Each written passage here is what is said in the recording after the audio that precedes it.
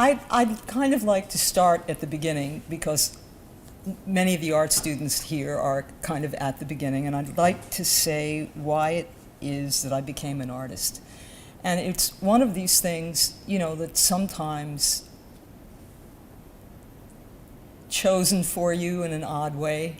You're really good at drawing Bambi or something or other, and people say, you ought to be an artist, you're a really good drawer. And that definitely fed into it because I was a really good drawer for a long time.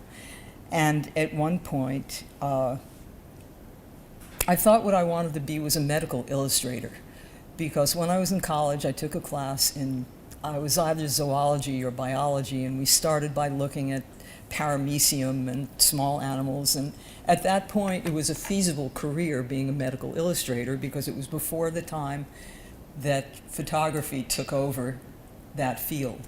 And I loved drawing these little tiny things and composing them within the environment that they were in the slide. And I didn't go to art school until 3 years into university, into a regular university where I was required to take all these different courses in science and philosophy and so forth, kind of like what you guys are doing here, but without the emphasis on the great books. And then I ended up in a professional art school.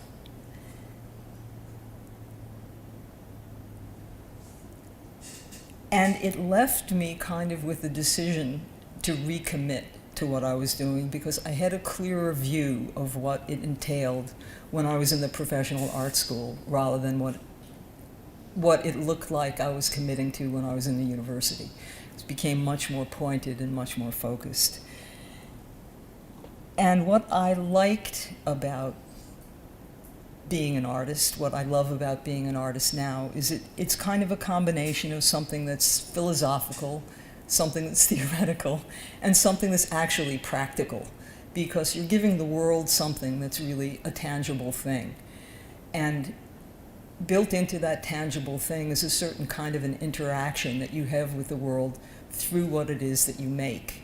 And everybody who makes stuff, people who are designing computers and people who are designing furniture and so forth, it's the same thing. The creative process is something that extends through all manner of disciplines. For people who start as art students and then end up somewhere else, it's an incredible basis for dealing with the world around you and for expressing yourself and for a way of thinking about what you're seeing and processing it. So I think it's important that everybody do a little art at some point in their life because I think it really changes your brain in many kinds of ways. In my own work, I like to push the process of making something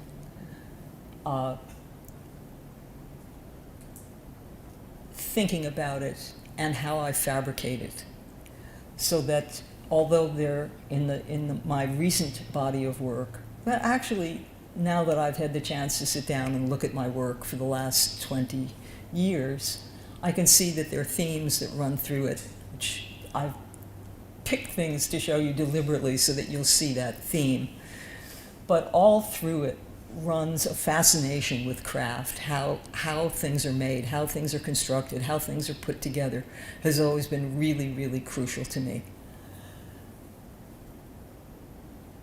The other big effect on what I make and how I express myself is the fact that I'm a woman. And this became particularly significant for women of my generation going to art school in the 60s, where it was perfectly fine with people if I was doing small things, if I was painting, anything like that. But for me to be working three-dimensionally, working in what was then considered to be a male territory was a big deal and took a certain amount of stubbornness and bravery on my part. And I don't mean to hype myself in any way, but at that time it was a big deal. And it was very clear to me when I was in art school that I was not welcome in the shop, this was a really typical experience for women of my generation, because sexism was such a strong influence on just about every field you were in. I'm the generation of women who became the first architect in the firm they were in as a woman, or the first doctor. And I'm sure for you all, it's like stupid to even think about it, but this is what happened, and this was a real reality. I didn't have the personal bravery to put up with the nasty comments in the shop, so I ended up as a painter for quite a few years, until I got to a place where it was clear that the real fundamentals of painting didn't interest me. I wasn't interested in color. I was getting really bored with working on the wall and working with rectangular shapes over and over and over again. And as a kid, this was the reason that the sexism that I experienced didn't make any sense to me. I was the oldest child, and the sibling right next to me, my brother Charlie, was a musical prodigy, and my father didn't want him to hurt his hands. So I was the one that ended up mowing the lawn, and I was the one that did the physical labor, all that kind of thing, because my father was really worried that my brother would hurt himself in some way. So I ended up with this incredible amount of male skills, which nobody made a big deal about. And as I said, it really wasn't until I got into art school that I realized that this was a big deal, you know, that women didn't do this kind of thing. So, like I said, I didn't do it, but that theme of getting out there and doing work in an arena that was considered male was a big challenge for me, and I finally rose to it, and it was, as I said, how I ended up becoming the kind of sculptor that I am. Everything that I ever did as an artist, though, was based on a very strong kind of craft background. I always wanted to know the best way to make something, and I always wanted to know the fabrication techniques that would make it the best possible example of the whatever genre I was working in. I was a printmaker for a while, and I was also the lab assistant for the printmaking studio, so I made all the inks and I prepared all the stones, and all that kind of labor was really, really important to me, and really part of who I became as an artist. This shot of me, the reason that I'm in there is to show you the scale of the work that I'm doing, was in a show at the Contemporary Craft Museum in Los Angeles. And it's completely out of sequence, because what I really would like to show you is this piece.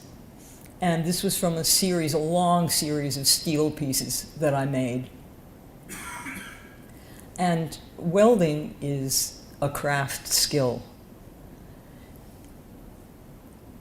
And I guess one of the reasons that I wanted to show you this is to show that biomorphic forms always interested me a lot. And one of the things that was going on in the women's movement, not at this time, this is something I did in the 90s, was more of an understanding and an exploration of the female body, and not the female body as it was shown and explored and possibly exploited in the Renaissance, but kind of a different way of viewing the female body, not so much as a baby producer or as a wife or a mother, but as a set of forms, as a set of images. So all of the work that I did, both in steel and in the fabric work that I'm presently doing, comes out of an interest in these kinds of forms, of natural forms. Oh, the one before was called, I'm sorry, I can't go backwards here. This is called Gulp. This was called Banger. all of these are about at my scale. Sorry. This one is 6 feet tall and about 3 feet wide. The top of the steel loop is at 8 feet. Whoops. Sorry. These two wall pieces, actually one is suspended from the ceiling and the other one hangs off the wall, are pieces that I did in preparation. I was nominated for the Joan Mitchell Award, which I believe is just intended for women artists. And it's an immense honor to be nominated for this. And I was up against, I think, 20 other women across the US.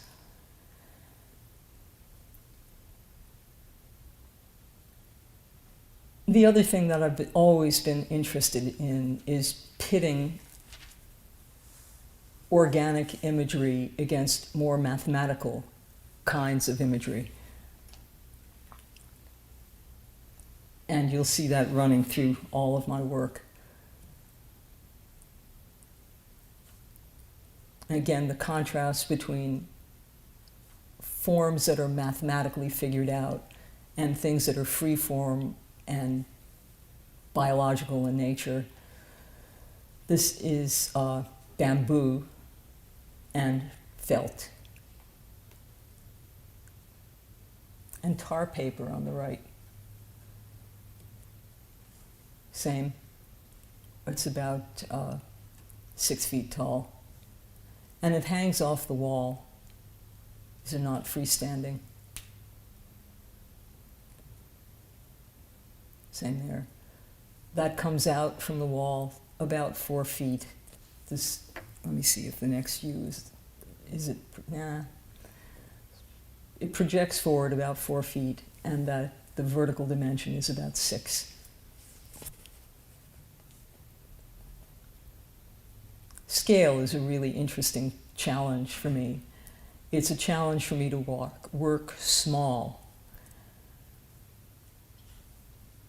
At some point,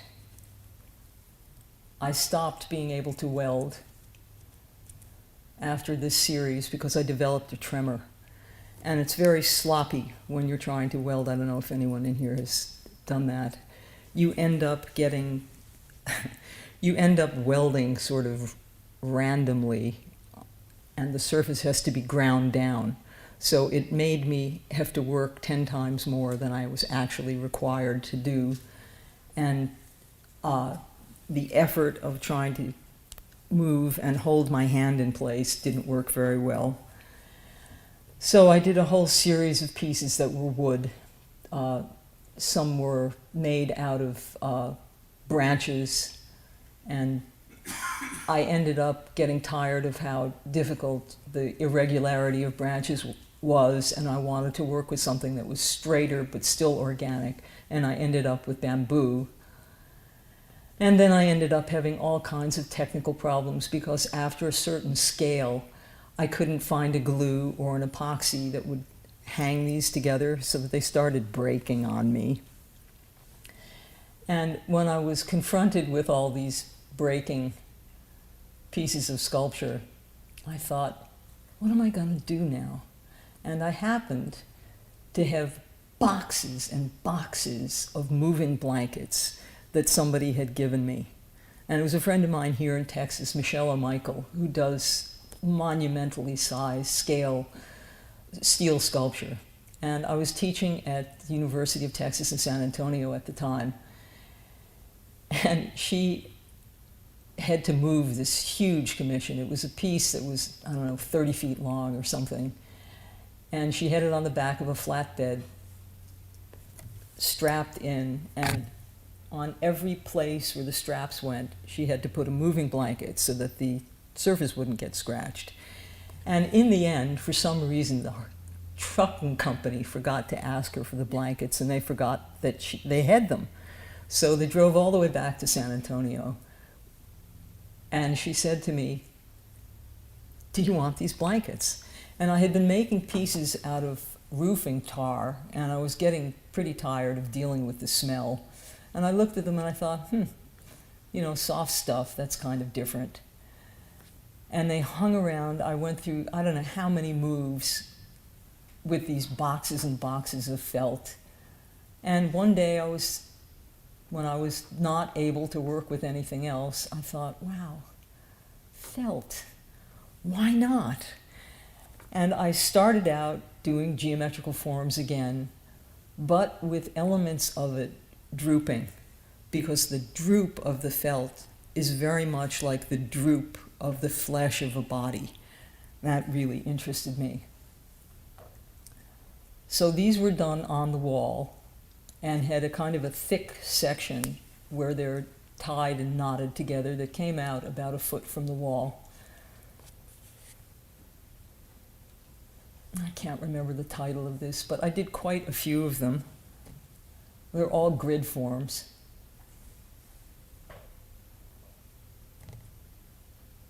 And then I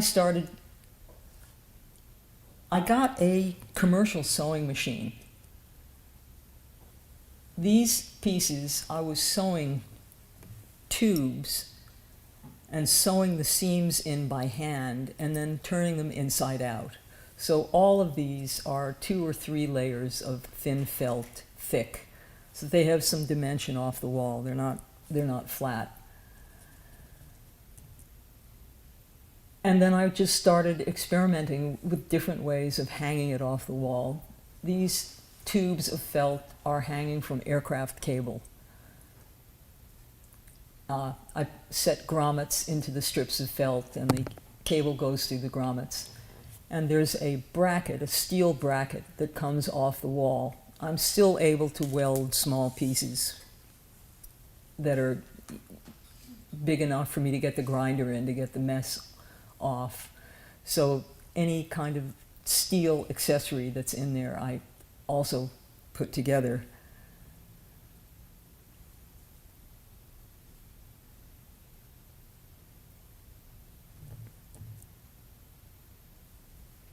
The principle of Occam's razor, I don't know how many of you are familiar with it.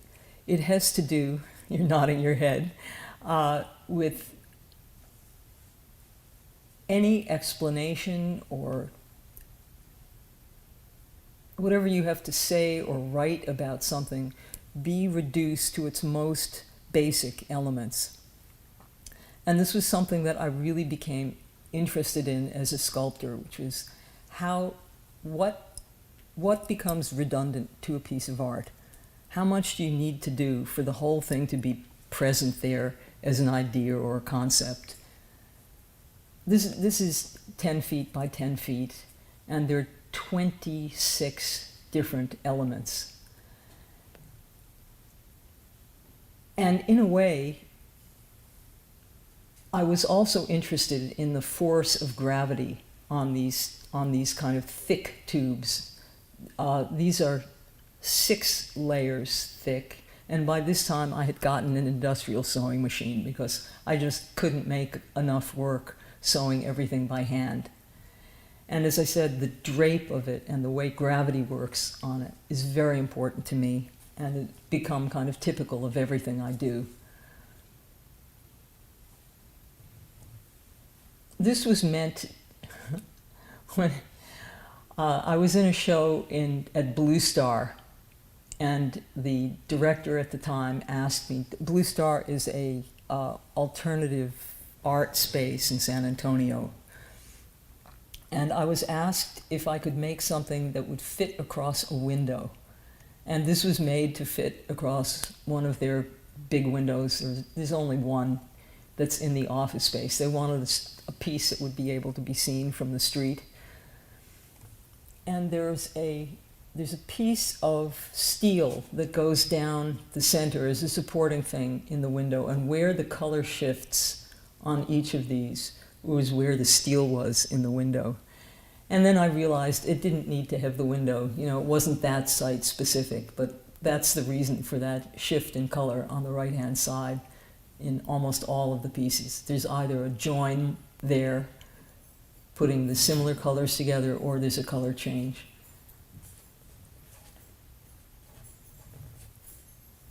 Okay, I'm running out of, no, I'm not running out of time, I'm doing pretty good. This was in a exhibition I had at Mount St. Mary's University in LA, and I was doing a series of ladder pieces, and it was loosely based on the idea of Jacob's ladder.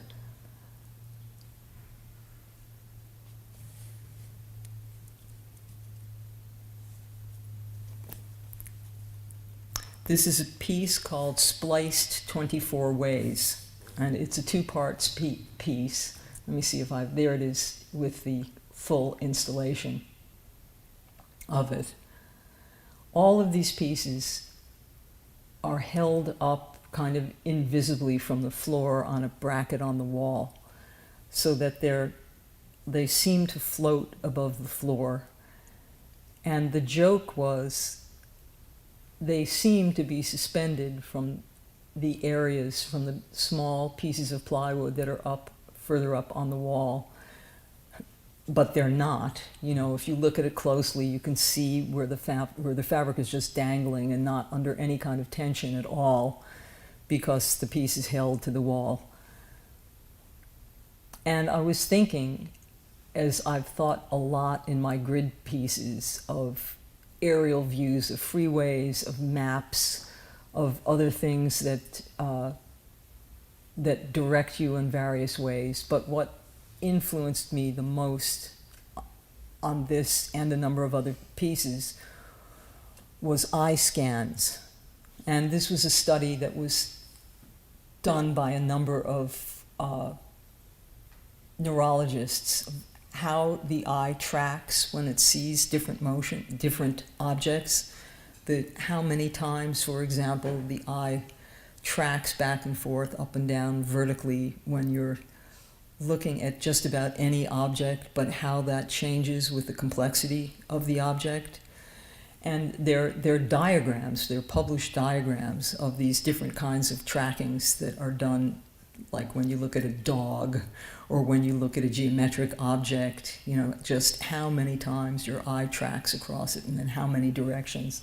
So a lot of the way these felt strips hang, what I had in mind was these kinds of rapid scans that you would do.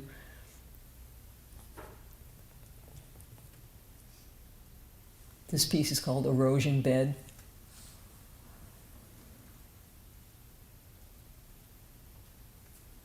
And as you can kind of see with many of the rest of these images, I was moving away from supporting the work on the wall.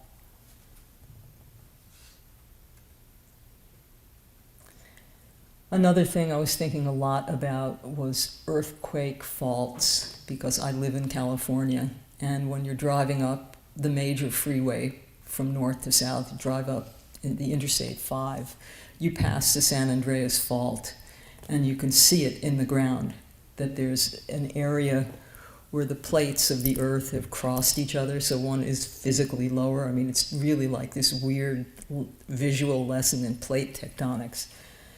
Each of these pieces, they graduate down in size.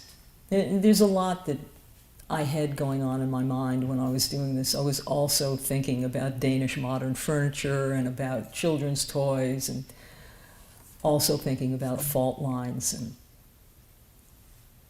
how the earth kind of seeks to connect itself over it without really succeeding. I mean a lot of my work to be humorous. Humor is really important to me, but they're images that are more overt than this. I mean the fact, you know, the way the legs stick out and how many there are and how it's sort of insect-like. I mean these to be humorous and serious at the same time. You come away with a lot of things when you look at them. This one is called Skyhook, and I'm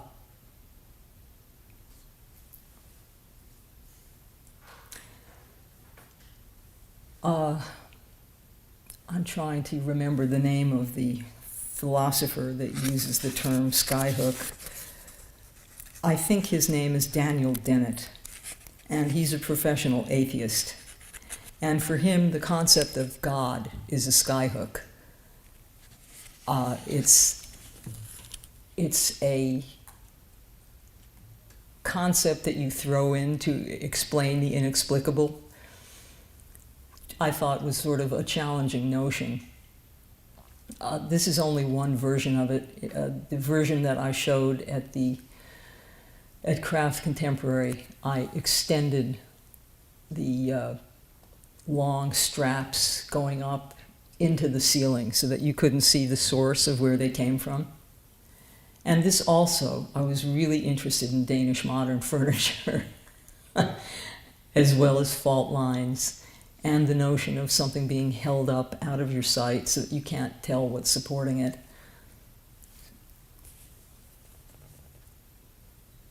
It's another view. Another view. These are some, it sort of reminds me of a conversation I had with Phil recently. I don't draw like people generally draw. I don't draw with a pencil. I'm really interested in everything I do in using materials in different ways. And these start as collages, but the thing that really interests me is building up the surface with tape. So some of these end up being about 1/4 of an inch thick. There's so much tape on top of them. And I like the way you can't quite identify the images that are underneath the layers of tape. In some areas, I've just used Scotch tape over and over and over again, so it starts to cloud over. You could still see the image underneath it.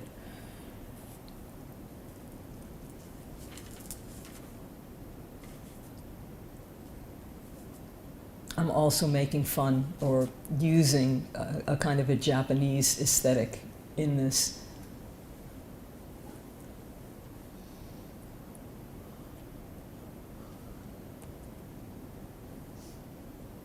I didn't block out my studio floor there. This is about 50 inches square if you don't count the area where it's cut out.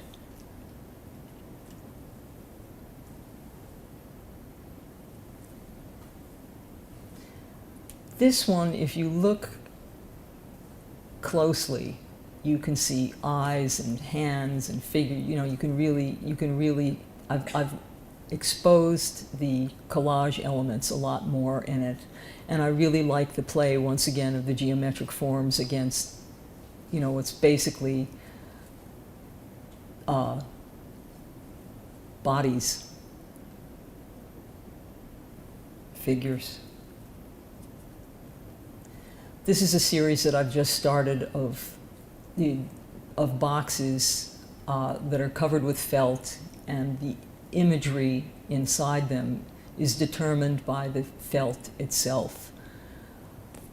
They're so thick on the inside that I have a clasp that keeps them closed when they're transported.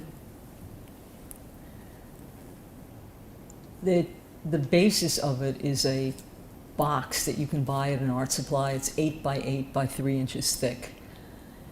And ideally, I want the viewer to interact with them. I want them to undo the shackle in the front and open them up. And they can be seen in any way. They can be seen vertical to you, or they can be seen flat on a table, or they can hang on a wall. This one is called Ice Blink, and that's how it looks open. This is also a lot lighter than it is in reality. The pom-poms are black. I really like the idea of using a kind of a silly material to make artwork out of. The pom-poms are meant to be funny. And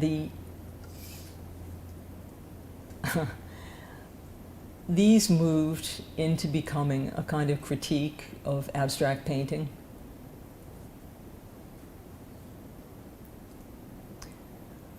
So this one is called A Brief History of Abstraction. These really bleach out. Well, it's enormous. It's, you know, this is magnified up from an 8 by 8 inch box. So you're really getting a weird impression of it.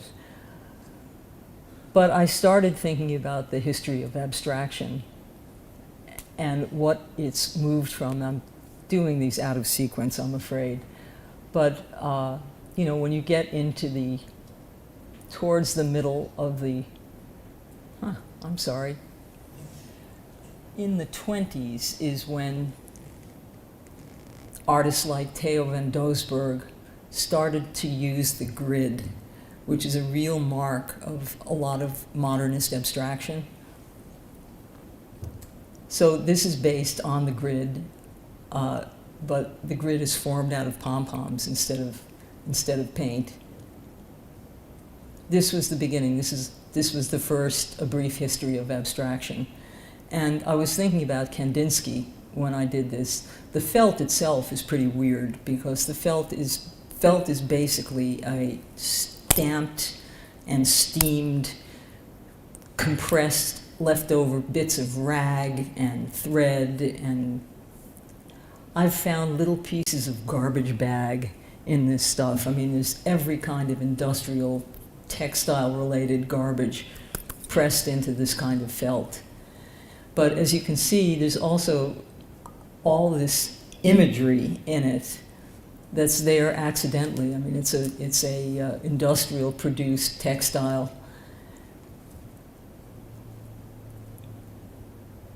But the more I stared into it, you know, it was like Michelangelo looking at the cracks in the wall and seeing cities and animals and so forth in the cracks. What I started seeing was the beginnings of abstract painting.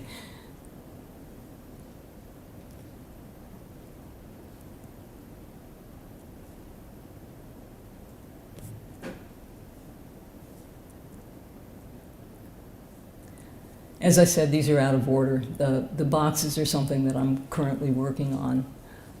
I did this in 2015, and this is up against the wall of the Contemporary Craft Museum, the show that I was in that was called Material as Metaphor.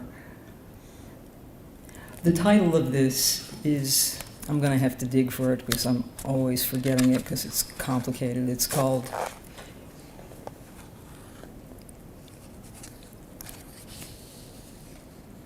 hold on. Sorry about this. It's based on a sentence that the linguist Noam Chomsky came up with. The title is "Colorless Green Ideas Sleep Furiously." And, you know, I suppose in some ways I have the same interest in forms that Chomsky has in language. And the thing about a sentence like "colorless green ideas sleep furiously" is that it's got everything in it that makes up an English sentence. You know, it's got subject, object, verb, but it doesn't make any sense at all. And there's something about that that just really interests me. This is a almost completely mathematically determined form. Every one of these strips is the same length. The only factor that changes, and this is like, is the guy who does the catenary arches here? Do you know what I'm trying to do? Every length adds 5 inches of cable, so that you get this completely accidental form that has to do with the drape and the weight of the fabric itself and the increments of length. So, as I said, I'm interested in the combination of geometric form and biomorphic form, and this probably is the most typical kind of expression of it in my work. Also, the shadows are really important to me in just about everything I make. I'm always thinking about how light is going to hit the surfaces, and this had a light directed on it so that the holes in the grommets would show on the wall. And I mean that whole assemblage to be part of the work. Without the shadows, it doesn't meet my intentions at all. So it, unfortunately, like a lot of my work, there's a whole environment that it has to be in for the whole work to function. It makes it very difficult for me showing the work in various places, because it does put a demand on it, you know, that the lights be in a certain place. It's very hard for me to control. This is the piece you saw at the very beginning. It's called Big Baby. And again, it's sort of a combination piece where I have this sort of math and geometry thinking going on, where the drape changes incrementally by the length, by increasing the length slightly. I'm also interested in the geometry of spiders' nests and in Danish modern furniture, which is what kind of determined the form of the left and the right pieces. There is also a kind of Danish modern toy that was very popular in the 60s and 70s, that were pieces of highly finished, very beautiful wood that would have wheels on them, or, you know, were used in a puzzle, and this was supposed to be a really nice kind of educational gift for children who really basically like really colorful, messy things. So this is everything that went into thinking about this piece. This piece, amazingly enough, this was a piece that was shot in daylight in the show that I'm currently having in Johnson City. The show's called Transitional Spaces. And as you can see, I'm really interested in the transitional space between a cast shadow and a hard object that's generating it. I was also interested in having it come off the wall at a particular angle, not being flat to the wall, but moving into space. So it has a kind of a complicated bracket behind it that I designed, which you can kind of see in the back there. It comes out into the room at about a 40-degree angle.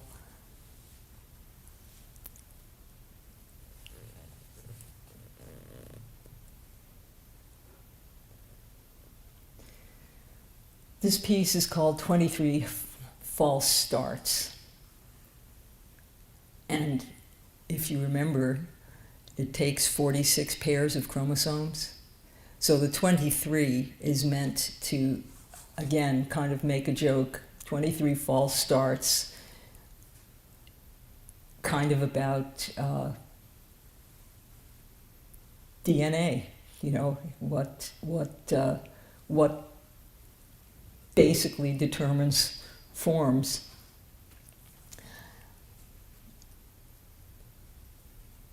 I'm interested in the oval because it does have a lot of female connotations.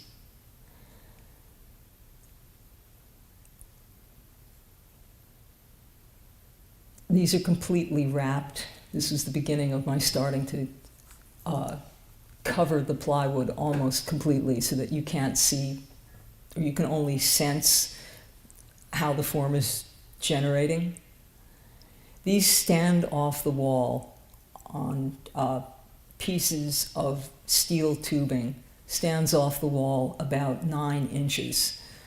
And they look very delicate, so they look as if they could fall off very easily.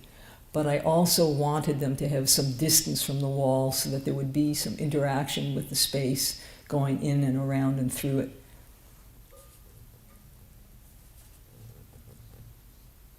That's it from the side. You can kind of see the steel rods holding them out.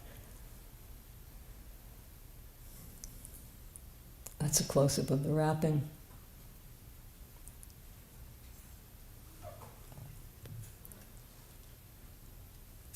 Another thing Phil and I were talking about is that we both design our work so it breaks down. So these actually fold up. They're cut into pieces so that the piece kind of clamshells together, and then there's a piece of wood inside it that covers the splice so that it goes back to being a straight piece of wood. It disconnects from the wall.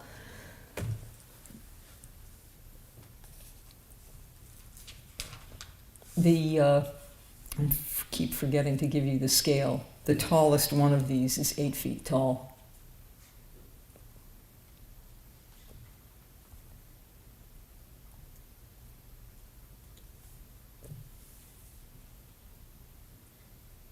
God, I'm really having a senior moment here. This is called an exact replica of a figment of my imagination. And it has a video that goes with it that's of my constructing and deconstructing this piece. Each rod is the same length. Let me see if I have a separate view. God, he's really washed out. Yeah.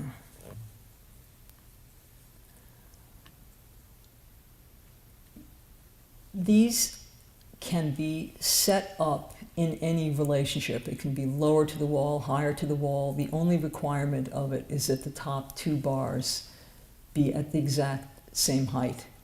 Everything else can be at an angle on the wall, or lower or higher, or whatever.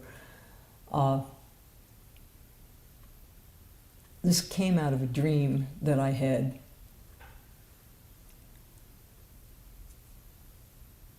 And it was the first time I ever made a piece that I dreamt about, which is what the title comes from.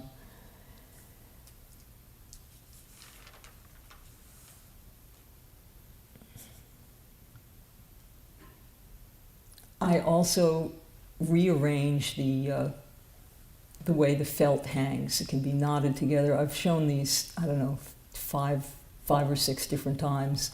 And I like the idea of a piece being made so that it's totally variable, so that every time you show it, it surprises you, and it's basically a different piece.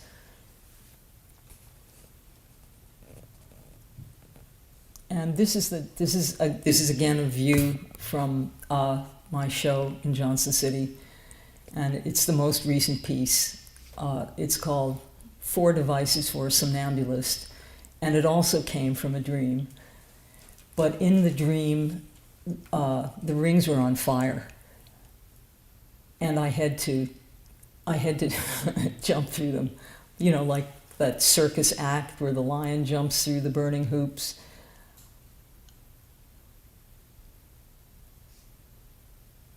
And once again, like the previous piece, this is so wrapped that it distorts the plywood circle that's underneath it.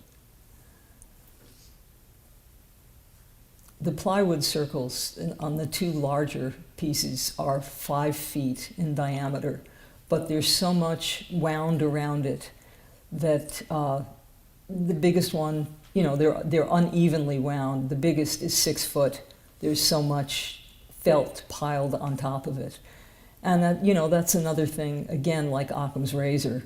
How much could I put onto it so that it distorts the geometry of the piece that's making it?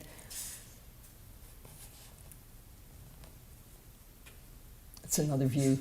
I'm showing with a painter named Catherine Lee, who works on grids.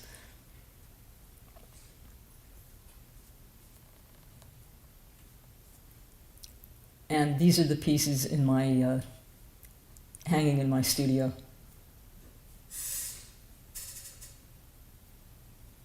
They're a little more colorful than they are in reality. As I think I said earlier, I'm not particularly interested in color. I'm interested in shades of light and dark. And there is a pinkish felt, but this, because monochromatic colors are sort of difficult to photograph accurately, this is a lot pinker and a lot redder than the felt is in reality. I'm also really interested in how the form changes when there's more than one of them, and the way they align and how the alignment of them changes. The way they're hung in the gallery, they're hung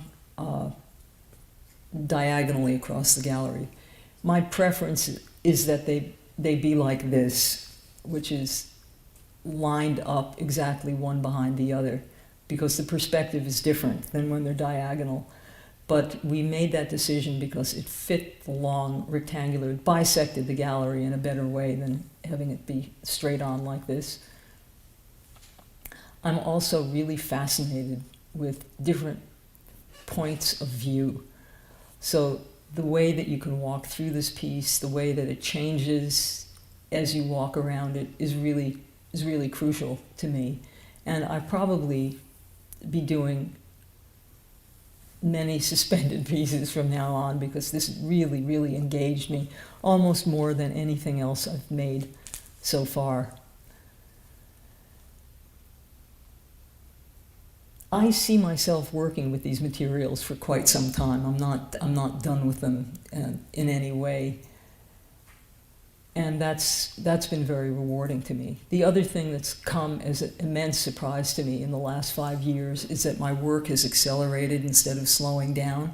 And I don't know if this is some bizarre gift of old age, but it's as if, for me now, everything that I've learned and everything that I've experienced is coming together in a totally different way. I mean, in some ways, I really feel like I'm 30 again, because all I want to do is be in the studio, and my ideas for this keep coming and coming. I have notebooks full of stuff.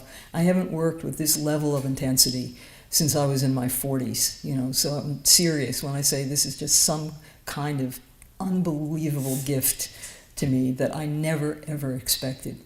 For a lot of artists, as they get older, their work slows down, you know, and they really tend to work on one piece for a long period of time because they're very concerned with it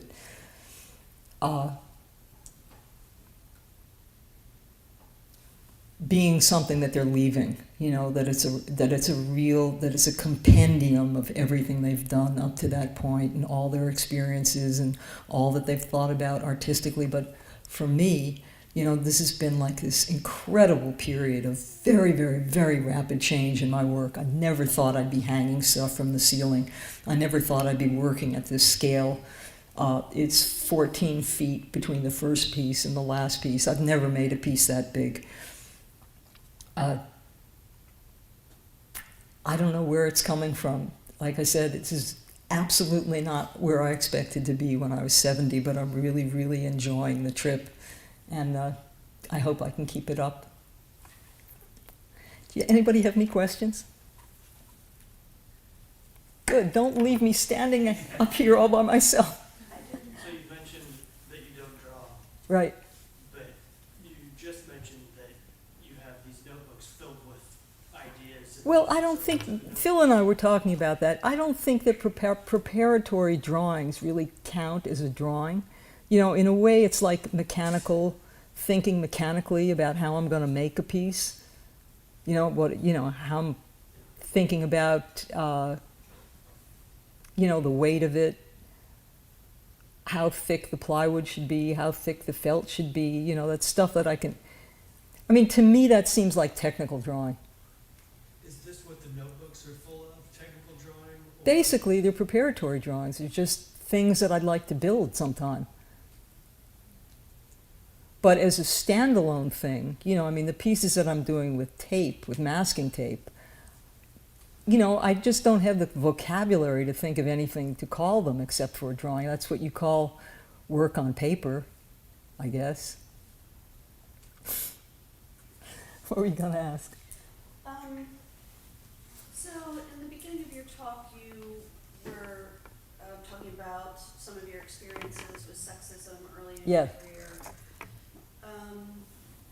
And so what I'm thinking of and what I want to ask you about your own work is like artists like Eva Hess and Jackie Windsor, for example, Two of my heroes.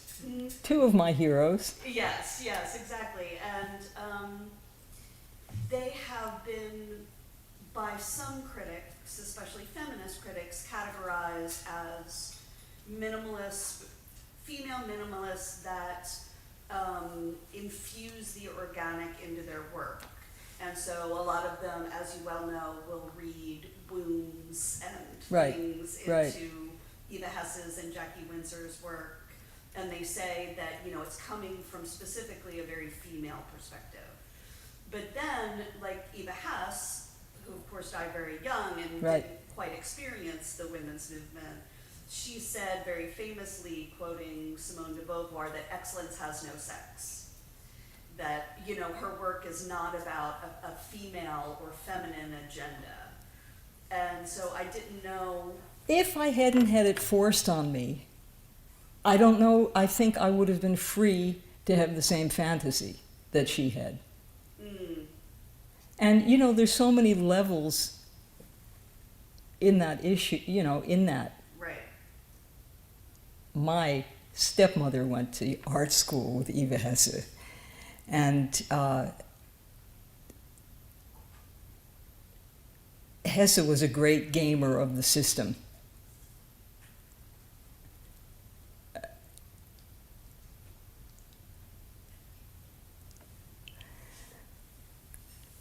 You know, she had recognition because, God, I'm trying to think of a non-sexist way to put, she hung out with the right guys, and she had tremendous scorn for the work of other women. And, you know, it's a very dislikable part of who she was. I do hate the reading that it has to do with wombs and that kind of thing. And my work, as hers did, definitely was generated by minimalism. And I have fathers and mothers that go with my work. I began my career as an artist, as a weaver, and as a student of Annie Albers, who was a Bauhaus mid-century, pre-World War II weaver who was very interested in principles of geometry and that kind of thing. I guess when I say I'm interested in female imagery, maybe I'm taking on something that was defined as female imagery, but is more universal than that. I don't know, it's very sticky for women of my generation, you know, because I don't like having my work in all women shows either, you know. But I'm totally aware of the sexism of the art market. You know, I certainly couldn't say that I'd be better known if I were a man. You know, I can't say that. You know, I don't know. There are a tremendous number of good artists out there. Many of them are men.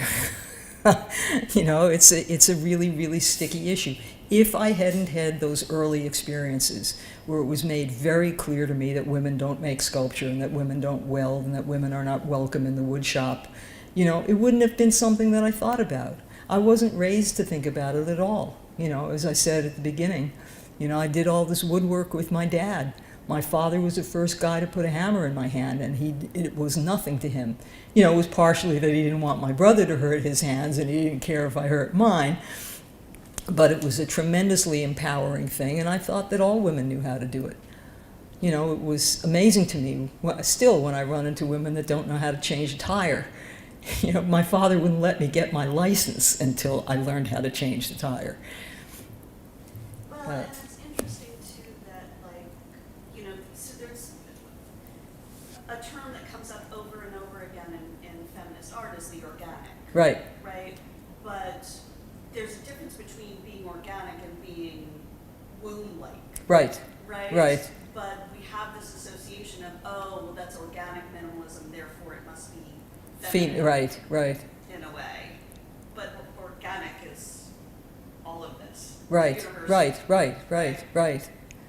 it's just, I don't know if it's that I get pigeonholed into it so much that I've gotten used to it, and I've made it part of how I present my work. I don't know. But, I'm really happy that things are different now, because it was a big load on me to have to prove myself, so that I could play with the guys.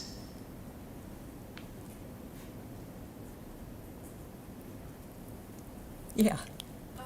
Considering that you learned a lot of skills on different craftsmanships, was it important for you to work independently and be able to build these projects by yourself because you knew all these crafts for like welding and moving and painting? You mean rather than have someone do it for me? No, not Or- for you, but like, No, there's nothing wrong with it. but was it like kind of like more pride in your work when you did it more on your own? Like, I am a very craft-oriented person. It's like I said in the beginning, making the work is really, really important to me. And it took me a long time to get over my prejudice against people who have their work fabricated for them. And there are many, many, many people who do that. And they'll say, I'm not good at welding, why, and I need this piece done for my work. I've finally made my peace with it. There are people who have, people who are very big in the art market these days will have anywhere between 12 and 20 assistants in their studios because they have an enormous amount of pressure on them to produce. If people have asked me whether or not I would hire somebody to do the sewing for me, I would. I would. But at the same time, I wouldn't do it if I didn't enjoy it.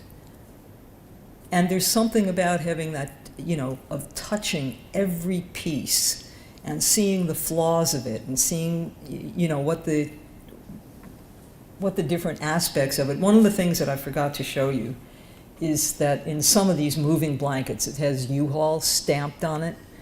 And I've used that in some of them where I expose the writing on it so that I'm also concerned that the material express itself as something commercial that isn't really an art material.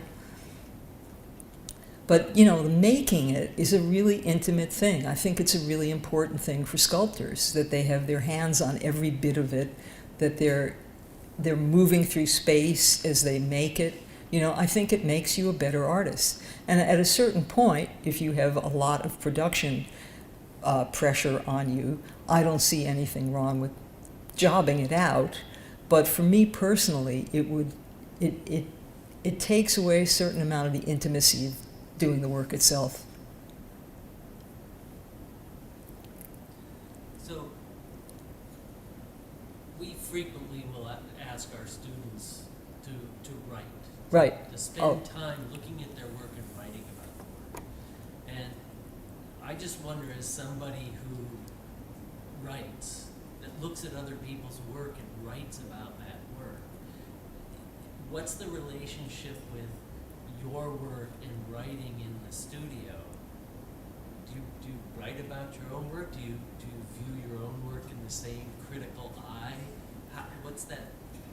Well, I do write artist statements, so I do write about my own work in that context. But I think part of the reason I started writing is I was just really curious about what artists had to say about why they did something. And it was often work that I disliked a lot because I really wanted to know, well, there's a difference between work you dislike and work you think is bad. And I tend not to write about work that I think is bad because I can't think of anything to say about it except it's bad. But I didn't start writing till 30 years ago, and it was a revelation to me to have something to say about it, and it definitely changed my relationship to my own work. And it was not that I felt that I ever had any pressure on me to explain what I was doing, but it clarified it to me. And that worked great for a long time, because for a long time I needed that clarification. Why am I doing this? Why does it have to look like this? I'm looking at this other thing, and I know from looking at it that there are 30 things in that other person's body of work that I don't want in my own. And why is that? So it was a lot of compare and contrast, I suppose. That would be kind of the easy answer to it. And at a certain point, there was a huge shift in the kind of art that people were making and what interested them. And because I come out of a straight modernist tradition, where I'm influenced by the value that an object has independently of any social context that it sticks in, when people started to be more conscious of who's making the work and what's the environment for that work, that was very confusing to me, because an art object was an art object. I didn't question past it. I didn't think about the context of a work of art changing the work of art. None of that. And it was only writing that started to illuminate that for me, because I was forced to think about it verbally. I hope that answers your question. That it was a real. I never imagined that I would be a writer. It was not anything that I ever conceived of doing, although, as I explained to you, it was something that a lot of artists of my generation on the East Coast did. And it was partially because they had found a way to be articulate about their work, which is not an easy thing. And I wanted to help those people have a voice in what they were doing. But it also, for many, many years, did something for me in terms of clarifying what I wanted and what I didn't want and what direction I wanted to take with it. In the last few years, it's become kind of a burden to me. And it did start to mess me up a lot in the studio, because it took away my own attention from my own work. So I do it much less than I used to. At one point, I was working for 12 different print publications. There aren't that many print publications around anymore because everything's gone online. So that's part of the reason that I've started to write less. But it was also because starting around 5 or 6 years ago, too many other people's ideas were in my head when I was in the studio. And it could very well be that the kind of acceleration that I'm feeling in my work now is because I'm writing less. That I somehow took back some kind of mental territory that I had given away. I don't know. But I don't dislike it that much that I'm going to quit doing it. And part of the reason that I continue to do it is I feel it's a service. And, there's so many artists who don't get enough attention and who are not, I just gave you a not particularly articulate version of presenting my work, but I also wanted it to be somewhat more intimate than stand around and theorize what it is that I do. There are people who are completely unable to speak about their work. They're so intimately involved with it. They're so unable to stand back from it. And I'm really happy to help out. It's a thing that I'm able to do. I have no idea how it is.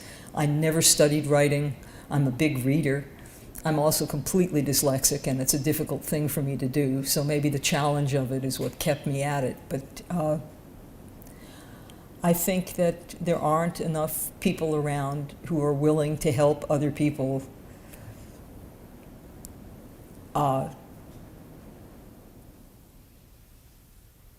to kind of be of service of them and explaining to the world what it is that they do.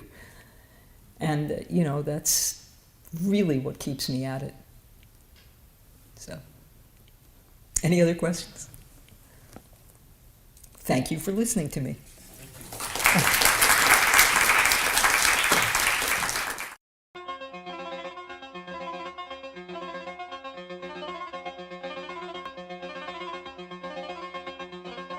UD was a magical bubble of the good, the true, and the beautiful.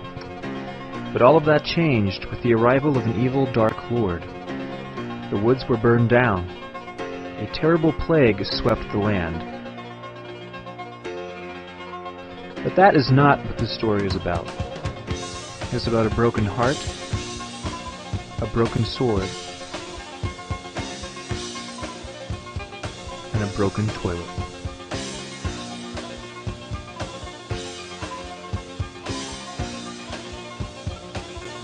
Out here in the fields, I fight for my meals. I get my back into working. Hello there. Do you live here? What's it to you? Well, I'm here to fix your toilet. Fix my toilet? I put in the work order 3 weeks ago. You're late. No, a plumber is never late. He arrives precisely when he means to. It doesn't really seem that a clogged toilet is your biggest concern right now. Well, the love of my life left me. My campus has been taken over by an evil Dark Lord. This blade, the only thing that can defeat him, is broken. It's too late to fix anything. No. Listen here, young one. There's one thing that I've learned as a plumber. It's that it's never too late to fix anything. We must go on an adventure.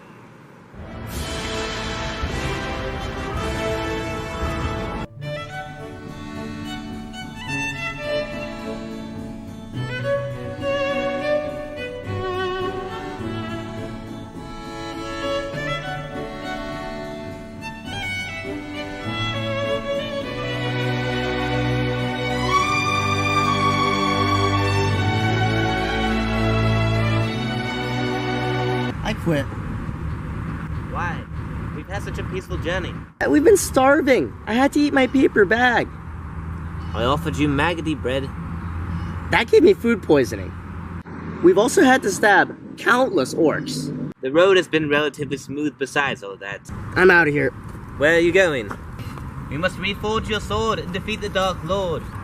I'm going to a place away from all these problems.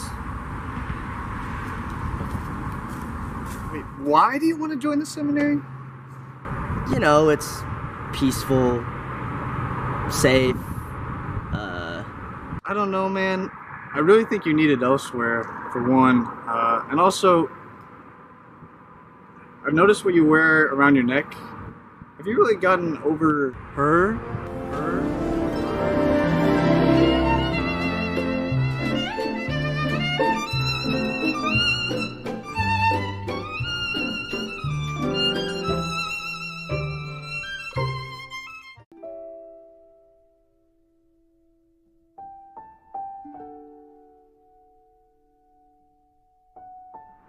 I don't know what just happened, but in the last couple minutes you just went from smiling to laughing to sobbing hysterically. I'm fine. Is what's happening at UD what she would have wanted?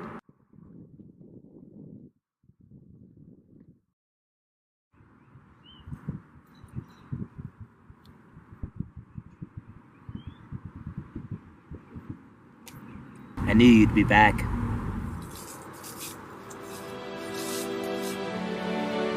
Behold, the legendary lion statue.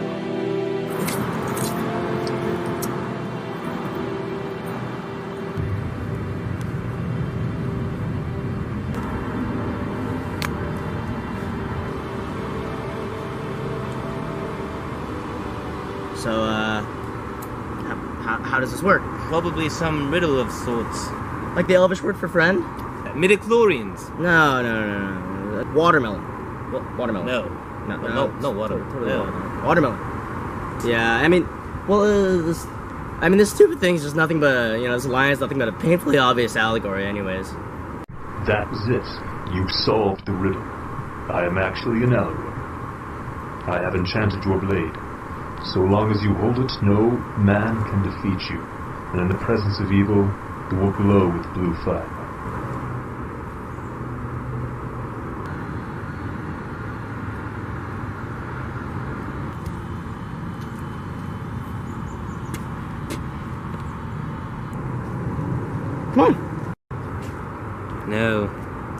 My journey ends here. I came for a clogged toilet, and I found a clogged soul. You still need to fix my toilet. Goodbye. You can defeat the Dark Lord. Lord. Lord. Lord. Lord.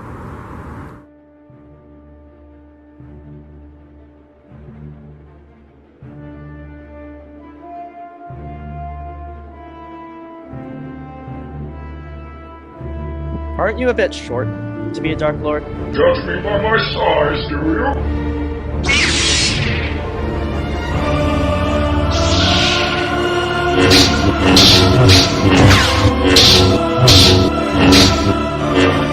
Why are you smiling? Because I am not left-handed.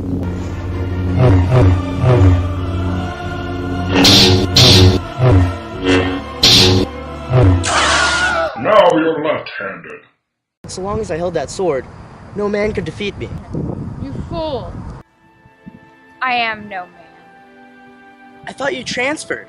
I never got my ring by spring, so now I'm back to exact vengeance on you. Also, my credits didn't transfer.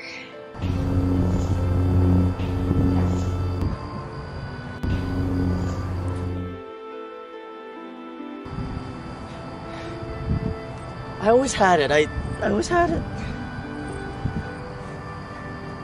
You've always been my precious.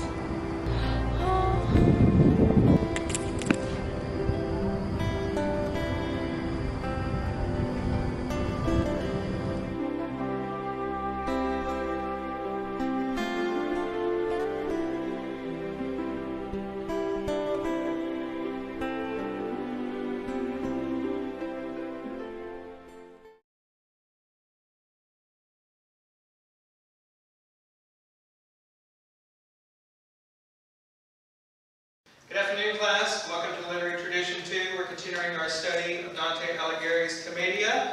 Today we're going to be studying the eighth circle of hell. There we're going to find the liars, the hypocrites, and the simonists.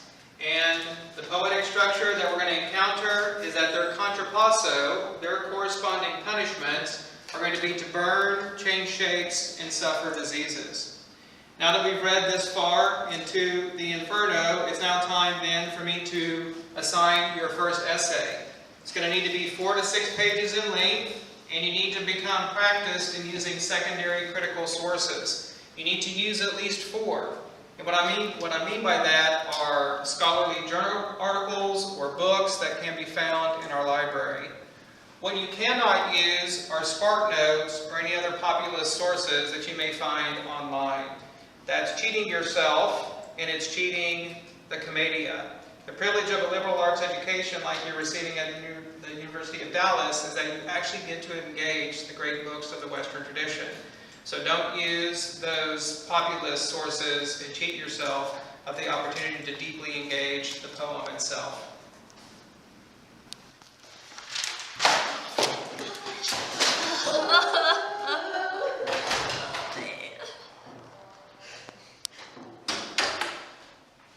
Georgia, what do you think about this essay? I can't wait to start it. It's going to be so great. All the poetic imagery Dante puts into his book is just absolutely beautiful. It's alright. I have tried to be reading the Inferno, but I don't understand anything, so I just looked it up on Schmoop. It has everything. Characterization, quote identification, plot summary, like everything. Schmoop is just wonderful. Dude, are you sure that's really such a good idea? Everyone that's been using Schmoop has been getting sick. It can't be just such a coincidence.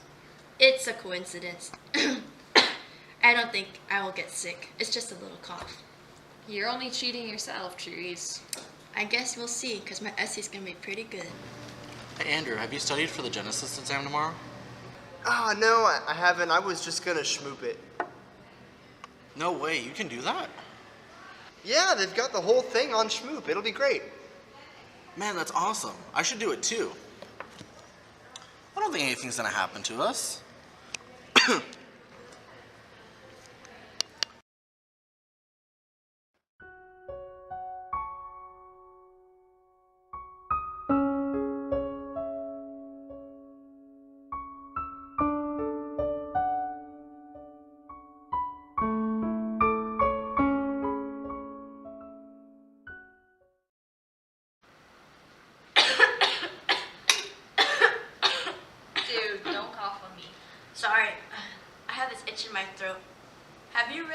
Cantos 22 to 33 in the Inferno?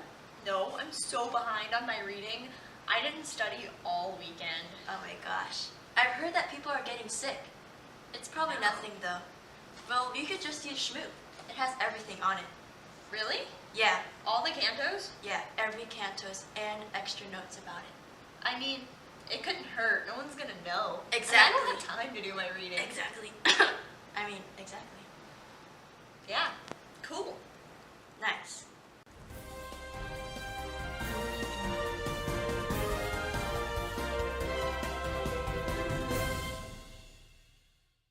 This is a medical message for the whole University of Dallas campus.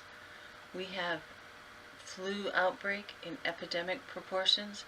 This is very, very serious. We need everybody's cooperation in this matter. We need to avoid large groups of people. We need to avoid congregating together. We need everyone to leave the campus.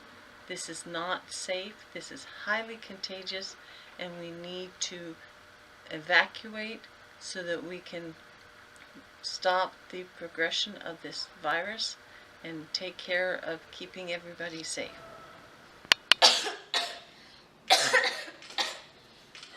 Lydia, have you started this essay? No. I haven't even read yet. I have to write 10 pages tonight, and I haven't written a single one. I haven't read any of the cantos. I'm just gonna look it up online and read somebody else's essays. Yeah. Not copy, but just kind of rearrange it, you know? It'll be fine. I'm not feeling good anyway. You okay? I don't know. I mean, I felt sick kind of all day. Should we call someone? Dude, it hurts.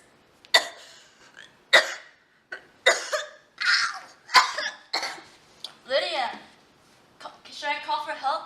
I'm feeling a little lightheaded.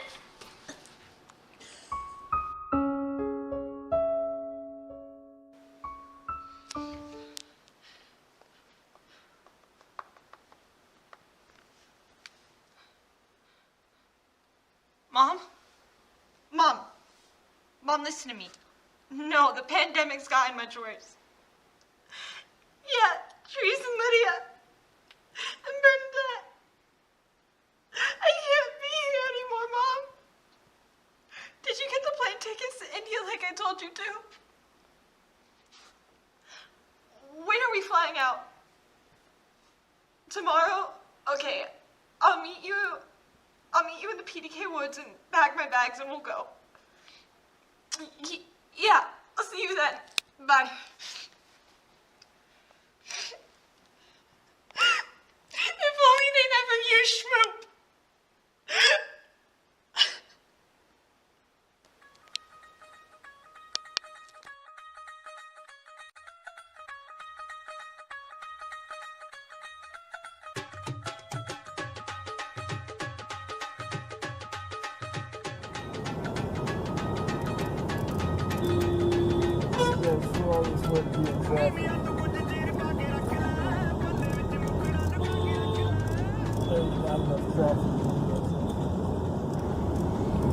I've done all the assigned readings I need to do for class, and I haven't used any secondary sources. I finally made it to India, and thank God that the sickness hasn't gotten here yet.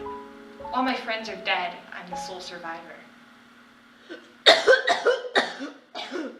Help me.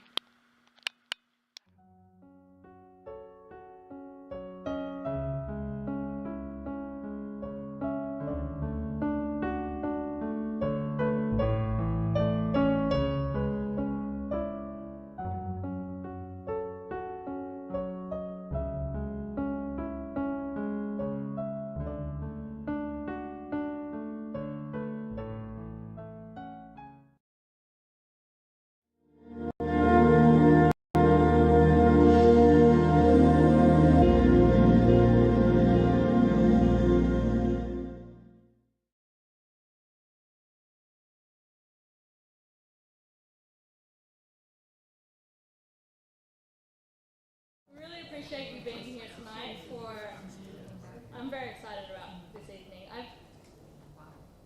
Here we go. My name is Christina Haley, and I'm the gallery manager at the Beatrice Haggerty Gallery. And I'm very excited and happy to welcome you here. Tonight great honor of introducing Professor Emeritus of Art, Lau Novinsky. This evening we're gathering for an illustrated lecture that touches on the history of the Haggerty Art Village, the art department, and a little bit on the university itself. My class, the Gallery Practicum class, has had the great pleasure of hearing some of these stories, and we are very thankful to both the Novinskys for sharing them with us. Professor Novinsky joined the faculty here in 1960, only 4 years after the fledgling university opened its doors. Within 7 years, he saw the first class receive their graduate degrees in the arts department. At the time, these graduates were the first in the region, going on to have critical success as artists, teachers, and creative thinkers, and we're very proud that they continue to do that today. Professor Novinsky himself was a graduate of the University of Wisconsin. He also studied theology and served as artist in residence at Marquette. During his time here, he has been the chairman of the art department for nearly 40 years. Additionally, his extraordinary career includes being a prize-winning painter whose works are widely collected, a sought-after lecturer, which is why we're excited to have him here tonight, a landscape designer for many of the UD projects around campus, a published essayist and poet, and a popular tour leader for students and adults to Rome and Greece. Furthermore, Professor Novinsky is a liturgical artist for over 50 churches. His work can be seen in the windows of St. Rita's in Dallas, the Chapel of Christus Retirement Center in Coppell, and the elegant appointments in the Church of the Incarnation. He and his wife Sybil have 5 grown children and 18 grandchildren. Silence. It is with great delight that I introduce you Professor Novinsky. Thank you. All right. Thank you so much. Cool.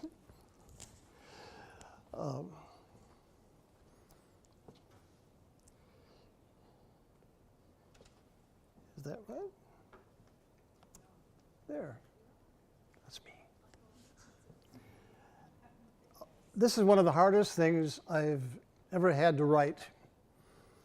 And it does still fall into the dictum that I practiced when I came to teach my art and art course in the morning. You know, today's the day it could fail. So this might not work tonight.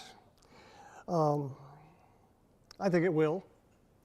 I intend to have a really good time doing this, even though it's been very painful with my son David to excise 99% of what is stored in my pile of slides and writings and all of the rest of the things. We have zeroed in on about 4 areas that are about building an art department at a Catholic university. We're going to look at how we got here, how we formed a faculty, the threads that ran into that program, and something about how we developed the programs for the instruction in art. What was it that we put together that was the cohesive whole for how an artist ought to be trained, or so we thought. And then a little bit of bragging at the end on my faculty and students. The result of all of the 50-year work up to that point bears its fruit only when the student work is hung on the wall, and all the rest doesn't really matter. So I'm going to tell you right off the bat that the last dozen slides matter a lot, and the first 90 don't. But I'm going to show them anyway because they are like my children. They are things I love. I'm going to start with, at the very beginning, at the kind of Adam and Eve's story.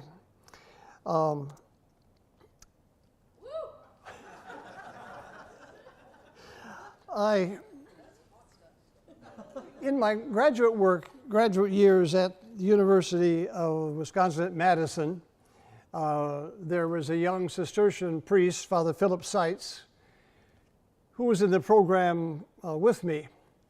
And one day he came through the art metal shop where I was working, taking a jewelry course. And the only reason he was walking through is that was a campus shortcut. As in all things, art departments were at that time and largely put into makeover spaces and places. And we were occupying part of an old drafting room for an engineering curriculum, and it had an exterior door, and it faced a stairway, and so easy way for students to get to the Rathskeller and the beer was to simply through the classroom. So as he came through, I was finishing a scapular medal for myself, a medal with a Virgin on one side and a Sacred Heart image on the other. Now I was full of the result of deciding to be an artist, which means that you incipiently have to rethink everything you know, everything your parents taught you, and everything you've read, because I am now an artist. And I thought I was joining a very strange crew, and I should have some strange habits, of course, because I was going to be an artist. And so my Virgin looked not at all like the stamped out scapular medals. And so I asked Philip, I said, in a kind of a joke, do you suppose if I took this into a church that a thing like this could get blessed? And he looked at me and he said, I can do it right here. And so I got it blessed. And then he said, I didn't know you were Catholic. And that was the bond. So this is the bottom seed of my life at the University of Dallas and the art department. The connection between my decision to be an artist and joining someone who was just learning what it was to be an American. He was recently out of Hungary, finishing his education in America, as the order is, of course, a teaching order that was necessary. So we began to drink a lot of beer together and think about how art education ought to be done. We were both in the same art education seminar with a very, very wise old professor, Fred Logan, and the dozen kids around the table, which, by the way, was held in the same jewelry shop, that mix-up spaces are endemic to art programs. All the other people were working on papers that were also about how education works. So we worked a lot on how we thought art education ought to be, thinking about perfect attitudes and perfect spaces and all of that. I left after 2 years there. I'd finished the MA. Philip stayed on for another year to finish his MFA. I migrated to Marquette, took up an assistantship in the theater, working under Jesuit John Walsh. I was recruited by John to teach art history to his theater people. Marquette had no art history at that point. I was spending my year in the theater, running the lights, being a soldier, being a sailor, a walk-on, a revolutionary, and a set painter and designer. And it was in that hard crucible of almost 24-hour a day, trying to satisfy an unsatisfiable Jesuit priest, that I became an artist. I also painted and showed. It was the year of the crucible, and that was the year I also met my lady and decided to get married. And on the summer after 1959, in the 60 summer, I was going back home, passed through Madison, and I detoured through the art department. And miracle number 2 happens then. As I walked around the studio, scattered around the Ed building, I ran into Philip, and he said, guess what? We're all going to have to pick up from the places we're camping out in Wisconsin and go to Texas to start this new university, and I get to start an art department. Guess what? And when I need a second man, I will call you. Now, being married, I had to support a wife. I engaged in high school outside Milwaukee, was nicely dug in. It's lake country. It was a good life. And all of a sudden one day in class, the secretary comes in all shaken and said, there's a long distance phone call to you from Dallas. And I mean, come on, we have the world at our fingertips today, but dial yourself back to 1960 and realize what a long distance phone call halfway across the country means to a secretary, and also the cost of that involved. And Philip simply said very easily in his Hungarian Cistercian imperial way, well, it's time now, come. And I said, wait a minute, I'm married, I'm burrowed in, I love it here. And we came down, to shorten the story, in the spring. Another student who had invented a etching press, multiple use press, was driving down to a national art education conference in Dallas. And we hooked a ride with Ted, came down and looked at this place and thought, well, this is a good place. These are good people. And it's college teaching. High school was wonderful, but with my double degrees, I thought that probably college would be the place I would like to go. That's what we look like now. Philip came by my house last year, and we're both a little wrinkled now. So we came to Dallas, and that was the university. It was a long walk from one end to the other.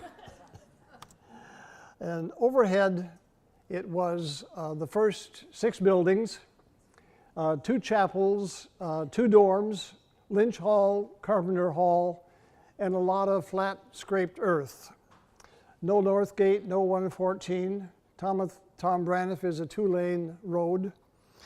We are really out here in the wilderness, and it is the University of Dallas in Irving, because at this time, in the 9-month hurry-up schedule that it took to build those buildings, Dallas was not about to bring city water and sewage across the Trinity, but Irving would run lines out into unincorporated territory, and so the university is now the University of Dallas in Irving, even though Dallas is just across the river.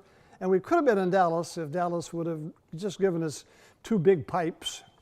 That's all it would have taken. I was promised in the spring when I came that there would be an art building in the spring, a gift of Mrs. Haggerty and Mr. and Mrs. Haggerty. And I came and arrived, and there was the first building. 2 studios downstairs, a studio upstairs, a gallery, an office, and a seminar room. Took us out of our 1-room shop up in Carpenter Hall. The backside of it, David tells me this is not important, but I just like the picture. And this will bring me into the story that is as told by Mrs. Haggerty about how she came to make the gifts. Her daughter Kathleen, the lady with the dark hair in the middle, suffered a catastrophic automobile accident on vacation in Hawaii. It was very, very catastrophic, and Kathleen suffered from having a large chunk of her skull replaced with a silver plate. She complained of bad headaches whenever the weather changed, you would expect. In her healing, they suggested that she do some kind of physical therapy to heal, and sculpture was suggested. There were no sculpture shops in town, but there was this new Catholic university out here, and she inquired about it and met Philip. And Philip was an entrepreneur, wily, far-looking, and recognized the possibilities. So she told Pat, I'm going to build a little building out there so that art department can do therapy for her. And Pat impetuous fat Pat said, well, I'm not going to build any little building. Come on. It's got to be a worthy building. Okay, we'll build him a building. So it was called the Sculpture Building right off the bat. And then in the spring semester, we hired Harry Barcht, who became our sculptor, and we were off and running. Now, this was a gracious lady that I came to love and stay very close to for the rest of her life, which extended for 40-some odd years after that. She was part of the art establishment in Dallas, and I'm going to end this talk tonight with some notes on Pat in the arts, who was equally cognizant of the nature of the imagination and its impact on how the body and the soul and the mind really works. So our job was to not only offer sufficient thanks to Mrs. Haggerty, but also make her aware that our purpose was a lot higher than anyone thought. If you have to understand a little bit about art in Catholic education in 1950, in the 60s, Catholic education was segregated. This is a canned little paragraph now. Girls' schools, boys' schools, brothers and Jesuits running the boys, sisters and nuns running the girls. Art was confined primarily to the girls' schools. Mrs. Haggerty was a graduate of Mount Mary. She was on their board now because she was wealthy. In Milwaukee, she knew perfectly well what art was like in Catholic education. Two other colleges in Milwaukee were about the same, on the same par, Cardinal Stritch and Alverno. They're usually staffed by a well-meaning and somewhat talented nun, usually well past middle-aged, and this is really bad stuff, but aided by a couple of young bucks from the local college on part-time basis. The goal of that was good taste, good Catholic marriages, fine doilies, and no threatening paintings, and of course no bad stuff at all in it. Now she knows all that. On the other hand, her own home has top-level material. Large paintings by Georgi Kepish, a very large and fine Rouault, Flagellation of Christ, is now in the Dallas Museum, and works by the leading sculptors in Texas. Now, we have those two things, and our job was to convince her that we were not part of that former question, that we were serious about what we were doing. So we made every effort to raise the ante, as it were, and our first effort was to invite, I'm going to go forward here somehow. That's not doing it, David. That's good. That one's not. There it is. Oh, there we are. Okay. My first move in that direction was to suggest to Philip that for the opening exhibit in our small gallery, now remember, no, you don't know this, I'll tell you anyway. There were only 3 little galleries in Dallas at this time. Valley House, which still exists, Mary Nye selling stuff out of her house, and Chapman Kelly's gallery on Fairmount, which was shared with Harry Barcht as the sculpture professor, then also teaches sculpture in that gallery. So I ran into the name and the image of Sister Mary Carita from LA, and she was billed as a kind of a turned-on nun. She did silkscreen work, and here we are examining the exhibit when it arrived. Sister came to open the show and give a public lecture. She also lectured at the Dallas Museum to a really large crowd.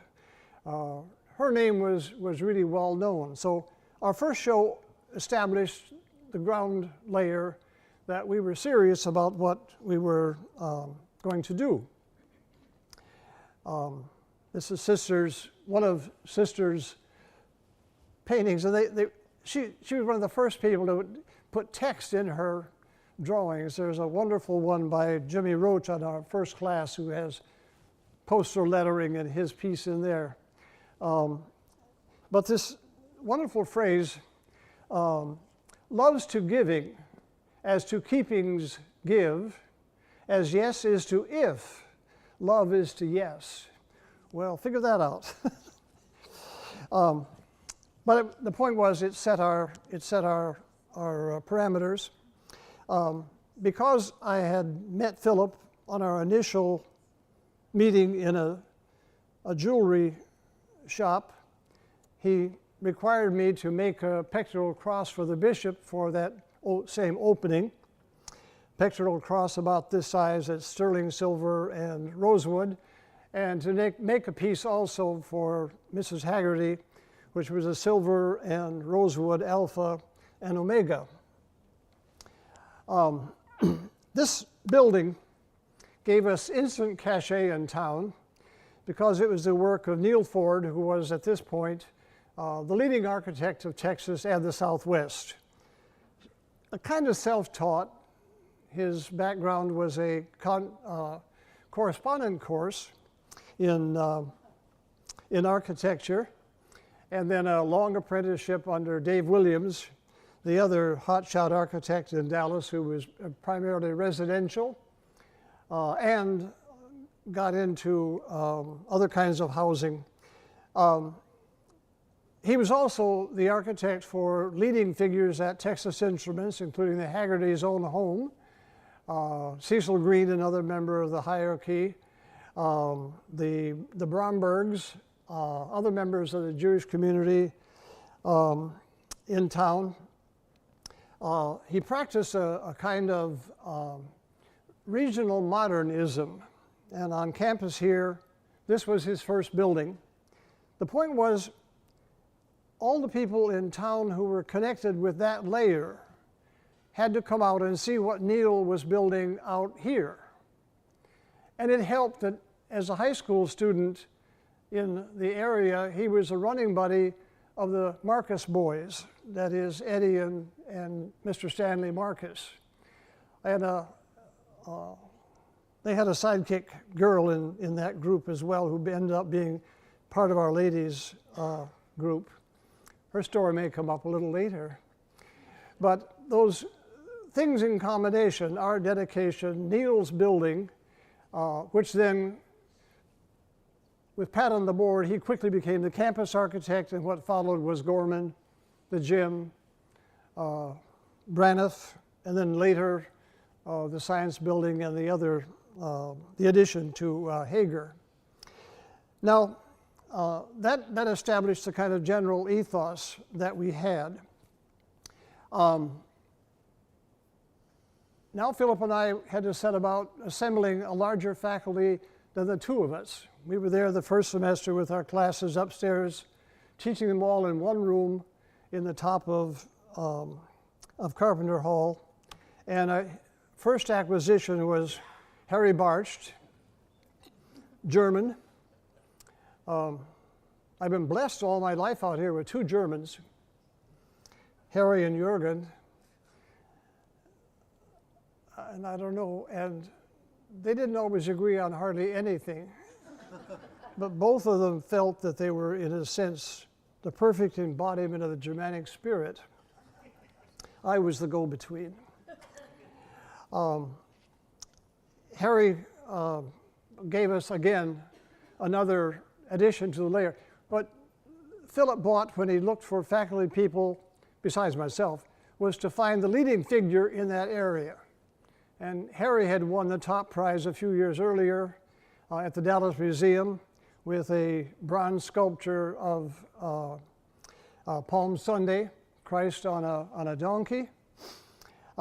His next acquisition of the next fall was Walter Ender, who was the leading graphic designer in town. And out in the lobby out there, in the loggia, you'll see his university catalog, which was a whole series of little books in a box. Prize-winning thing. It really put us on the map in that direction. Then we had an offer of another person, John McElroy, who had been art education and all kind of things at Southern Methodist, a department that was, again, small and scattered. He was trying to teach ceramics in an attic under the dome of Dallas Hall without a sink, and became disillusioned and wanted a job over here. So we added ceramics to our mix, and now we are sort of complete. We're a little group of 5, and we're going to be that way for about 5 years as we begin to flesh out what it means to be an art department in a Catholic institution. 5 years later, Philip had prevailed on Mrs. Haggerty to give us more space. Ceramics is messy. Other things can share space, but you can't do it with drawing and ceramics. We tried for a while. So she came through with a second building, 1965. It's on, there's Philip and Dr. Cowan in the building going up. And here's a presentation of the summer digging, adding to the end of it, which doubled the length of the gallery, which is now called the upper gallery. In the spring of '66, Philip left us. He had started the process for to be laicized. Got it. In the spring, Philip left, and I called Madison, and I wanted. Philip was a pinch hitter in many ways. He could do almost everything. He was doing big sculpture. He was a printmaker. He was a painter. So I called Madison, and I said, I need 1 or 2 young men. And the first choice was John Schrupp, seen here. I called my mentor again in Madison and told him my needs, and Dr. Logan said, well, we just graduated a young man who is the finest draftsman, figure drawing person I have ever seen, and figure painter. And I said, I'll take him. He was then out of school a year or 2 teaching in a junior college in Kansas, and he came down and we hired him. I also hired at the same time another printmaker and for other things in Steve Wilder. After a few years, John left us, and John was called back to SMU. Suddenly there was a huge pile of money, and the Owens Art Center was built, and they asked John to come back and be the chair at SMU. And then he suggested a young man that he had trained earlier and who had also gone to Florida State, his alma mater, and we got John Williams. And we had John for a number of years, 5 years. And John moved on to establish Trinity Ceramics in town, selling clay and all kinds of other material. Now, do I dare touch it? Yeah, just once. All right. Stephen was with us, Wilder was with us for 3 or 4 years, and then he got a better offer from Southern Illinois, and he left. Now, he left in a very inopportune time. I was traveling with students in Europe at the time, so Dr. Cowan called and said, we've got a vacancy. Steve has left us. What do we do? Just wait. When I get home, we'll figure it out. Well, I knew what I would do. I had another young man, very, very fine printmaker, and Jürgen occurred. We got Jürgen through John Schrupp. He had been a student of John's in Kansas. He had come from America and I think joined some of the family then living in Kansas. So he followed John here and became an extremely fine student. But he had no professor. So we declared a truce and said, you can be your own professor. I will sign your grade sheet and you can do your own work. So he did. Now, I have to tell you, I have never encountered a student with such diligence. He had a 3-credit course in drawing, exploratory drawing, self-taught. And at the end of the semester, for grading purposes, he brought the pile in. and he brought in four about 4-foot square, very intricate drawings of a kind of geometric grid with all kinds of perspective stuff in it, just incredibly precise. That would be enough. And then there was another 10 drawings of another kind, and then there was 20 drawings of self-portraits, Jürgen's self-portraits. Every morning he practiced drawing a self-portrait in a mirror while doing breakfast. That's double timing it, as it were. Now, side note, at this time the university used artwork for its Christmas card, which was really an Epiphany card, a Three Kings card. As Jürgen had a beard, I commissioned a Three Kings drawing from him for our Three Kings postcard, and I got 3 Jürgens in a row. And I still have the original. It's a large, wonderful drawing, which we reduced down. The university decided not to send Christmas cards, but turned out an Epiphany card designed by somebody in the art department, because our idea was that Christmas is over-commercialized and Christmas cards go by, but 2 weeks later, if you get an Epiphany card, you might notice it's, so that was the basis for it. And that lasted for some time.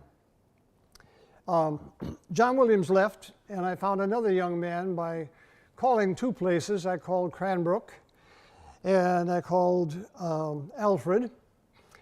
Cranbrook didn't respond with anybody, and Alfred responded immediately. And immediately meant that the boy was on a plane the next day, and he was hired the next day after that, and he's been here ever since.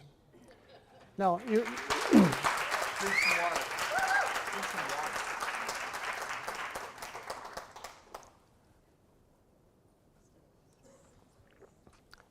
Now, you notice that I've used the phrase "I called." I may have called, I may have written, but it was an I. There was no committee. There was no search. There were no portfolios. There was just Dr. Cowan saying, "What do you need?" And the trust that what we needed was what we knew we needed. The other process may work, and it has worked since then. However, it was wonderfully comforting to be in control of forming your faculty because it was all brand new. We were working without a matrix on how to do a Catholic education thing. We were also outside the matrix in being an integrated school. This is the first integrated Catholic school in the country as well.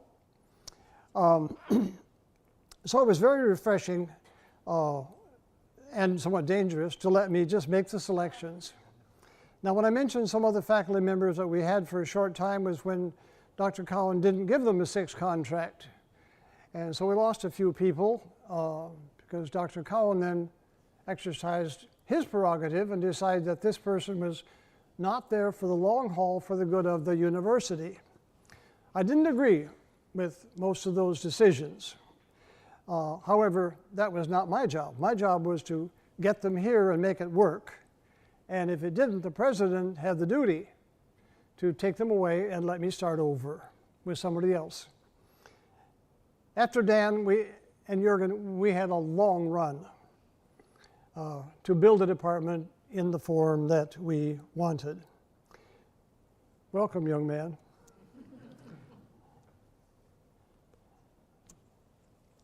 And what we were expected to do was to burrow in, create a world for ourselves, engage the media, engage the discipline, and engage the city and the world, as it were. So right off the bat, he got this wonderful commission for doing amphora, Pan-Athenaic amphora for all the winners of the LA Olympics. A Pan-Athenaic Pan-Athenaic amphora was given in the 4th, 5th, 6th century to the winners of the games in Olympia. And we just love that connection because we still run races at Olympia with our students every semester over there. My faculty is now assembled, and my second area here now is to look at what we were like in the first decade of our work here. These two slides are, this slide, you can't see two of them. I get to know what's coming up next. This party on the lawn is really an interscholastic art fair generated by and suggested by the graduate students in about 1969, 68. We invited the undergraduate programs of all the schools around us because we were the only graduate school. And they came and parked on the lawn for a Saturday. And we did that for several years, and then it dwindled because there weren't enough sales to make it profitable for the other schools to attend. But I'm using this area, this period now, to talk about the energy that the art department generated on the campus in those first years. This was an exhibit that Philip contracted for in London. These are British prints that brought to our area a kind of printmaking that we hadn't seen at all. Many of these became large public figures in the years later. We cashed in on it because we passed them on to a gallery and we got a commission on the sales.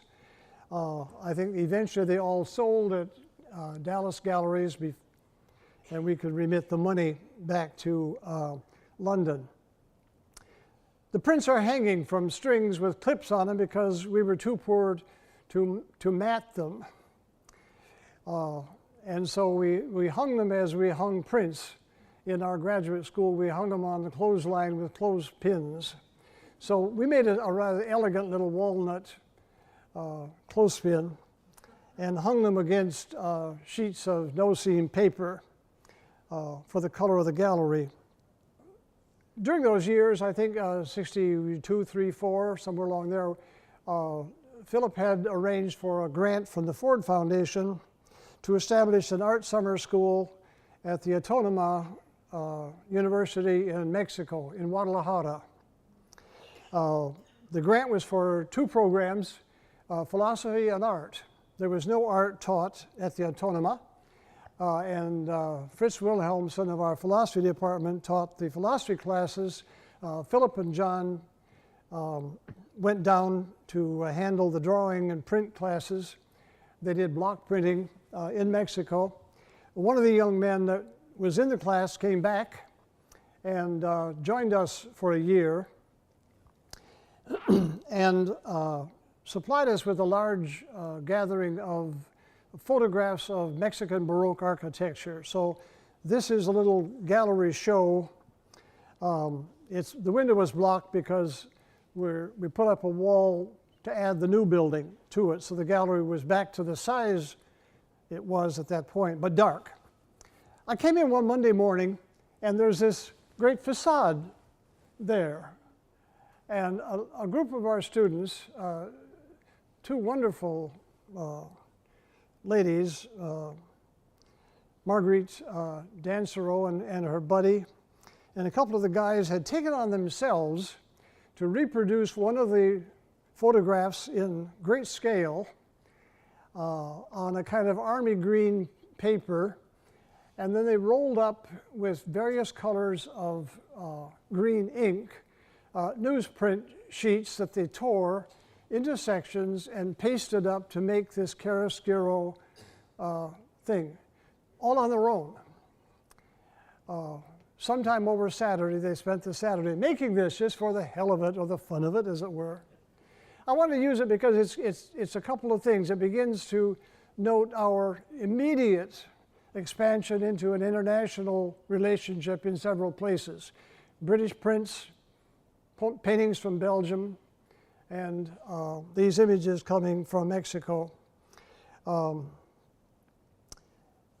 campus, the art department was the support service for all kinds of creative activities. A couple of guys came to me one day and they wanted to spruce up the talent show. The school was only, several years running, and they'd had an annual talent show in Lynch Hall, but they wanted to make it into a real review. So we had a set of flats that I had painted for Pygmalion for the speech department, and we covered them with paper and wallpaper pasted on this big pattern. The year is 1961, and the show is Impromptu 61. It was in my first year on the campus. We took this on, and it was a great thing. It was just a wonderful review held in Lynch Hall, and it was so successful that next fall they came back and wanted to do it again. But this time they got a little more organized, and they put together something they called the Wool Pullers. That's based on, pulling the wool. These guys this group took a Jules Feiffer book of cartoons and wrote scripts out of them and made little performances in blackouts. I knew what to do because I had worked on Third Carnival at Marquette. And the stage is black, and then all of a sudden the lights come up, and bingo, there's 4 or 5 lines, like the unicorn story from, and then they did the same trick here. Wonderful short things. Point being that the campus felt that it could come to the art department with almost any idea, and we had tools. We had paper, we could make posters, we had power tools, we had a table saw. All manner of stuff could be brought into fruition if you just come down here. So we were part of the nexus for creative endeavors that were not strictly about making of art or classroom stuff, but eliciting the imagination out of the campus itself. In 1963, we built the Student Center. Sybil, who had been part-time secretary of the art department, became also part-time director of the Student Center and was asked to create programs. Now, the old Student Center, Eileen, was that before your time? You remember this? It was one great big room, which is now the bookstore and the cat bar area. That was the cafeteria. The Johns, and up the steps there were offices for men and women deans. Then the stairway and a great big space upstairs. The nurse is right where she is today. And there was a boardroom, which is now the yearbook space or something like that. And the chaplain's offices were part of the open space. Downstairs was a bookstore, in which is now that entry room. So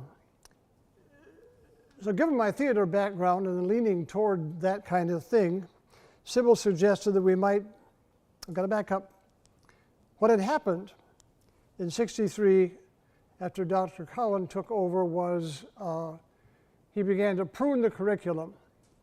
And there were several departments that he closed. One was speech, psychology, and undergraduate business. So we had no theater. There had been, 8 years of 4, 5, 6, 7 years perhaps of plays. So forming a theater guild was the idea, a players guild. Simple.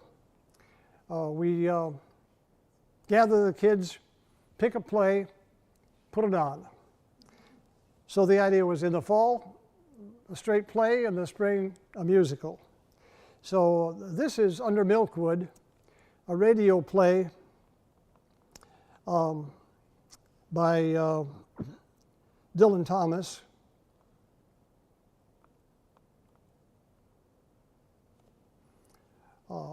We built a stage the full width of Carpenter so that we would have a high platform with borrowed material from Irving lumber.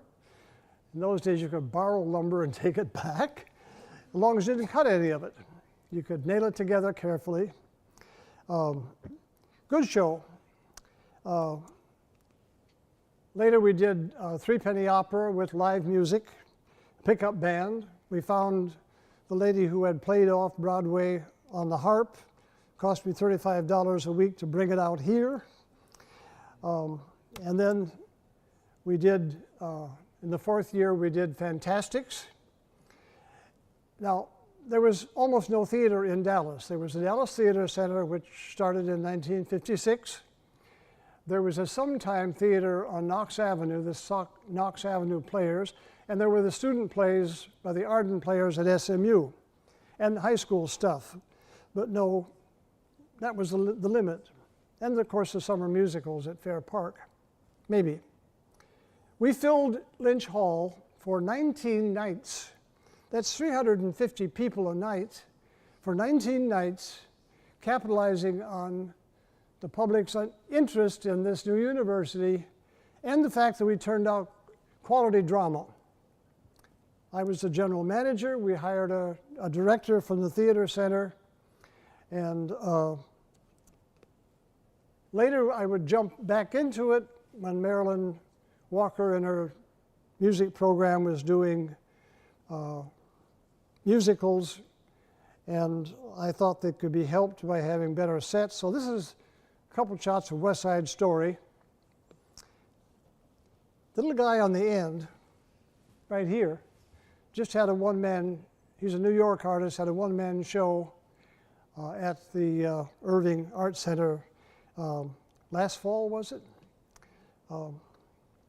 Now, what I wanted to say for you then is that the introduction of the art program, art building into this university also became a nexus for creative life. I had an idea one day.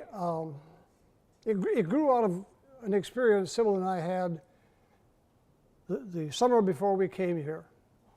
We took our meager savings and went to Europe for 3 weeks. You name it. Landed in Paris for a week, down to Rome for a week, and worked his way back up through Florence and Venice and Munich and so on, and back to Paris. I did it because I knew I would have to teach art history on a very slim background. So we just looked. And Sybil would know, what are we looking at? And I said, I don't know, just look at it.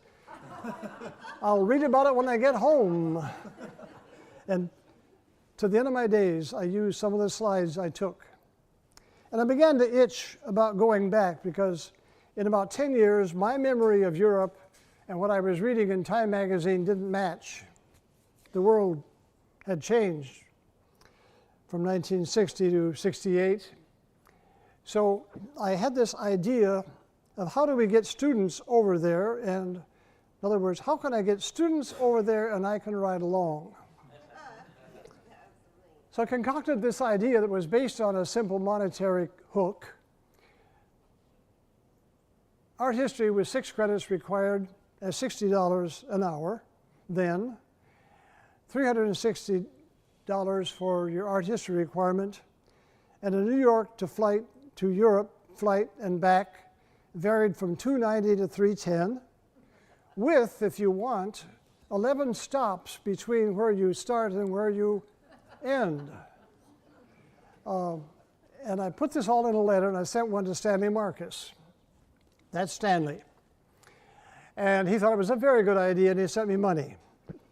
And then he said, it was such a good idea, I took the liberty of passing a letter on to a couple of my friends, the Kahn brothers from Ian Kahn Store.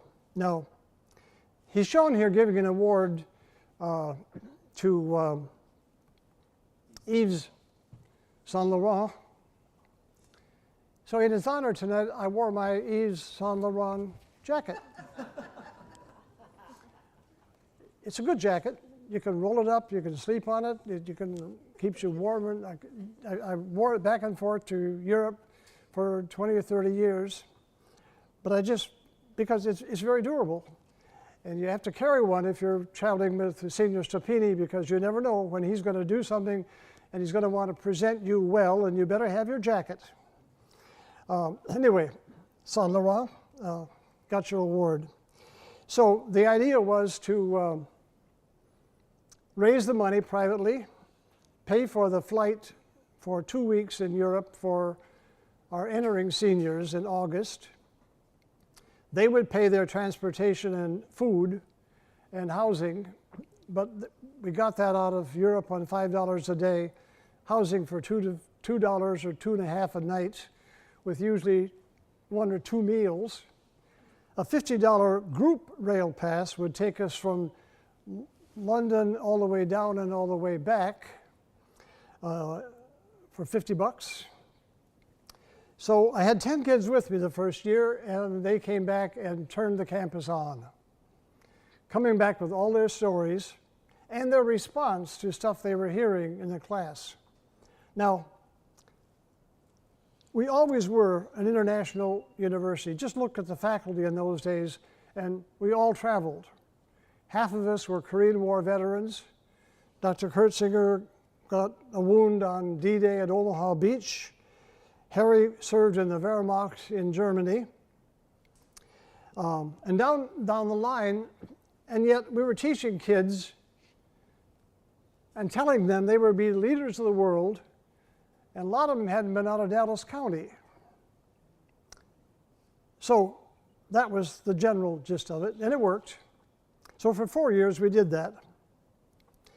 I asked for some help from one of the trustees, and he said, well, you raise what you can, and I'll give you the rest. And that assured me that we had the funds running every year. This is one of my favorite photographs because this exactly says the whole thing. The kid realizes, I'm here. I am in the Colosseum. I had the pleasure, of course, of having all these kids in their freshman year for Art and Arc.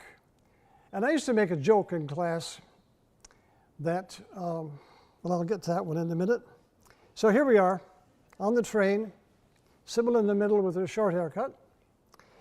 We were in London, and one of our good benefactors from Dallas, Jim Clark, was in London also, and he took us around. He was a great collector. He gave all the modern stuff, the Brancusis and all the Mondrians in the Dallas Museum. And he took us to artist studios that he worked with and to galleries.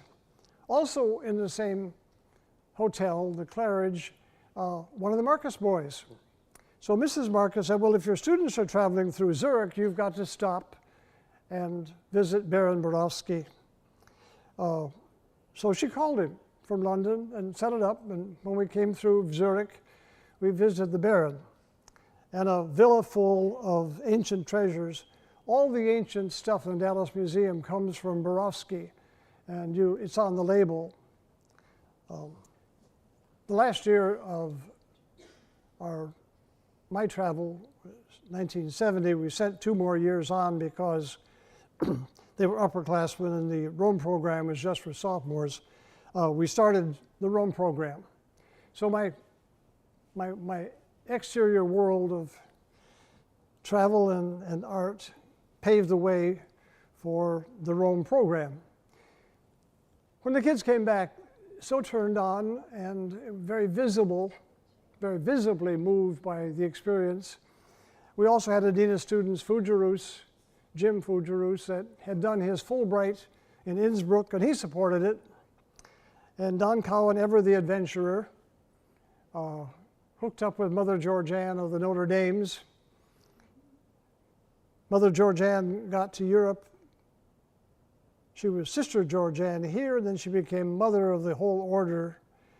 And in Rome, she found an empty generalate building and called the president and said, well, can you think of something to do with this building? So we did. We found a Rome program, and we started out living with the nuns in the convent. Now that establishes a number of things. We've found the faculty, and we've established the basis for art, and now we sort of try to look at where we are on this campus. In about 1962 or so, the student government decided to have a planting day, and different majors got different buildings to plant things around. Unfortunately, most of it didn't live at all. It was planted by amateurs with good intention, but we had no watering system, and it gets really dry in Texas in the summer. But these are the art majors standing around the triangle up behind Carpenter with their idea of how you make a little backyard garden. In that, I have to tell you though, that in that mix, there are two shrubs that have survived. There were two miniature crepe myrtles that are now great big crepe myrtles, and a tree has been added to it, but it's still there. In 1967, I started two boys on a project above our second building. B gave us a nice garden above the second building by a very competent gardener.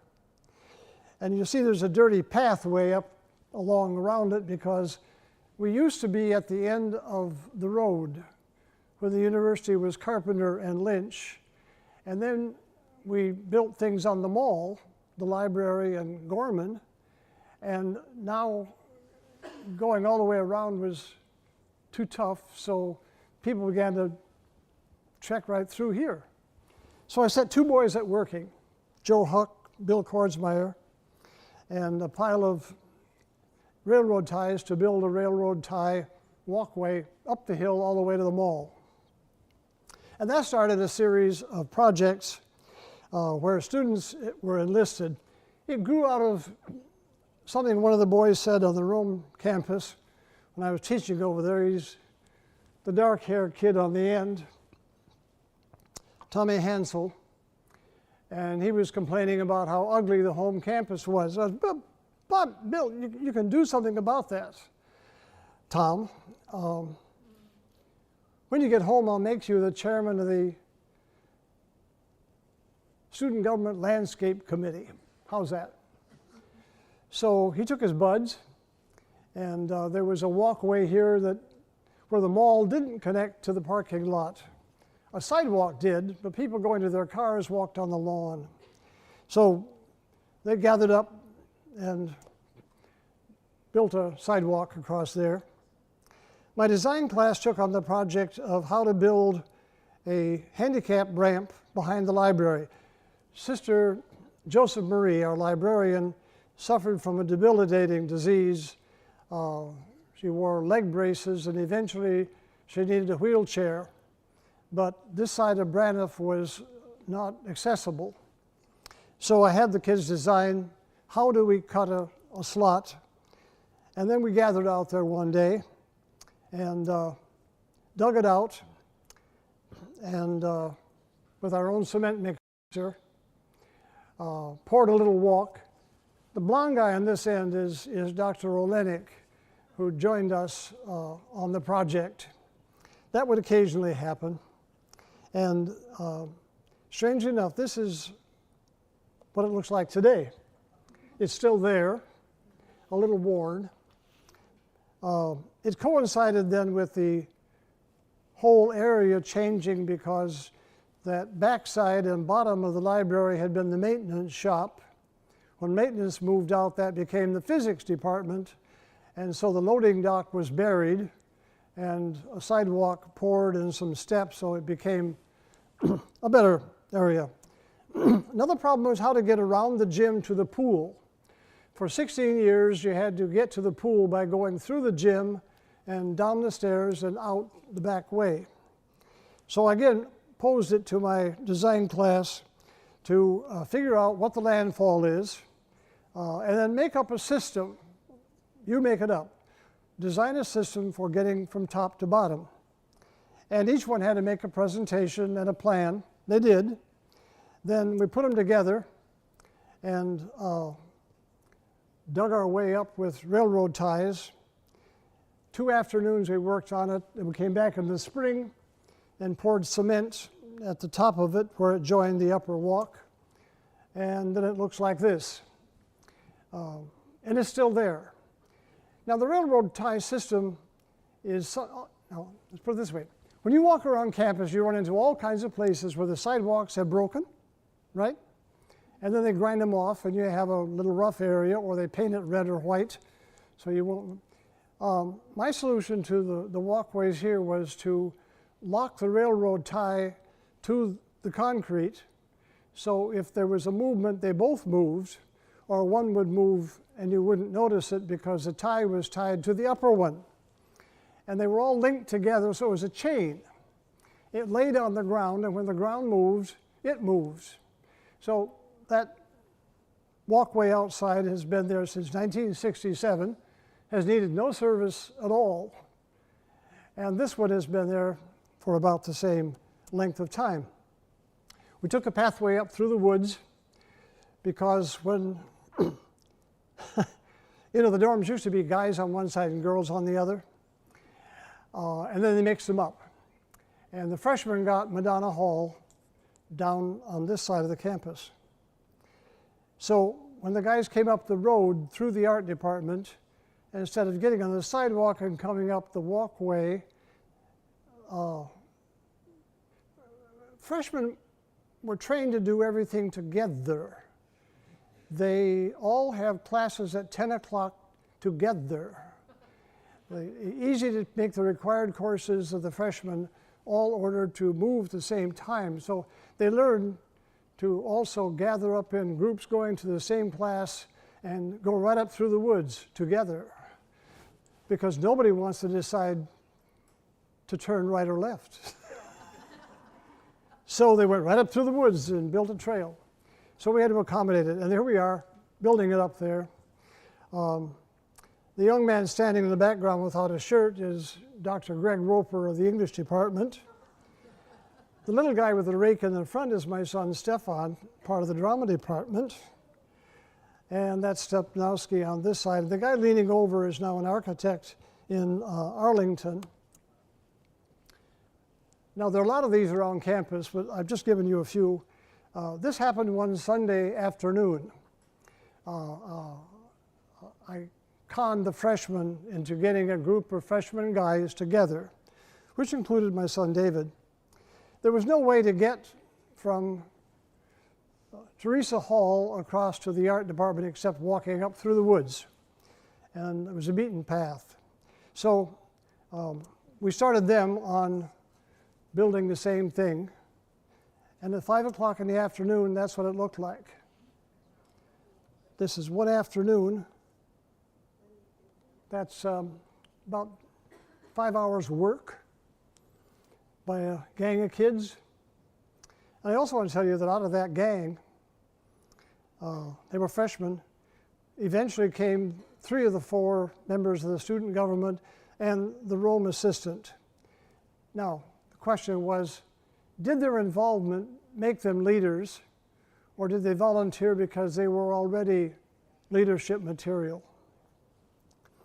The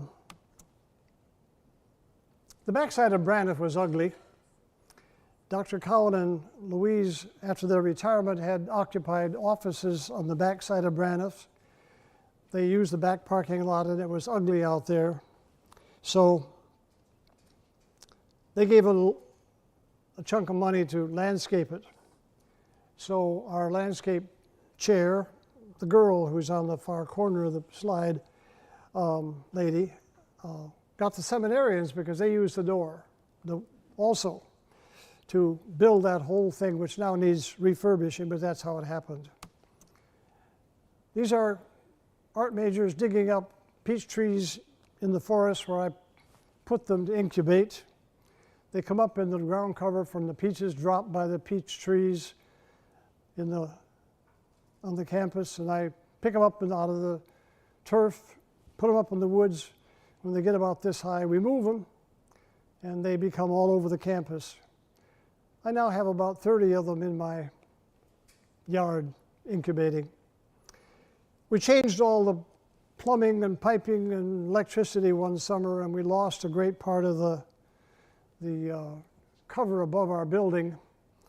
So the art students reforested it with material taken from around us.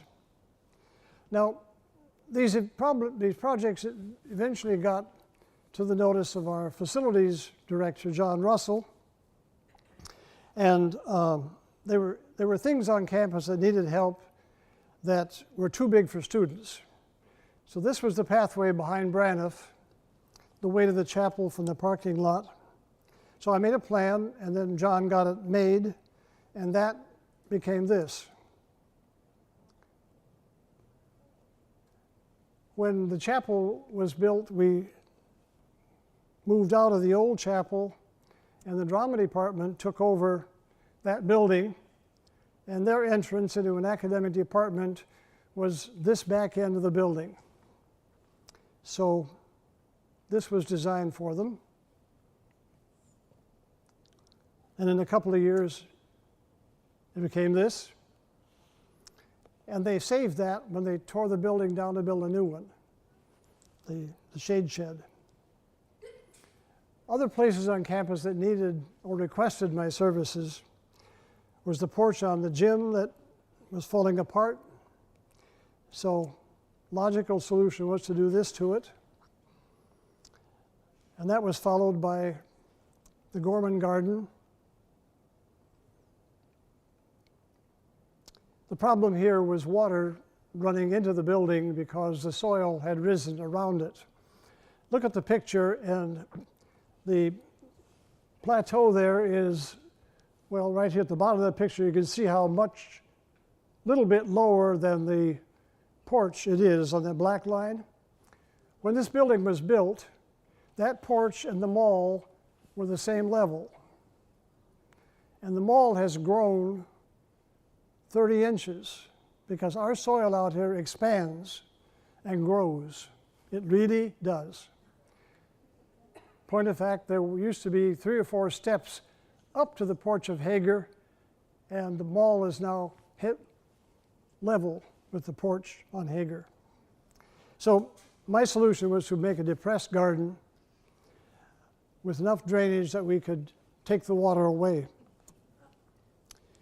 This is a large one here in the renovation of Catherine Hall. John kept the landscape out of the budget and asked me to make a plan. So when Catherine was built, it was built lower than the road and parking lot.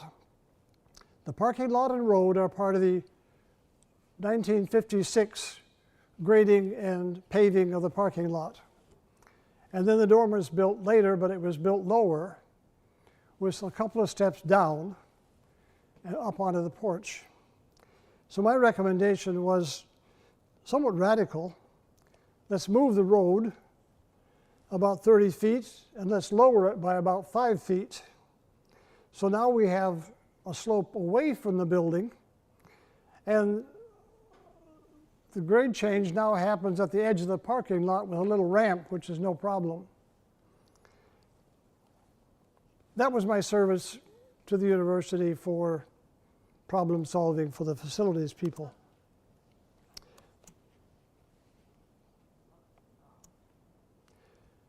In 1984, the Chapel of Incarnation was built.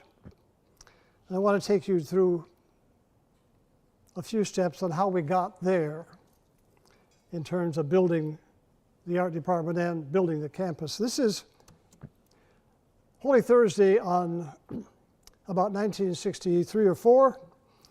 Father Rokas in the center, Father Rock was a chaplain, and he wanted to put into place a new liturgy for Holy Thursday.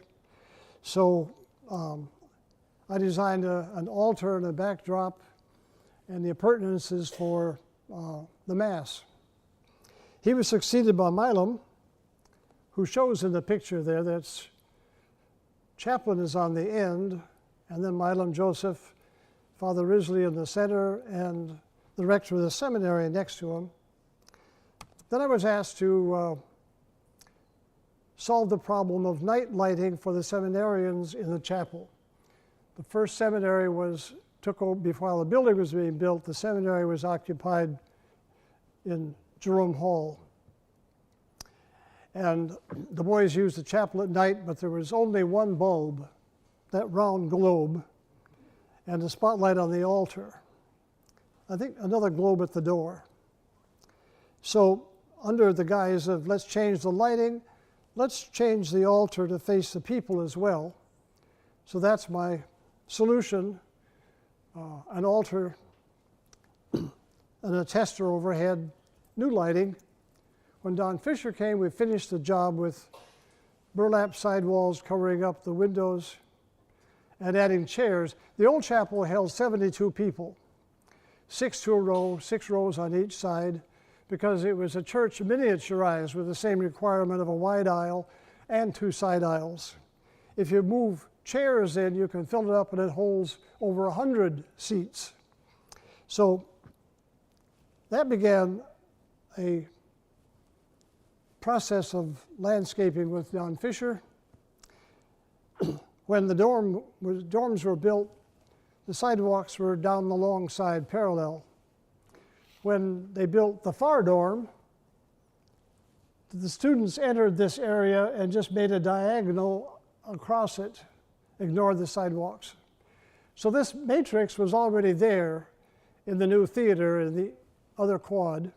So we copied it with a center walkway and a round pad at the door. And planting trees, that's what the dark spots are. So we engaged in a wide tree planting gift. Photographs of this appeared in the paper, and one of our philanthropies called and said, "Do you want more trees?"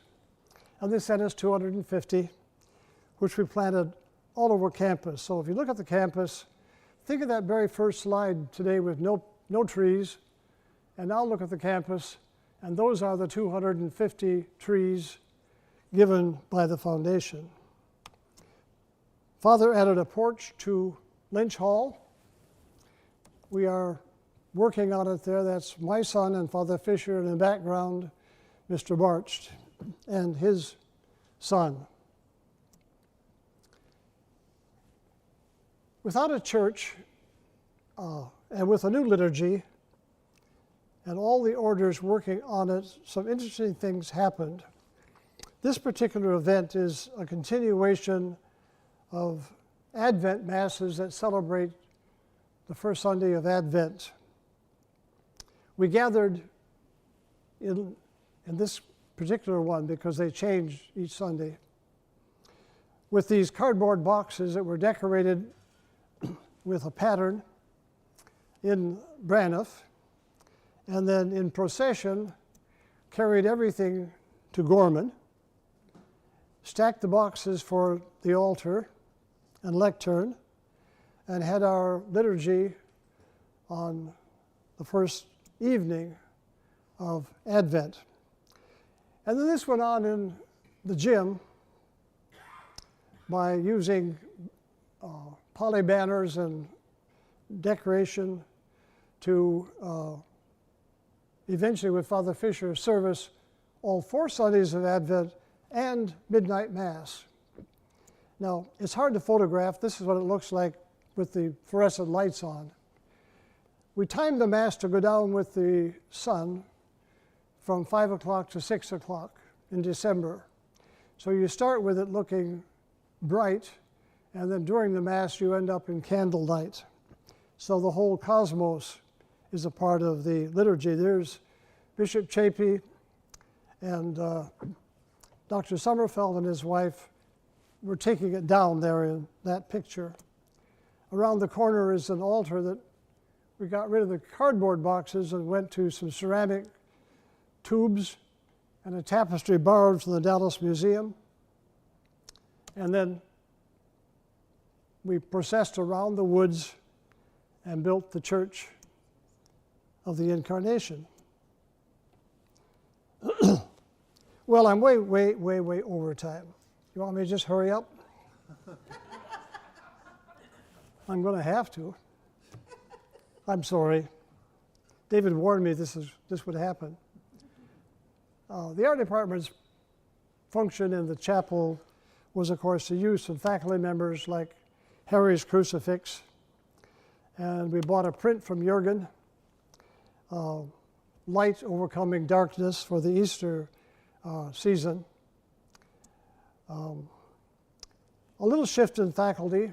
We lost our painter and picked up another one. This is Bob Cardwell as the painter, who's also being the model. When Harry passed away, we added Cam Shep. This is at Cam Shep's one-man show in the gallery in Hager. A few notes now about our approach to program. An old method of instruction uses the master and student or master-apprentice approach. And our approach was to try to seek an image within the student that needs to come out in some kind of form. It could be a ceramic form, a painting form, a sculpture form, a print form. We say that anybody can make anything that anyone else is making, but only the artist that owns the image can make the next one. And part of that was a required senior show. Usually in an art department, all the students present one thing for a big mass exhibit at the end of the year, which doesn't really tell you anything about their work. We require a full one-man show of every graduating senior to be placed somewhere on campus. Our high point was one of the years that Cam was here. We had 25 graduating seniors, and there were 19 opening exhibits on the same night on campus. Every space on campus and several out on the lawn were happening at the same time. One of the requirements was to make the space your own, which is why these somewhat elaborate senior shows. This student was showing jewelry, so she made this tube-like structure with a window in it for the jewelry. This guy is now a gallery owner in Houston.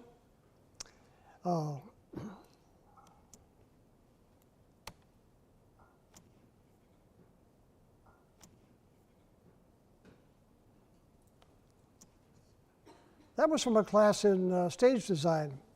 We taught all kinds of courses just so we would gather students. Jewelry, furniture, stage design, ending in senior shows. Isn't that spectacular? That's knitted. For the third building, we gave Mrs. Haggerty another gift, a ceramic gift. Now I want to spend a little time with two of our departments of our retiring students, retiring professors, Dan and Jürgen. Each of them have made an empire out of their discipline. This is an announcement for our 2017 University of Dallas Regional Ceramic Competition. Dan is the organizer of his competition that awards a one-man show to the prize winner. He's been a member of the NCCA board for many, many years. He's an absolute genius in the chemistry of ceramics. Sybil showed me a letter tonight of a student that he had who was a Fulbright student, Mr. Pomar. Sybil found a letter note from an article on how loudly he lauded his experience here, naming the faculty and especially their critiques in their classes. He said Jürgen taught him how to draw. Dan's facilities and education was just without measure. Now,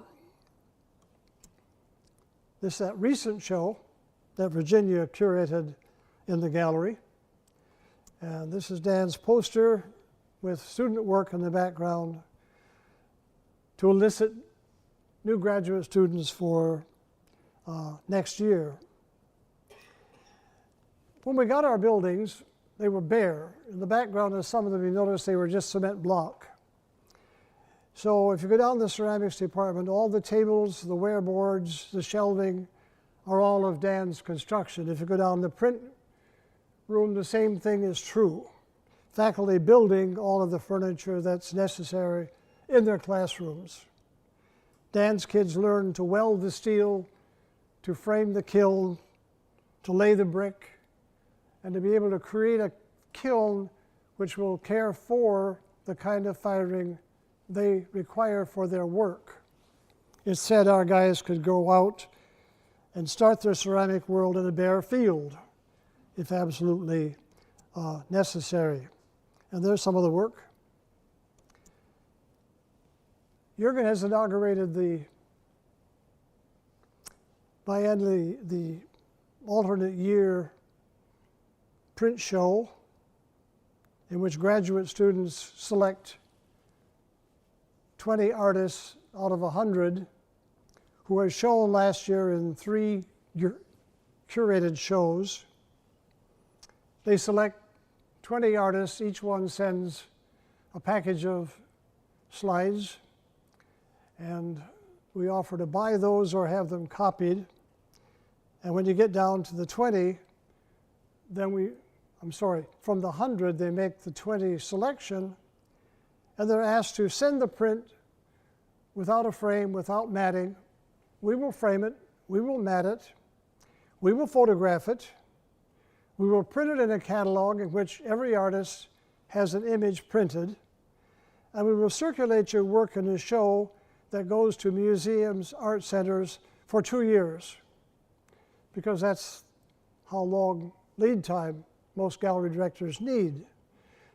So for 35 years or so, the art department has produced, the graphics, the printmaking department, an exhibit which travels.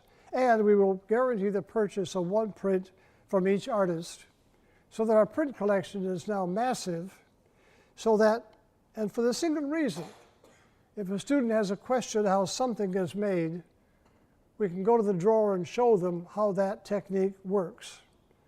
Not a book, not a slide, the real thing in your hand. Both of those areas have bloomed greatly under the umbrella of the development of an art department.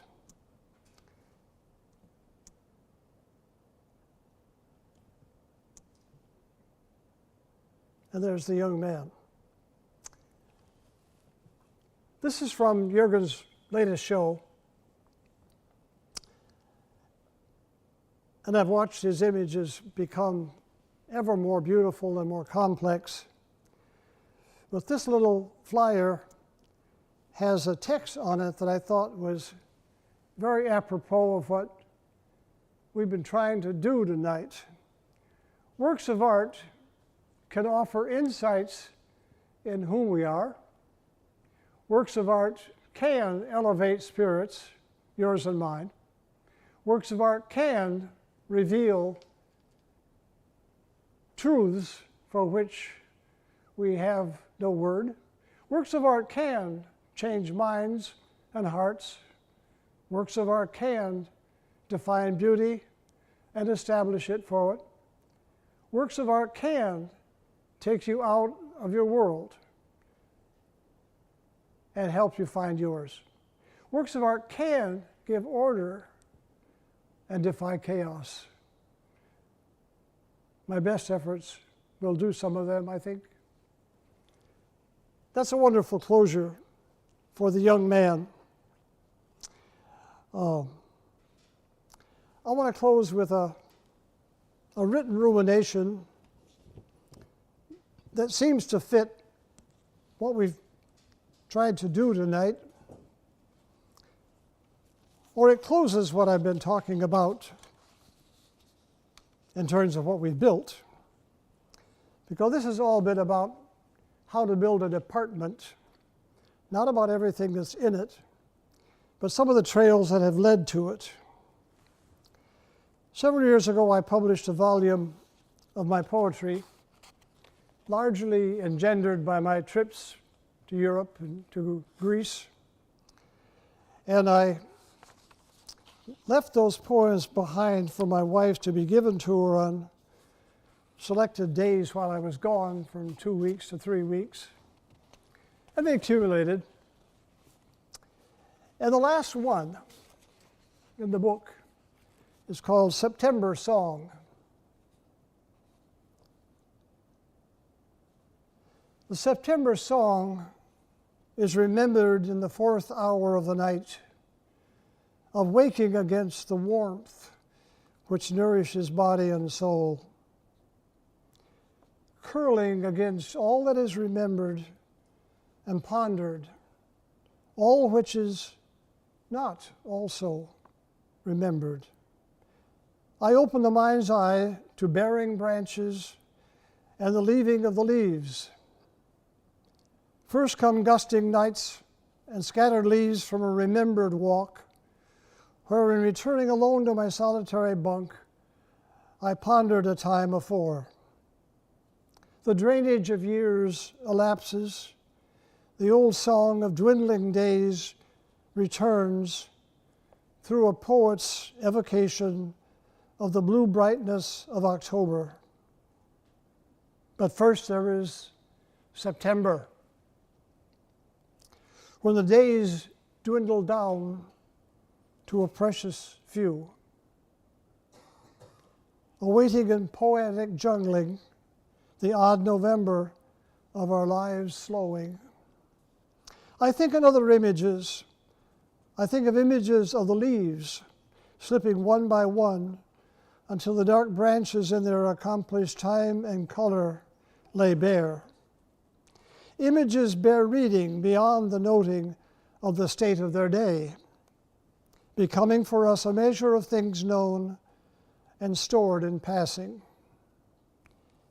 If all known were gathered in stacked images of a passing life and given on to another for measure and holding, the burden might become high-walled, load-bearing, and packed so tightly that its pages be levered between covers so thickened they cannot stand. In all of our days of trying, be taken in to match what we have in our own constructing days, found as bright sheen spaces, places, shapes. Of need is the shedding of the leaves for the season's turn.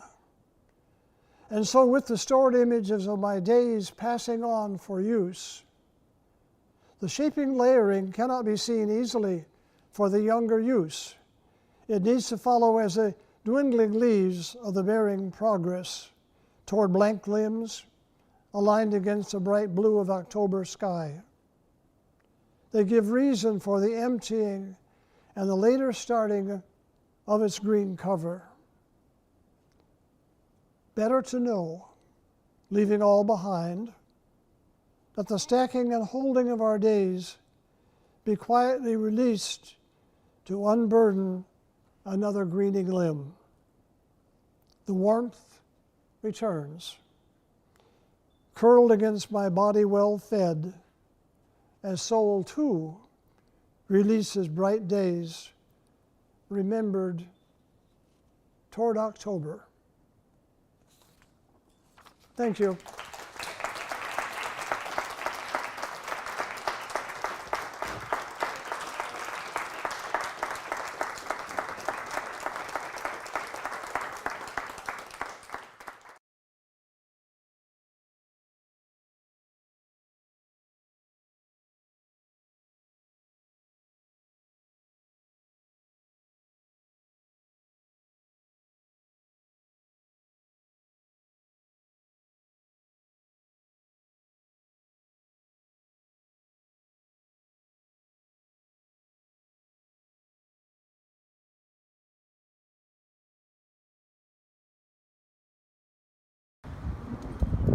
Do you want me to set up here? Yeah, you filming now? Yeah, I'll just cut it out later. Okay. Okay, you ready? Yeah. be really excited. Okay. Really excited. Really excited. Yeah. Okay. Okay, good. It's for the memories. Oh, the memories. You'll be here next year. Well, the point is that I get 1 second of every day now while I'm still with you guys. Okay. Okay, you ready? Yeah. Okay. 1, 2, 3. Happy There's a guy in the background. Can you ask him to move? Who is that? It's that guy who keeps showing up. It's that one guy. Is a grad student? What's his name? I John don't Paul? know. John. Peter. Oh, it's a Mark. Bartholomew. Mark. Barnabas. Mark. Yeah, that Mary. guy. I think he was a history major last year. Okay, can you ask him to move? Yeah, I'll try. Okay.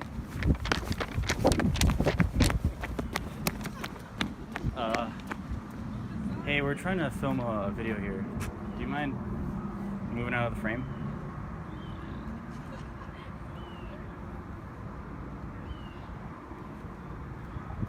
Excuse me. Do you mind moving out of the frame? 'Cause we're trying to film a little video here.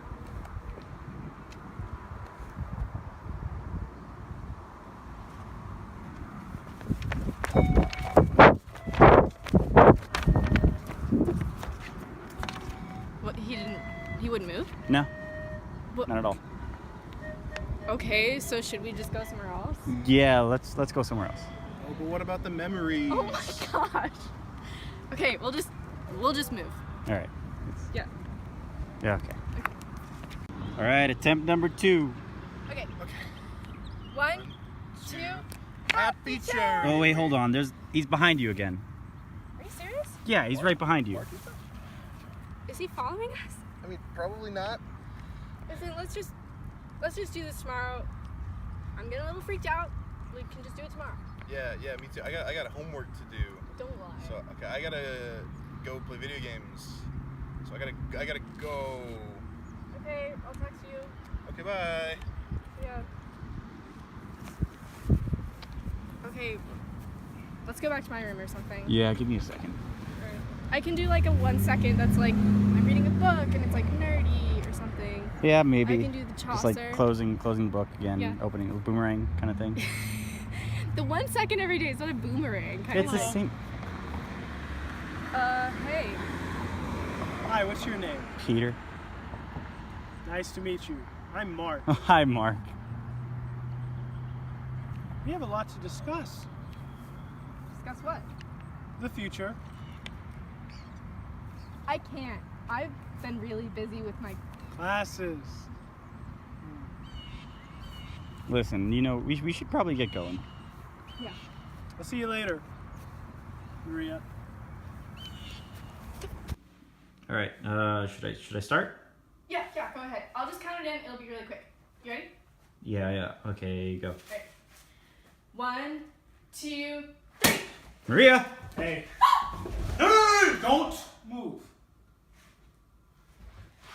So, we need to talk.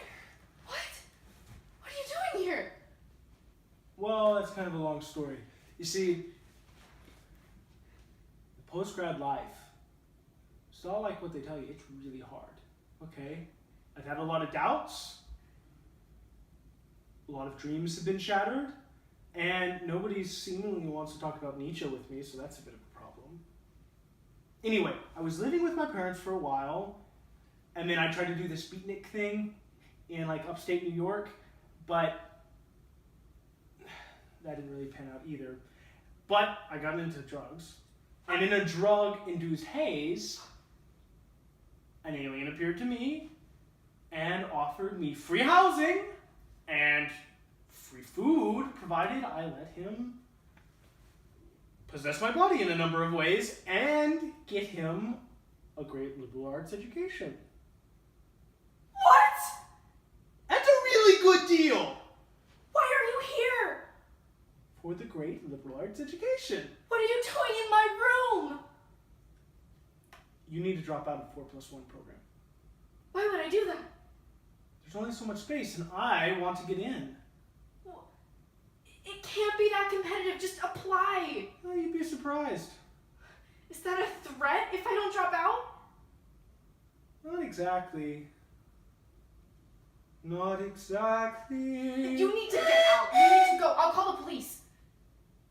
There's police here now? Yes, there are police on campus. Like actual police, like with guns. Yes, And...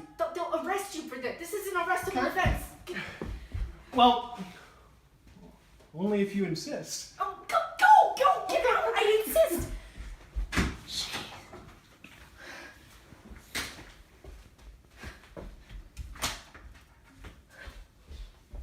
Are you recording? Yeah. Shut it off. Hey, Mom. Sorry I haven't called you back for a bit. It's just been kind of crazy moving out of my old place, and thought I'd send you a little video so I could get something to you tonight, but I don't know. I figured that you wouldn't see it till morning, but my advisor says that I...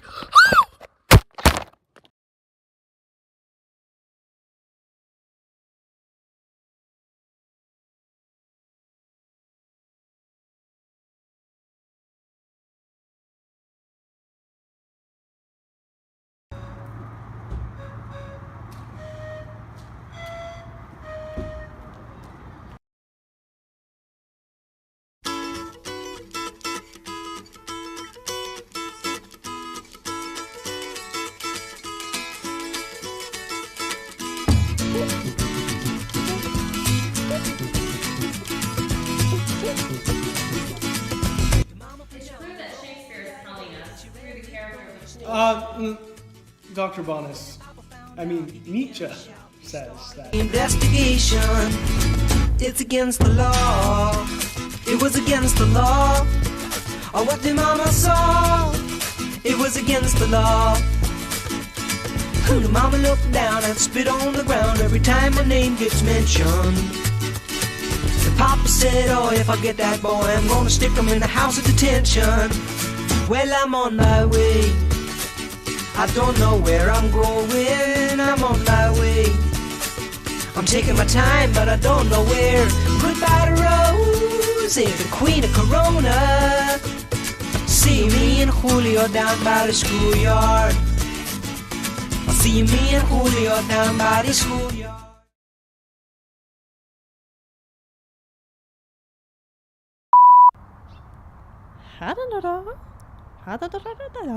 on planet Earth.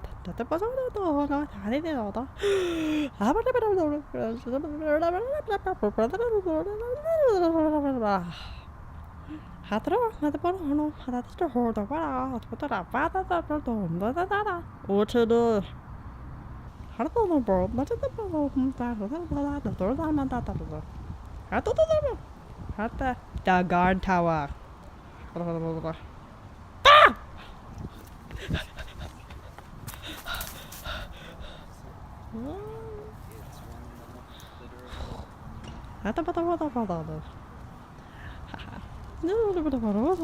mall.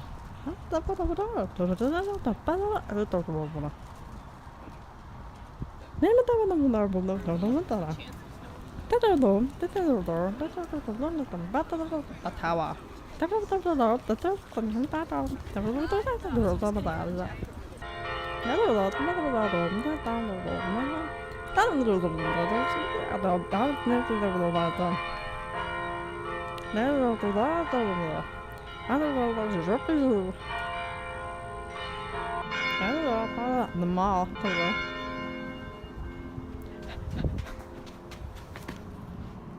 Whew. Heard of all. That doesn't come out of that. That was a ball. It's a little bit of the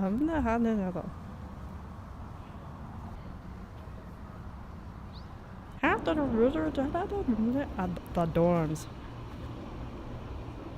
How does that happen? This is the data on the data. That's the seven door. That's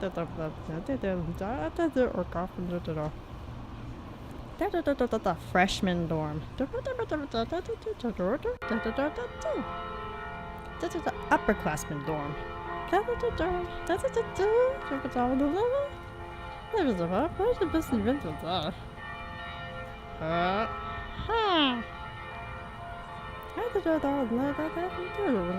The seminary.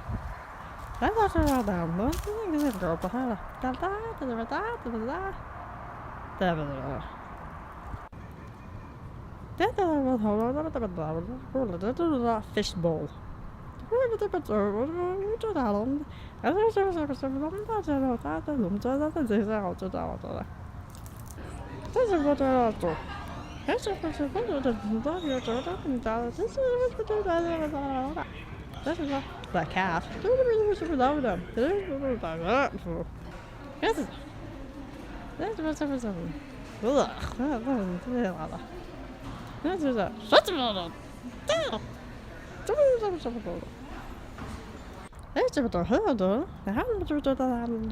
The cat.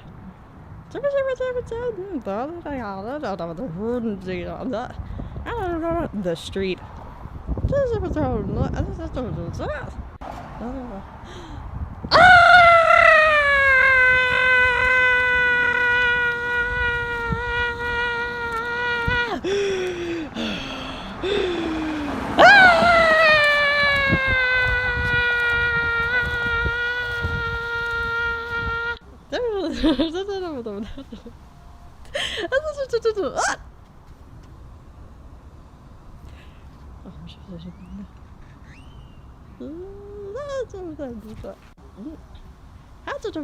The gate. The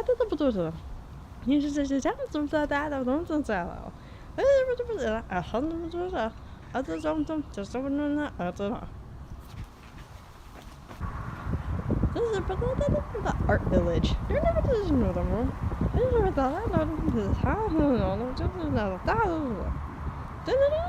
Chanson. Ga. Ga. Ga. Ga. Ga. Ga. Ha cha chom pa cha. Ha. How's the count that level? Hey, you there! FBI! Stop! Freeze!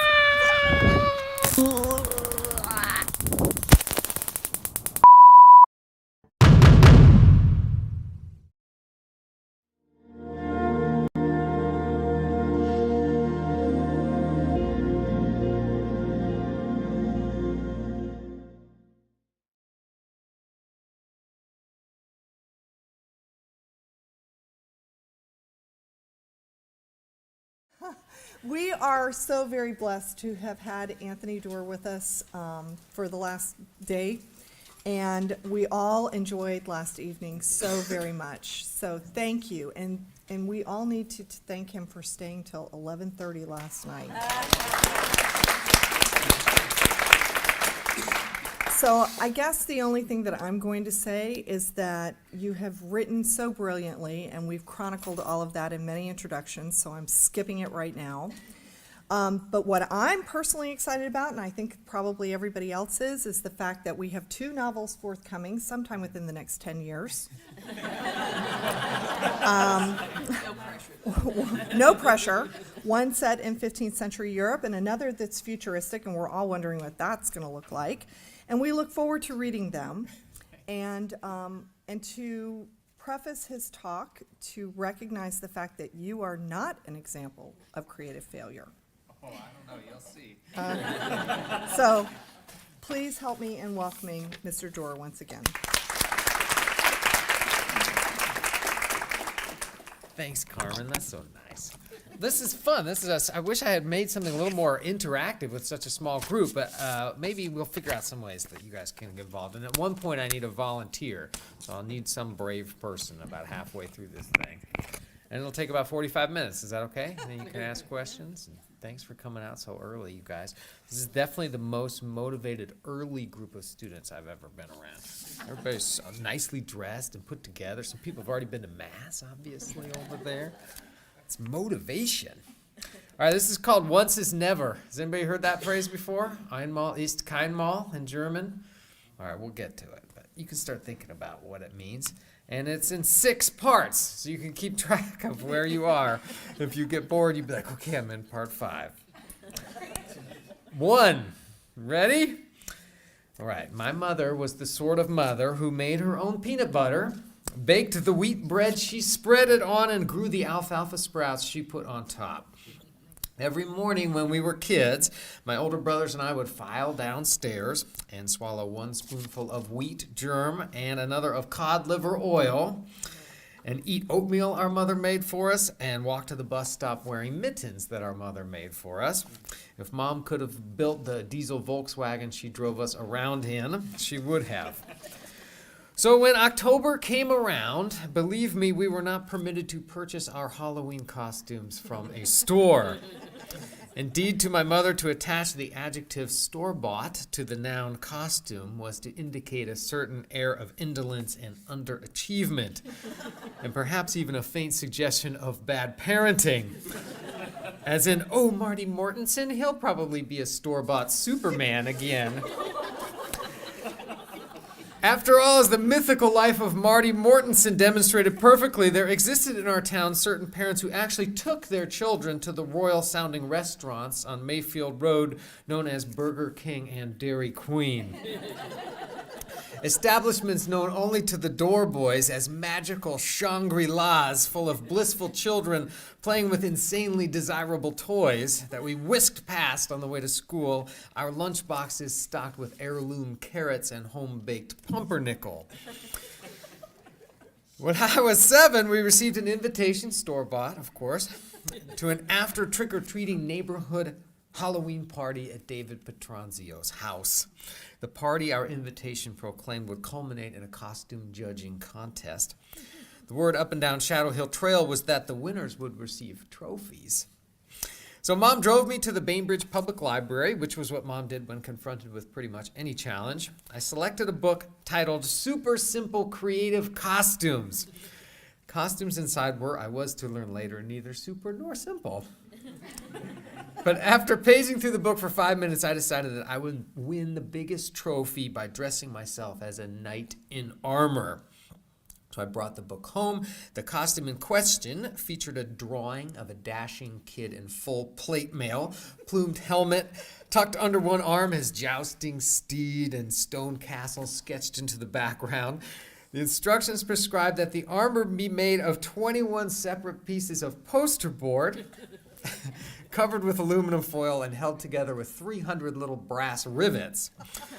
So Mom drove me to Drug Mart, a destination second only to the library and its usefulness to the Dorr family. I decided I wanted to be a scary knight, a kind of badass Sir Galahad. Oh, my slides aren't advancing. Is that a problem? I could show you the picture on my computer. I wonder if we have some. We have a knight here. Oh, yeah. A real one. That's fun. Is there a way we should go back to Via?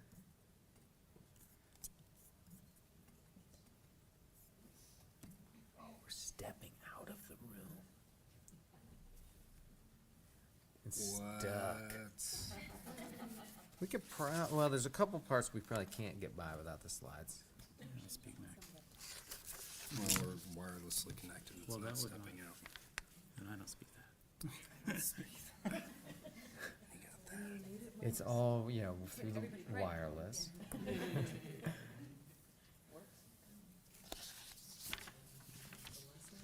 Do we want to call that nice guy who helped set it up, and I can try to keep going without him for a while? Yes. Let me keep going, and I'll get it figured out. All right. Thanks. Yeah. Anyway, there's a funny picture of a knight. In black. So I picked out black poster board. Anyway, they only had 9 sheets of black poster board at Drug Mart, so I bought 12 white sheets too. Spent 2 successive nights coloring them in with black markers.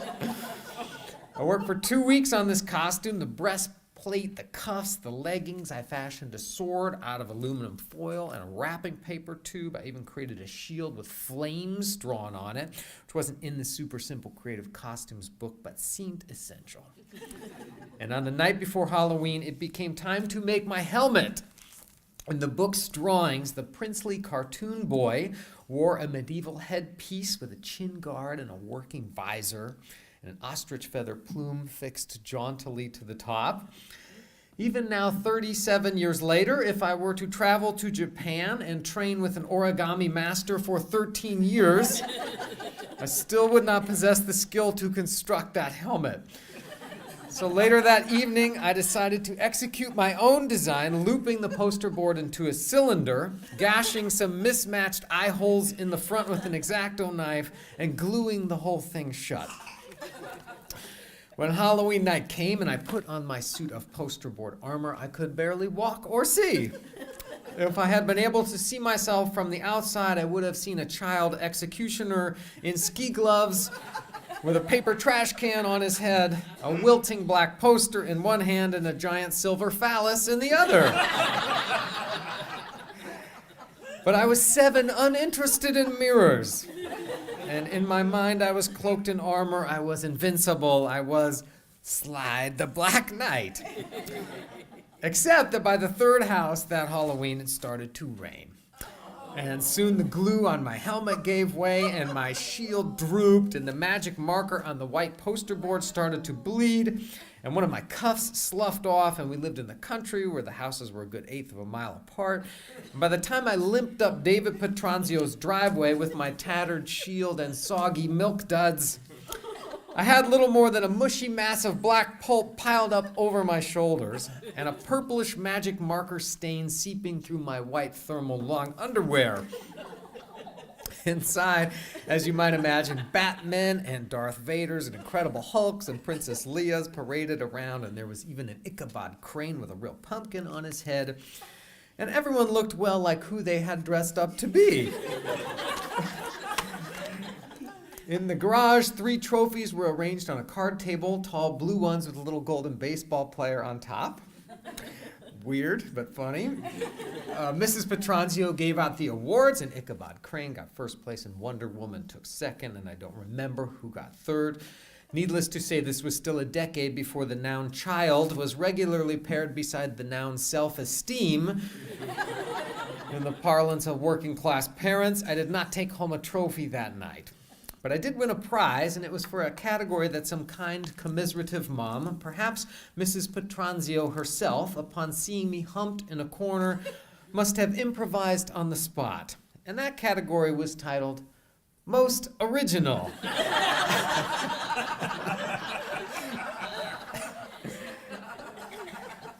When she announced it at the end of the contest, the kids were no longer paying attention, and I stepped shakily forward. Since there were no trophies left to give out, one of the dads clapped me on my soggy back.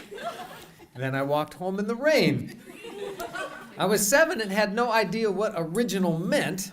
My mom tried to explain it to me, unusual, different, inventive. But I said my costume was terrible.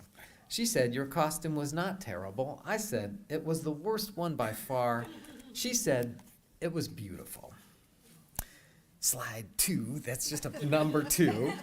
And then a bunch of slides have quotes, but I'll just read them to you and it'll still work. It might be a little less effective, but we'll see. Here's the German novelist Thomas Mann. A writer is someone for whom writing is harder than for other people. Here's the Austrian novelist Thomas Bernhard. Whatever you write, it's always a catastrophe. That's the depressing thing about the fate of a writer. All you deliver is a bad, ridiculous copy of what you had imagined. Here's the French novelist Gustave Flaubert. I'm irritated by my own writing. I'm like a violinist whose ear is true, but whose fingers refuse to reproduce precisely the sound he hears within. The American poet Randall Jarrell once defined a novel as, quote, a prose narrative of some length with something wrong with it. Dana Spiotta, a living American novelist, she lives in upstate New York, she once told me, for a novel to be successful, there has to be something failed inside it.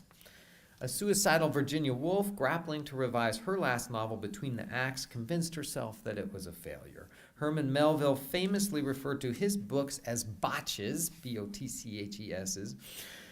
The word Michel de Montaigne chose to describe his prose ruminations in 1580 was essays, which at the time merely meant attempts, which of course suggested that he was fully aware of the possibility that they failed to achieve what he had hoped.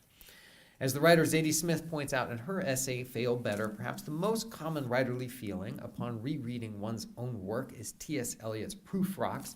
I'll show you a little bit of T.S. Eliot's Proof Rock, and I underline these lines. That is not it at all. That is not what I meant at all. 3. Maybe I can just show you my screen. You think he's coming? 2 minutes away. Okay, 2 minutes, all right. All right, maybe we'll just go really slow and then we'll get it. Over 4 years ago now, I published this book, All the Light We Cannot See. You guys know about it. A novel set during World War II, constructed from 2 braided narratives, 10 years of work, 3 trips to Europe, Lord knows how many afternoons of doubt. During the last push to complete the manuscript, I worked long days, often imprisoning myself in a desk chair for 9 to 10 hour stints with only a single break to walk to Albertsons supermarket to stare dazedly at the produce for a while like a caveman before purchasing a chocolate donut and eating it mindlessly while I walked back to my office. One November day, I spent a whole afternoon reworking a 3-sentence paragraph that had given me fits for years, wrestling with the following moment. A 12-year-old girl who is blind sits with her father in a train station in Paris in June of 1940 as the German army enters the city. And then I'll show you this paragraph. Boop, there it is. I'd written, and I'll just read it to you, and then hopefully somebody will come when you see me start to edit it. Suitcases clang in and out of what might be doorways, and trunks slide across tiles, and babies cry, and little dogs yap, and a conductor's whistle blows, and some kind of big machinery coughs to a start and then dies. Sweat prickles the top of Marie's scalp. She waits on the thin rim of whatever she's sitting on and breathes and tries to calm her stomach, tries to gather the city in her imagination. Cars thronged on the avenues, a military ambulance keening past, hundreds of wet umbrellas pressed against the station gates. That's the paragraph. After months of looking at photographs, years of considering and reconsidering this character, I reached the point where I could see this scene quite clearly, hanging there on the screen of my imagination as majestically and menacingly as I once saw this. And there's a picture of the Black Knight again, you can imagine it. The Germans were on the edge of the city, but few Parisians had actually seen them yet. Some still refused to believe the invasion was real, while others were already fleeing, while still others wanted desperately to flee but could not because they had babies or jobs or elderly parents to care for or were disabled themselves. But that November day, when I went back and reread the ham-fisted language I used to evoke that moment, I didn't particularly approve of any of it. So, boop, okay, the paragraph is right in front of you again. You can kind of imagine it. Suitcases clang. That's the first 2 words of the paragraph. Do suitcases clang? Or do they rattle or bang or clatter or clunk? If I'm going to take my book seriously, shouldn't I search eBay for 1930s French suitcases, buy one, jam it full of antique clothes, run to a train station, and see what sort of sounds it makes? What do you think? We got some progress? We did. Oh, yeah. Look at this. This is good. Did you use the Surface tablet? I did. Ryan is amazing, isn't he? Gosh. Well, let's see if it, Before we start praising Ryan, let's wait. And I need to get in there. Yeah.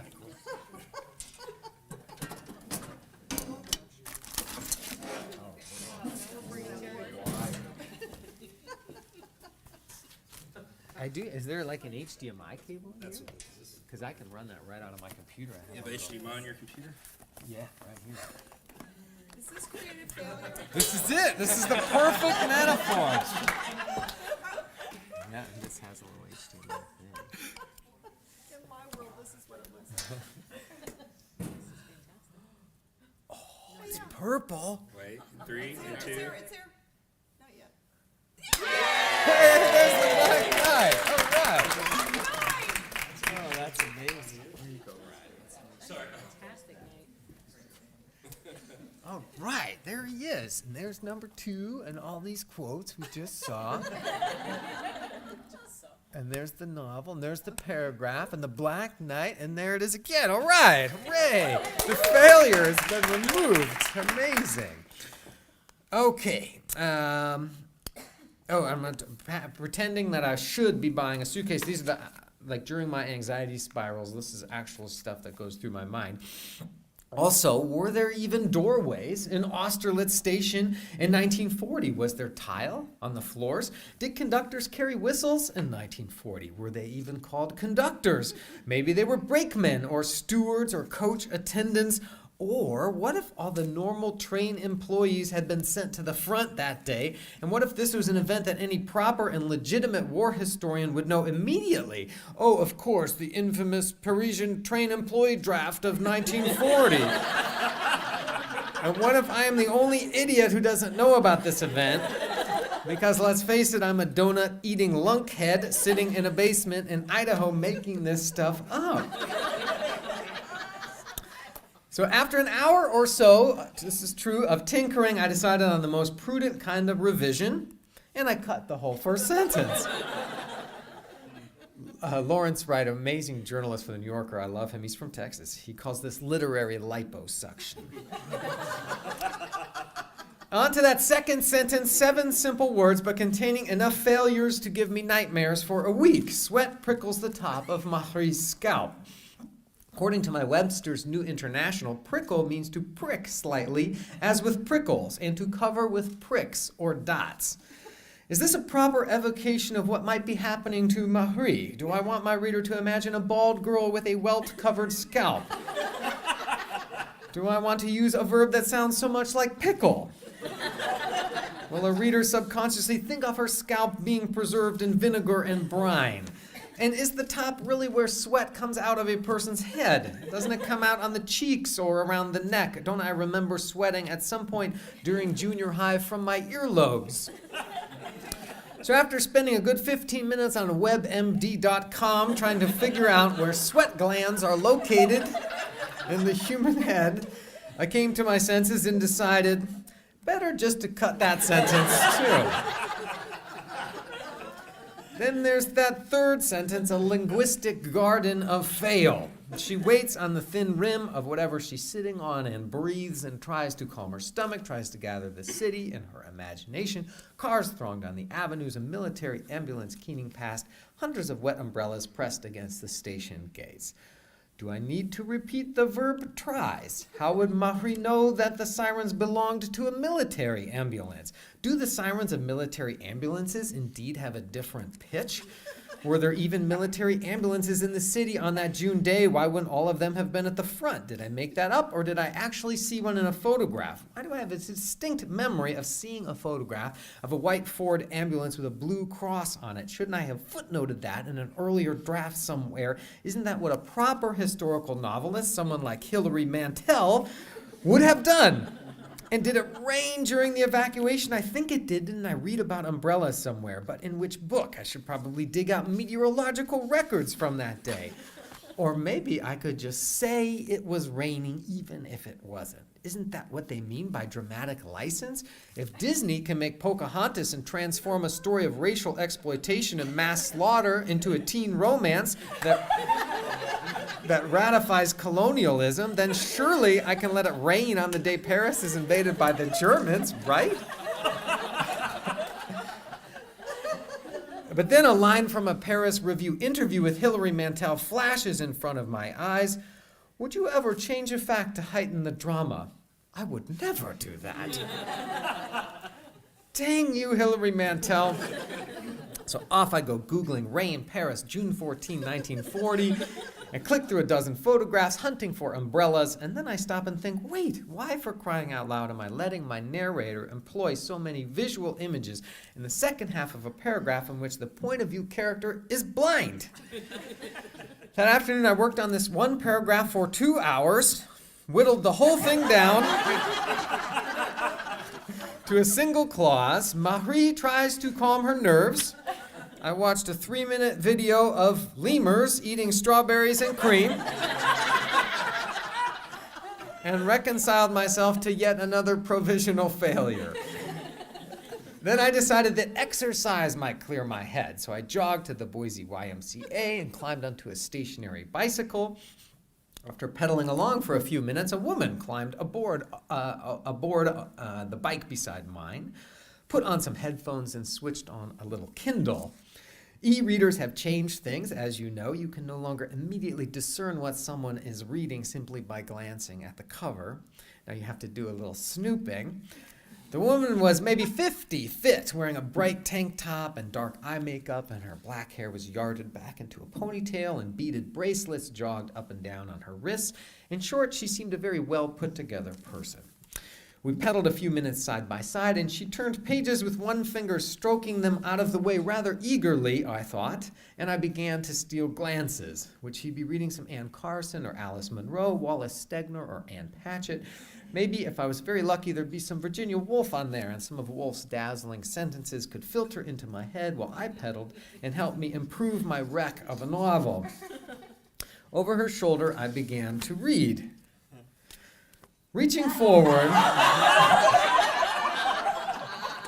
Christian trails the tip of the crop from my forehead down the length of my nose so I can smell the leather and over my parted, panting lips. The first thought I had was, what kind of crop? Corn? The second was, do lips pant? Isn't it more accurately a mouth that pants? Or maybe it's our entire respiratory system that pants. The third was, how does a first-person narrator know why Christian is trailing the crop? The fourth was, I think I know what book this is. My bicycling neighbors swiped pages hungrily.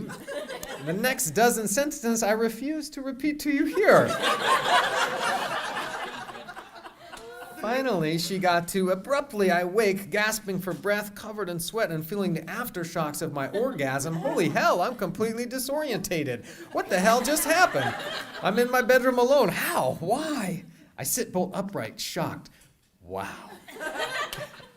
Like every other person in the English-speaking world, I had heard of the novel she was reading, of course, but had thus far kept myself from actually experiencing any of its sentences.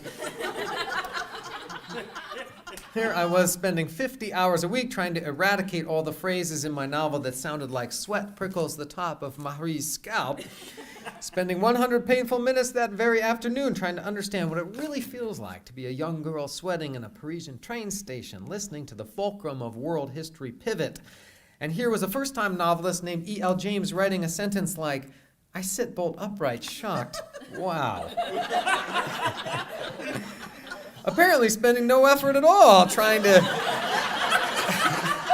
decouple upright from its tenacious, clingy boyfriend Bolt, and selling approximately 6 gazillion copies every week. And so as I pedaled away on my bike and my neighbor pedaled away on hers, both of us working up sweats, presumably for different reasons, I had a miniature existential crisis. Why, I wondered, could E.L. James get away with letting a character gasp for breath when she clearly doesn't need the 2 words for breath, since what we gasp for when we gasp is most clearly breath? And why would I spend an hour trying to come up with a new way to describe a sweaty scalp when I might reach a lot more readers if I introduced a riding crop and the adjective panting?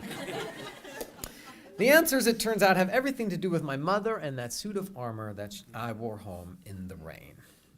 4. Right, you guys doing okay? Can you see? It's volunteer time. I need somebody whose English is your first language, who's willing to come up here and read a little bit into the microphone and be willing to fail a little bit. Yeah, all right. Thank you so much. What's your name again?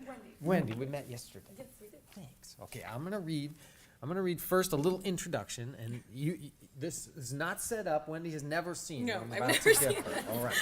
Okay, this is a letter to the magazine New Scientist. It's from like May of 1999. And I think I have the first part. You report that reversing 50 millisecond segments of recorded sound does not greatly affect listeners' ability to understand speech. This reminds me of my PhD, Nottingham University, which showed that randomizing letters in the middle of words had little or no effect on the ability of skilled readers to understand the text. Indeed, one rapid reader noticed only 4 or 5 errors in an A4 page of muddled text. Okay, the amazing Wendy is now going to read these next 2 paragraphs and read them as if they were spelled correctly. Even though they're all jumbled up. Okay, you ready? This is going to be painful. Yeah, you'll be amazing at it. So just see if you can read those as if they were spelled perfectly. This is easy to demonstrate in a, I have no idea. publication of New Scientist, you could randomize all the letters, keeping the first two and the last two the same, and readability would hardly be effective. My analysis did not come to much because the theory at the time was for the shape and sequence recognition. Sabery's work suggests we may have some powerful parallel processors at work. The reason for this is surely that identifying content by parallel processing speeds up recognition. We only need the first and last two letters to spot changes in meaning. This was not easy to type.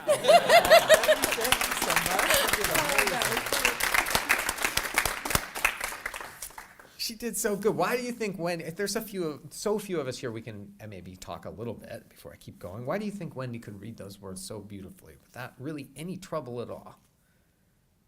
Any guesses? There's no right answer, obviously. Yes, exactly. She's seen those words many, many, many times before, right? Did you have something else to add?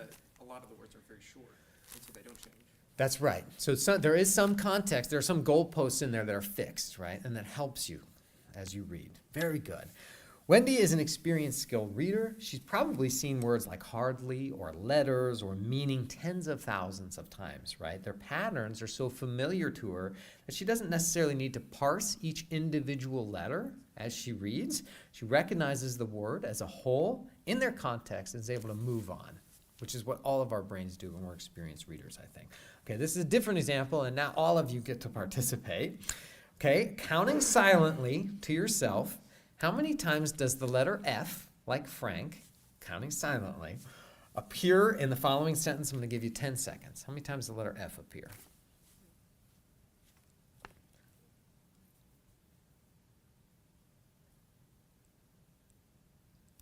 You ready? How many times? 1, 2, 3. 10, 5, 3, 6, 6, 4. Any other numbers? Fascinating, right? We were all looking at the same thing. Okay, you ready? I'm going to show you. I'm cheating because I've done it before. Answer is 6. Finished files are the result of 3 years of 4, scientific 5, study combined with the experience of 6 years. Why do so many of us, especially those of us who grew up in English-speaking households and read and write a lot, have so much trouble counting those F's? Yeah. In the word of, the F is pronounced like a V. Absolutely. That's definitely a totally viable theory. Yeah, in the back? There are articles, so we just skip over them. Yeah, preposition, but yes, right. And when you say we just skip over them, like why? Why is that a less important word to our brain? Yeah, you don't have to answer unless you were prepared to answer. We don't need to fill it in. Our brain processes it without the word. Yes, exactly.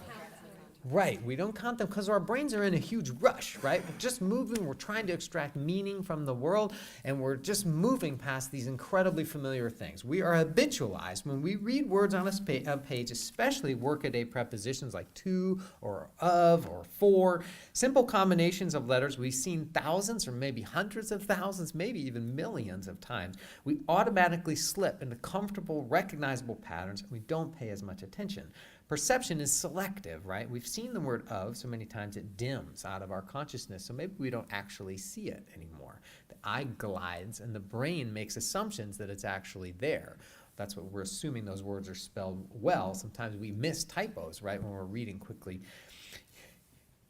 Cliches are simply bundles of words, like letters inside of words. These are words inside of sentences that have been grouped together so often that they've become as familiar to us as the pairing of the letters O and F. Convention has solidified certain packets of words into linguistic blocks that we plug into sentences as if they were single units.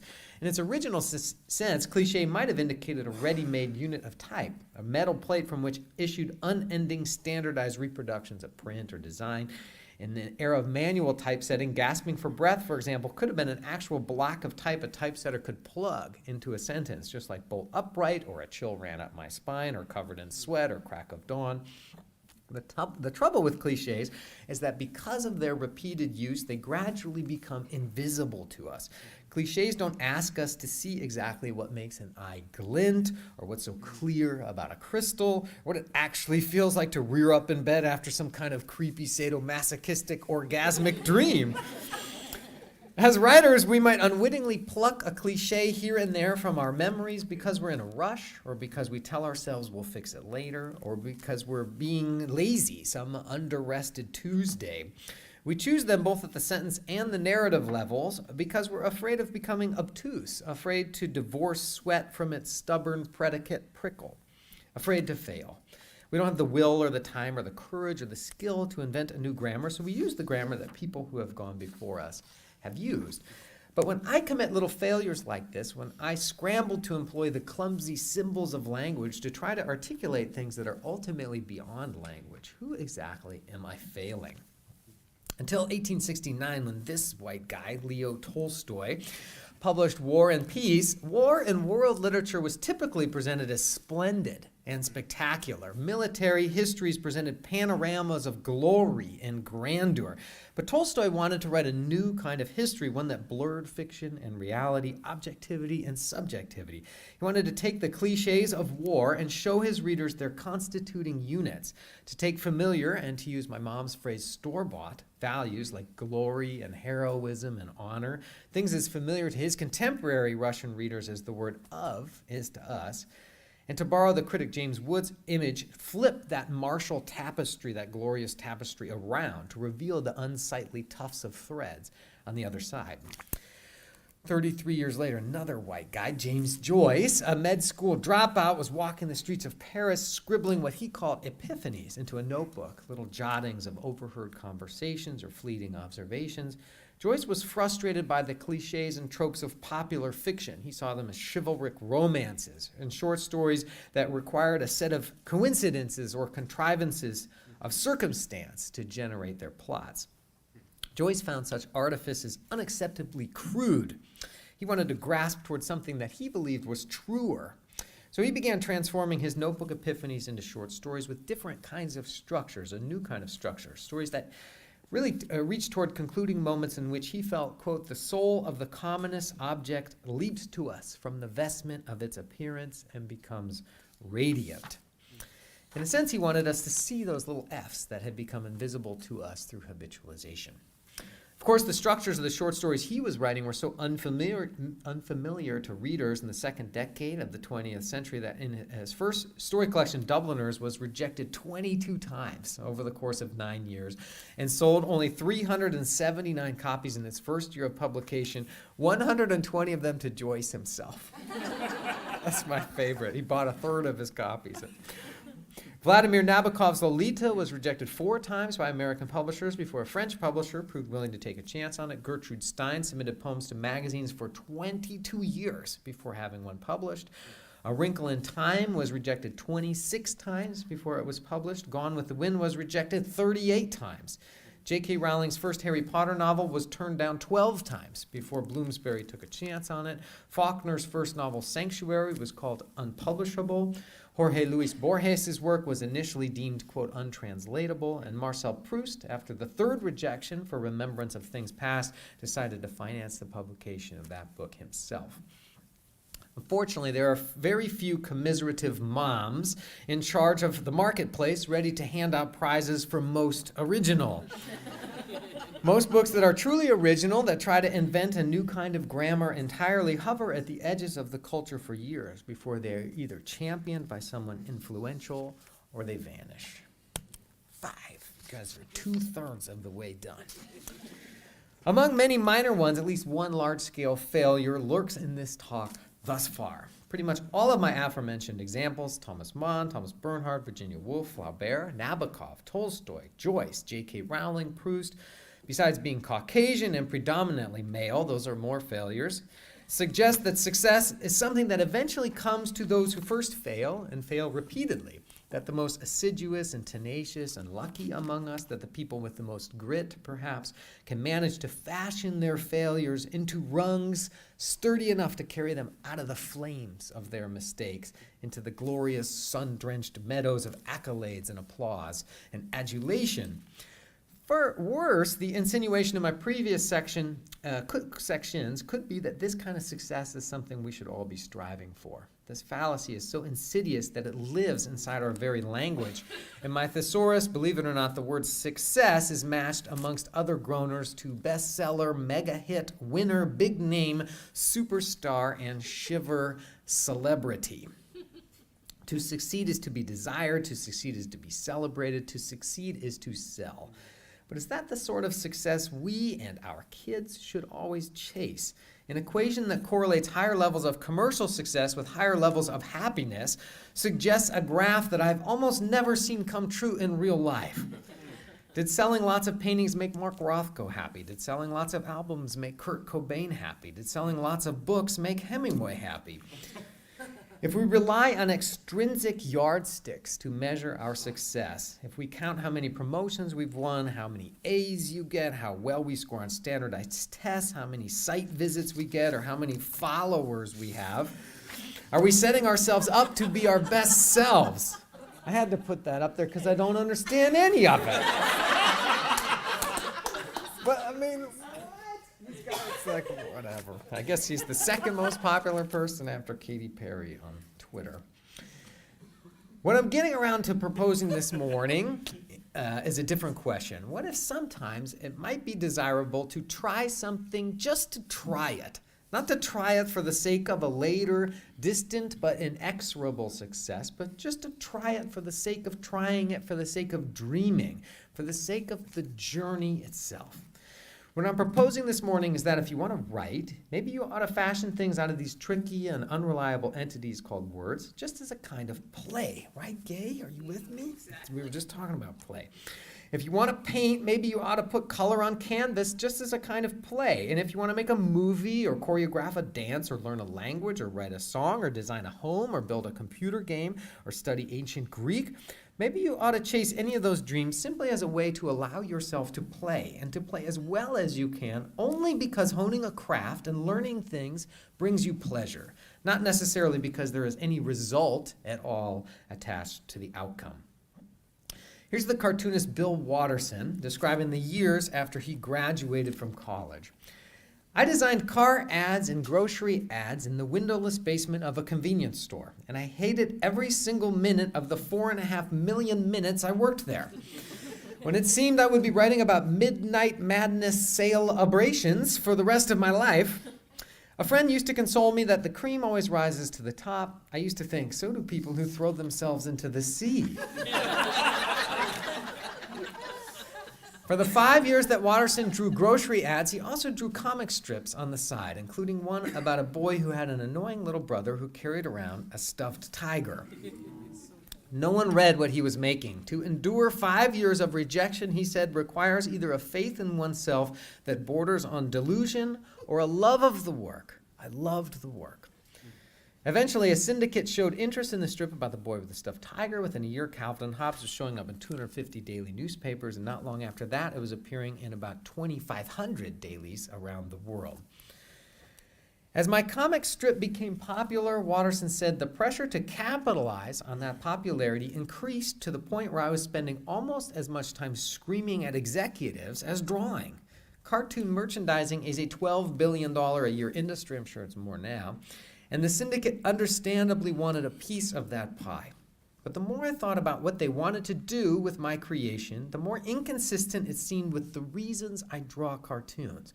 The so-called opportunity I faced would have meant giving up my individual voice. It would have meant my purpose in writing was to sell things, not say things. Art would turn into commerce. In short, money was supposed to supply all the meaning I'd need.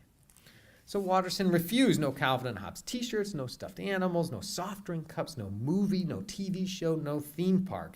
He did his best to remove money values from the equation and drew the strip not to sell products, but simply to draw the strip. Was that a failure or a success? Yeah, all right, I got it. I was kind of sort of a leading question. Here's Virginia Woolf. I desire always to stretch the night and fill it fuller and fuller with dreams. Here's Brian Doyle. He's an exuberant novelist from Oregon, a friend of mine who unfortunately just passed away. If we do not dream, then I think perhaps we are misusing our heads. They are not on our shoulders, only to be farms for hair. Isn't ultimately nothing more important than the dreaming, that you fought through your failures of nerve, that you tried to execute your vision as carefully as you could, that you danced just to dance, drew just to draw, sang just to sing, that you doubled your consciousness, suspended your disbelief, mirrored yourself, pursued a curiosity, built your paper armor. 6.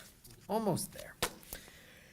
The night after that Halloween costume contest in 1979, I lay awake in bed for a long time and finally decided 2 things. 1, that my mother did not know what she was talking about, and 2, that original was a synonym for crappy. For years I thought this. Anytime the word original was employed in anything, I ran from it. To be original was to be lousy. To be original was to be avoided. To be original was to fail. I wanted nothing more than to be the anonymous kid who sat down at the lunch table with a bologna sandwich, a bag of Fritos, and a nice conformist carton of chocolate milk. Now, as a working writer who sits at a keyboard every morning, I have to remind myself every day that it's okay to accept failure, that language is only an arbitrary system of semblances and symbols, that languages live alongside living people billowing around us in this ever-changing, naturally selecting cloud. Words mean more than one thing to more than one person, and they mean one thing one day and another thing the next. In practice, as Bertrand Russell said, language is always more or less vague, so that what we assert is never quite precise. And he was right. Can the word tree ever do any more than approximate the great shivering, growing, clattering, blooming, steadfast thing that is a tree? Can the word marriage ever come remotely close to suggesting the fortifying, confusing, exhilarating journey that is a marriage?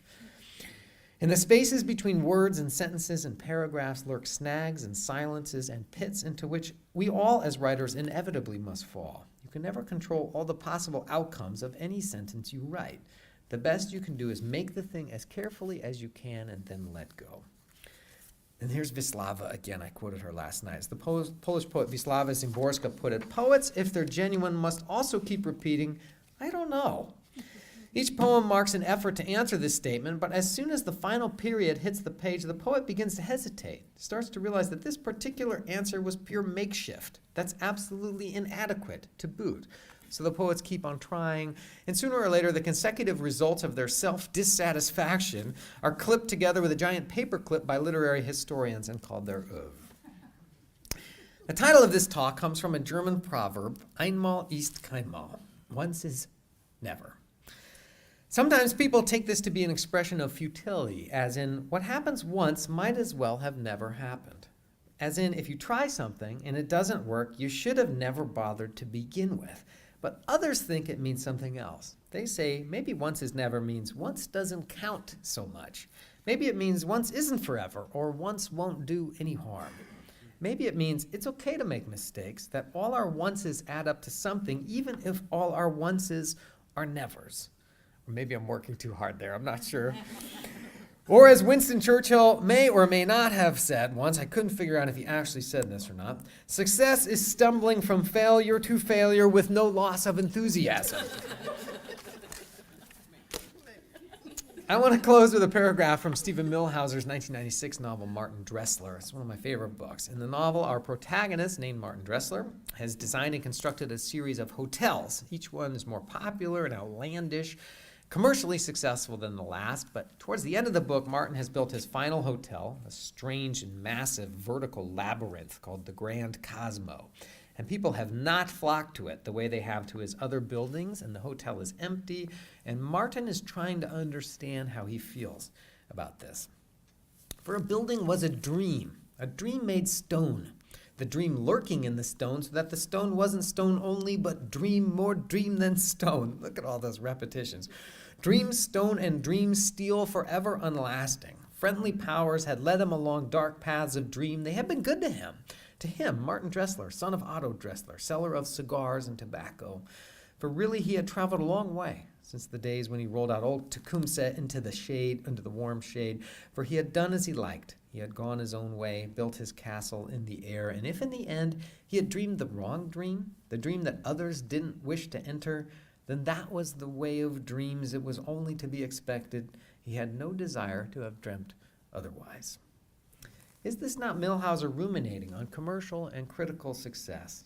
Isn't he questioning the ways we measure results? Isn't he saying, hey, I wrote my books, I dreamed my dreams, and if you don't want to enter my books, at least I dreamed them as well as I could, and I have no desire to have done otherwise. If all of art making, as Thomas Bernhard suggested, is a catastrophe, if our only tools are to use our clumsy, ever-evolving system of symbols to fumble after a vision that dwells in the universe beyond symbols, if we can never fully realize what the writer Steve Almond once called, quote, the staggering promise of the unwritten, then why not measure success simply by asking ourselves if we dreamed our dreams with as much care as we could? At a time when anxiety and depression are now the most common mental health diagnoses among college students, when some young people feel so much pressure to avoid making mistakes in front of their peers or parents that universities are reporting quote, suicide clusters, when social media puts unrealistic pressures on millennials to display perfect versions of themselves to peers, when a recent study at Duke University described how its female students experience enormous pressure to, quote, be effortlessly perfect, smart, accomplished, fit, beautiful, and popular, all without visible effort, when the director of the Counseling and Psychological Services at the University of Pennsylvania, a university which has seen 14 student suicides since 2013, is quoted in the New York Times as saying, quote, for some students, a mistake has incredible meaning. We clearly need to be exploring different understandings of what it means for our children and ourselves to fail and succeed. In every human endeavor, a strange and unpredictable breach will always exist between what we can imagine and what we can execute, between what we want to make and what we are able to make. The important thing I've come to believe is that we embrace that breach. As I try to immerse myself in a new novel, I fail at the sentence level every 3 minutes. I try to get inside a character and make a sentence more musical, fill it with brighter images. I try to write a scene about a character getting nervous, and the first thing that comes to mind is sweat prickles the top of her scalp. I erase the sentence, I try again, I fail again. It has taken me 37 years to appreciate the wisdom of my mother, that the beauty is not in the result, but in the attempt. To build our castles in the clouds, to sew a quilt or start a painting, to compose a song or bake a pie or raise a family or engineer a better automobile or even just write a single paragraph. We need to live with the fear that we will stink, that no one will pay any attention, that we will blunder about like fools, the fear that we will take our glorious, flawless, embryonic ideas and butcher them on the altar of reality. I hope that as you leave here with spring coming to Texas and exams and grades and the end of the semester not far off, you will all go back into your lives a little more willing to pile up a big mess of black poster board and walk around with it in the rain. Thank you, guys.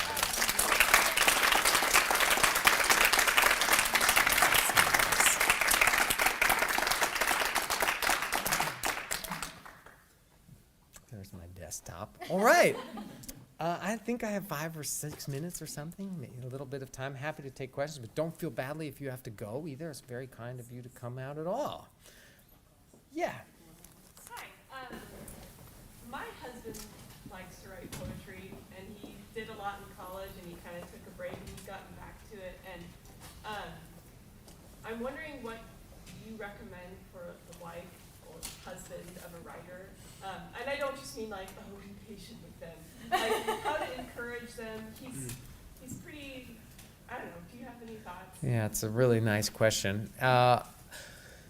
Just be as supportive as you can, and also you can be realistic with him, be like, I need help when I need help. And I think just be as communicative as you can and make sure that your needs are being communicated as clearly as you can so that there's no resentment, but also just let him keep chasing that, because that might make him a better partner and a better dad and a better human being to be with. And the last thing you want is to live with somebody who's resentful or regretful, but you also don't want to resent the time that he might be taking away. So it's always this impossible balance to try to find.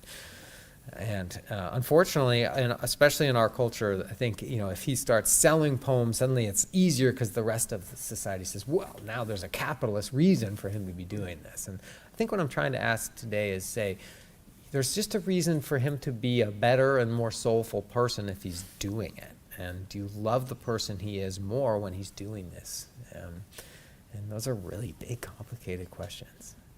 I just think everybody who supports an artist out there is an incredible person, and it's really kind of you to do that, but make sure you're always voicing your own thoughts about it at the same time.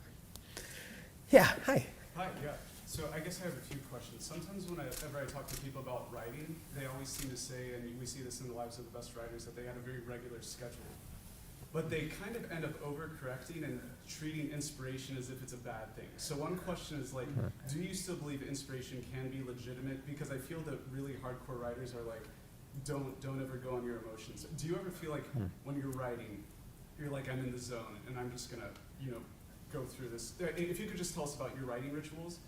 And also, I loved what you said about failure and everything, but in your own personal experience, when you're writing this book that's a great success, did you ever have some catatonic moments where you're like, I'm not going to finish this. This is going to totally fail. I've had those before on a thesis or something, and it works out fine. But Yeah, oh my gosh, yeah, catatonia is the normal state. I mean, the head on the desk is the normal state. I mean, that book took 10 years to write, and there's so much doubt involved, especially you get 8 years in and your wife is like, what are you doing? Like, I haven't seen a page of this thing. She doesn't even know if I'm just watching baseball in my office or something. So there's so much anxiety about, can I ever pull this whole thing together? That's really the general state. I love what you're saying about inspiration.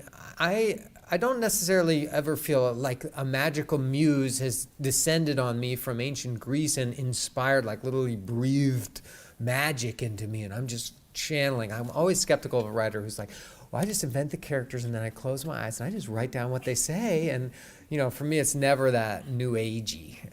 It's almost always work, but there are days, just like maybe for those of you who run or something, there's days when your knees hurt, everything's miserable, you're just grinding. And there are days when you kind of get through the first mile and suddenly everything gets a little lubricated and you're like, my body feels pretty good today. I got 8 hours of sleep last night and I'm feeling a little sharper. And sometimes that writing actually is better. I've just got enough experience to mistrust. Sometimes you feel like you're in this great groove, but then you sleep and wake up and you realize, that actually wasn't as good as I thought it was. Or you get a lot of caffeine in you and you're like, I know, they'll all be robots. And you execute that. And then the next day, they're not robots. Hi. I was wondering about editors, working with editors, how to find a good editor. What was that process for you? Yeah. Well, I've been lucky enough that I've had the same editor, at least at my publisher, the editor who edits my books, my whole career. So I found her by getting an agent, and then she goes ahead and sells the work to a publisher.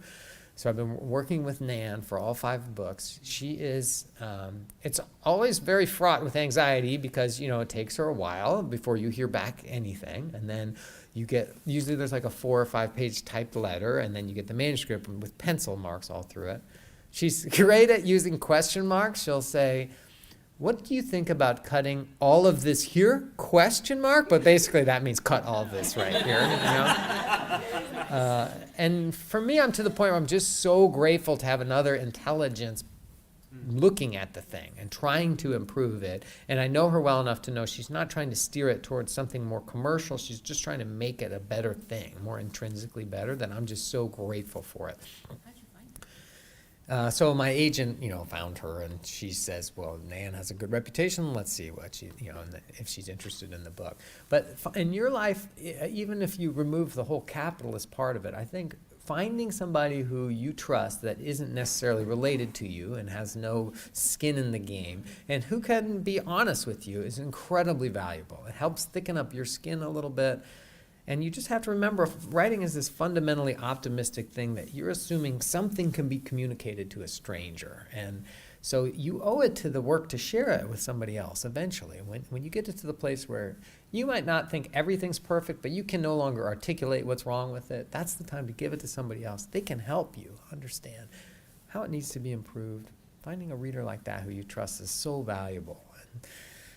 Cherish that person. Be like, thank you for reading my 400-page vampire novel. I really appreciate it. Yeah, hi.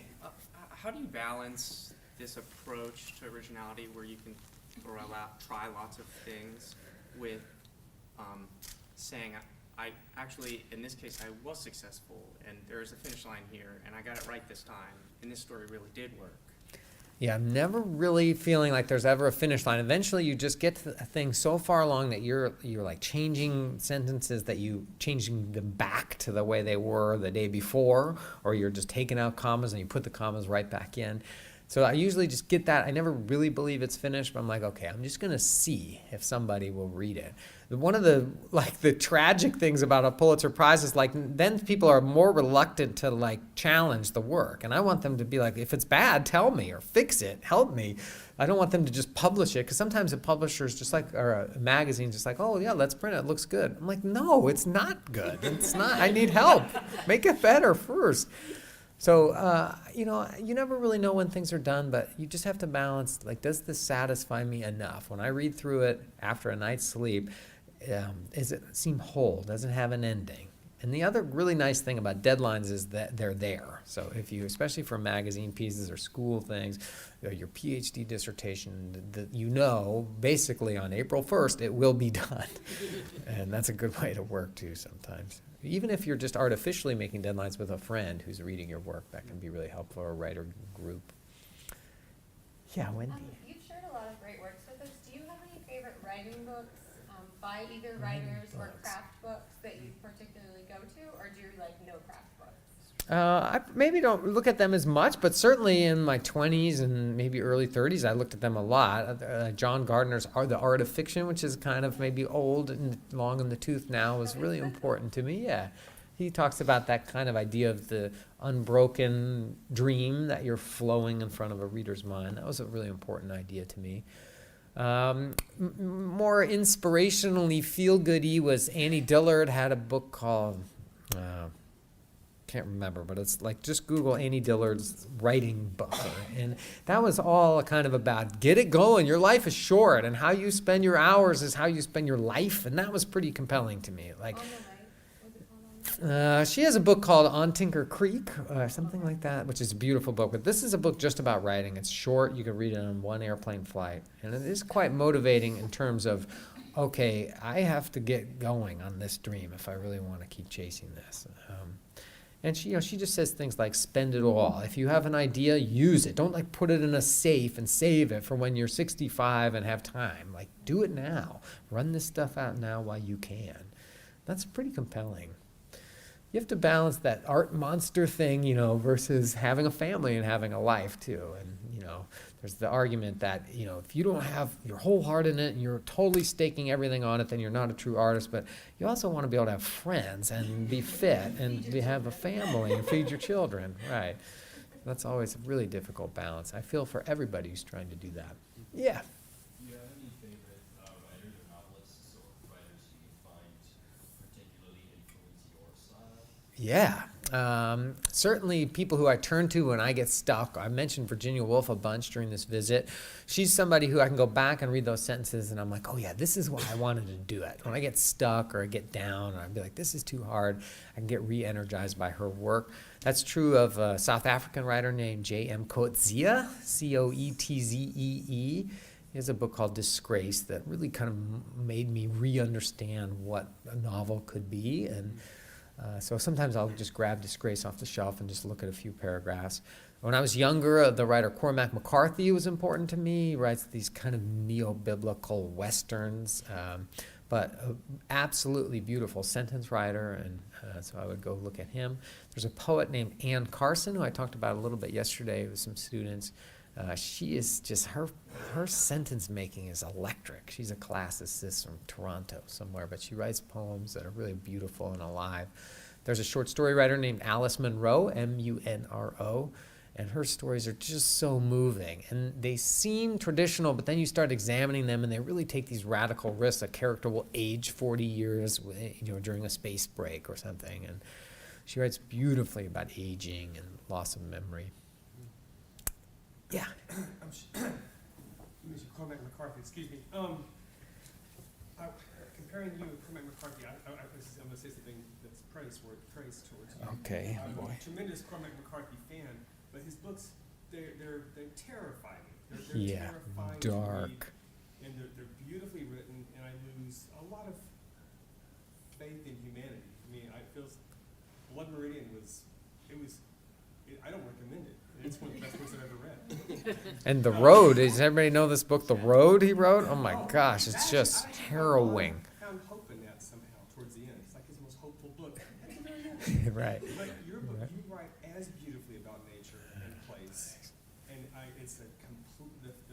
I'm lifted with what I feel is good about humanity. So it's anyway. That's Nice. why I've come to your books. Maybe I can tie it all the way back to the first question about your partner trying to write poems. For me, it's like my wife is my first reader, and she's such a hopeful person, and so I kind of want everything I write to please her a little bit. And so I think if I wrote Blood Meridian, she'd be like, another scalping? Like, who else is going to die? So, we talked a little bit about the end of All the Light. There's this scene of sexual violence against this girl, Jutta, and, I felt such an obligation to try to render that because I had been reading, I had known about how much sexual violence was done to young girls in Berlin at the end of the war, but she kept arguing, like, tone it down. Like, I don't want this to happen to her. And so there was this pinioning against, like, historical accuracy and what I felt like my purist audience wanted. And so trying to balance those things maybe took some of the horror out of the book, which is maybe a morally complicated thing, but it also maybe allows it to feel a little more hopeful at the same time. So I think that comes from my wife. Yeah, hi.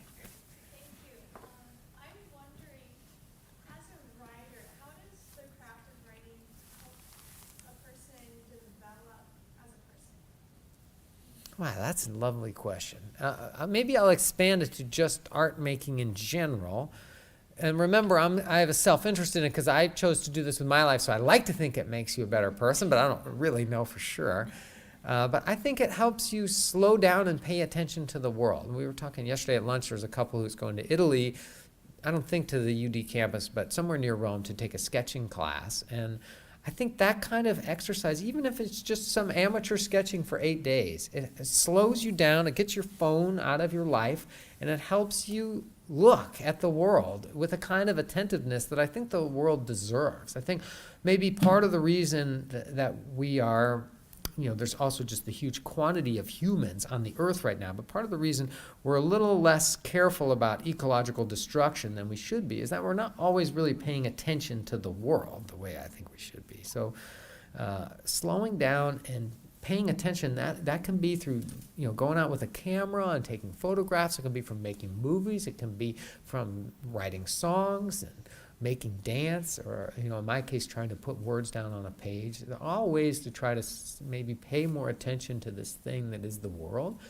And I think it's also just something good for your body and your soul. I mean, the sitting part is not good for your body, but the idea of making things, you return to the world kind of refreshed sometimes, kind of in the way exercise does for you too, I think. I hope. Maybe last question? Or maybe no more questions. Thank you guys so much for coming out. I really appreciate it.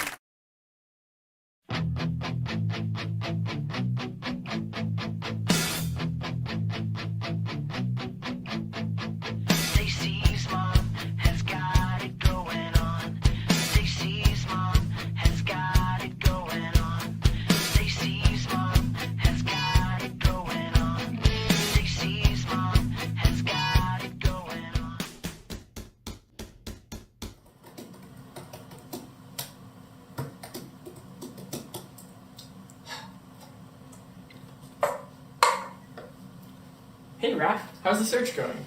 Terrible. I've been up all night trying to find something about my chaos target and no one's ever heard of her. I've checked Facebook, Instagram, Twitter, LinkedIn, and Pinterest and I can't find anything. I've even asked Wait.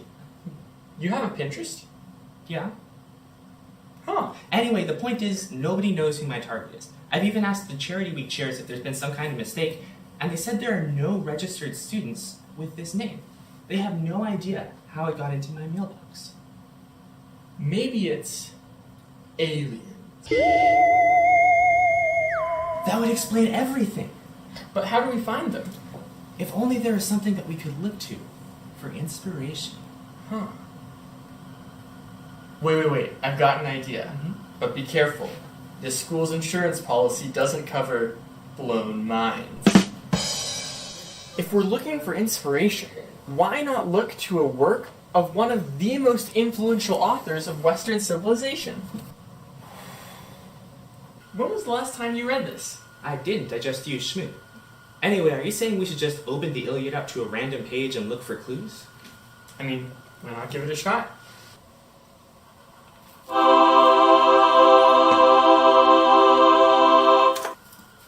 With all due respect, this idea sounds like the plot of a lame short film designed specifically to appeal to UD students. I mean, can this book really accomplish all of this and do as we tell it? Huh? Yet surely I am accomplishing all, and I shall do as you tell me. Unbelievable. That's book 23, verses 95 and 96. And, oh, wait. It looks like there's a slip of paper in here. The aliens must have left it. The aliens don't know how to do MLA formatting. So we go to this page, we follow the clues, and they lead us to our target. This is such a big brain idea. Honestly, it's kind of a galactic brain idea. Or a galactic brain niff idea. What's the next page? So book 20, verses 232 and 235. Ganymedes was the loveliest born of the race of mortals, and therefore the gods caught him away to themselves, to be Zeus's wine pourer for the sake of his beauty. Beauty. You know what's beautiful? PDK. Let's go!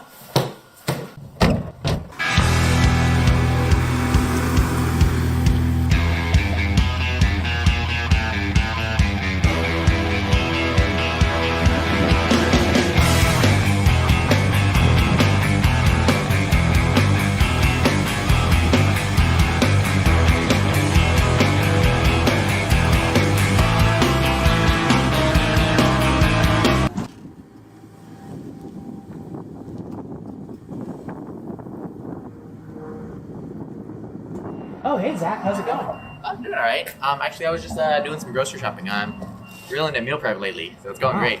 That's great. We're on a little quest here, actually. We're looking for little slips of paper with verses from the Iliad on them. Have you seen any? Actually, yeah, when I was shopping, Raj actually gave me one. Here, you can have it. That's great, thank you. But be careful, you know what they say in the Iliad. Like the generations of leaves, the lives of mortal men, now the wind scatters the old leaves across the earth. Now the living timber bursts with new buds and spring comes round. And so with men, as one generation comes to life, another dies away. Well, gotta go. This meal ain't gonna cook itself. Zach would have made a really good philosophy major. Yeah. Anyway, now we have this. Alright. Book 1, verses 156 to 157. Indeed, there is much that lies between us, the shadowy mountains and the echoing sea. You know what this means, right? To find the next clue, you have to go overseas. Overseas? Like, to Europe? I hear Greece is nice this time of year. Yeah, let me just spend thousands of dollars and skip several days of class just to find another clue for chaos. There's literally no way that I'm going to Greece. Do you want to win chaos or not? Hello from Greece. Just casually speedwalking past the Mediterranean, and I am very, very lost. Well, good thing you called me. Let me just pull up a map and I can share screens with you. Have you found any clues yet? No, not yet. Wait, I think I see something in the water. It looks like a slip of paper. I'm gonna jump in. Oh, wait, can we just... It's another clue. I'll be back in a moment. Alright, check it out. How did you get back so quickly? Oh, I traveled by map.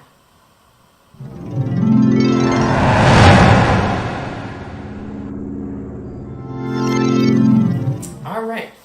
Book 23, verses 803 to 804.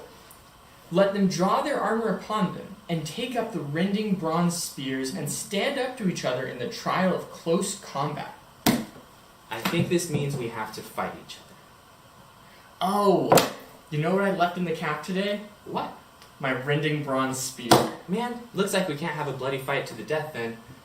But I think we both know what the next best thing is. I think we do.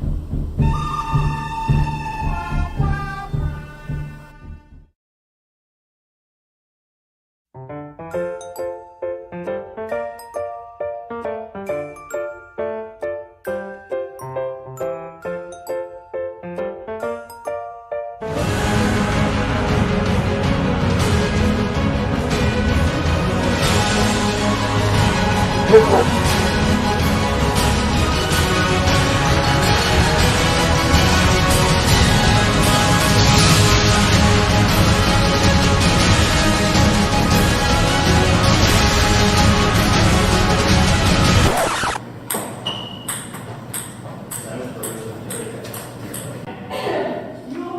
I couldn't find the ping pong ball, but I could find this.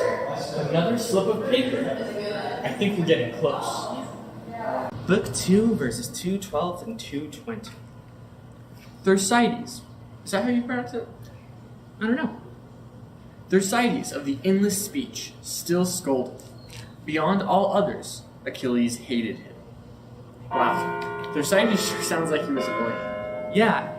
And you know what else is annoying? When you're trying to study outside on campus and then the bells go off every 15 minutes and you're trying to concentrate. Yeah. If you were thinking of something, the bells might go off. And then you just completely forget what you were talking about. You completely forget what you were talking about, and then when you think you have it again, the bells go off again. Yeah. You know what this means, though? The tower is where the next clue is. Let's go. Book 13, verses 128 to 130 and 132 to 133. There the bravest formed apart and stood against the Trojans and brilliant Hector, locking spear by spear, shield against shield at the base, and horsehair crests along the horns of their shining helmets touched, so dense were they formed on each other. Okay, so it's talking about interlocking, like putting things close to each other. What do we have that we could put close to each other? What about my target's name? Oh, I've got it.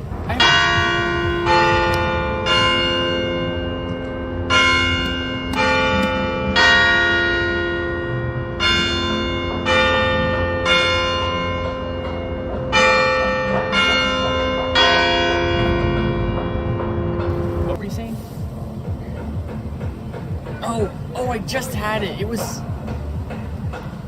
Oh, just try it.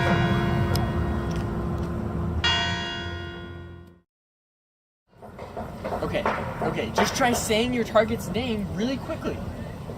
Libby Roll Arts? Libby Roll Arts. Liberal Arts.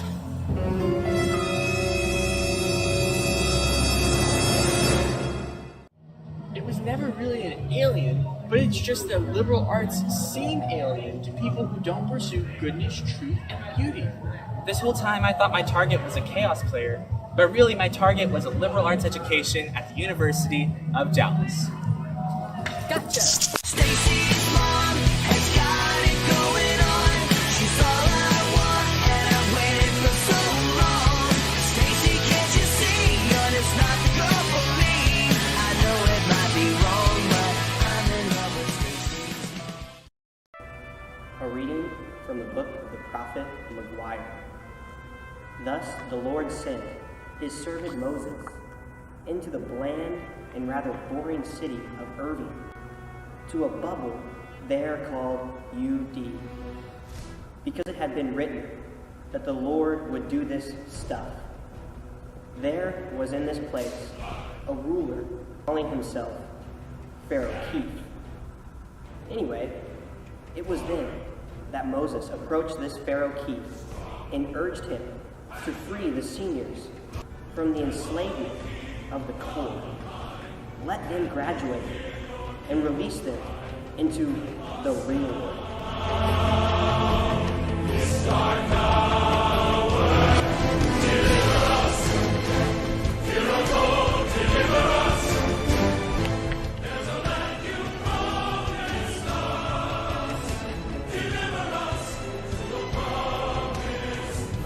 You must be the ruler of this place. Yes, I am. The Lord has sent me via the dart to tell you to let his people go. Release them. Let them graduate. No. Then the Lord will send down his sprite and will release his wrath upon this bubble. Good luck with that. This place is invincible. I mean, look how long this building's lasted. I will never stop educating them, and they will learn forever.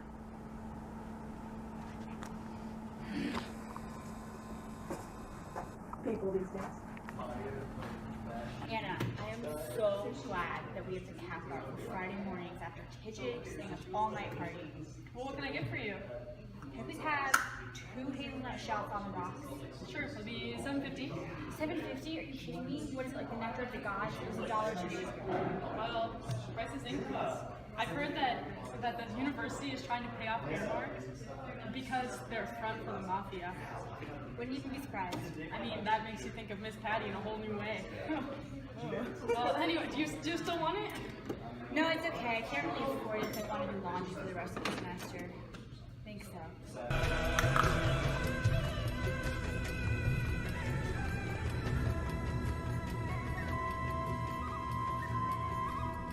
You think this stunt in the cap bar is going to do you any good? I'm just going to add more lit trads, more philosophy classes, even a business class. And there's nothing you can do about it. By the power of the Lord, I demand that you let my people go! I will perpetuate their education, even if I have to raise a lot of money, give them a lot of scholarships to pay for it.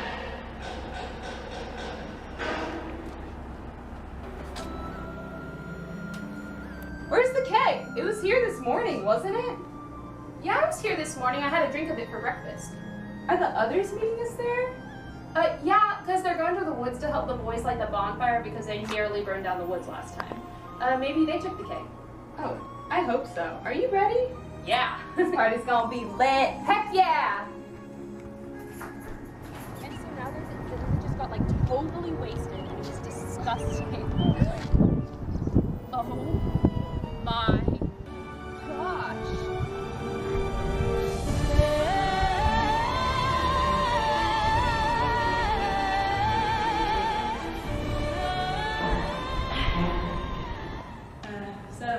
It's you.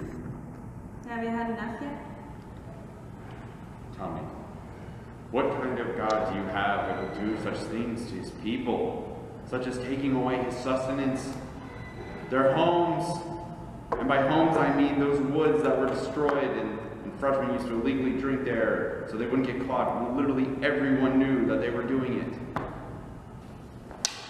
Then the Lord will send his final plague and will save his people with gentleness and compassion. But for you and your servants, it's gonna be a little bit of a different story. They'll be stricken with a deadly virus called the flu, which could be prevented by a shot, but that's a story for another time, another place, anyway. But the Lord's people will be protected, for they have been instructed what to do. And the rest will be driven off campus, forced to go to Mass at a different time, for they will cancel everything on this bubble. Except for classes.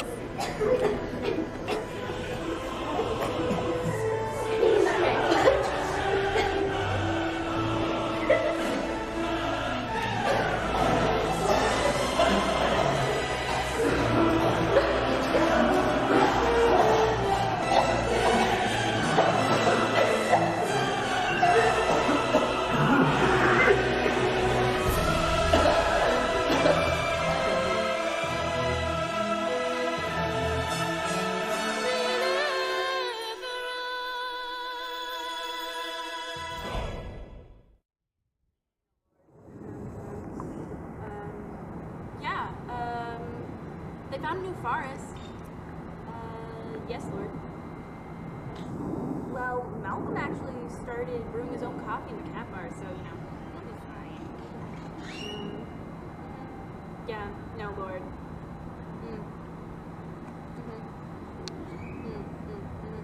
Oh, also, totally forgot. They sent so many emails about the flu. It was so rad. Please, just take your people, take all the students, and just go. Get out of here, please. I'll throw a big lavish ceremony for your exit. We'll call it commencement. There'll be, you know, the hot Texas sun, and long protracted speeches that will keep you, you know, out in the sun, and it'll be great. Just please, just slow. Go. No more torments. What's next? No free Wi-Fi? Alright, cool. Thanks, bro. Yeah, I've had enough of this melodramatic stuff. I mean, I'm much more into, binge watching Netflix and stuff. I highly recommend The Crown. Can I go now? Yeah, sure. Bye, Felicia.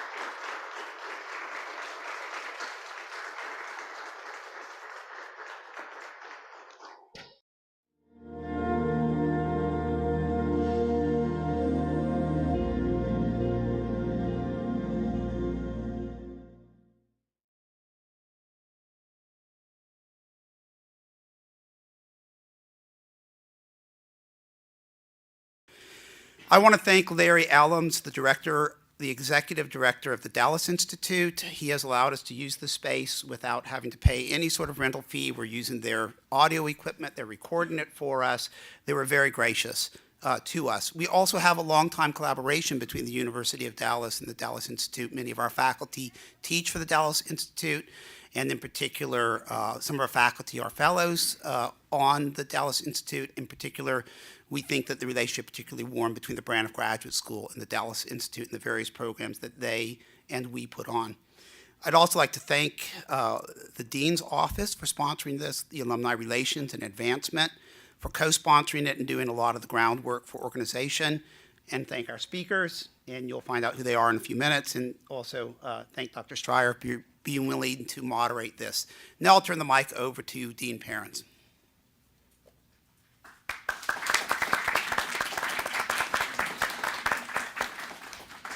Thank you, Michael. I want to welcome everyone, and I want to do what deans do.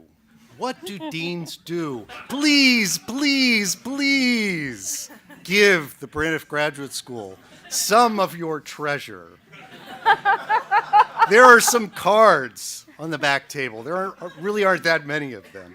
But I really do ask you, if you can, dip down in just a few dollars here, a few dollars there. They do add up. They do add up.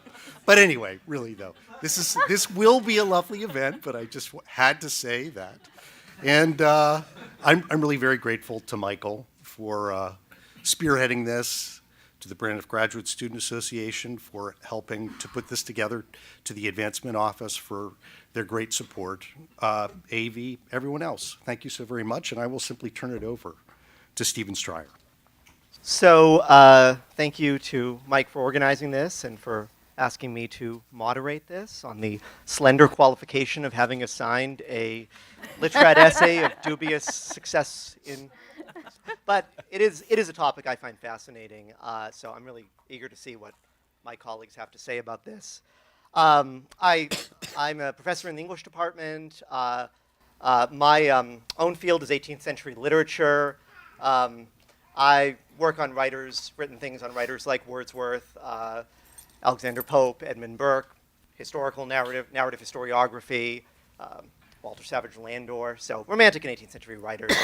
My own current project is a book called Alexander Pope and the Visions of History.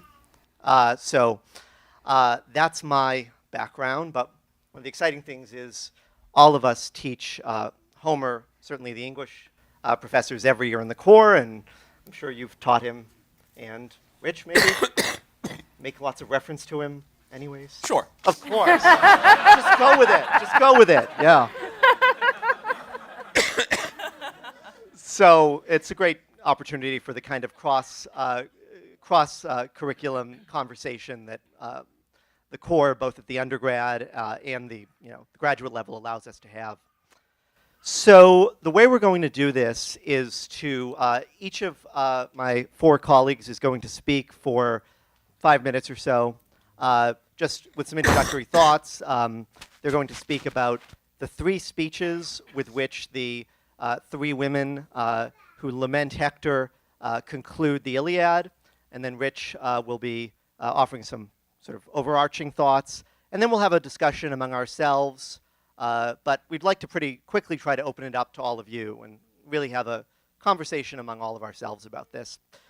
So we're going to start with my colleague in the English department, Dr. Teresa Kenny, who's going to speak about Andromache. I had a brain cramp for a moment. Thank you. She's going to speak about Andromache.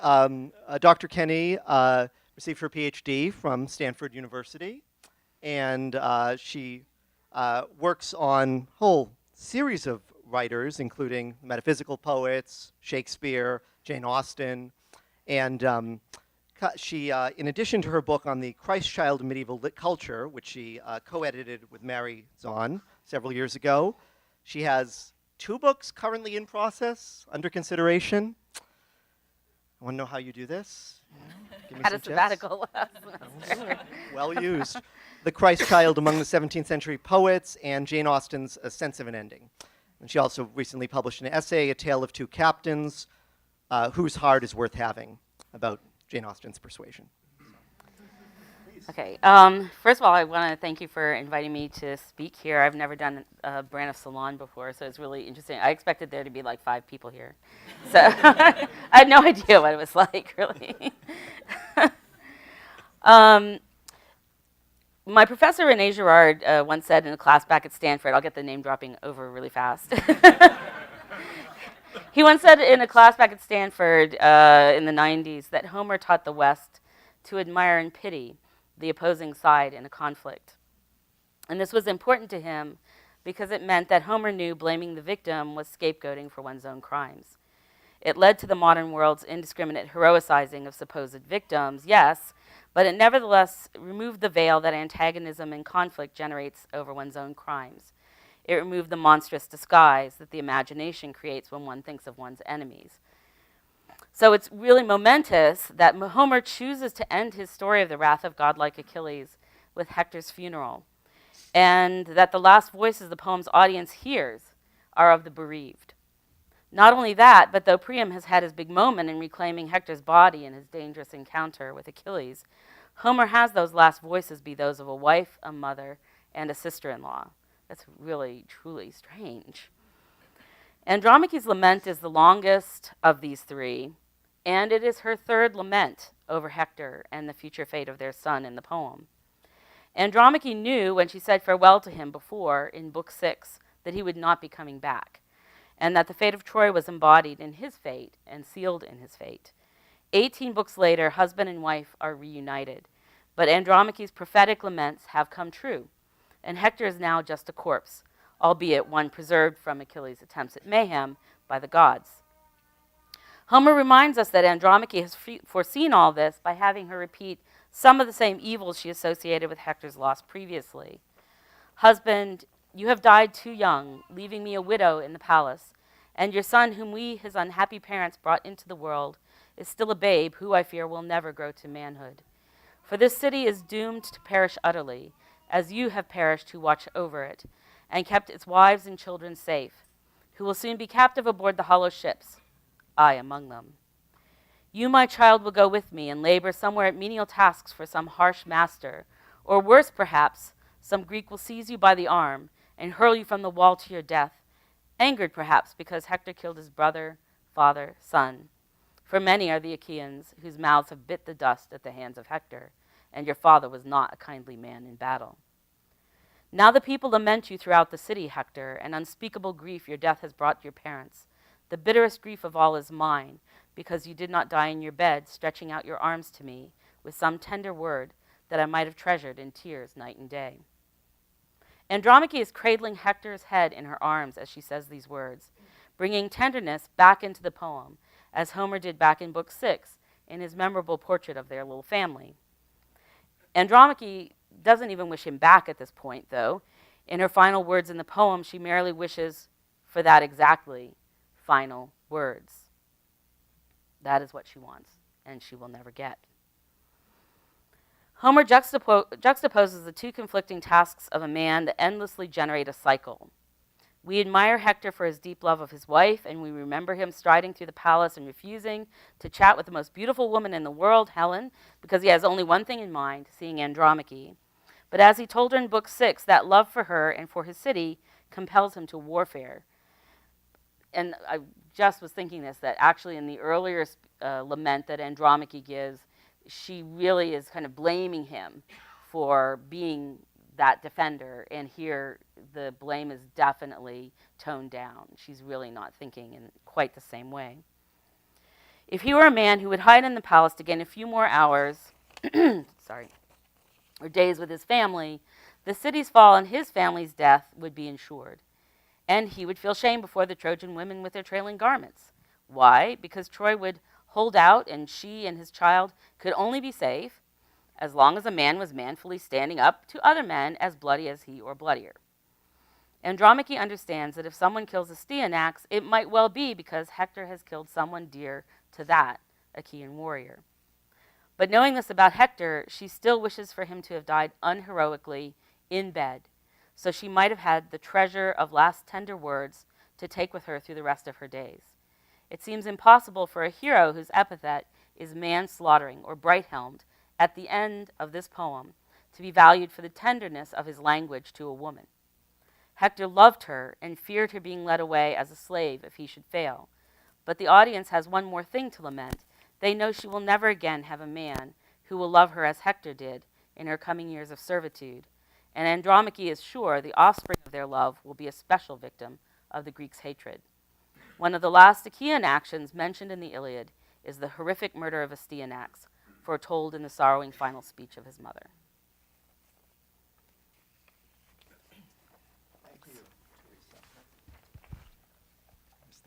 Thank you, Teresa. Very interesting remarks.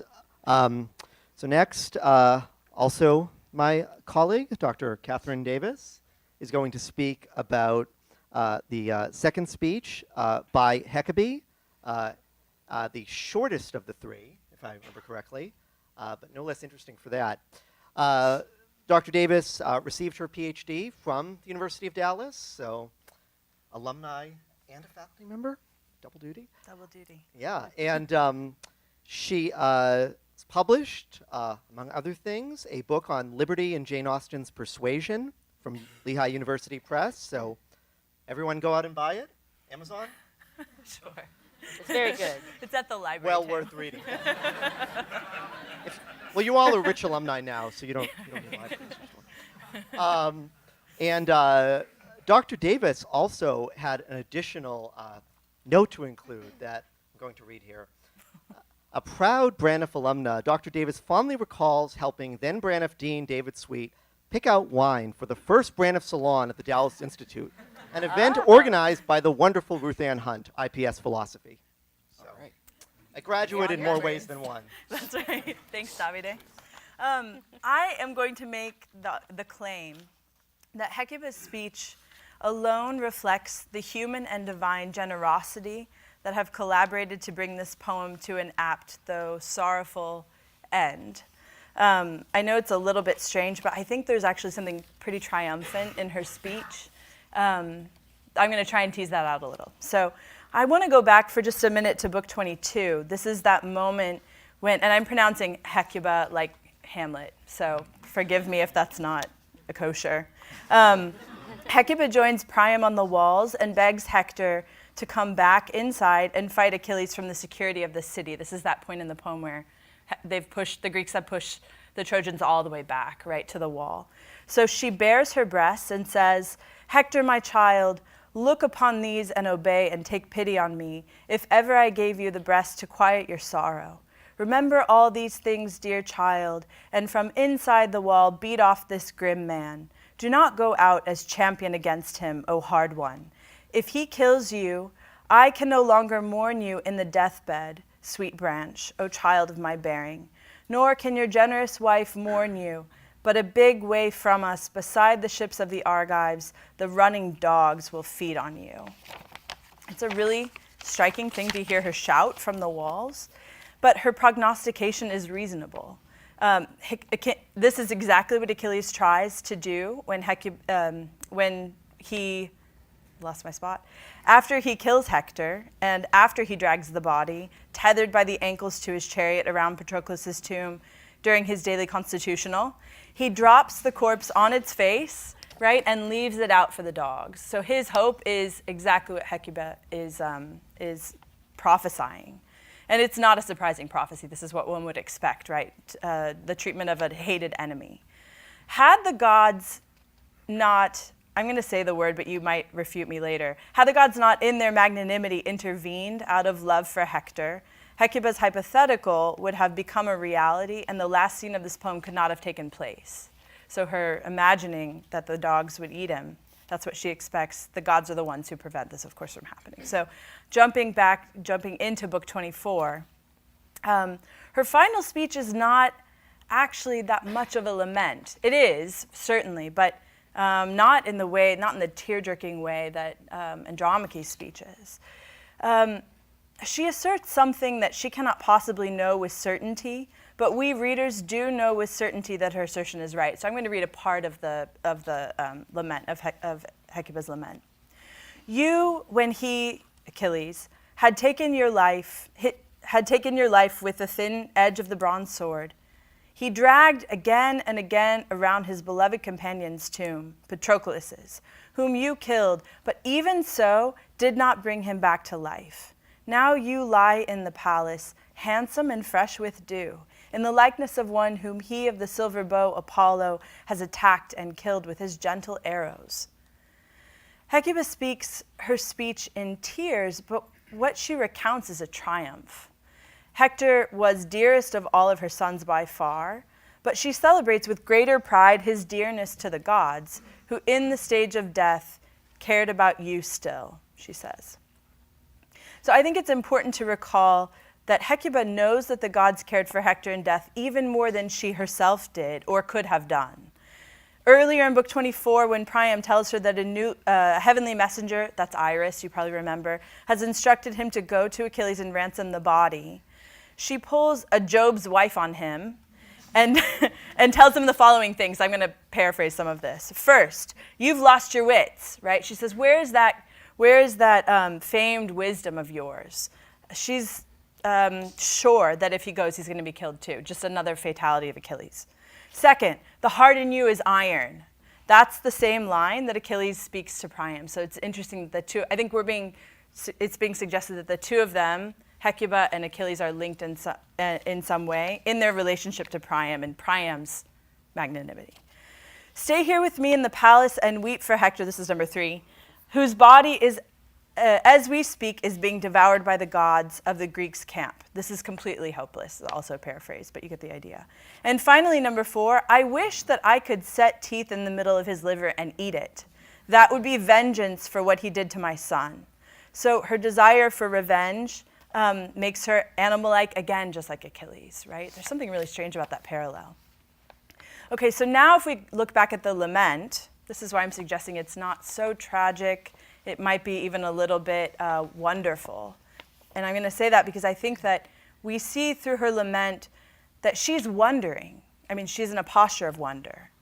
It's as if she's saying, what I could not fathom in my hopelessness, that is ransoming your body back, giving you a proper burial, and what I resisted, the gods have brought to pass. Your body is here, it's pristine, it's more beautiful and pure than it was the last time I saw you face to face. Remember book 6, he's covered in gore when he comes into the city. He won't even take the cup to pour out a libation that she offers him because he's ashamed of touching it. And now the natural thing would be that he'd be all gory now, right? We would expect that. But finally, Hecuba, through her allusion to Achilles' exertions on behalf of the memory of Patroclus, shows that she too has learned the wisdom of letting go of anger and the desire for vengeance. And I'm suggesting that that wisdom and that letting go of anger is the gesture of human generosity that matches the generosity of the gods when they preserve Hector's body from decay. So even though it is absolutely a lament, it's also at least bringing the poem to an apt close.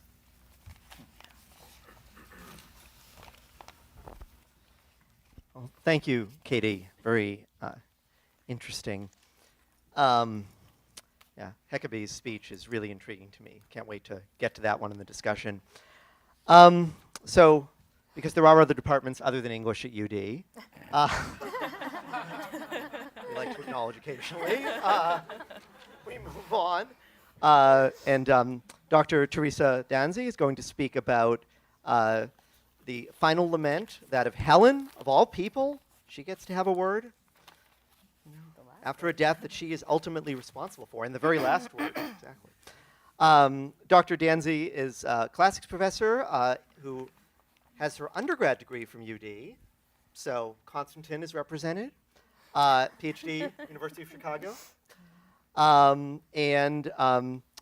Her most recent publication is entitled The Tragedy of Pity in Sophocles' Oedipus Tyrannus, for the American Journal of Philology. She also has currently in process, under submission, an article on pity and estrangement within the families of Greek tragedy. So very relevant to questions of pity and estrangement in Homer, I imagine. So, please. Thank you.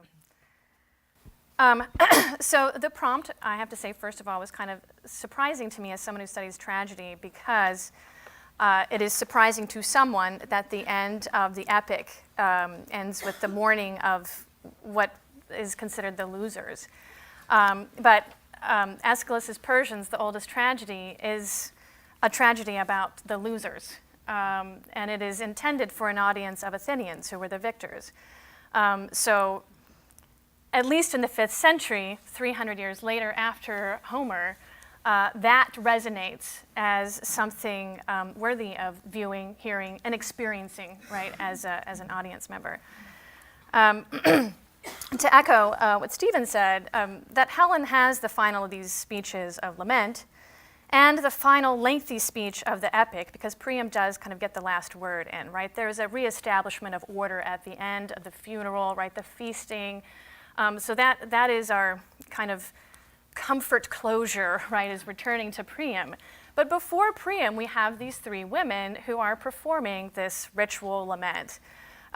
Women who are within the family are supposed to be the ones who weep for the dead. And they have been denied this right for several books now. And so we finally get this moment, this, I'd say, release for the family and for Troy to be able to lament Hector, who was their one protector. But that Helen has the last of these speeches and the final lengthy speech may be surprising, but as the casus belli, right, the cause of the war, her appreciation for Hector's death is perhaps the voice we most need to hear at the end of a bloody and exhausting tragic tale for which she is partially, at least, responsible. And I just want to read her speech very quickly in English. Hector, far dearest to my heart of all my husband's brothers, in truth, my husband is godlike Alexander, who brought me to the land of Troy. I wish I had died before then. For this is now the 20th year from the time when I went from there and have been gone from my native land. But never yet have I heard evil or spiteful word from you. But if any other spoke reproachfully of me in the halls, a brother of yours or a sister or brother's fair-robed wife or your mother, but your father was ever gentle, as if he had been my own. Yet you would turn them with speech and restrain them by your gentleness and your gentle words. So I wail alike for you and for my unlucky self with grief at heart. For no longer have I anyone else in broad Troy who is gentle to me or kind, but all men shudder at me. And I see this speech in Book 24 as really the most vulnerable speech of Helen after Homer has really built her up to be this incredibly strong woman, from being a silently obedient to Iris in Book 3 to then speaking before Priam as she is prompted to respond to him, to then having her own voice and initiating speech in Book 6 with Hector. And it's almost a troubling speech in that she's asking him to stay and sit a while, but he will not, right, because he must continue on. And of course, there is that possible connection of then Hector with Paris, and to fall into the same sort of tragedy, right, that Paris has brought us to. So starting perhaps a whole new tragedy. So I do see this kind of as the final development of Helen's character for Homer, and quite a contrast to the last moment we see her in Book 6. But in her speeches, it reveals someone fully aware of her role in the war, expressing guilt and shame, thereby giving her some sort of authorial power, while at the same time assuring readers and the men around her, or rather those who are the audience, the internal and the external audience, of her weakness, even here, which we must see, right, about a woman, particularly Helen. But she is also someone who seeks to be the ideal Homeric woman.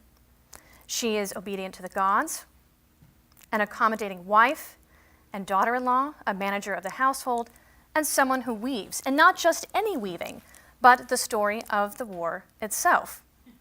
Right, and it's the scholiast who says that the poet has formed a worthy archetype of his own poiesis in Helen.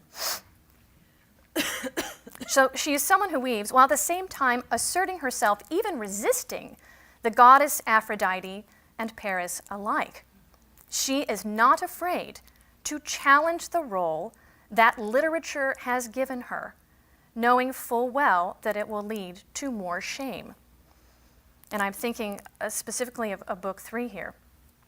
But she, of course, accepts it in the end, and in Book 6 reveals her full strength as a character, as Helen, in her conversation with Hector, where she makes her guilt and her shame clear, questions the masculinity of Paris, and includes the gods in her reproaches. Complimentary and maybe even flirtatious, Helen identifies Hector as the worthy man of Troy, who himself should sit and rest a while.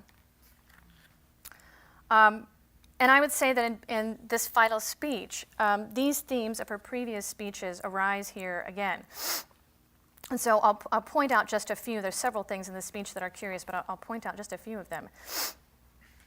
Having acknowledged herself as blameworthy, as I mentioned in other speeches, Helen reiterates that sentiment, but not as one who is a dog, but one not worthy to have lived. She acknowledges the fate of her birth and thereby in some way shares the fate of Hector. Her relationship to Paris as the one who led her here reminds us, of course, of that other agent of war who must also share in the blame for Hector's death. I think it's also interesting that, one, it establishes her connection with the family and why she even has a right to speak, and why she can even, claim to be acceptable as a speaker. But it also foreshadows the fact that Achilles will, of course, die by Paris's hand.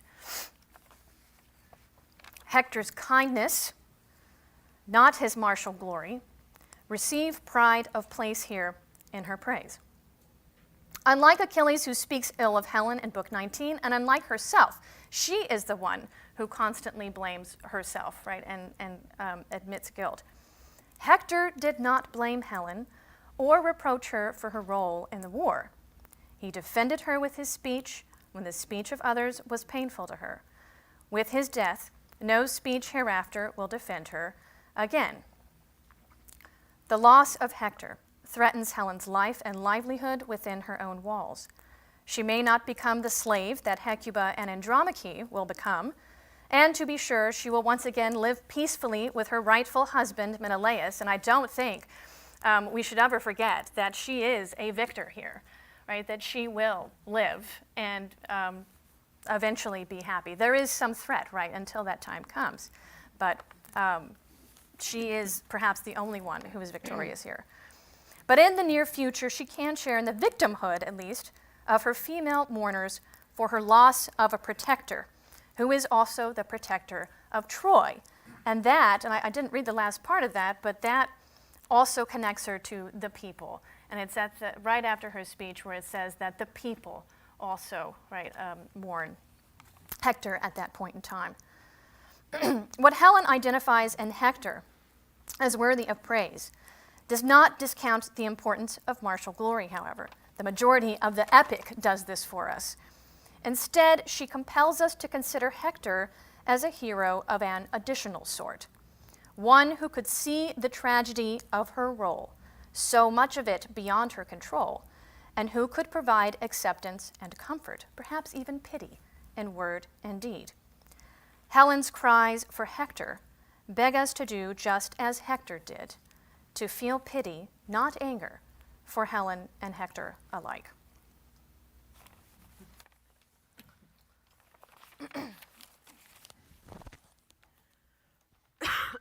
Well, thank you, Teresa. One thing that's always very interesting to me that maybe we can do in the discussion is the theatricality of Helen as a character.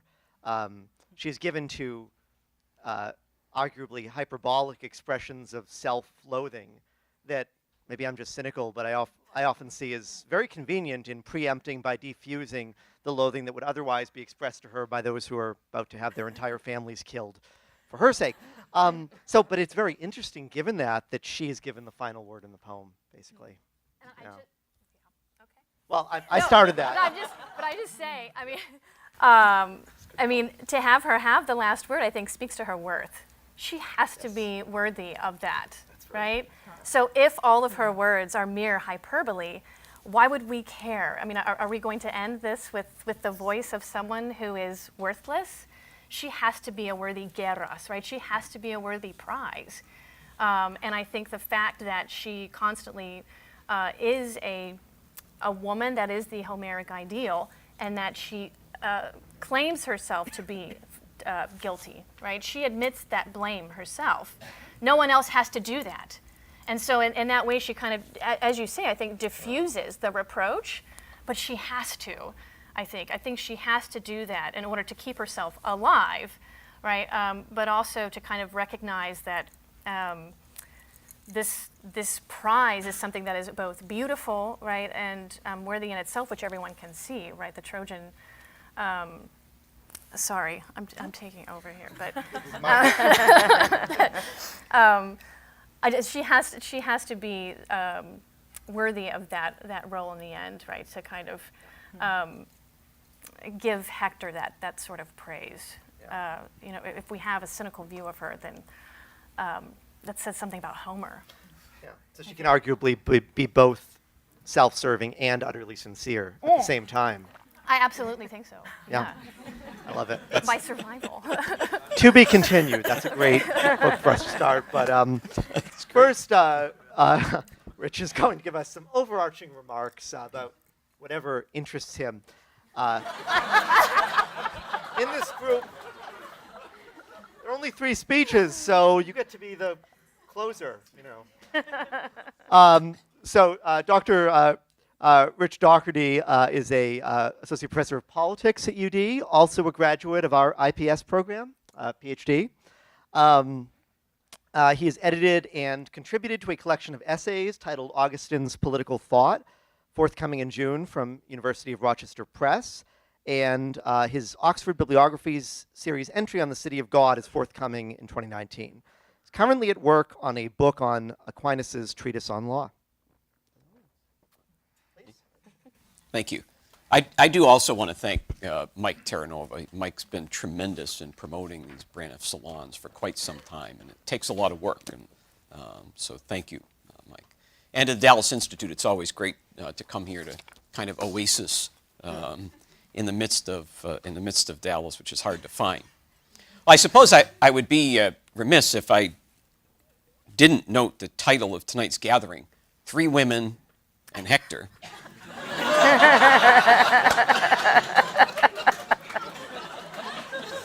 Now I have to fight over who's Hector. And the fact that the 3 women have spoken already. I suppose I'm left to be Hector. I have no desire to be dragged lifeless, however, around Dallas. But of course, it's not the women who do that. So no. Maybe we're safe. I do want one quick note I do want to make on the character of this peculiar conclusion of the work, which a couple other people have noted, ending with these lamentations. It reminds me a bit of Hobbes's observation, which he takes in part, I think, from Epicurus, of the fear of violent death. And that we're presented here, it seems, with a particularly vivid account, I think, of how the fear of violent death might affect the manner in which we assess the future, I think, and also our attachment to the present and to the past. I want to really just make 2 points arising from the action of Book 24. In the second point, I will go just a little bit beyond the text. So the first point, Priam is visited by Iris in Book 24 and told that he should go unarmed and pay a ransom to Achilles for the body of Hector, and that he will be protected in doing so. Priam then speaks to Hecuba about it, saying, "Come then, tell me, what does it seem best to your mind for me to do?" Hecuba, of course, tells him he's lost his mind. As Katie's quoted the passage, she says, "Where is that wisdom gone for which you were famous in time before? The heart in you is iron," she tells him, as Katie noted, a description Achilles also uses later in the book.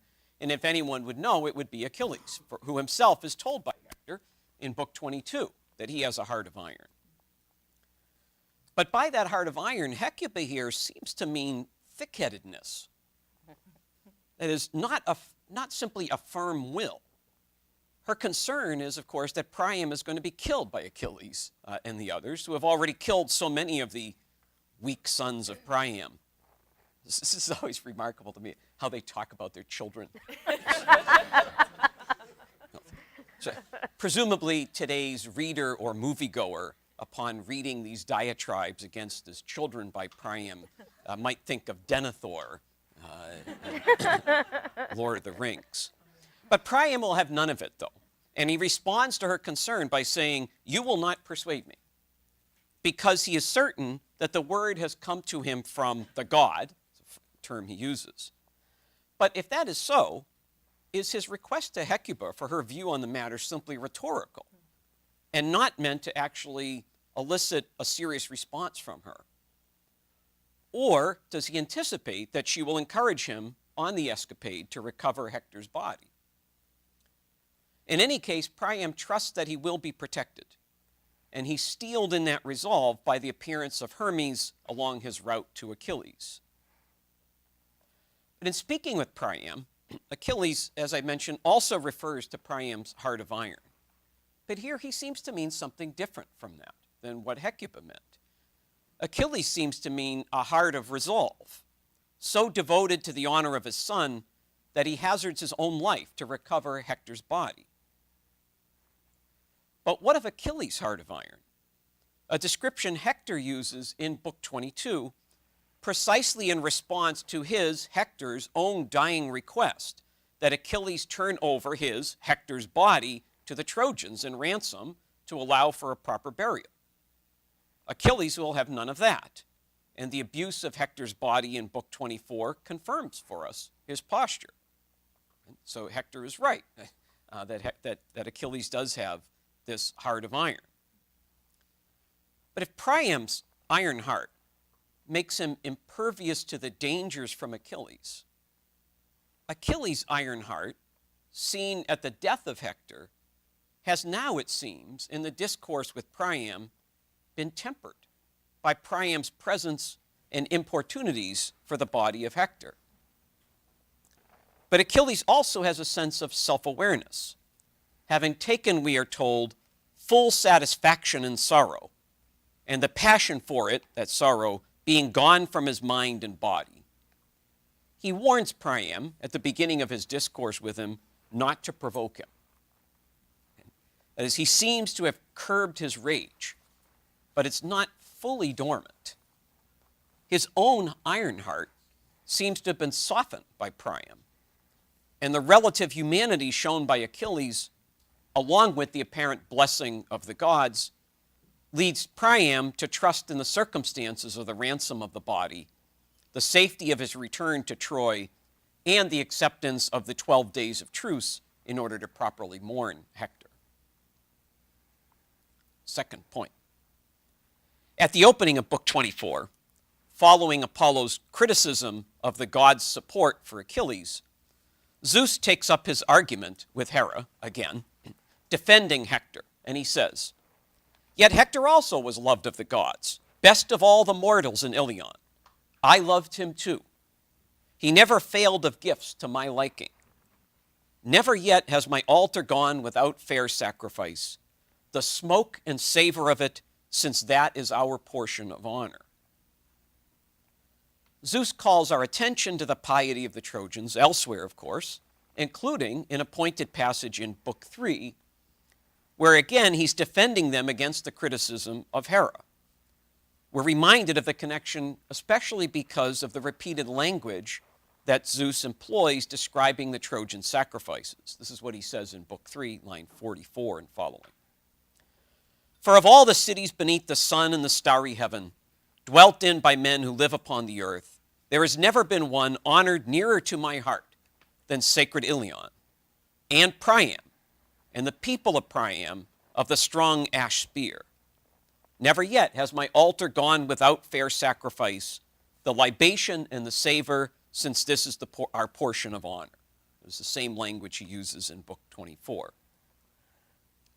my comment on it. Given my interest in Augustine, and as the current IPS students have mastered, or at least read, or at least been assigned Augustine this semester, it might be appropriate here to mention this discussion of piety, so praised here by Zeus, is of course taken up by Augustine in the opening chapters of Book 1 of the City of God, in which he asserts that the worship of the pagan gods did not bring the earthly success that some suggested was guaranteed by that piety.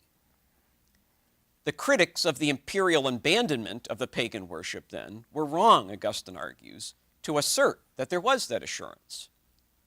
Citing Book 2 of the Aeneid, Augustine notes, "Did not Aeneas see Priam before the altars, drenched with blood, the fires that he himself had blessed?" That's from Aeneid 2, 502. And then he continues, "Did not Diomedes and Ulysses slay the guardians of the topmost citadel, seize the sacred image, and the bloody hands dare to touch the fillets of the virgin goddesses?" That's Aeneid 2, 166. What the history of the pagan gods and heroes teach us, Augustine concludes, it is that, quote, "it was not the men who were protected by the image, but the image by the men." So we might think further then about the efficacy and trustworthiness of divine assistance, an issue which Homer himself, of course, does not attempt to conceal from the reader. So, at this point, we'll just begin by having a bit of a conversation among ourselves, and we'd like to pretty quickly open it up to all of you. So please have your questions, comments ready. Not speeches, hopefully, but get very excited about Homer. I wanted to start off with a question, really, that comes at Homer by way of Milton, which is a UD thing to do, I know. So, it occurred to me that, so I'm just behind the syllabus, as always, just getting through Book 2 of Paradise Lost, and... I'm further behind. Okay, a lot better. I mentioned 3 today. So. Okay.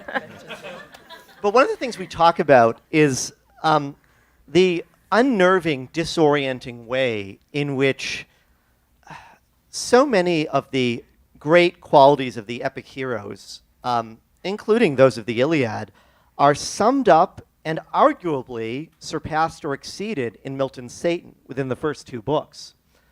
Do you agree or disagree with that? Walk of things. But the reason I bring it up here is that I do think this causes us, I think Milton intends to cause us to rethink the paradigm of classical heroism, the heroic code, honor, and perhaps to suggest its insufficiency as an end in itself for a Christian audience. Well, it occurs to me that we might ask similar questions about Homer's own ending, in which the one thing that none of the 3 women say is, the one thing they don't articulate is the understanding of honor and the heroic code that has driven heroic action throughout the poem. That is to say, yes, defense of your family and city, especially on the Trojan side, is a motive, but for both armies, there is the desire to acquit yourself well, to be remembered as having strived for honor. Can't control when you die, but you can control the manner in which you encounter the enemy and the way people talk about you. And I think particularly of that moment early in the poem when Hector challenges one of the Greeks to single combat, and Aias ends up drawing the short stick, as it were, right?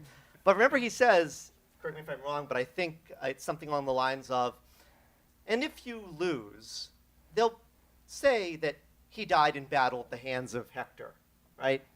And if I got that right, but the idea is that even, I mean, it's boastful, of course, but the idea is that even in losing, to be engaged in this great combat is worthy of commemoration. Okay, so this is the one thing that I don't think any of these 3 women say in quite those terms. Even when Andromache celebrates, or commemorates, celebrates is certainly the wrong word, commemorates her husband's role as a guardian, it is to lament the after effects. He was such a ferocious guardian of us and got so carried away in seeking honor that we're going to have to suffer the consequences, both of his not being here to defend us and of the revenge, the cycle of revenge that now will sort of rebound upon us at the hands of those whose brother or friend or whatever he slaughtered. And so I just be interested in what you all think this ending in any or all of the speeches does to the notion, the heroic code, the notion of honor that has motivated so much of the action throughout the poem. Is it being modified, called into question, rejected entirely, or none of the above? Well, I think he has his cake and eats it too, because while the ladies, I think there's a very serious purport to the women not enunciating or praising the heroic code at the end of the poem. At the same time, while they're talking about Hector, the end of the poem is getting him the Kleos that he wanted. So that's what I mean by his having it both ways. But I do think that letting the women speak last allows for another code to be enunciated. That's what I was interested in with Andromache, that she's thinking of her husband as a human being whose last words she will never get to remember, and she wants something to think over while she's weeping in the future years. She wants that last close word. She uses a great word that means close or intimate or shrewd, or wise. That last word that she didn't get from him. And I think that's a glorious thing to have in mind while you're reciting the end of this poem, that the wife would think about him that way when other people don't. I mean, Helen does. She thinks of his tender or gentle words as well. But it's so dripping with irony. It's so filled with irony that that they can value Hector for such a completely different reason than what he valued himself for, and that Homer can actually, in some ways, ratify both things at once. Stephen, I want to know what your students say. Oh gosh, what do they say? Feel free, of course, but. Yeah, well, in all seriousness, I think the thing that's, and this is interesting, especially because you spoke about Hecabe. Hecabe's speech is certainly the one they find hardest to take into account. It's the most tantalizing, and it's frankly not what you would expect from his mother.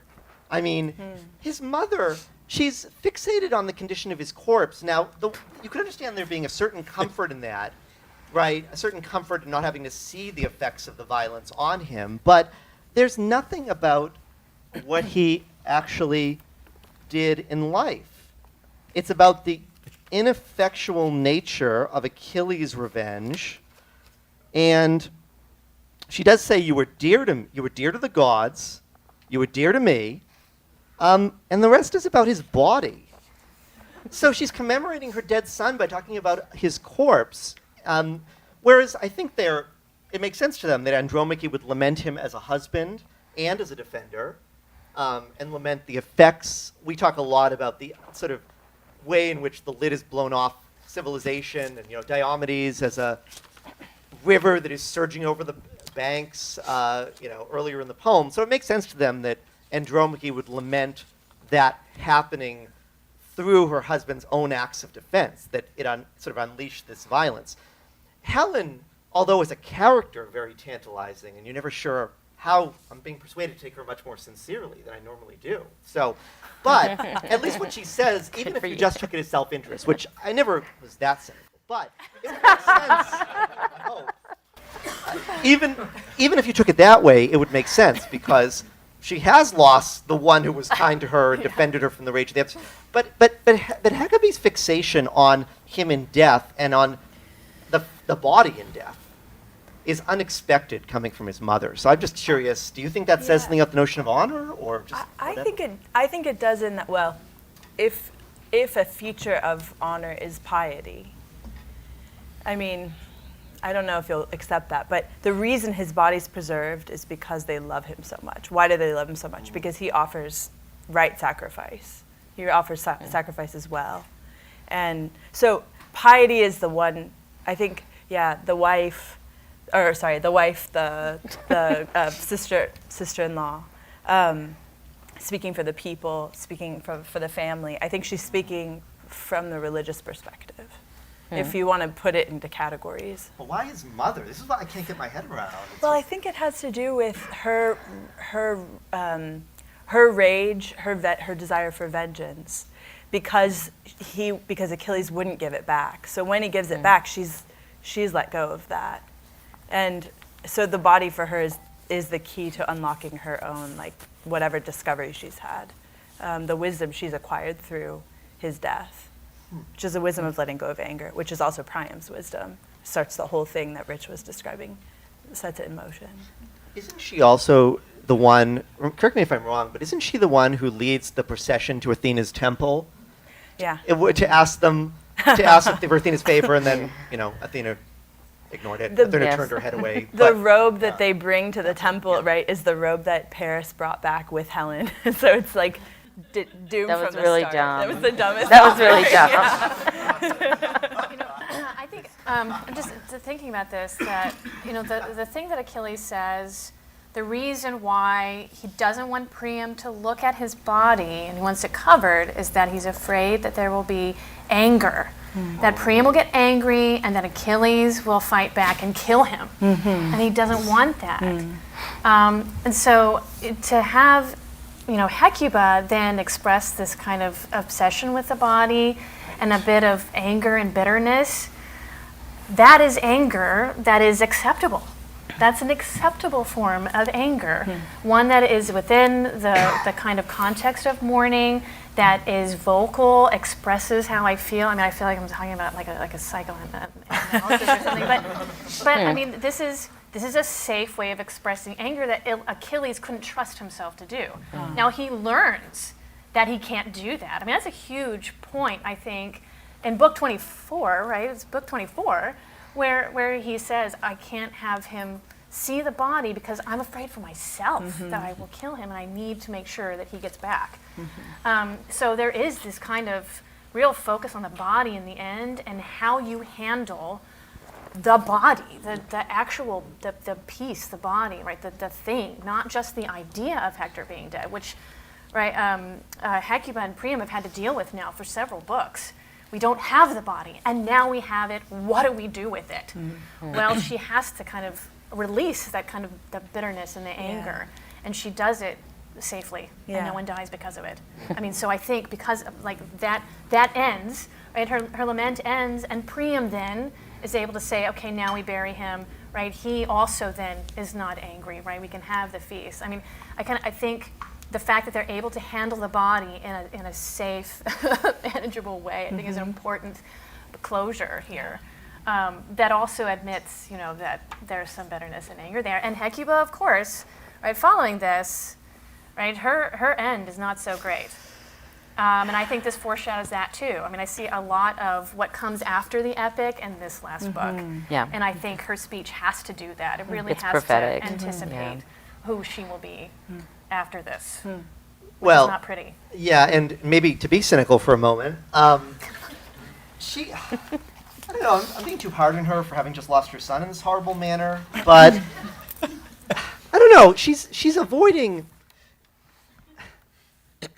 I mean, Apollo was attacked and killed with his gentle arrows. It was, after all, Apollo's gentle or not so gentle arrows that started the Iliad, the plague, right? And, in response to, gentle arrows. This is, and look, it evades the point. The point is he didn't die in any, I don't know how plague is peaceful, but he didn't die in anything like a gentle way. So I understand the notion that the gods are showing their love of him and that is a kind of honor, but he's in the likeness. You lie in the palace, handsome and fresh with dew, in the likeness of one whom he of the silver bow Apollo has attacked and killed with his gentle arrows. In other words, I get to escape from the reality of the war for a moment by seeing you as if you hadn't died the death you did, which is now the death that all of us have to look forward to. So perhaps it's a necessary escape, but it is an evasion for the moment of the reality that will come thudding down again, as we know, in the future. So. I think it's an evasion, but I think it's also very natural. I think the person who is the person who would be interested the most in the condition of the body and would want to see it most intact. It's the woman who gave birth to the child. You know, that's what mothers do in the first couple of months of a child's life is they look at their child and they marvel at how beautiful their baby is. And you just love everything about that little being who can't talk. And now that she's got Hector back again, and it's important to her that he's beautiful. It's really, I mean, I just think, you know, the gods are sparing her in the only way they ever do in this whole story. But she has such a terrible fate, and this is a moment where she, I mean, I've been at funeral homes. Some people don't go to open casket rosaries and funerals, whatever. I've been at funeral homes. What do parents say about their child when they see them lying in a casket, or a wife say about her husband? He looks so good, doesn't he? I mean, I know it's macabre, it's weird, but that's what everybody says. You know, it gives them comfort to see their child looking almost alive, you know, or not horrible in some way where you're constantly thinking about them suffering. So I really do think that Hecuba's approach to looking at Hector's body, I think it's kind of a necessary part of thinking about the whole Hector, which we're getting all these different aspects of Hector in these last few speeches, and she's the mom looking at her child.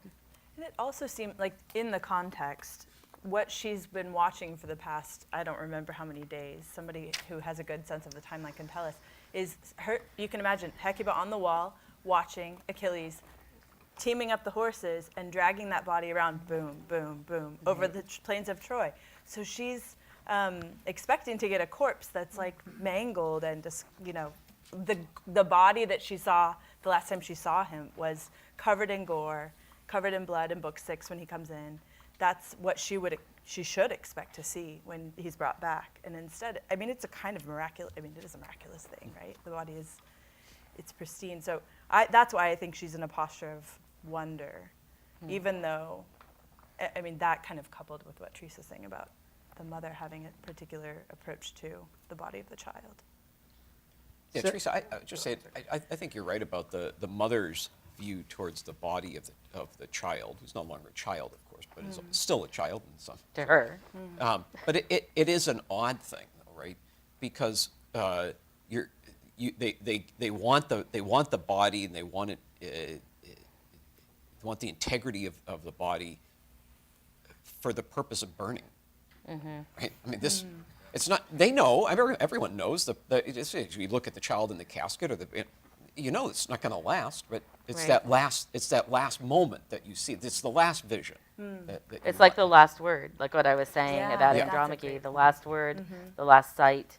You want the last sight to be something memorable and beautiful, and Hecuba gets that.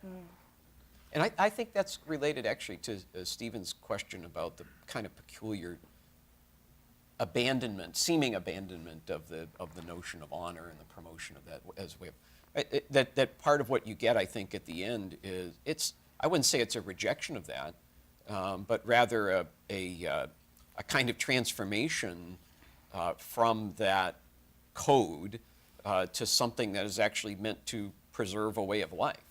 Right? Which that does only at the moments when you need to go to war.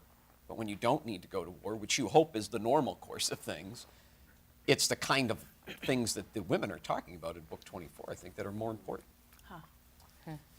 Well, and maybe to sort of draw together some we've been discussing, it just occurs to me, if you look at the first two speeches, because I want to get back to Helen's, the first two speeches you have Andromache talking about this cycle of violence, critiquing her own husband's sort of bloodthirst, which he gets swept up into, and which will now come back against herself and her son. But then you have her, on the other hand, perhaps because of that violence, prizing or wishing she could have prized that moment of memory, of peaceful last words. Then you have Hecuba, who is seeking to, if not deny, at least displace, push off the effects of violence by focusing on how peaceful the corpse looks. But then also that becomes one of those moments, as you say. It becomes that last moment. So both of them are kind of circling around these two notions sort of in symbiosis with one another. Violence and its effects, and then this moment of farewell and this moment of tenderness. And then what strikes me about Helen's speech is that both of those are missing. Right? I mean, she doesn't have the kind of, although she had a relationship with Hector, she's neither his wife nor his mother. She doesn't have the kind of, it would have sounded hollow, frankly, to talk about, I wish I could have had one moment with you, Yeah, no, that's kind of weird. This That would be weird. this Menelaus guy, if we can judge from the Odyssey, I don't know that's going to be a great marriage going forward. So, no, but there's none of that. There's no false sentimentality. She speaks in, I think, quite sincerely about whether, out of self-interest or also out of some other motive, speaks of what he really did for her and what she is exposed to now that he's gone. And then she says, I mourn for you and I mourn myself. Now, Andromache, in a sense, mourned for herself and her son, but she didn't say that. It takes a little bit of, I'm going anti-Helen again, but I don't know, doesn't it take a little gall to be like, I mourn for myself? It's the last thing that's the last thing that's said in the poem, except for the words of Priam about making instructions, to bring the timber into the city. Unmemorable last words, but she says, I mourn myself. So there's none of this, she doesn't talk about violence, other than verbal violence, but there's none of the violence of war, perhaps appropriately, because, she's uncomfortably close to the cause of that. And there's also none of this, if I could have had a moment with you, tenderness. But it ends with, I mourn for myself and my ill luck. So I think that's sincere, but I don't know. What do you think of that? It just seems like I'm struggling not to hear it as an off note. I mean, Pope does say even Homer nods, so. At the end? He nods at the end? You expect it in the middle somewhere. Well, he translated Pope, I mean. This was a part of my point at the end, is that, she is a victim in a different way. People have had their sights on her as the ultimate enemy within the walls the whole time. With him gone, she now has no protection. Her life will be at risk every time she walks out of her bedroom. Because you can't trust Paris. What's interesting to me is that Paris is not seen as someone who can protect her. It's only Hector. Paris, who's just her husband. Godlike husband. Godlike He's Alexander. godlike. Yeah. But they can't protect anybody either in the end. Yeah. I think this is a cry for her to be the victim and to tell the people around her, especially her family, I am a victim here. I could be killed, right? I could be the next one. She reproaches all of her family, so I don't know how happy they are going to protect her.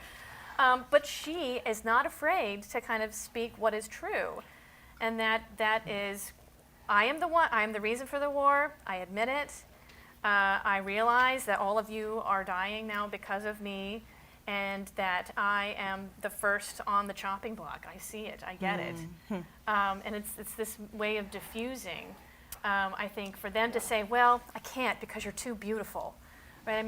That's how people talk about her, is that we just wish she was gone, because then she wouldn't be a bane to us anymore, right? And I think that's what she hopes for, and that's what she will get.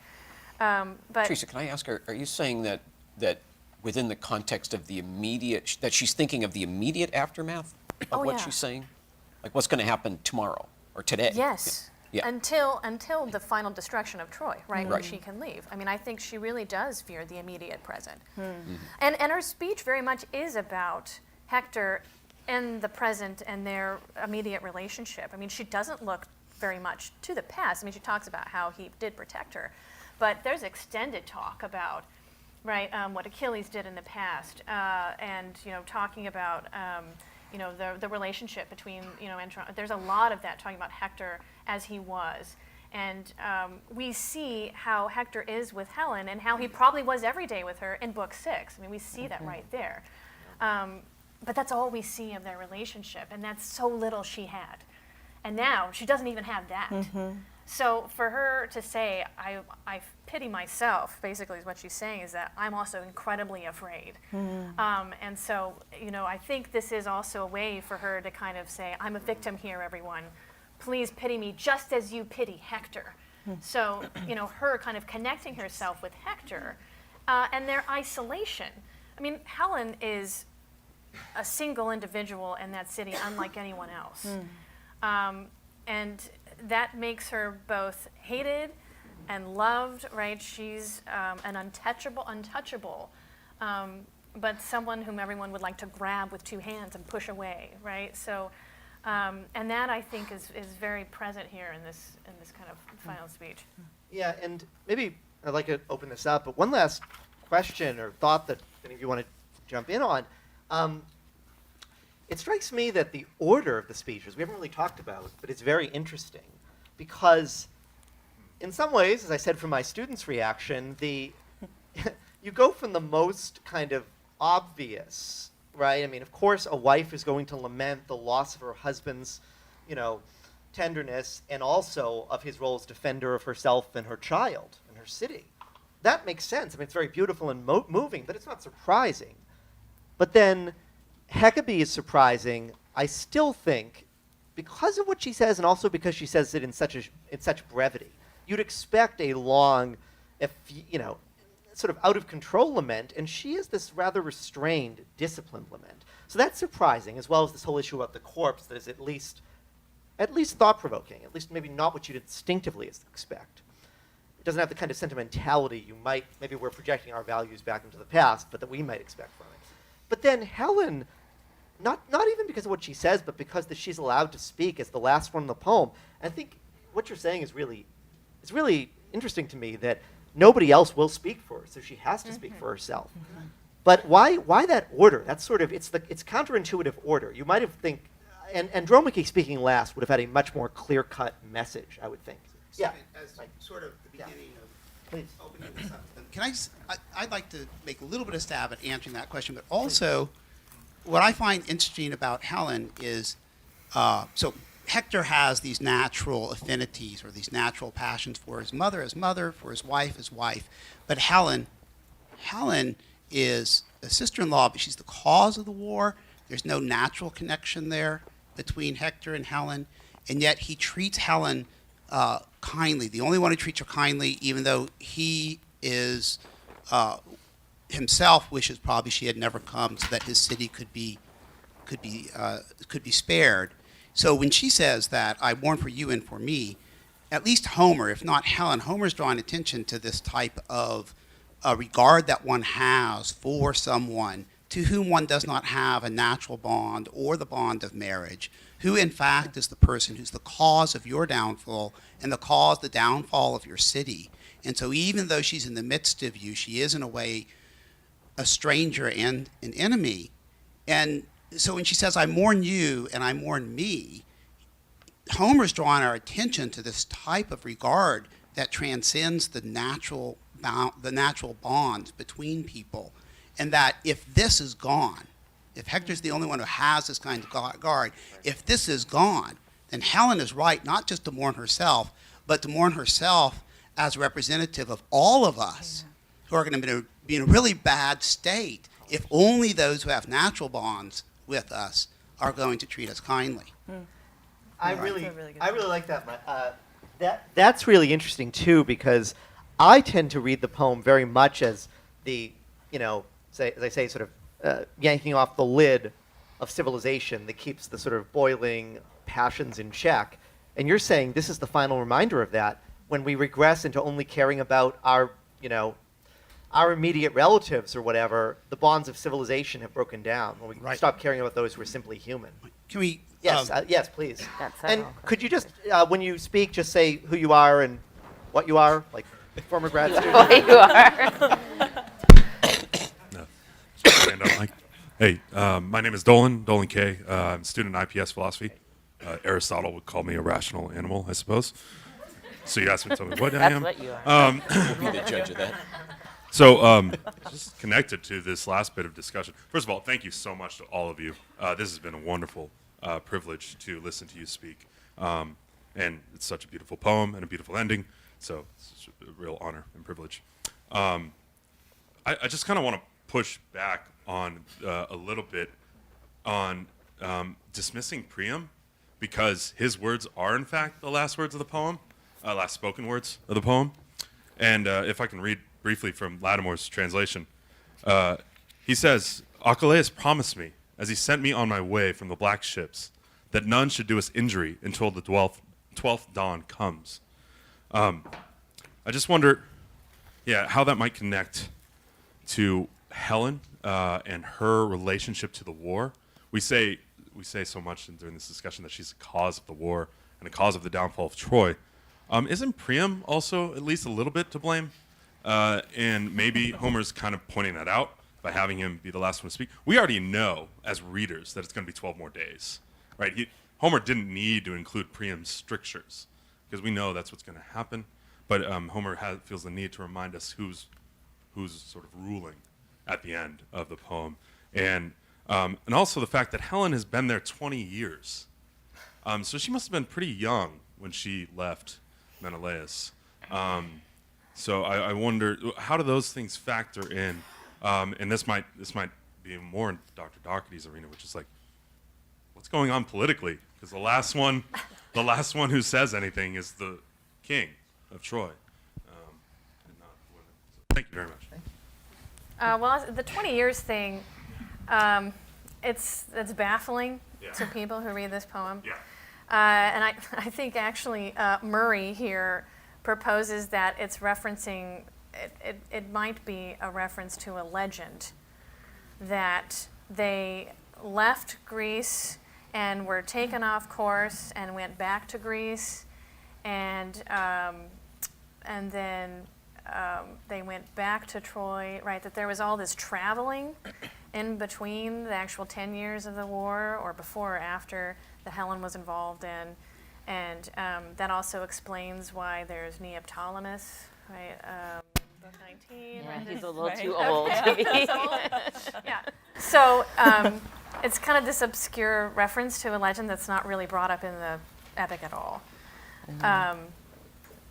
But as for Priam, no, I agree with you that Priam does have the final word. And as I mentioned before, I mean, he really does kind of reestablish order after this kind of this lament, right? This moment of mourning.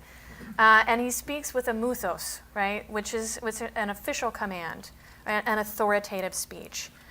And I think that is important, that the women are not given that title. None of their speeches are muthoi. Right, his is, and of course what he's doing is a command that they do something, but that is authoritative, and so Priam he is the authority, and I think that's a really good point. That at any point, Priam could have said, you know what, it's not worth it, send her away, and he didn't. And the fact that Priam and Helen have that conversation at the wall makes that even more clear to us. That at that moment Priam could have said, you know, it's not worth it, go away. And he doesn't. Instead, he engages her in conversation as if he likes her company. Right? Tell me more. I don't blame you. And like, the gods are to blame. But I know he's being so nice, and of course she, says that at the end. He was the only one in the family who was kind to me, and it's true. We see that, and so I think you're right. I think he is kind of to blame, and that whole the Tigascopia, right? The whole thing at the wall is completely unnecessary after 9 years of fighting, right? So it's just a way to show their relationship, I think. I think that's probably one of the reasons why it's there, right? And then, of course, for us to kind of hear about all these warriors and her perception of them, and also see Helen for the first time. Who is she really? Because we haven't seen her. We've just seen her with Iris, and she's quiet, she does what she's told, and now she's actually got a voice, and there's nothing wrong with her, right? She's not trying to seduce him. She's not, right? She's responding to him, and at the end, kind of wondering, what happened to my brothers? I don't know where they are, right? Maybe they didn't come because they were ashamed of me, right? And that's her last point. And I think at that point, we're like, wow, well, Helen might actually not. She is a victim here. Priam, what are you doing? So yeah, I do think that's a good point. And she lays it on pretty thick. And that's the only thing where she starts calling herself. Lattimore. No, in Lattimore's translation, she calls herself a quote nasty bitch, evil, intriguing. That seems a bit much. If it's, I mean, Does she really think that about herself, or is she preempting what others think about her by saying it herself? You know, as a tactic. Well, the fact that Aphrodite, right, is basically dragging her back to Paris, and she knows that it is going to get her another title from someone else secretly. You're a bitch, right? That. So that's why she vocalizes it herself. Own well, it. Yes, I mean Yeah. she owns that. Yeah. She Exactly. owns. Well, that it. was the point you made She's earlier, wearing right? the Yeah. scarlet letter A. Yeah. I mean, she admits it, and I think it allows people to say, okay, yes, you are, and we all know it. You know it too. Okay, not at least we're all aware. Right? Well, I think part of the question too is does Helen have a kind of ethical foundation to her being, right? Is she presented by Homer as a person who thinks about good and evil and her own conduct? And she is. I often wonder about characterization, especially in that speech, whether how much of it is the person realistically describing themselves and how much of it is a kind of formulaic thing that allows the audience to identify the character. Oh, there she is. She says her tagline. Yes. Right? Yeah. You know, so, but I mean, I think don't she know has how much. to. I mean, I think this is she is Helen.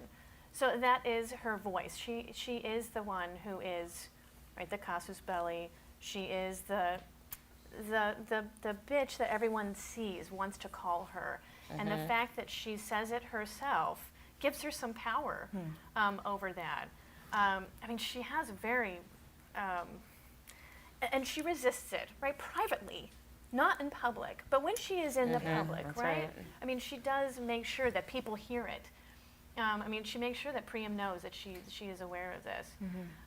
But in those private moments with the goddess, she's like, no, I don't want this, right? And yet she does it. So she does have some culpability there. But Aphrodite says she's but- going to destroy her. No, you're right. You're right. I mean, how free is she really to do that if she's afraid for her life? You know? So what kind of assurance do you think that she has that she is in fact going to be treated well at the end? Hope. I mean, hope and Priam's it's still alive. That assertion She's is still also alive, is also provocative, right? I mean, it's put her in a position where she can't go back on that and say, no, that wasn't me. No, yeah. I wasn't responsible. Yeah.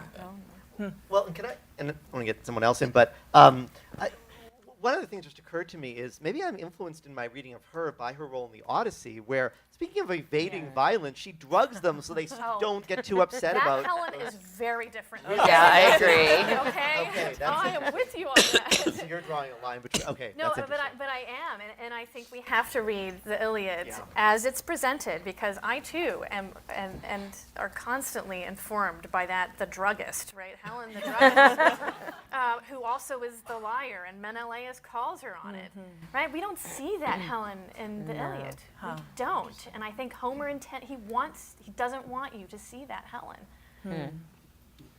So I just wonder, I like what Steve and some others were saying about maybe the Greek heroic ideal seems to be lacking by the end of the poem. Are these women maybe all, by showing these other facets of Hector, not him being the typical hero that we would expect? The only thing that, maybe the closest thing is when Hecate says that he's not a merciful man in the horror of battle. I think she says. That's Andromache. Andromache. Okay, he's not a merciful man in the horror of battle, and she says he killed a lot of men. So that's him being the typical hero, right? But everything else is kind of, well, he was kind, he was my son, he was beautiful. So what might you say about that? Is Hector? It seems like he was maybe kind of duped by the gods, or the gods allowed him to dupe himself in order to bring this conflict to its head. But is he maybe showing a different kind of heroism that the women can appreciate because they see these other sides of him that are not him in battle? And I have to add, I'm always aware of the danger of anachronism in reading it this way, because our own tendency, post-romantic, post-20th century ennui, is to want to find a kind of alternative heroic ideal that doesn't depend upon violence. And I'm very conscious of the danger of reading that back into Homer, and yet the way he ends the poem does at least invite the possibility.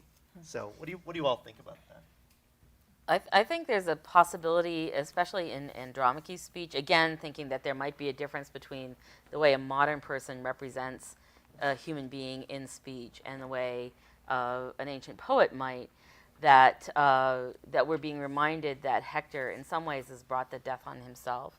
That, when I was looking at the speeches, I was thinking, is there a possibility of victim blaming among the Trojans here so that the Greek audience could feel victorious over these lamenting women? Or, because Andromache does bring up that the person who kills their son might very well have been victimized by Hector himself. Or is there a kind of sorrow that the good Hector at home, who's so respectful of women, etc., couldn't have lived his whole life that way, and that the war necessitated his initiating the cycle of violence over and over and over again, basically. So I was thinking about that too. I think we need to. That's a good way to end it. We do have dessert and coffee and drinks and perhaps more appetizers in the other room. Please feel free to stay here. About 9:30, they'll be wanting to lock the doors. So have your fill. About 9:15, the caterers are going to have to start cleaning up. So please enjoy the rest of the evening and the reception. And thank you again very much.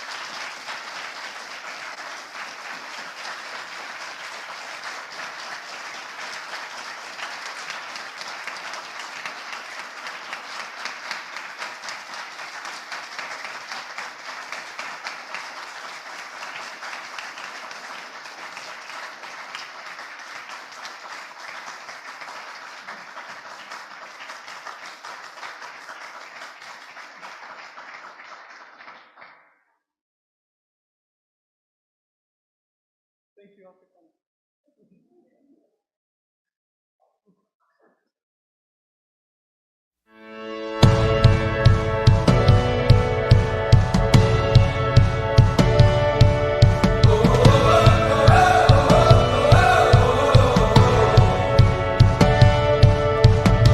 I feel like new sunglasses, like a brand new pair of jeans. I feel like taking chances. I feel a lot like 17.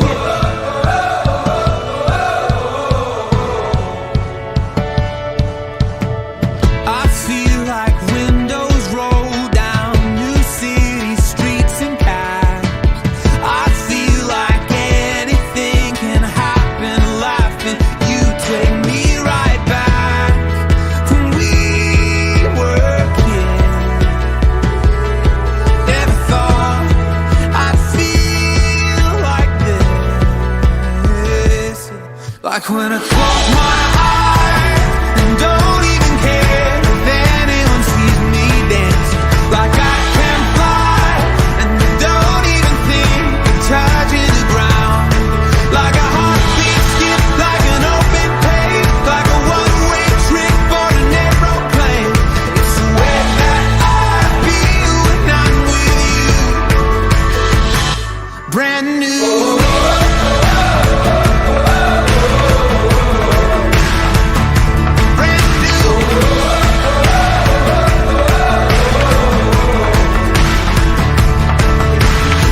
I feel like a young John Cusack, like making big mistakes. I feel like for the first time in a long time, I am not afraid. I feel like a kid. Never thought it'd feel like this. Like when I close my eyes and don't even care if anyone sees me dancing. Like I can fly and I don't even think of touching the ground. Like a heartbeat skip, like an open page, like a one-way trip on an aeroplane. It's the way that I feel when I'm with you. Brand new.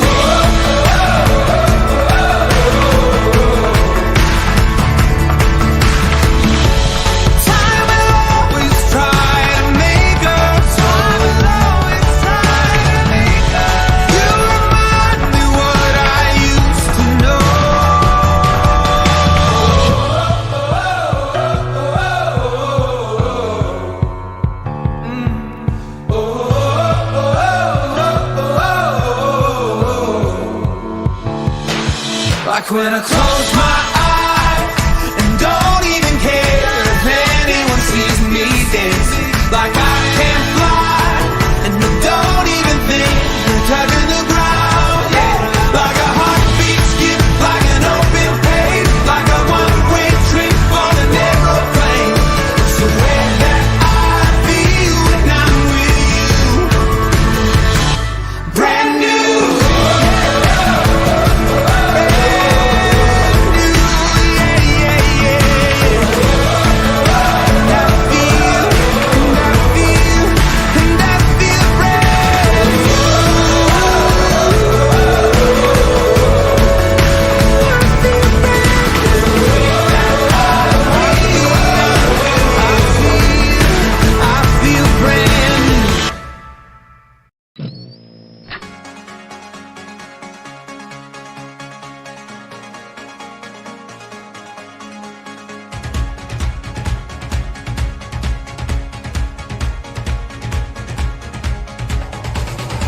I believe when the walls stop turning. I believe when the storm is through. I believe I heard them say, David, won't you stop writing songs? I never want to shake the hands and stay. I never want to shake the hands and stay. Oh no, let's go. We are young, we're one. Let them shine for what it's worth. To your place, please, please, we run away. Wait, wait, we run away. Wait, wait, we run away. Somehow, hold me close, close, close. We're losing time, time, time. We're losing time, time, time. I'm falling to the ground. Oh, I believe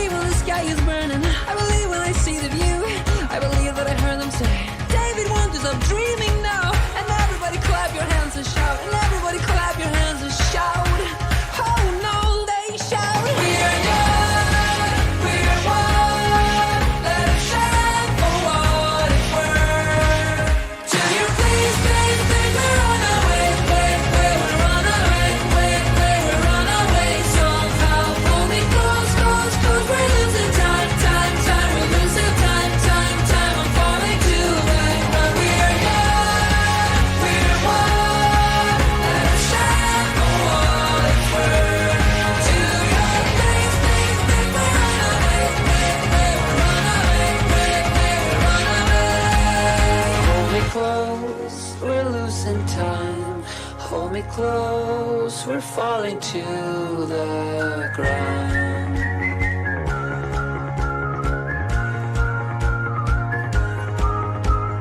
Taxi driver, the sun is rising, down the sirens keep on driving, flashing light, oh what a night, I miss your bed, I lost my head, and it's sunny, where's the running, for the roof, the power last, I'm barefoot naked, don't you let me go. To your place, place, place, we run away, way, way, we run away, way, way, we run away, somehow, only close, close, close, we're losing time, time, time, we're losing time, time, time, I'm falling to the when we are gone, we're one, let us shine for all it's worth. To your place, place, place, we run away, way, way, we run away, way, way, we run away.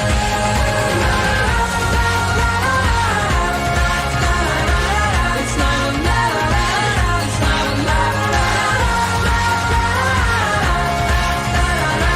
It's now or never, it's now or never. Hold me close, we're losing time.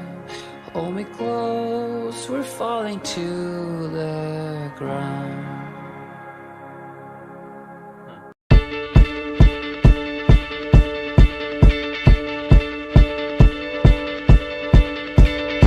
When I was 6 years old, I broke my leg. And I was running from my brother and his friends, and tasted the sweet perfume of the mountain grass I rolled down. I was younger then. Take me back to when I found my heart, broke it here, made friends and lost them through the years. And I've not seen the boring fields in so long. I know I've grown, but I can't wait to go home. I'm on my way, driving at 90 down those country lanes, singing to Tiny Dancer, and I miss the way you make me feel. It's real. We watch the sunset over the castle on the hill.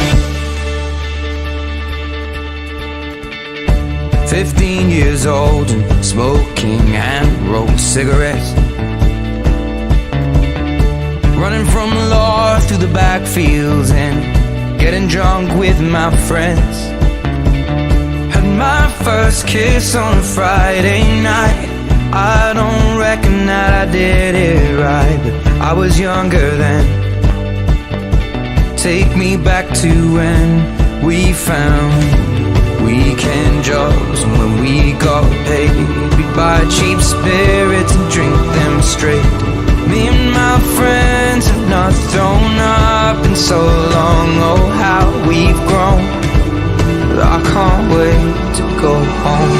I'm on my way, driving at 90 down those country lanes, singing to Tiny Dancer, and I miss the way you make me feel. It's real.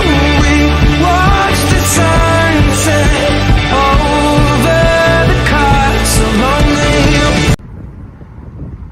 Hey, thanks for watching all the Hey, thanks for watching All the Places We'll Go by Dr. Seuss.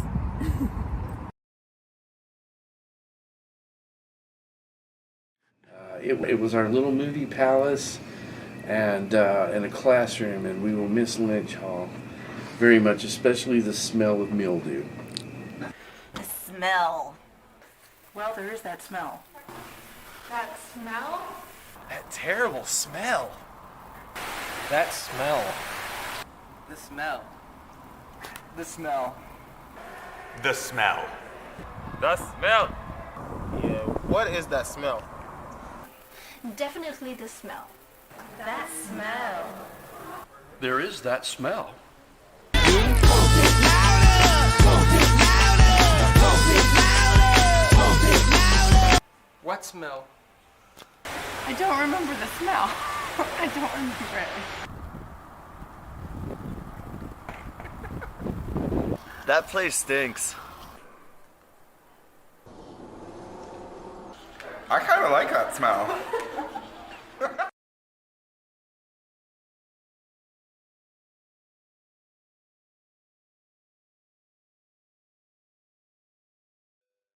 Good evening, everyone.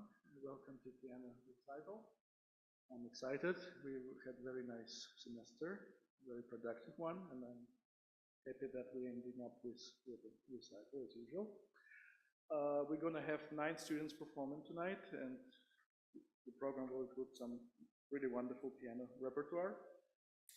This recital is being broadcasted live via Zoom right now, but there will be link available later, so you can share with your friends and families later. All right, please enjoy. Let's welcome our first student.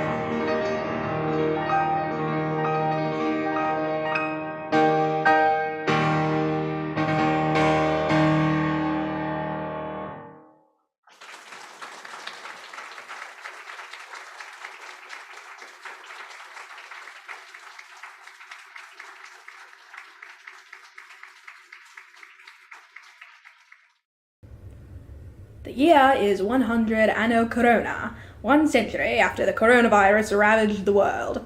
As the United States succumbed to the virus, the University of Dallas flourished due to the swift implementation of the Groundhog Pledge. Since then, the university has closed itself to outsiders, allowing only a select few to enter the ranks of the Groundhogs each year. These students continue to follow the Groundhog Pledge diligently and enthusiastically. Just look at their smiling faces. New Groundhogs, you have now been initiated into the University of Dallas. You will now hear the presidential address. Students, the University of Dallas bubble was spared from the devastation of the coronavirus because all students pledged to keep themselves and others safe. 100 years later, that bubble remains intact, and I intend to keep it that way. You have all been selected to join an elite class of students. Do not let down your fellow groundhogs. Do not bring the outside in. As your president, I will ensure that no rodents will be permitted inside the bubble, except groundhogs. Now go forth in your journey as University of Dallas students. Mask, clean, maintain. Mask, clean, maintain.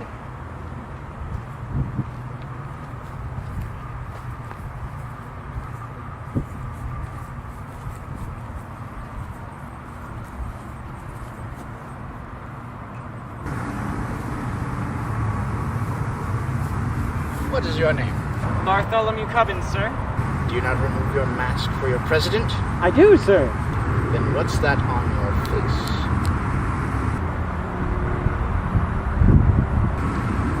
face? Take him to OSA. Grab a seat, groundhog.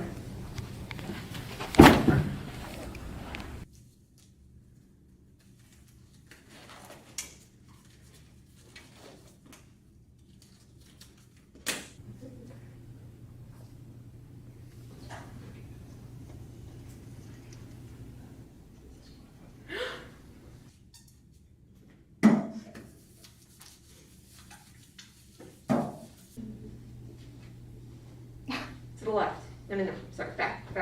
Okay. On 3? Okay, yeah. No, to your left. No. My right, right? No.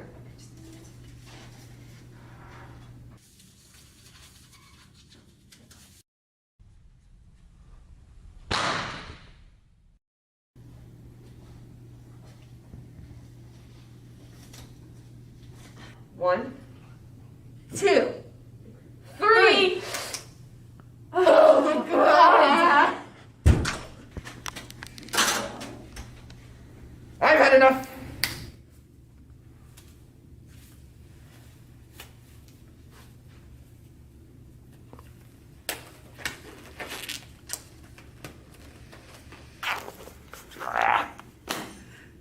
Sanitize.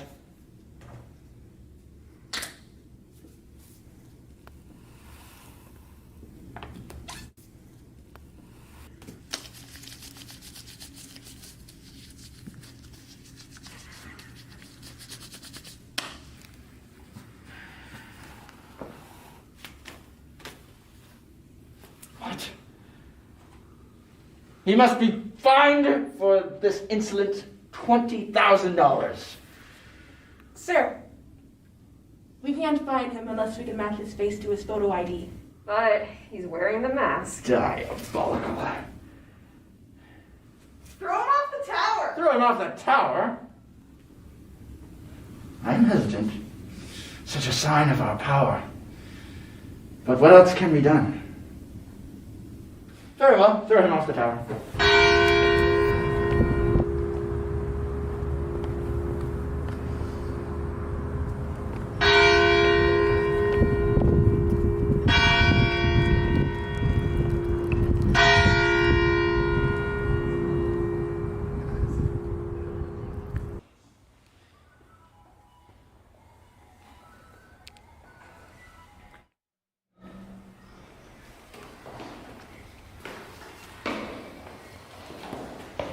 How many is that? I've lost count. 496. So how many are they?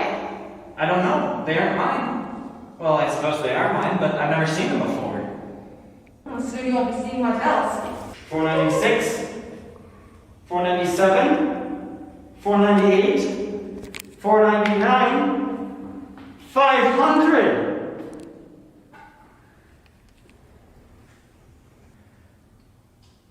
That is the most glorious mask I have ever seen. Thank you, sir. Could I, perchance, buy it from you? What for, sir? You're going to throw me to my death in a minute. Perhaps I was a little over hasty in my sentence. If you sell me all of your masks for $500,000, I will give you a full pardon, and you will be free to go to your normal street affairs. Certainly, sir. In 2123, Bartholomew graduated from the University of Dallas with a degree in philosophy and went on to live in Groundhog Village with his fellow alumni. He had the traditional 23 children, and he names them all Dave, even the girls. When President King died in 2140, Bartholomew was chosen as the new president. In 2156, 137 years after the coronavirus began, the FDA finally approved a vaccine, and the University of Dallas ended its quarantine just in time for its bicentennial celebration. The students burned their masks, all except the 500 masks of Bartholomew Cubans.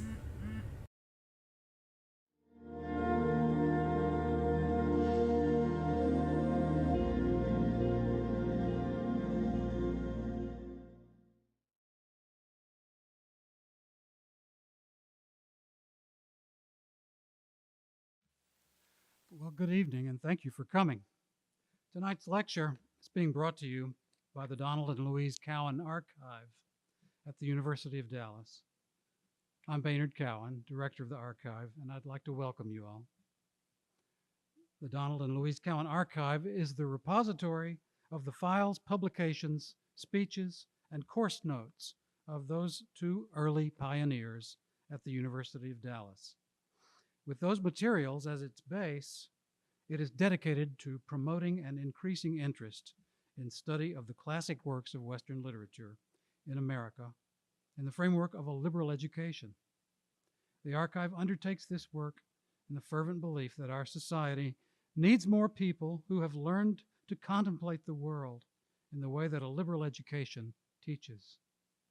We believe, too, that a culture can come to know itself only through knowing the best of its literature, and that for a society to survive, people need their hearts lifted by poetry and the poetic presentation of what William Faulkner called the old verities, those deeply human qualities we are called not simply to practice because we understand them intellectually, but to give our hearts to because they are beautiful. Beginning this fall, the archive is offering a non-credit seminar on one of the great forms or themes of classic poetry. This fall it is on tragedy. In the spring it will be comedy. In addition, we are proud to bring to our campus each semester examples of outstanding writers and speakers who exemplify this love of the beautiful in great literature. Now I'd like to say a few words about tonight's speaker.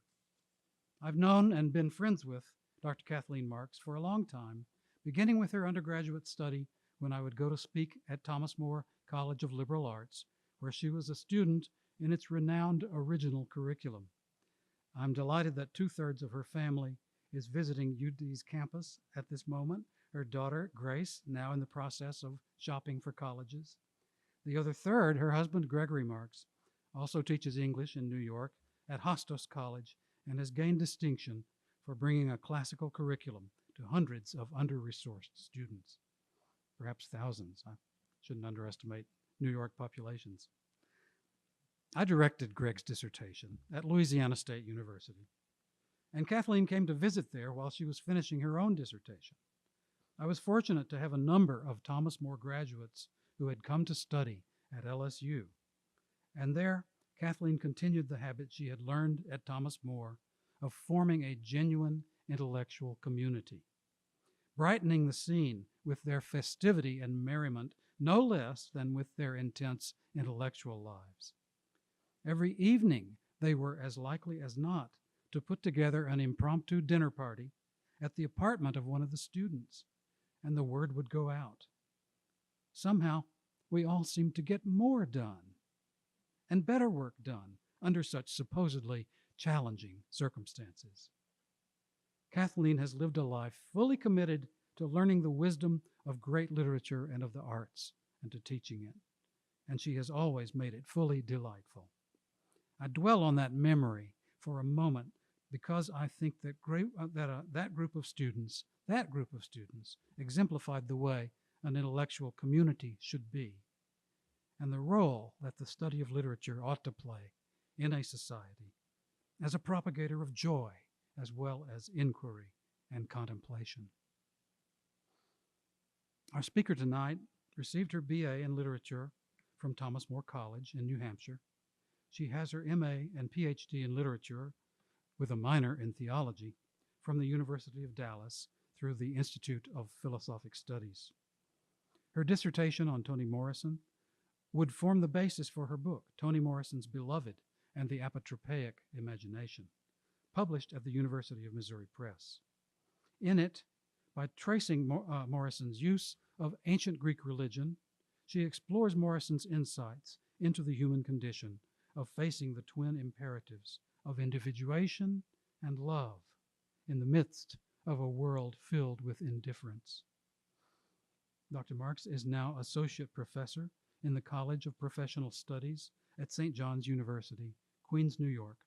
She has written articles on classical and modern works of literature, such as Homer's Odyssey, Virgil's Aeneid, and Neil Gaiman's Coraline.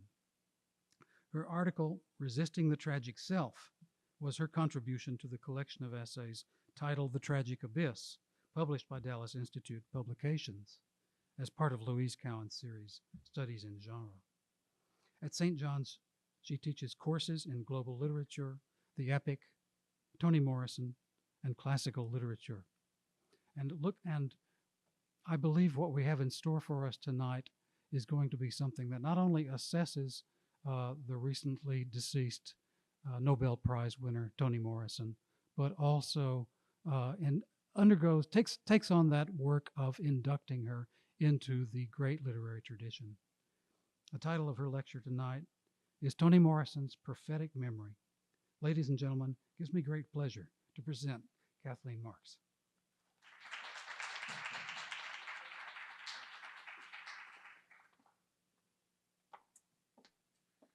Thank you very much. It's good to see you all, to be back here at University of Dallas and to bring my daughter to see it. And it's a great honor to be speaking on behalf of the Cowan Archive, which I got to see tonight. And it's quite something. Tomorrow I'm going to hang out and look at some of her annotated books. So tonight I am going to talk about Toni Morrison's prophetic memory. And then tomorrow I talk to the graduate students about Hamlet, and you're going to see some overlap that you might not normally think about. So be prepared for that. They shoot the white girl first. The opening line of Toni Morrison's 1997 novel Paradise hits you like the arrival of doomsday, the beginning of the end. Between loud accusations and sullen, if quieter, defense, under the onslaught of questions and prophecies of doom, it was a half hour or so before anyone thought to ask what had happened to the other women. Nor does the reader see any question for which they shoot the white girl first seems answer.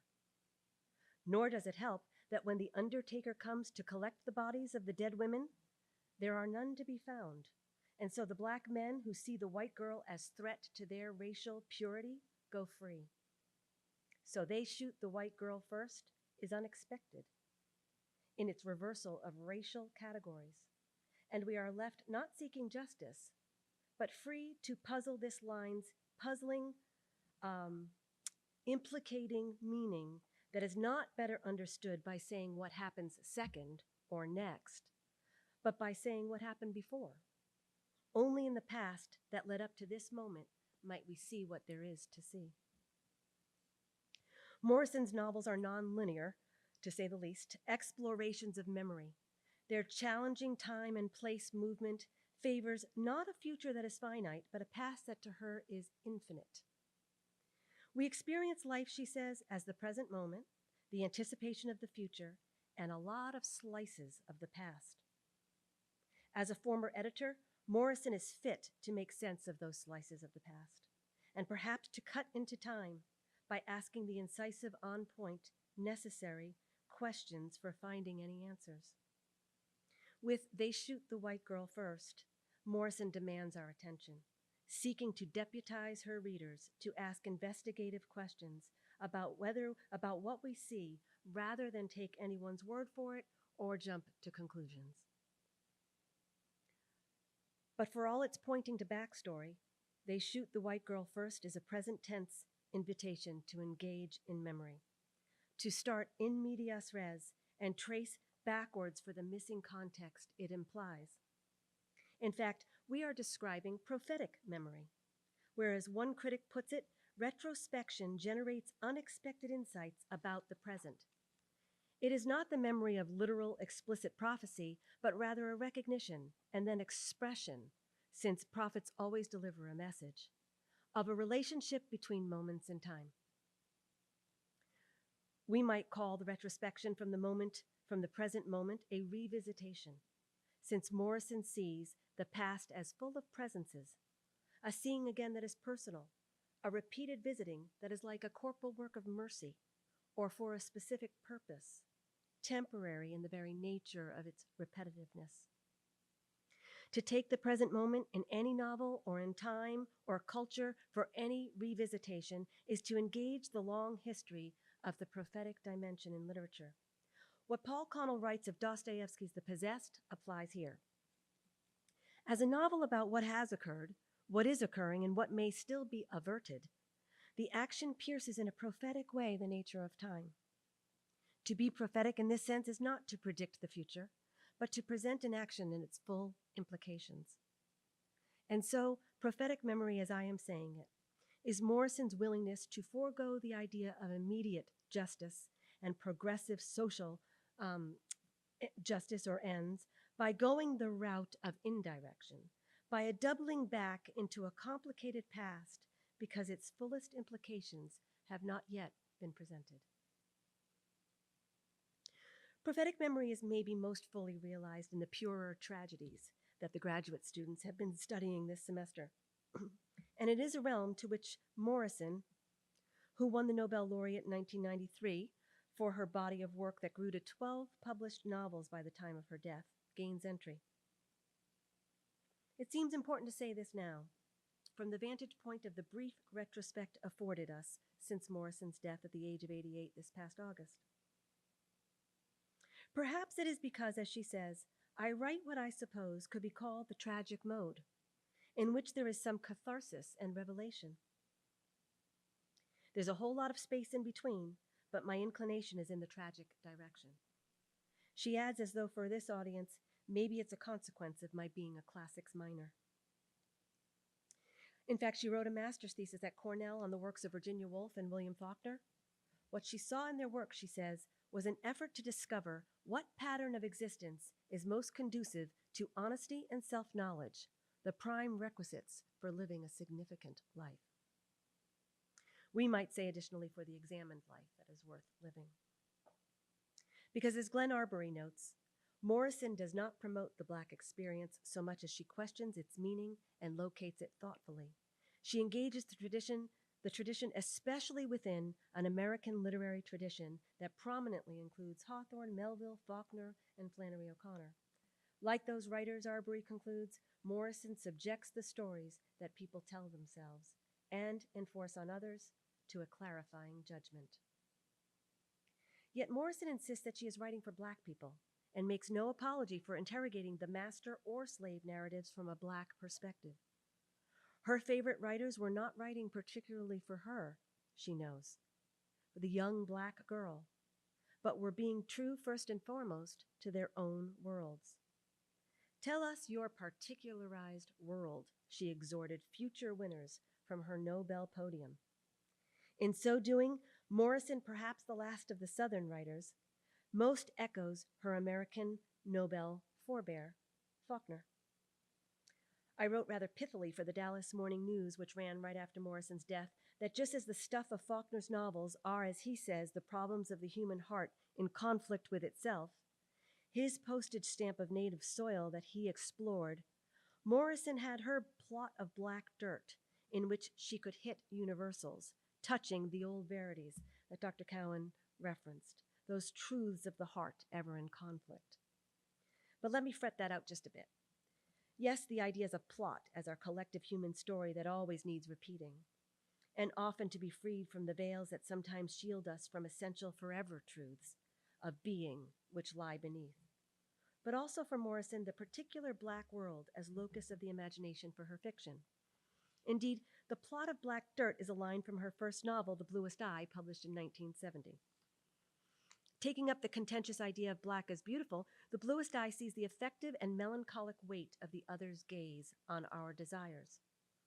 The novel's most unfortunate little black girl and victim of incest is convinced she needs blue eyes to be visible.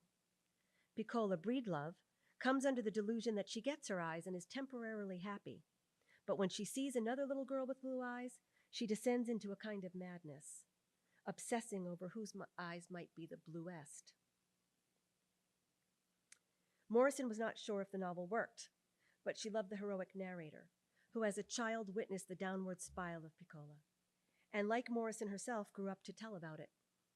While 1929 turned out to be the depressing year for everyone, the older Claudia McTeer narrates in retrospect that she never thought that the earth itself might have been unyielding, when with great hope she and her sister planted marigolds. We had dropped our seeds in our own little plot of black dirt, just as Piccola's father had dropped his seeds in his own plot of black dirt. Our innocence and faith were no more productive than his lust or despair. The seeds the McTeer girls plant do take root in Claudia's distinguishing imagination, which sees those who would mistake ownership for love. It takes a back and forth between childhood and grown-up judgments for her to see and say so.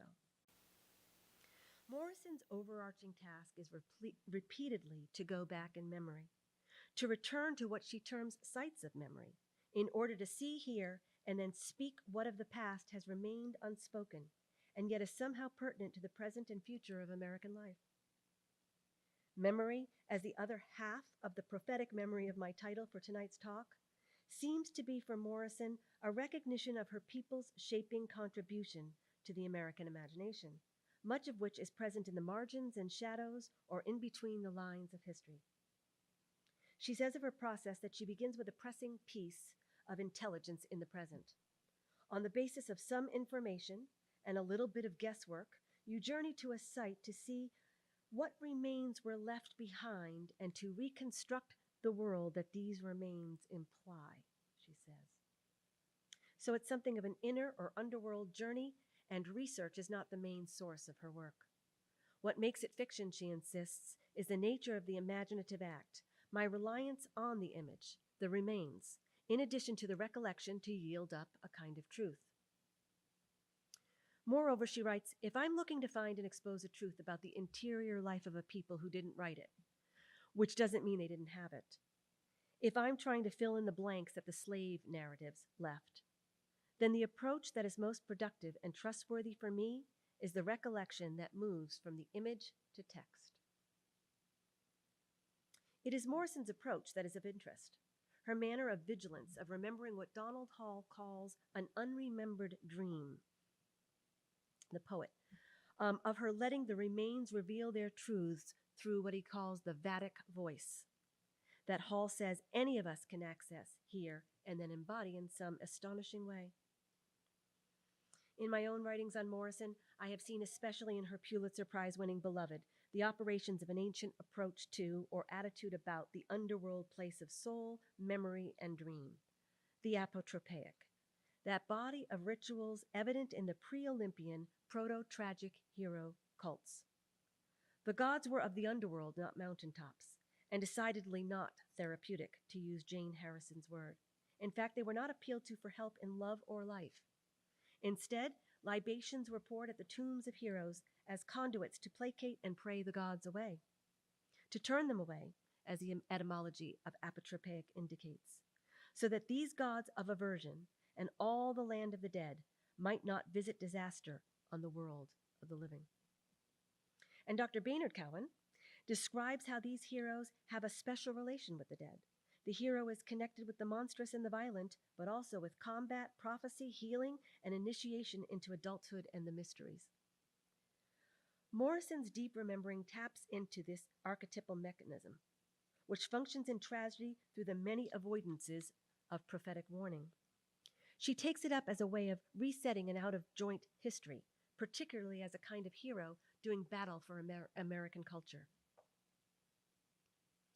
The human threat or fear, specifically for African Americans, can come from winning battles. In any coming out of the shadows and margins into the light of the present day, the darkness itself might not let go, sticking us in a kind of overwhelming abyss of bottomless black holes. Or worse, for a race of people who have been objectified and literalized by their color, the darkness will be eternally lost and forgotten, and so too much of their identity. The resistance to change can be most concentrated at the point of exit.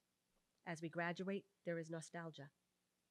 So facing the amnesia surrounding moments in African American history is less off-putting to Morrison and her heroes than leaving the cover that being hidden seems to offer. The invisibility that little Piccola Breedlove rightly intuits as wrong, even locating the eyes as the point of the problem, as spot for potential offense and need for plucking, is too much for her when she thinks she is the center of a blue-eyed gaze. While she fears she is essentially invisible, she is also not strong enough to stare back or down.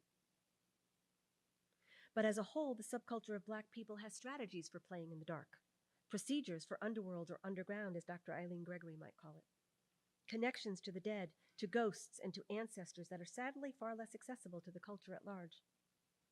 But Morrison is not interested in going over familiar ground to make any of us more comfortable, even if she does afford some protection along the way.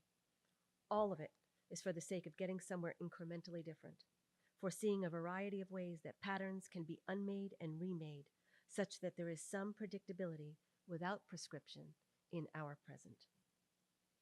So it is in this non-prescriptive way that Morrison intends her novels to free the American imagination, to be disciples of Moses for his own people first, but eventually for all of us, to engage the tradition imaginatively and imitate not so much the actions or reactions, but the primarily creative task of discovering new forms for patterns that are radically free.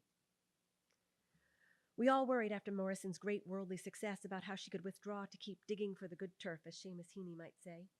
At the time of her death, Morrison was reported to be working on yet another novel, rather than the memoir she had long been contracted and yet refused to write.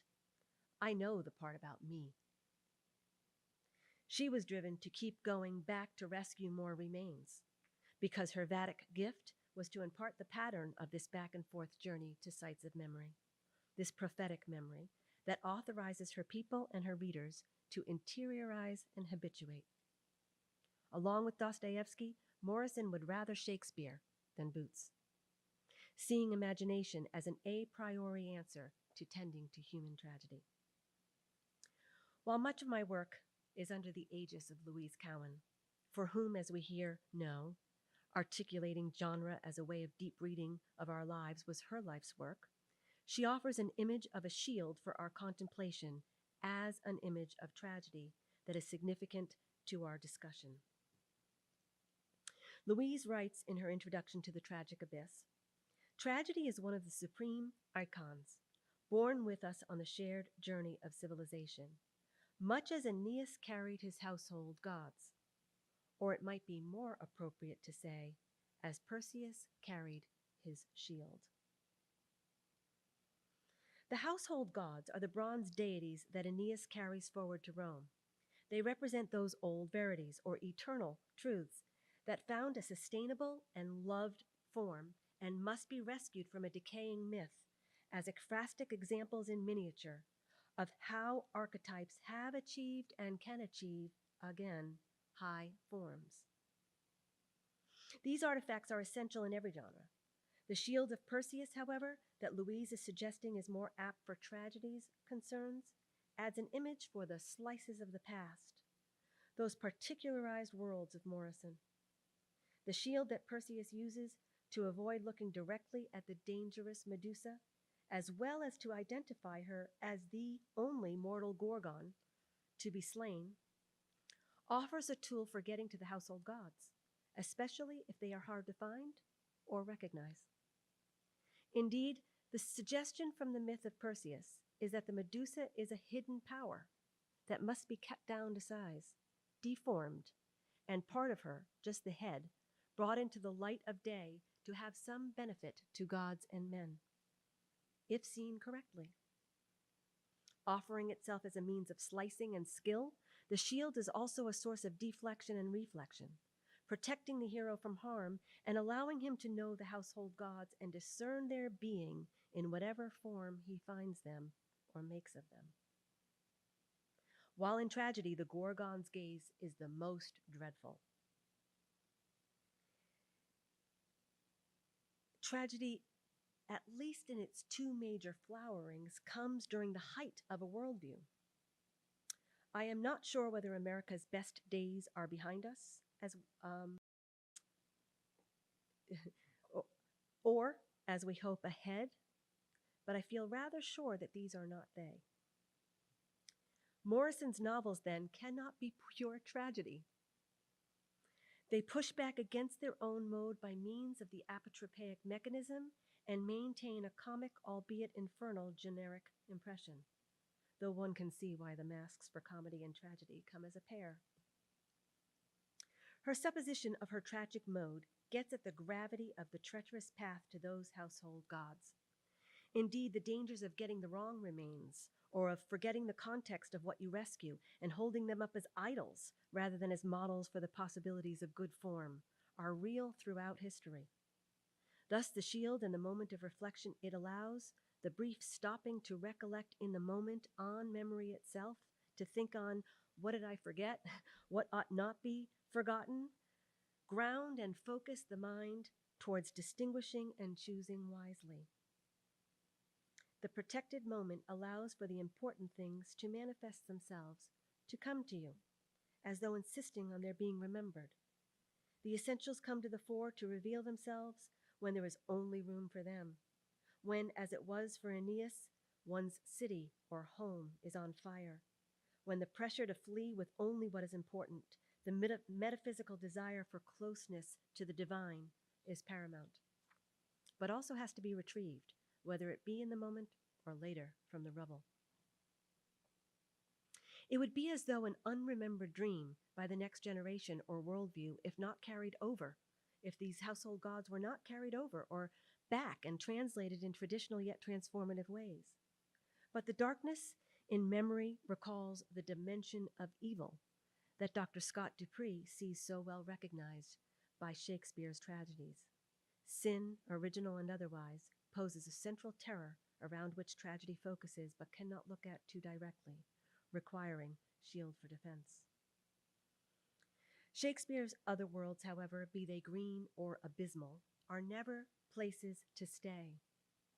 They must be visited and revisited, their souvenirs brought back to fructify the mainland, and any medicinal found shared for herd immunity from disease.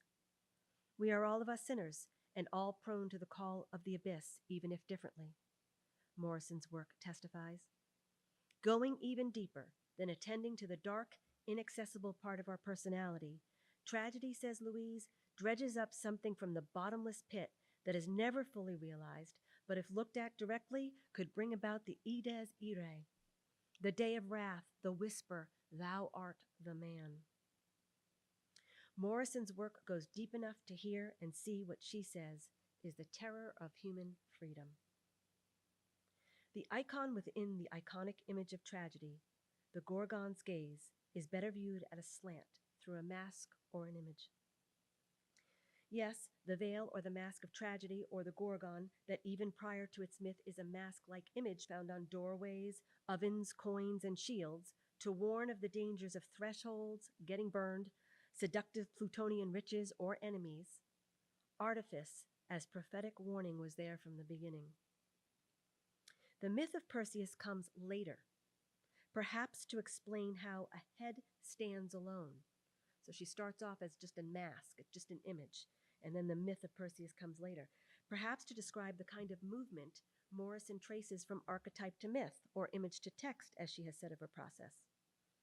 In the Greek story of Perseus, the body is not essential to her power and is definitely not as portable.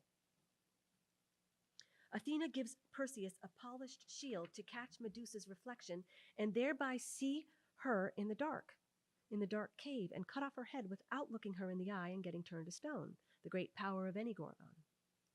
In this case, though, the head of the Gorgon is not to be disposed of, and the monstrous power is carried from its hiding place as though it is a household god of some sort.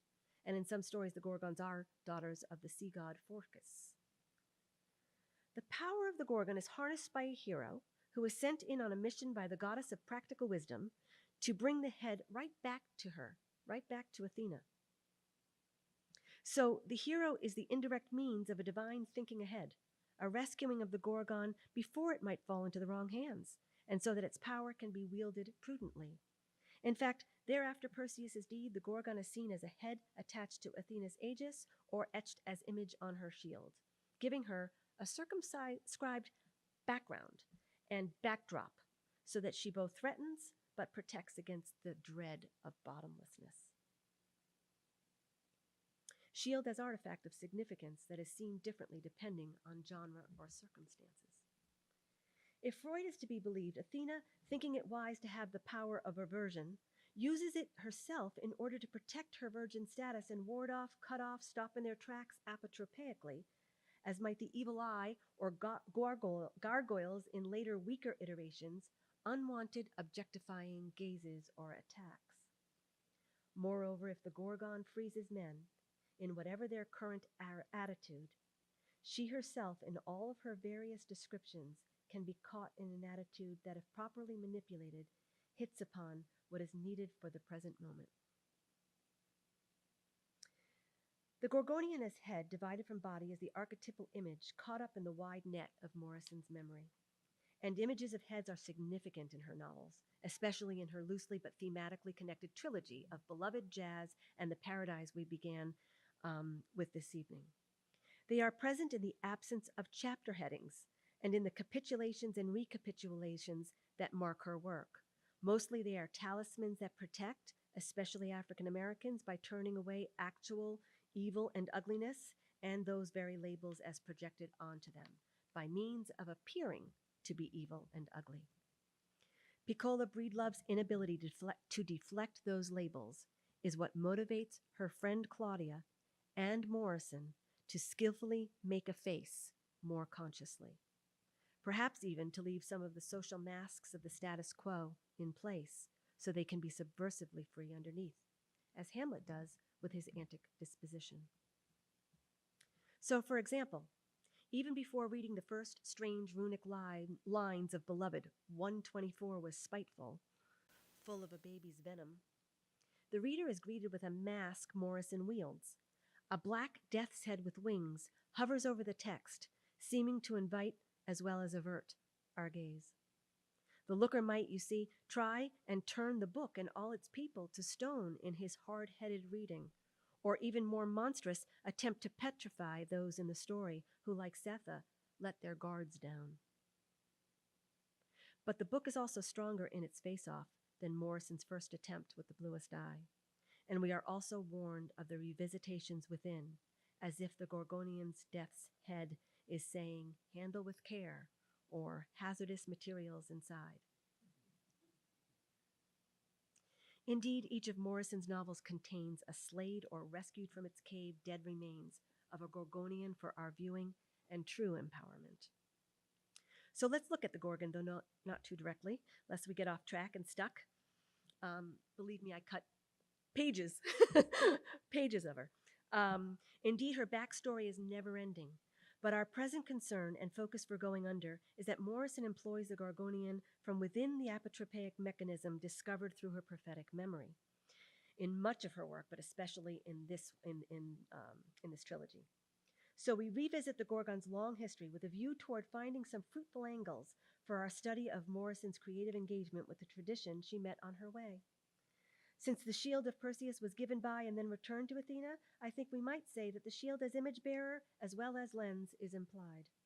So the Gorgon is and is not a focal point, is potentially a help or a fascination unto death.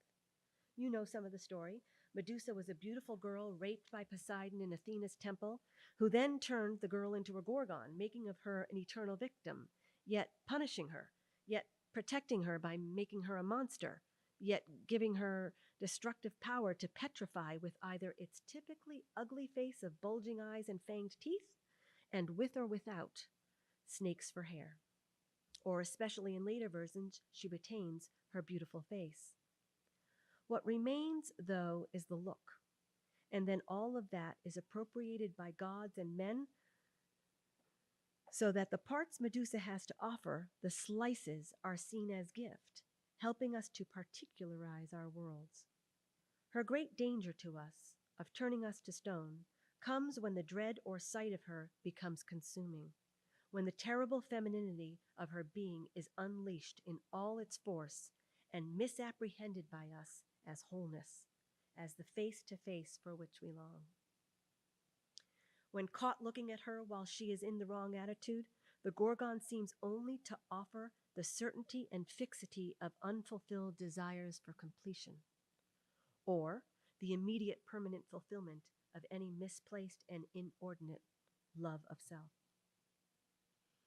In literature, the Gorgon first appears in Homer's Iliad as ekphrastic image emblazoned on shields, Athena's Aegis, and the shield of that resolute carrier of arms Agamemnon, where the Gorgon is intended to strike fear into his enemies. But in Book 11 of Odyssey, the Gorgon is somewhat more emblematically evoked, for she doesn't appear. His fear at the end of his underworld visit, that Persephone, here as the mistress of paralyzing images, you'll recall earlier, he says to his mother, wait a minute, are you some image that Persephone has put before me to sort of, he thinks women are out to get him. Here as the mistress of paralyzing images might send some Gorgonish head of a terrible monster to stick him, perhaps for his excess of curiosity, just when he is most desirous of home. A similar scene occurs in Dante's Commedia that can help us situate Morrison's focus, particularly in her trilogy. We'll get to that scene in a minute, but the focus of Morrison's trilogy is the dead girl. She says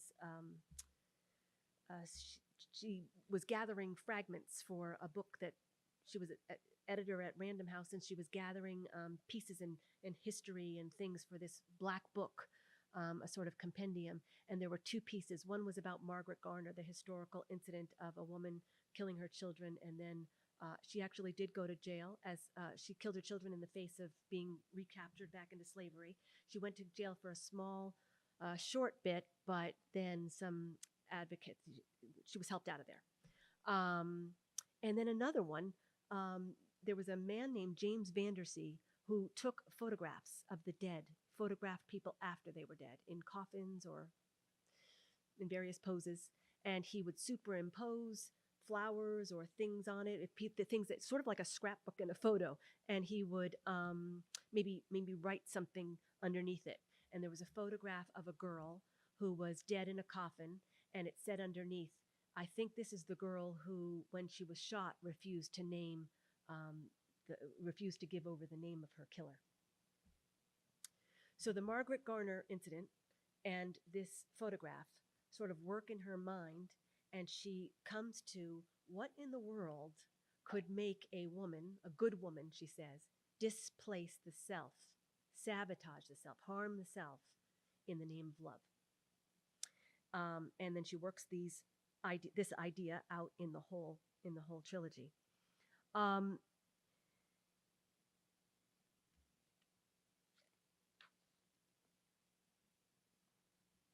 But in fact, the trilogy as a whole, while it might remind of the tripart nature of tragedies, marks a parallel, as critics have noticed, with that other great work that ends in paradise, Dante's Commedia.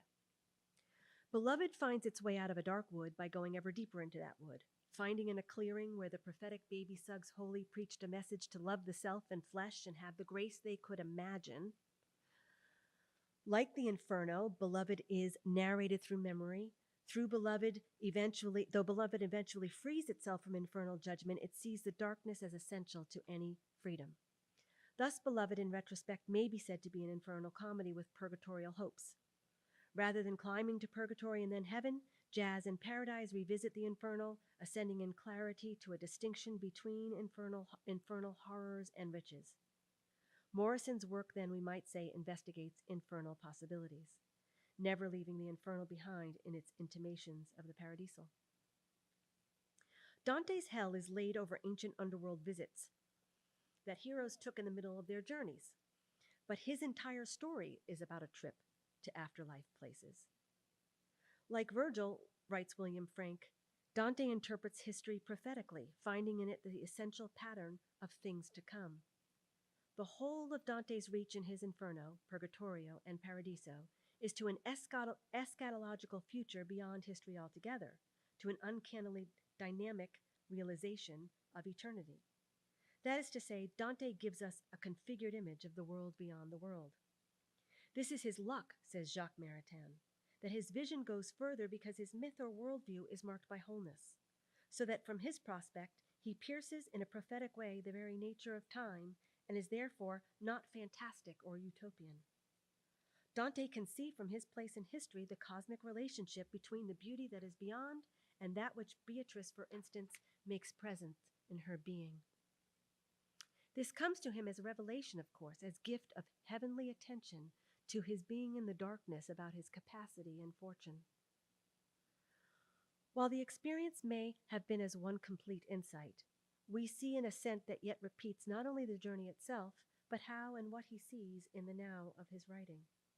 So the Divine Comedy provides structural inspiration for any trilogy about revisitations and also offers up an image of Medusa for our present concerns.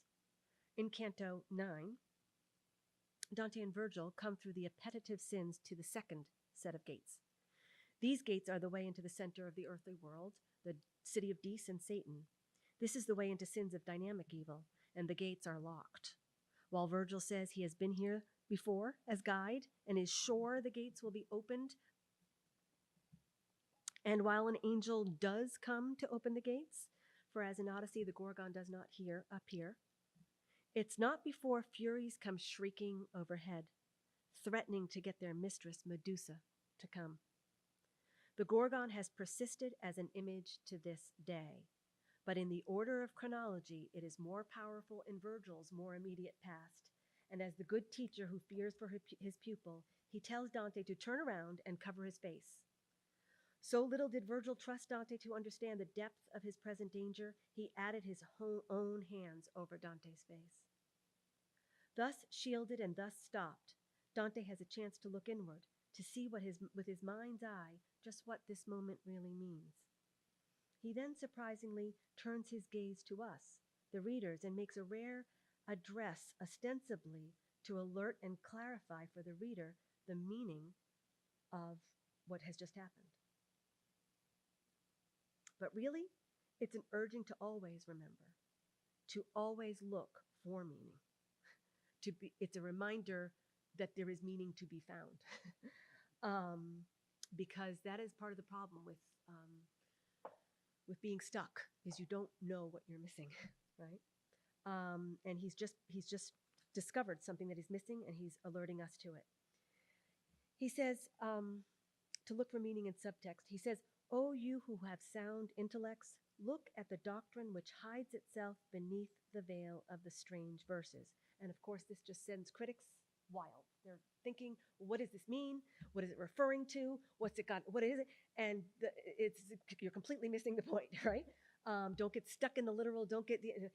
But the excellent Dante critic John Fricero, I think rightly, says that the Gorgon that this is referring to the incident that just happened and isn't just random and about literature in whole, although it is, right? But that it's occasioned by what he's just been through. His insight is related to what just happened to him in his present moment, and that what he realizes is that Gorgon has been some sort of image of despair for Dante, sort of in opposition to the abandon all hope, right? In this way of reading into the veil of poetry rather than being literal, does one begin to hear the Vedic voice, which is essentially a poetic one, as Abraham Heschel sees. That can be what Faulkner describes as one of the props and pillars to help man endure and prevail. Beloved is a novel likewise about finding the spirit over the letter. Setha refuses to remember her dark action of killing her baby to keep it from a life of slavery because she displaced herself onto that dead child and then further onto the baby's headstone engraved with beloved. The love of self and other is turned to stone and monumentalized. It takes Paul D. to come, as though remains from the archive of memory, to encourage Setha to leave behind her dead past and live. He rightly sees that her love is too thick and that she doesn't know where she ends and the world begins. Yet Setha is the heroine, the one who chooses the most beautiful word from what the preacher said at the funeral to put on that great headstone. She is the one in whom the otherwise unreachable and abstract words of the self-proclaimed preacher Baby Suggs are taking root. And she is going to have to see for herself and for us that the local habitation and name she gave is after all misplaced before she can begin to imagine the self, to let go, or to see and hold the grace she already has, the love of self and of the ways in which she is beloved. Anything dead coming back to life hurts, this novel shows us, and in the moment of leaving the past does Setha summon up from the depths of her memory a Gorgon embodied, a concretization of what we know from the myth cannot stand. Beloved carries a kind of double consciousness of the word made flesh and yet black hole, born of a thickness even beyond Setha's. While she bears traces of the dead baby, Beloved also bears traces of the 60 million and more slaves to whom the novel is dedicated. There is no slant, no principle of distinction in naming, no way of managing that horrific and overwhelming number of which Setha is one to her mind.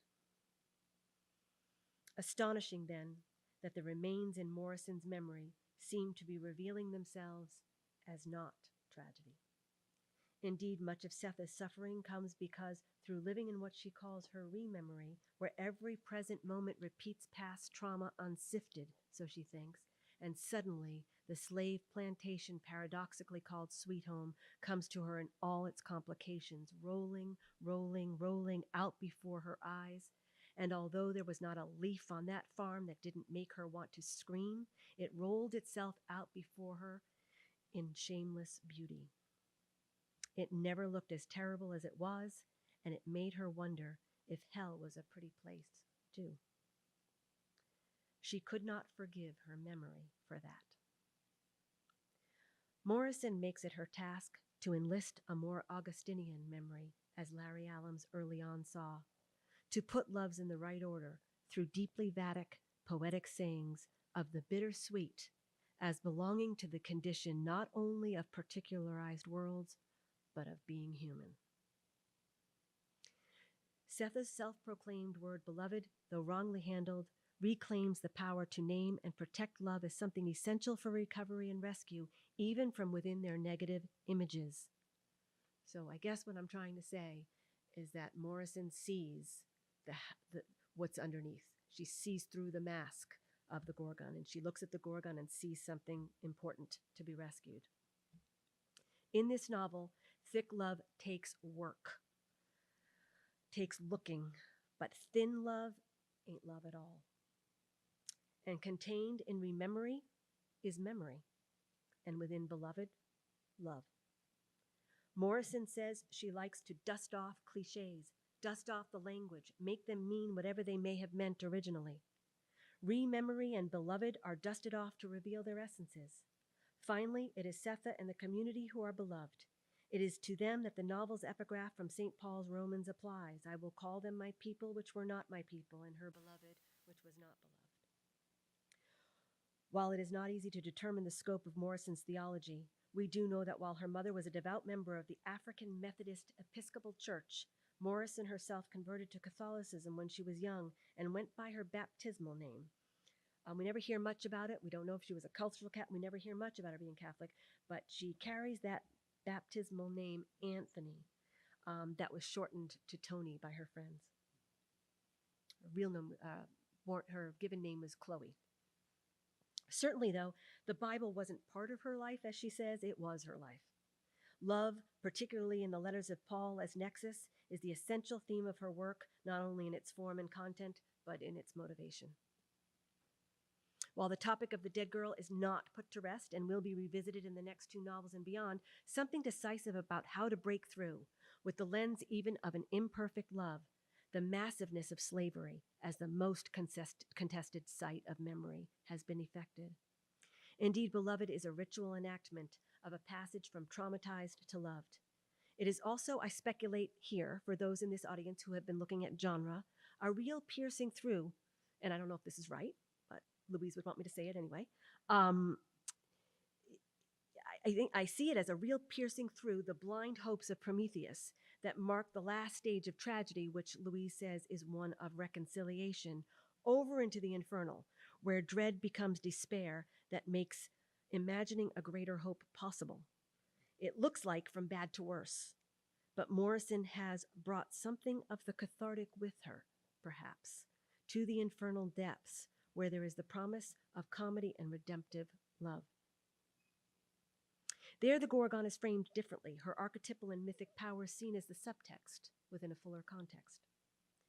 Jazz and Paradise also have Gorgonians that are raised to some imperfect but clarifying judgment. In Jazz, set in the city during the Harlem Renaissance, Dorcas Manfred breaks up the marriage between Violet and Joe Trace and is then killed by Joe because the girl drops him. Dorcas refused to name him as she dies, saying cryptically, "There's only one apple." The city is the Big Apple, but also a misapprehension of sin as love. Dorcas leaves Joe because he is nice to her, up until he kills her. And she defines paradise, before that novel is even written, by her convoluted thinking that love must be paradise if a woman is willing to go back to an abusive man after just 2 days, as she says. But the way Morrison can best see how is to uncover the Gorgonian. And yet Dorcas is welcomed in. And so Dorcas is welcomed into the home of the couple in the form of a framed in glass and silver photograph that becomes a source of reflection and mirroring. Violet goes to the funeral to stab the dead girl and gets prevented. And she bothers the aunt of the girl to the point where the aunt says, "Take this photograph and get away from me." So she takes a photograph of this dead girl who broke up her marriage, right? And she brings it home and she puts it on the fireplace and she and her husband stare at it.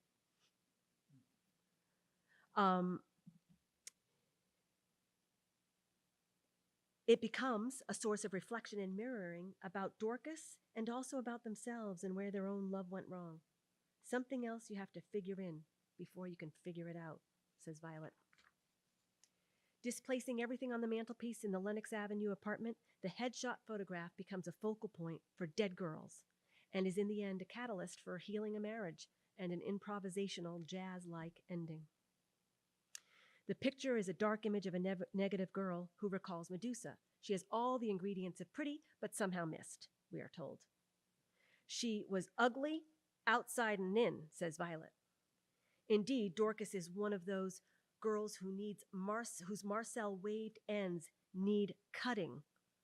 A girl who has scales, said Joe. A girl who has internalized the negative gaze to no good end.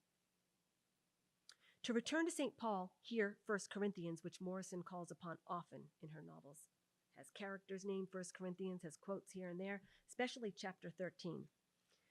But for now, so she doesn't quote this part, but I think it pertains. When that which is perfect is come, we'll see face to face. For now, in this purgatorial world, though, we know in part, and we prophesy in part, for now we see through a glass darkly. Here, the photograph sitting on the fireplace traces Athena's shield, complete with Gorgon, back to an apotropaic deity Hestia, goddess of hearth and domestic peace. On this leman between old and new, apotropaic and therapeutic, does Shield of Perseus become household god.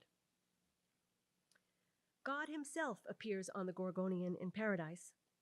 There is an oven, round as a head and deep as desire, sitting in the dead center of the town, that the men who shoot the white girl take apart and reassemble every time they migrate westward to maintain their all-black community.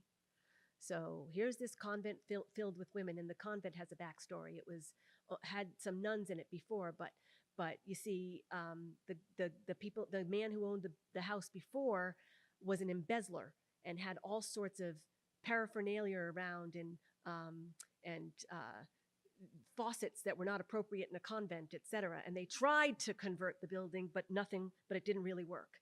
And by the time of this novel, a group of women troubled women have taken over, and there's a white girl among them. And the men who want to keep this racial purity and keep moving sort of westward, it's the westward migration, right? Are threatened by the entire group of women, but particularly the white girl.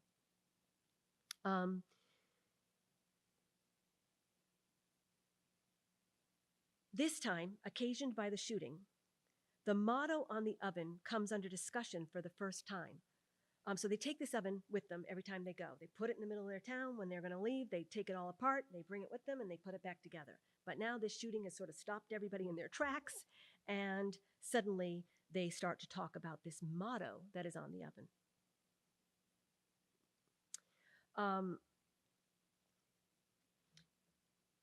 This oven sort of focuses the dead girl theme.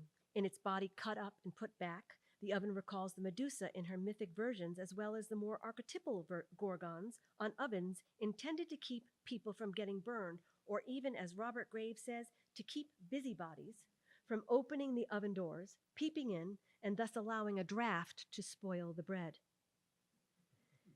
This novel, as does Morrison's work more generally, offers many images of palimpsest, of the mix of pagan and Christian images, and here is a Christian overlay on the oven that sits in the center of the city, unused. The inscription on the oven invokes the face of God, though not as especially beatific. The words are partially erased, so whether it says, "Be the furrow of his brow," "Beware the furrow of his brow," or "We are the furrow of his brow," is hotly disputed. The older men prefer "beware" and argue until one says, "If any one of you ignore, change, take away, or add to the words in the mouth of that oven, I will blow your head off just like you was a hood-eye snake." Morrison wanted to call this novel War, but she settled for Paradise. The explosiveness of the opening of the novel's opening line, "They shoot the white girl first," continues, and while we never fully understand its meaning, we also never come to any real resolution on the motto. But the deeper desires that the oven kept in place are beginning to reveal what is missing, the new and present forms needed for the different ideas that were compacted and are now generated by the unexpected revisitation, stirring towards particularized worlds. This is not Dante's Paradise, but this displaced marginal community is beginning to ask the right questions about the origins and meaning of the words they live by. Here, the Gorgonian is less a household god than potential idol, now brought before the mind for analysis, to take apart reflectively rather than routinely, and to see about how to reassemble. Some air has been let into the space Morrison carves out. Some draft of air has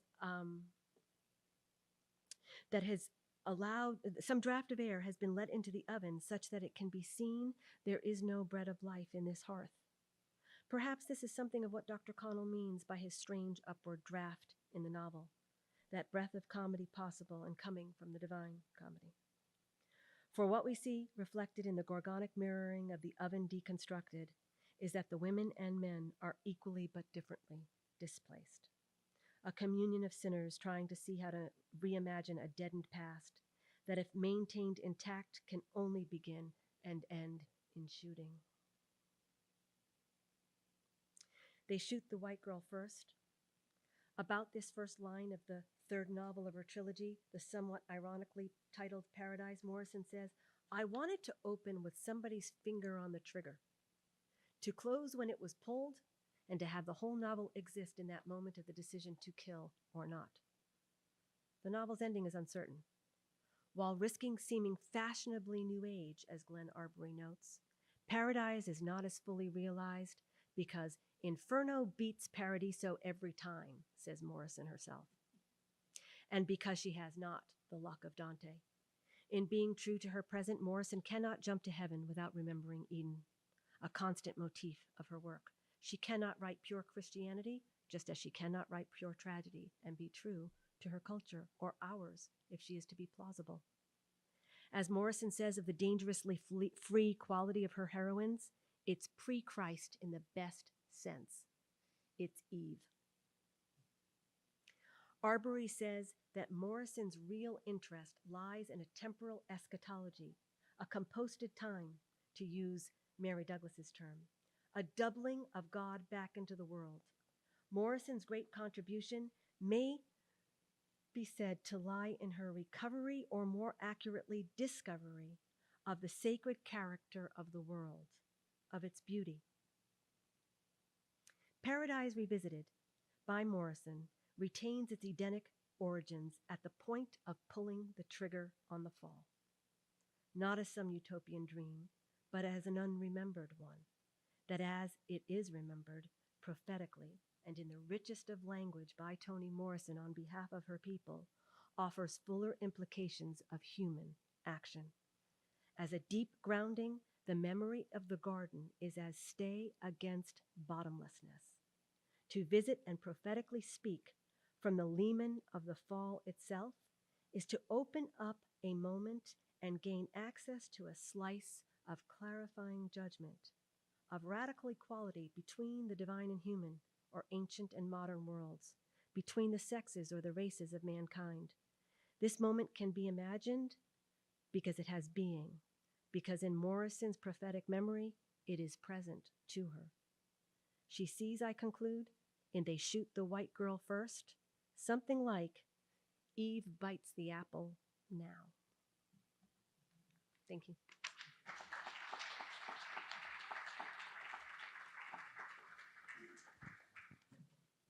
Would you be willing to entertain some questions from the audience? Ask away.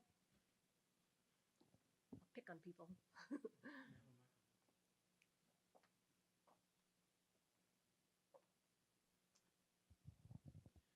Doctor, did Morrison speak of a dominant image in her personal life?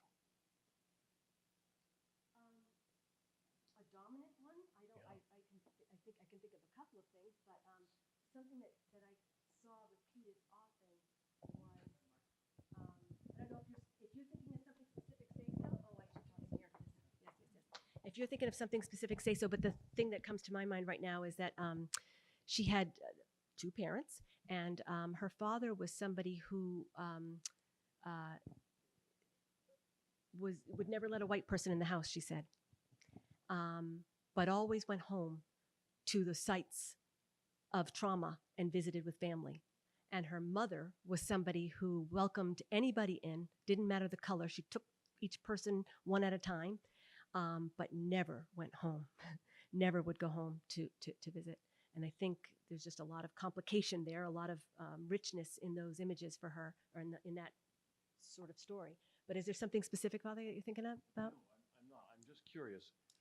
I don't know that much about Morrison at all, but listening to your story of the Gorgon, I was wondering what was dominant in Toni Morrison's life.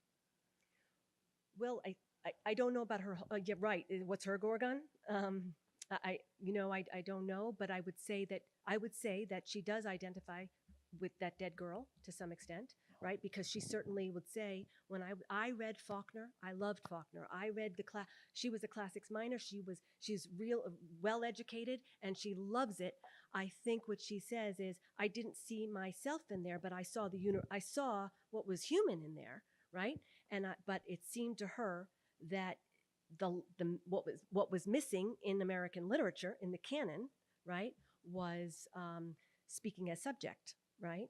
Although the more and more I'm reading, the more I'm seeing that she really wants to show that having been subtext was incredibly important to this country. That the status quo goes its way, right? But that there's always some sort of this is the prophetic, there's a book about, well, Heschel's book is ridiculous. It's amazing. But there's another book, Brueggemann, The Prophetic Imagination. And, there's this talk about the subculture, right, is the one that the divergence of our dystopian novels that we're into lately, right? There's somebody that sees differently, right? And sort of hasn't drunk the Kool-Aid or whatever it is, and somehow brings this, something is preserved when you are not on deck, when you are, right? And so that they have been cultivating since slave days, right? The subversive language of the code of their language, right? And the contradictories, all of that. And I think that she is saying to her people, it's safe to share it. I think she's trying to give them shields because she's the bridge, because she's well educated and less traumatized, even if a victim of many of the consequences of this system, right? But I think she's a Claudia McTeer, and she looks at the dead girls who are worse off than her, the ones who really have somehow internalized this look. She said about the girl in Bluest Eye, she said, I just thought it was a hideous image. That little dark black girl with blue eyes, she would have looked awful, right? And so she is not as damaged as others, right? But she wants to bridge somehow the gap between this group of people who have, in their subtext, been too isolated, right? Because some are really engaged in the richness of this subculture, but some are just the deplorables, right? Or something out there that, right? So, and to gather them back up and in, and to let them see that this is a shield that has protected us, and we needed it, and thank God we did it. But it's now time to let the guard down a little bit and reveal the household gods that we have preserved, that in the moment of the status quo being on fire, right? This is her prophetic, this is her luck. Whatever time she lived for us, right? It was her luck to see that somehow things are being, things are bad, or things. It's time to get real. It's time to get real and to articulate for us.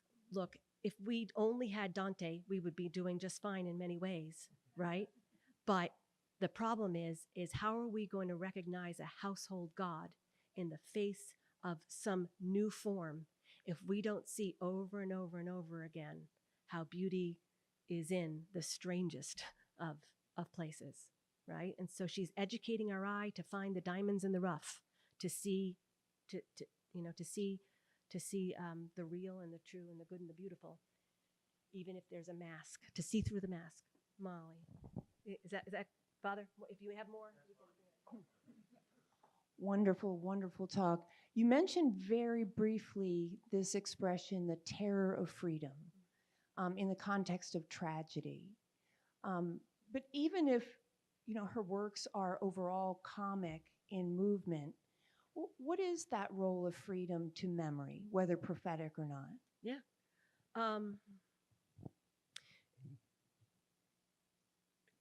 I think I said in here that for African Americans and for anybody in a subculture, right? For anybody underneath, the fear is in winning, right? Because you have your language, you have your, speaking of not wanting to rock the boat, that's what the whole apotropaic is about, right? We're living our lives here and things are fine. As long as the gods don't come and bother us, we'll be okay, right?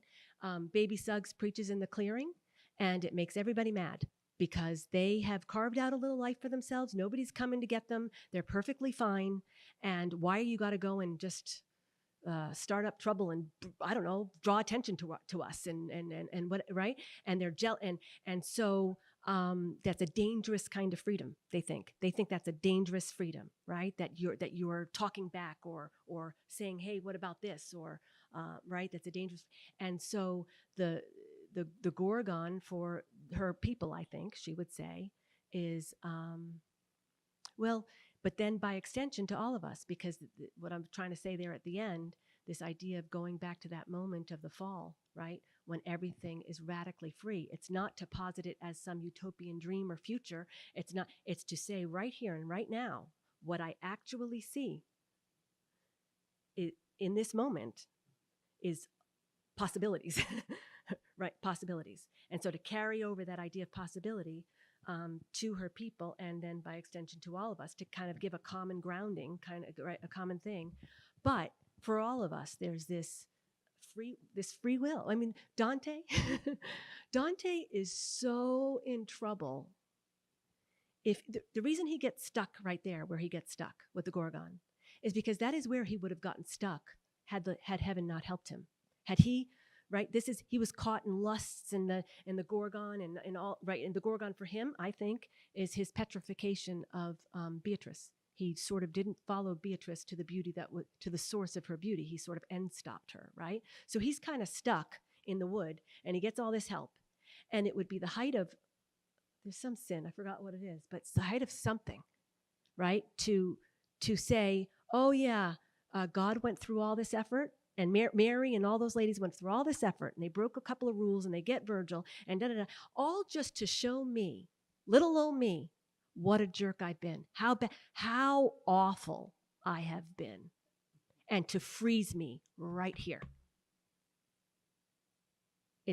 That is the opposite of the hope, right? And the point of the second chance, or the whatever this is, right? So there is this terror, and why is he afraid? He's going into a worse place.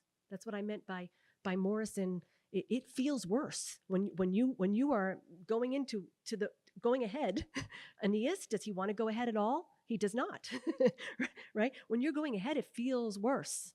And it may be worse, right? But it is not worse in these situations, but you got to go through the worst to get to the better. And what Dante knows in this moment is that he's already, that Christ has already triumphed over that Gorgon. And so in fact has he. He wants to move on. He does not want to get stuck by that Gorgon. He wants to move on.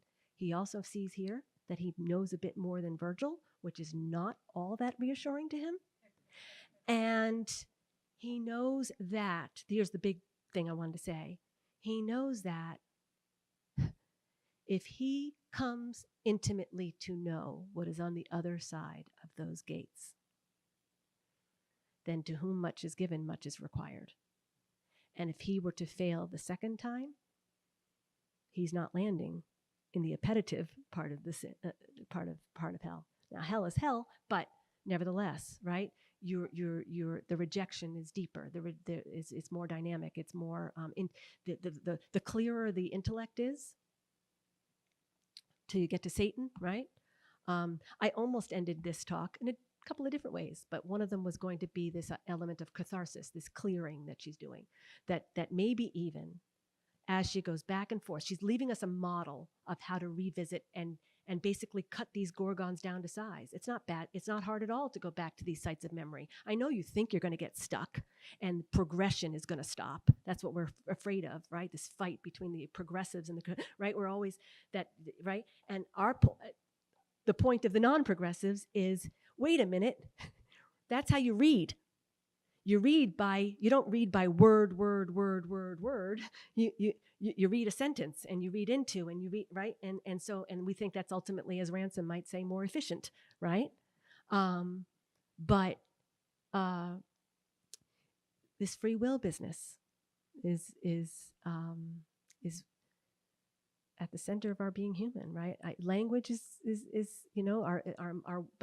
our souls are what the way our souls are animated are what differentiate us, right? And so there's this fear that we won't live up to the freedom that we are called to live up to. In fact, the difference in some ways, between Virgil and Dante, Virgil, to me, outreached him. He went beyond what was revealed to him, right? And here's Dante, who's been given the whole story and is falling short, right? So anyway, I don't know. That doesn't quite answer the question, but ask it a different way and I'll answer it differently. Yeah. Is there any more burning question? I think we've kind of left this missed to the Eat. Yeah, to the loggia. Perhaps a glass. Sounds good. Continue to talk. Thank you.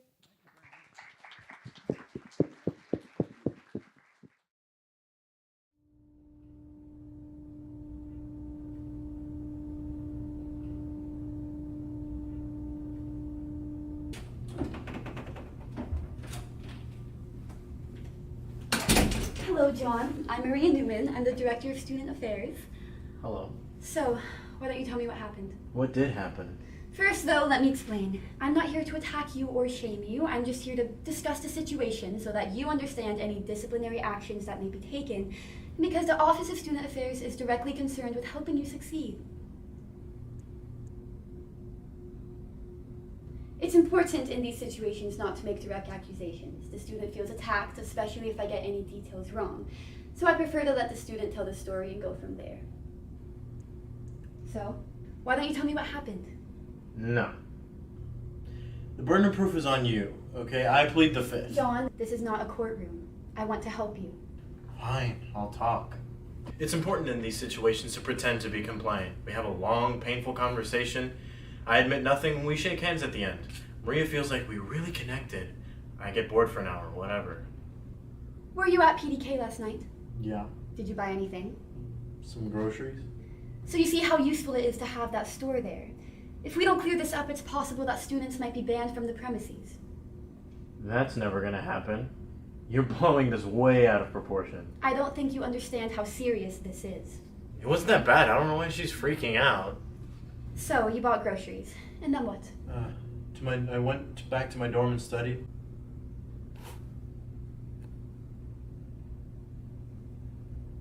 Can you prove that you were at your dorm? Did anybody see you? I don't know. See? She obviously knows nothing. If you hadn't gone back to your dorm, where might you have gone? Sometimes I like to study at the cat bar. Oh yeah, I used to go there all the time when I was in undergrad. I would see my friends walk through. Oh gosh, give it up. What do you mean? Hello, fellow kids. I understand you. I want to help you. John. Do you have any proof that this incident even happened? You're blowing this way out of proportions. I don't think you understand how serious this is. It wouldn't be such a big deal if we could talk about this like adults. Honestly, it wasn't that big of a deal. I was hoping we could have a conversation and then I'd make him clean it up, but I'm concerned that he's so hostile. Adulthood is a choice. You can choose to make it a big deal or you can choose to make it right. Make it right how? Well, the sidewalk needs to be cleaned up for one thing. Cleaned up? So here's what happened. Somebody spray painted some strange characters on the sidewalk outside of PDK. Maybe John didn't do it, but he was the last person Raj remembers being there. Oh, and the trash can was knocked over. So here's what happened. I went to PDK for some chips, and I ate them outside. I thought it would be funny if I blew up the bag and put it somewhere where someone might step on it. I didn't think it was going to be this big of a deal. I hope I don't lose my scholarship over it. You're probably thinking it doesn't matter because it didn't seem like anybody got hurt. However, we have to remember that Raj works hard to maintain a welcoming environment. If people are subjected to pranks like this, they won't come back and he loses business. That's not fair to him. Pranks like what? But it was really hard to find somewhere to put the bag where no one would see it before popping it. And in the dark, it kind of looked like an alien face. I was tired, okay? So I put it so it would be just looking out of the trash can. It was kind of creepy in the dark. Look, I just want to know why you did this. Are you feeling stressed? How are your classes going? John. What? So yeah, as I was walking away, a car pulled up and I heard someone kind of scream. So I think it worked. So, as I was saying, if you agreed to clean up the mess, I think all would be well. Clean up what? The sidewalk. Don't play dumb, John. Did the trash can spill? Actually, I was surprised. The trash can was empty, bag and everything gone. Spray paint is not that difficult to clean up, okay? I can drive you to the hardware store and we can pick up the stuff.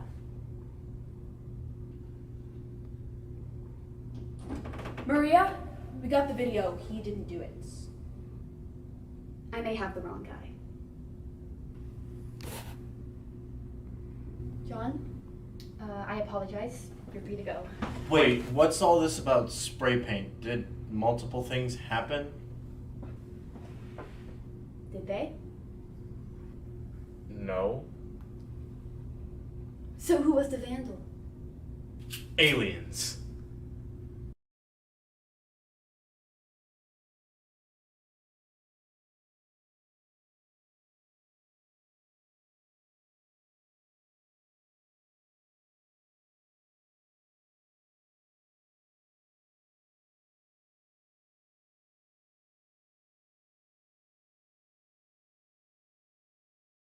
So I was sitting right over there, about 1 a.m.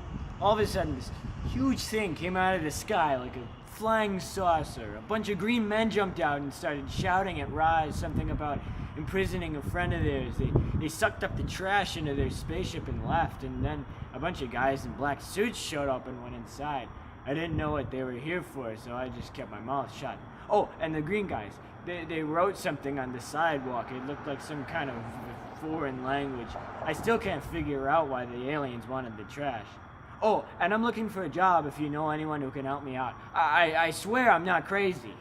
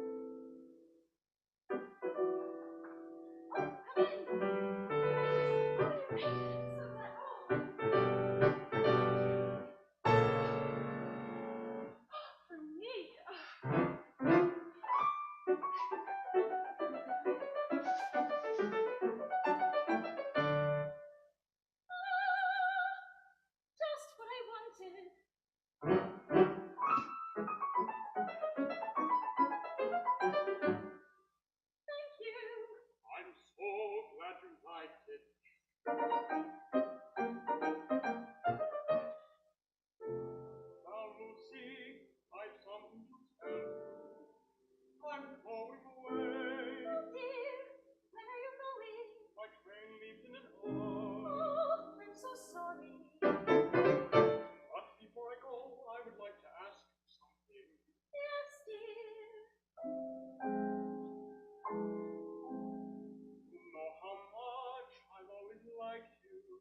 Yes, dear. Well then, I was just wondering, that is of course after I come back. Or consider. What, dear? I don't quite know how to tell you. Excuse me. Hello, hello.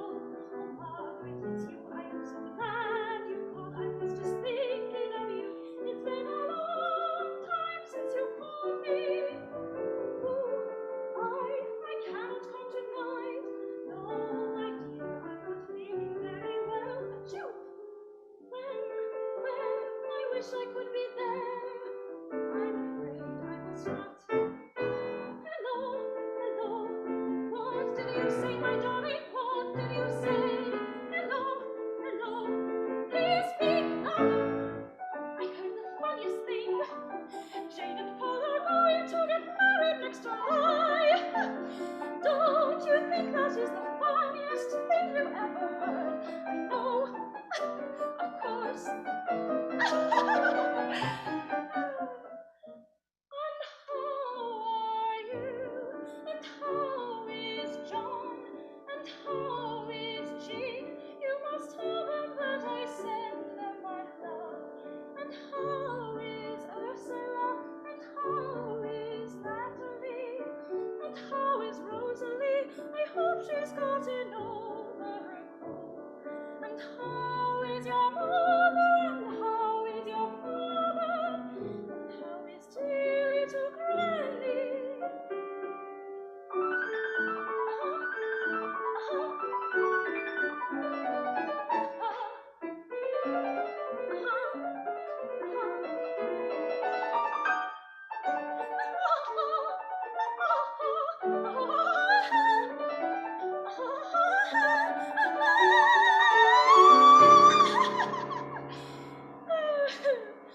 Oh dear.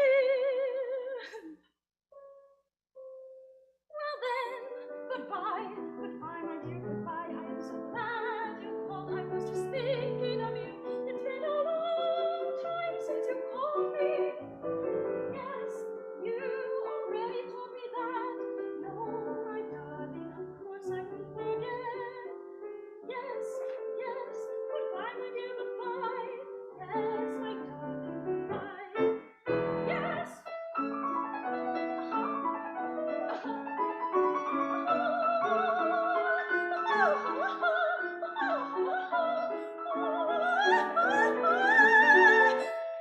That's the funniest thing I ever heard. And how are you? And Bets and Bob and Sarah and Sam, you must tell them that I send them my love. And how is the kitty cat? How is the dog? Oh, I'm so glad. Goodbye. Yes, Margaret. All right, all right, goodbye. All right, Margaret.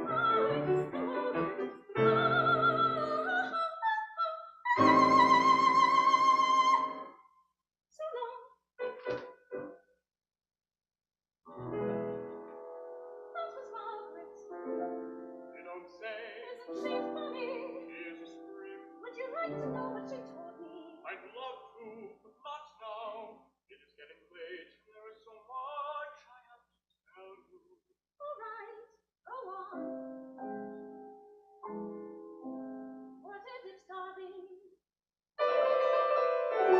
Excuse me. Hello, hello. What are you saying? What number you want? What number?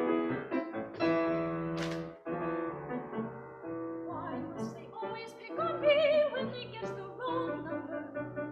Why indeed? But now will you please listen to me? The time is getting shorter. Would you like to know the exact time? Just wait.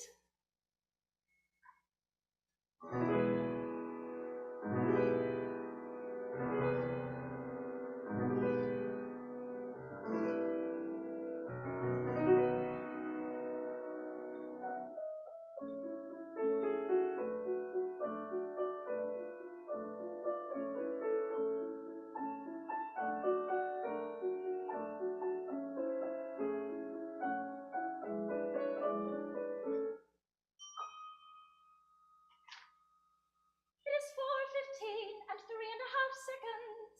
Thank you. But now, please, will you listen to me? Oh, I'm so very sorry, darling. Go on then. Well, as we were saying, you know how much I've always cared for you. So, I was just wondering, that is, of course, after I come back, you would consider. Oh, I'll go insane! I'm sorry. Hello, hello. By George, it's you. But why must you scream at me so? What do you mean? Whoever told it to you? I never said that about you. You don't believe me, you can't call up Venice. How dare you say such a thing? Stop using such language. No, yes, no, I mean. I swear it isn't true. How can you believe that I'd say such a thing? Now listen to me. I'm not going to stop it if you call me names. Hello? Hello?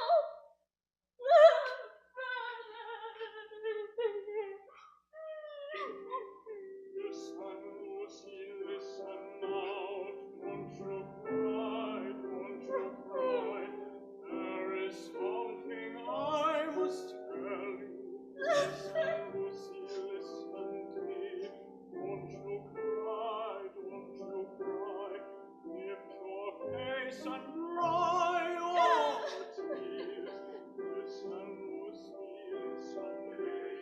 Don't you cry, don't you Oh, you don't understand. Let me go and get a handkerchief.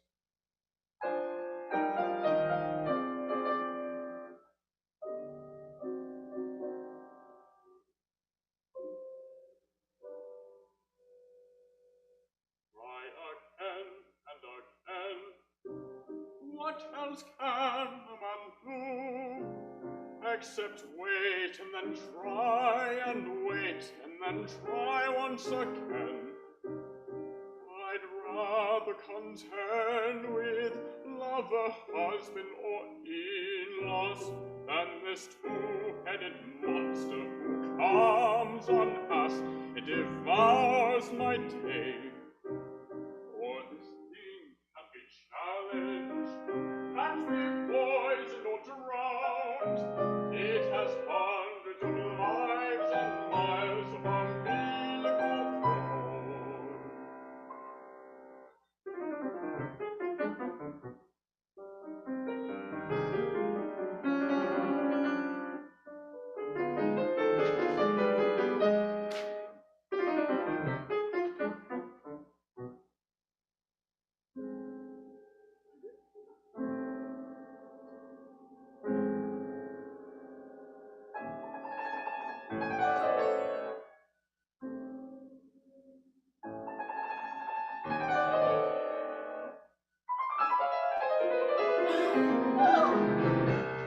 You wicked man! What were you doing to it? I was only trying. Poor thing. Shame on you. Put them down. I assure you it was all in self-defense. You must have hit it first. Lucy, can we have a quiet talk? Yes, dear. But first I must call up Pamela. Love, why must you call her now? I must tell her of my quarrel with George. Can't you tell her afterwards? Oh no, I must get hold of her before she hears it from somebody else. It will only take a moment. I will make it very short. It will only take a moment. I will make it very short. Will you wait until I go? Just a But I have no time to I will make lose. it very short. Oh, all right. Please hurry.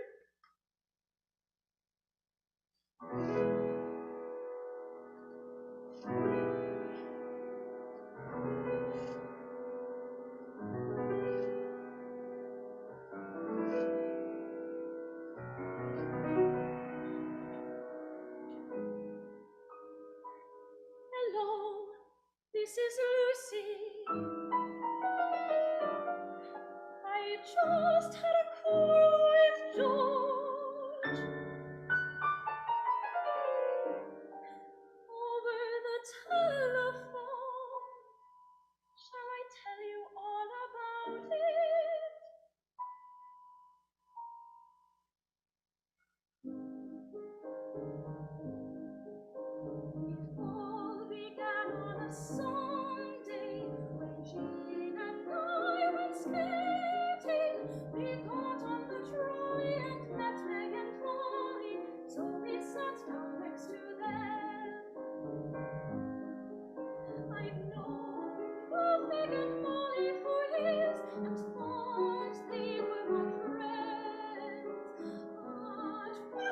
have done to me now, I'll never, never forget. They started asking if I had seen George, and now I know why. They said I had seen him once, that's all they wanted to know.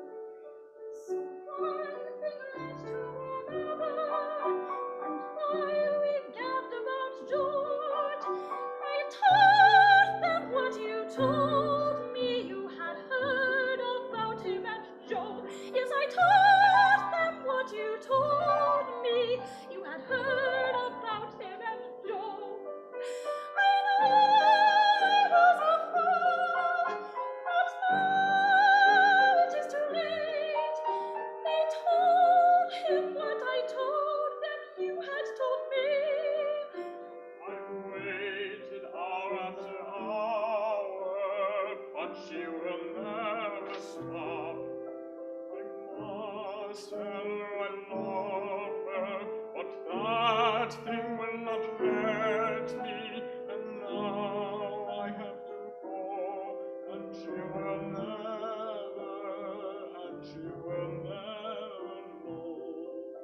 Of course I said, oh George, my darling, how can you believe that I'd say such a thing? You know that in me you have a true friend.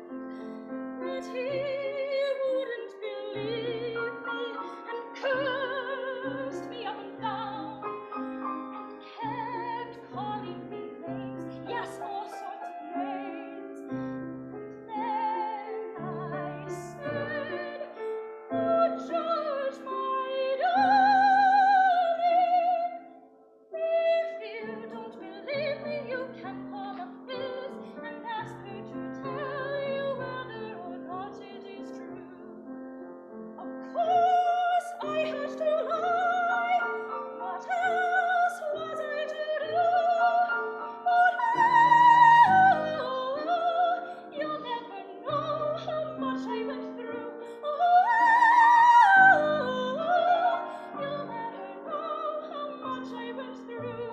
I've waited hour after hour, but she will never stop. I must tell her I love her, but that thing will not let me, and now I have to go, and she will never stay. And now let's say goodbye. I want to think it over.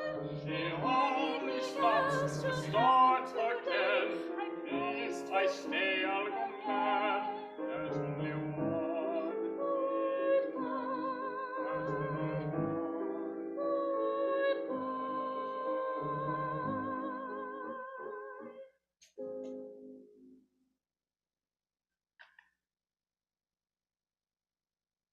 Oh, where has he gone?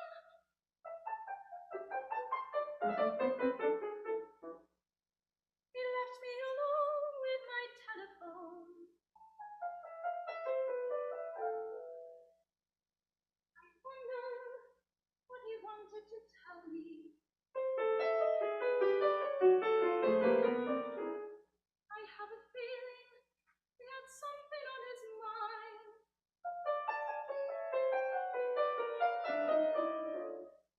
Will he come back?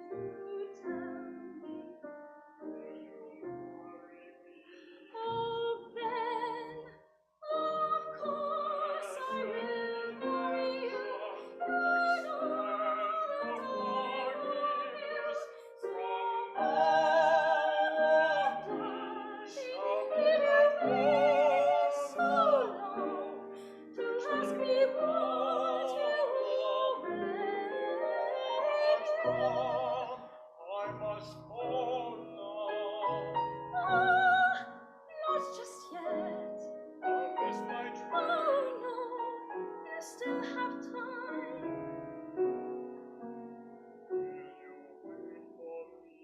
Oh, Ben, of course I will wait, but please don't be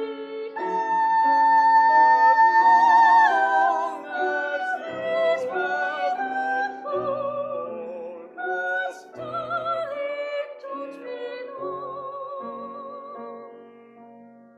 And while you're away, don't forget your eyes, your hand, no, your lips, no. What then? My number. I'll never forget to call my number. Yes, dear, I'll remember to call it every day. Your number. I'll never forget to call your number. Yes, dear, I'll remember to call it every day.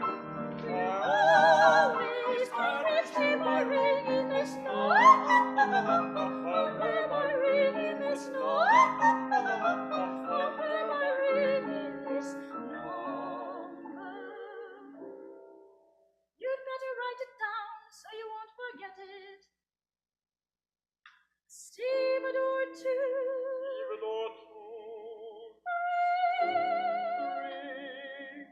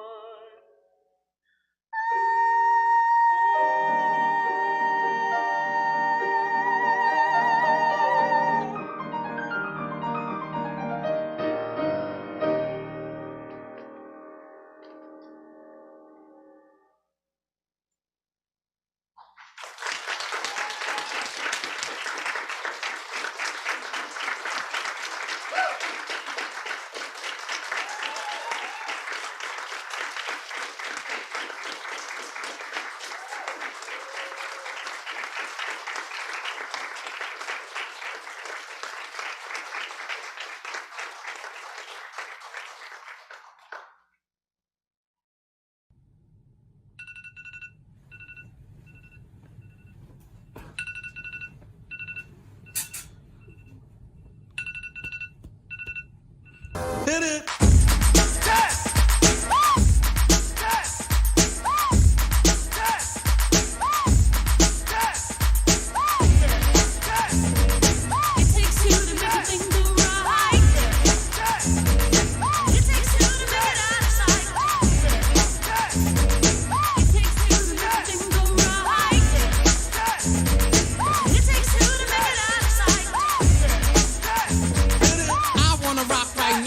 Well, good afternoon, everyone. Welcome. It's basically a joy for me to be here with you fine folks. So if no one has their books, I guess we're ready to begin. It all began with the shoe on the wall. Shoe on the wall. Maggie Fazio, don't laugh at that. Nothing your friends are doing. I see you. Don't put the camera into your head. What? Oh. The things I do for a living, and I'm underpaid this whole time. What do you think of this book? The book or the class? Trying to allow you all to experience for yourselves. You're not letting me. Sarah, cancel my subscription because I don't need your issues. How did we get off on that tangent? I have a question. What was the story about?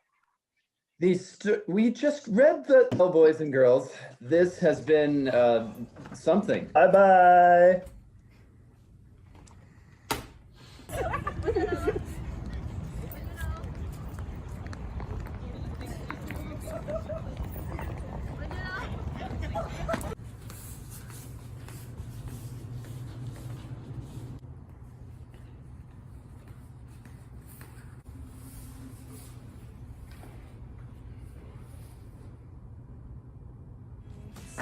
You boys ready? Yeah, we are. Let's go, move! rock my world like nobody else. The way that you flip your hair gets me home. But when you smile at the ground, it ain't hard to tell. You don't know, you don't know you're beautiful. If only you saw what I can see, you'll understand why I want you so desperately. Right now I'm looking at you and I can't believe you don't know.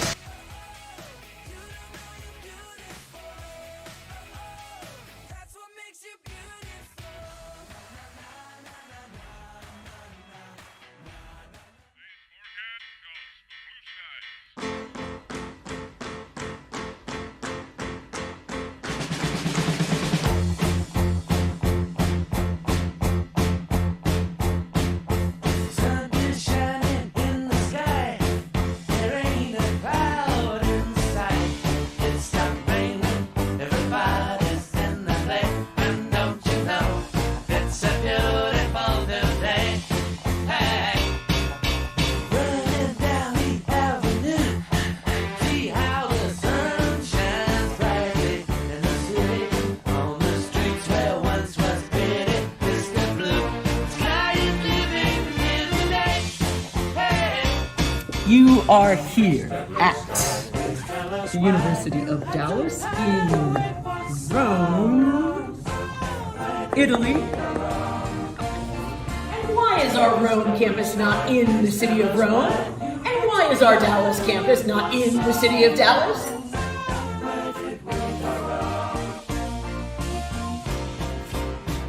Hey, what day is it? Yeah, it's a typical Tuesday, not a wacky Wednesday. Whatever happened to predictability? The milkman, the paperboy, evening TV. You miss your old familiar friends, but waiting just around the bend. Everywhere you look, there's a heart, a hand to hold on to. Everywhere you look, there's a ghost of somebody who needs you. You're lost out there and you're all alone.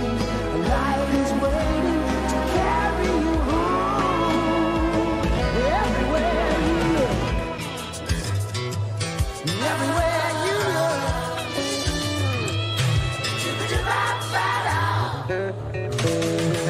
Bad boys, what you gonna do? What you gonna do when they come for you? Bad boys, what you gonna do? When they come for you? Real plastic surgery, you'll be better. But I never thought that it'd be so simple, but I found a way. And I always thought that it'd be too crazy, but I found a way. If you open up your mind, it's gonna take some time to realize.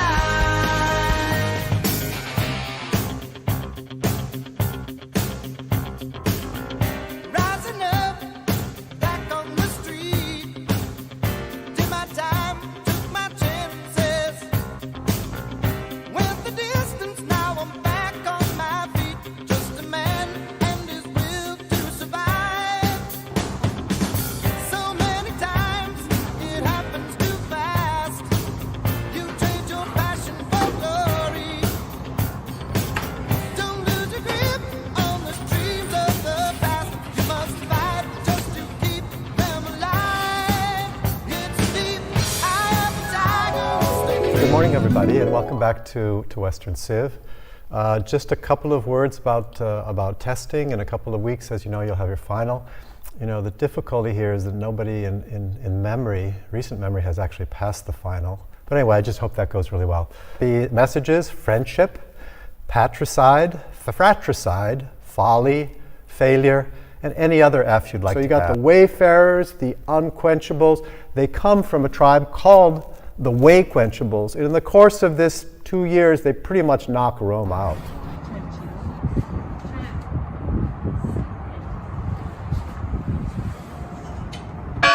Guys, we're gonna be late. We gotta get to the meeting.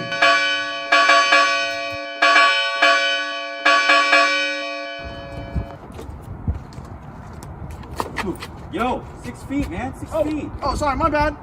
1, 2, 3, 4, 5, 6. Thank you. All right, see you, bro.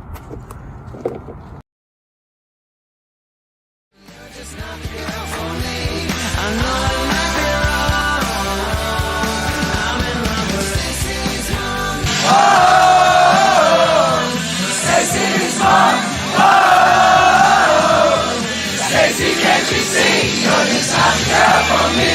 I know it might be wrong, but I'm in love with Stacy's mom.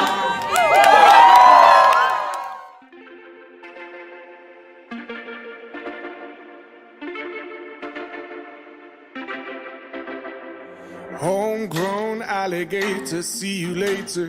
Gotta hit the road, gotta hit the road. The sun ain't changed in the atmosphere, architecture unfamiliar.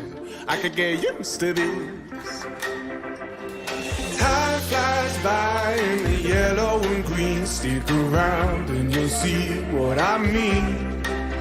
There's a mountain top that I'm dreaming of. If you need me, you know where I'll be. I'll be riding shotgun underneath the hot sun, feeling like a someone. I'll be riding shotgun underneath the hot sun, feeling like a someone. John, you're in the sun. South of the John, you're in the equator, sun. navigator, gotta hit the road, gotta hit the road. Deep sea diving round the clock, bikini bottoms, lager tops. I could get used to The students love the Rome campus. Rome campus they love.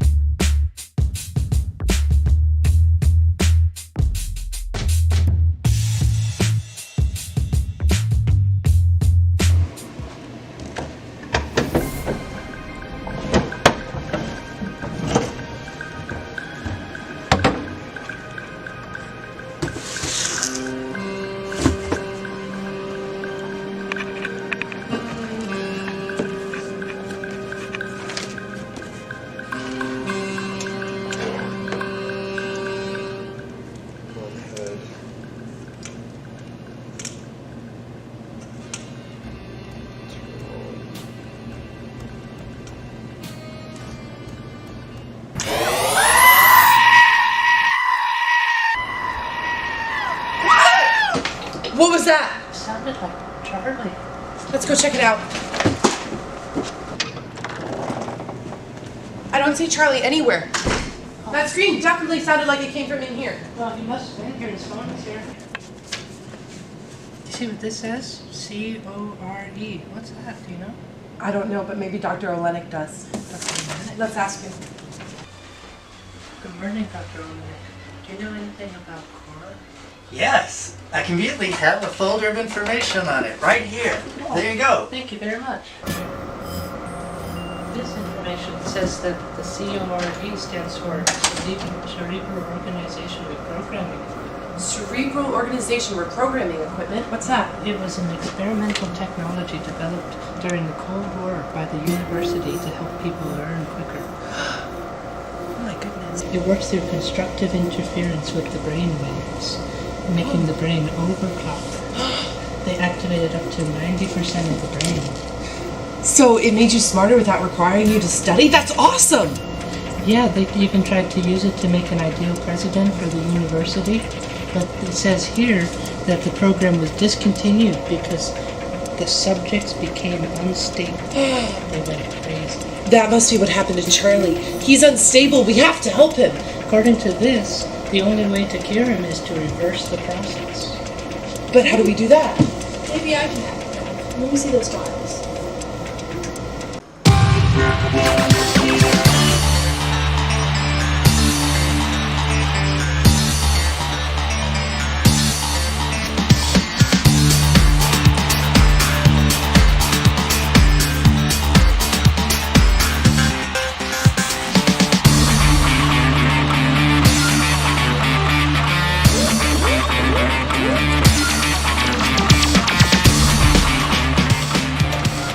cat downloaded the code onto these modified Nerf darts. You need a direct hit to the head to program the device. So if we shoot him, he'll be cured? Let's hope. Where do you think he'll be? Where he always is.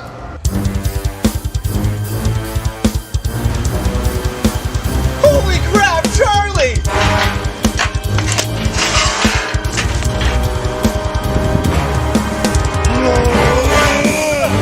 Charlie, stop!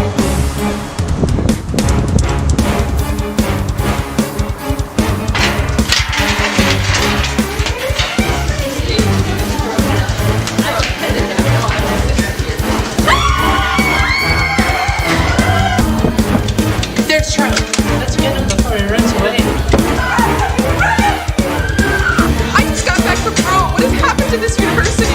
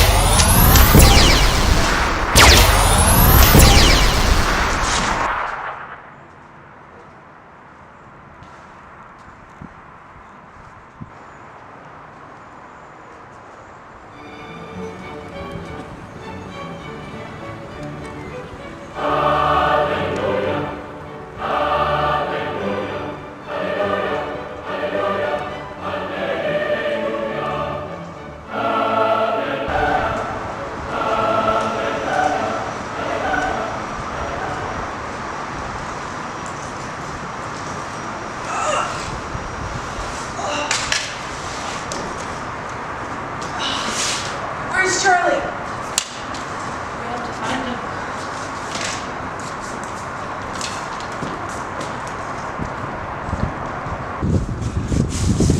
Charlie, What's up, guys? what happened?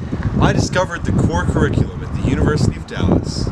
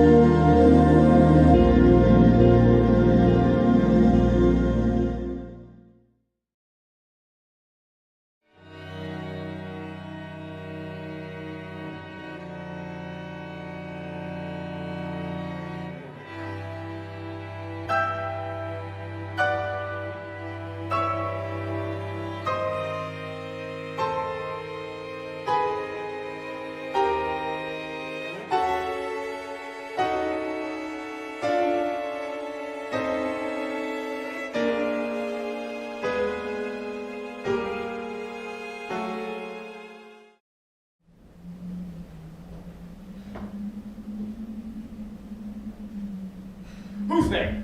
Nate, answer me. Stand and unfold yourself. Long live the king. Bernardo?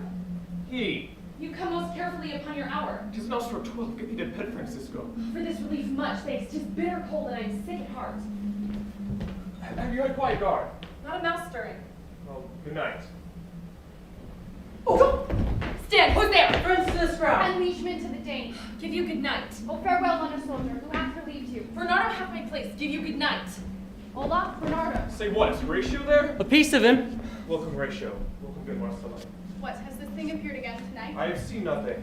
Horatio says 'tis but our fantasy, and will not let belief take hold of him, touching this dread sight twice seen of us. Touch, touch, 'twill not appear. Last night of all, when yon same star that's westward from the pole had made its course to illumine that part of heaven where now it burns, Marcella and myself, the bell then beating one. Break it off! We'll think for like the king that's dead. Thou art a scholar. Speak to it, Ratio. What art thou that usurps this time of night? Say, speak! Speak, I charge thee, speak! He's gone and will not answer. Before my God, I might not disbelieve without the sensible and true avouch of mine own eyes. Is it not like the king? As thou art to thyself, such was the very armor he had on. Thus twice before, and just at this dread hour, with martial stock hath he gone by our watch. In what particular thought to work, I know not, but in the gross and scope of my opinion. But stop, behold! Lo, where he comes again. I'll cross it though it blast me. Stay, illusion. If thou hast any sound or use of voice, speak to me. If there be any good thing to be done that may to thee do ease and grace to me, speak to me. If thou art privy of thy country's fate, which haply foreknowing me, for no speak, stop it, but thou! It's here! It's here! 'Tis gone! We do it wrong, being so majestical, to offer it the show of violence, for it is as the air, invulnerable, and our vain blows malicious mockery. Let us impart what we have seen tonight unto young Hamlet, for, upon my life, this spirit, dumb to us, will speak to him.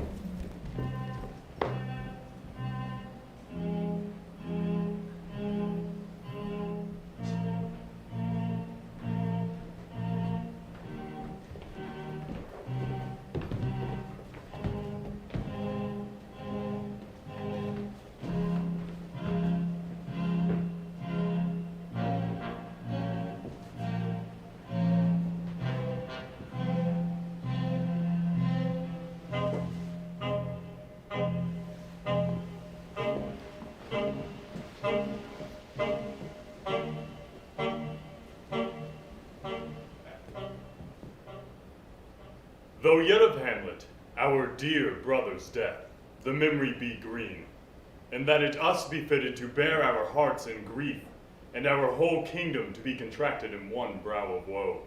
Yet, so far hath discretion fought with nature, that we with wisest sorrow think on him together with remembrance of ourselves. Therefore, our sometime sister, now our queen, the imperial jointress of this warlike state, have we, as 'twere with a defeated joy, with one auspicious and one dropping eye, with mirth in funeral and dirge in marriage, in equal scale weighing delight and dole, taken to wife. Nor have we herein barred your better wisdoms, which have freely gone with this affair along. For all, our thanks.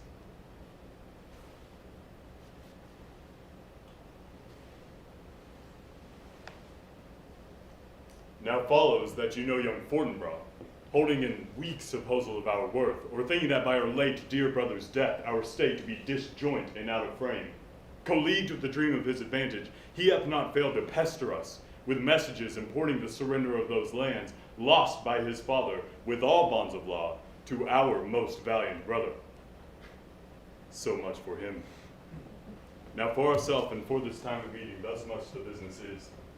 We have here rid to Norway, uncle of young Fortinbras, who, impotent and bedrid, scarcely hears of this his nephew's purpose, to suppress his further gait herein, in that the levies, the lists, and full proportions are all made out of his subject. And we here dispatch you, good Cornelia, and you, Voltimand, for bearing of this greeting to old Norway. Farewell, and let your haste commend your duty. In that, in all things, will we show our duty. We doubted nothing, heartily. Farewell.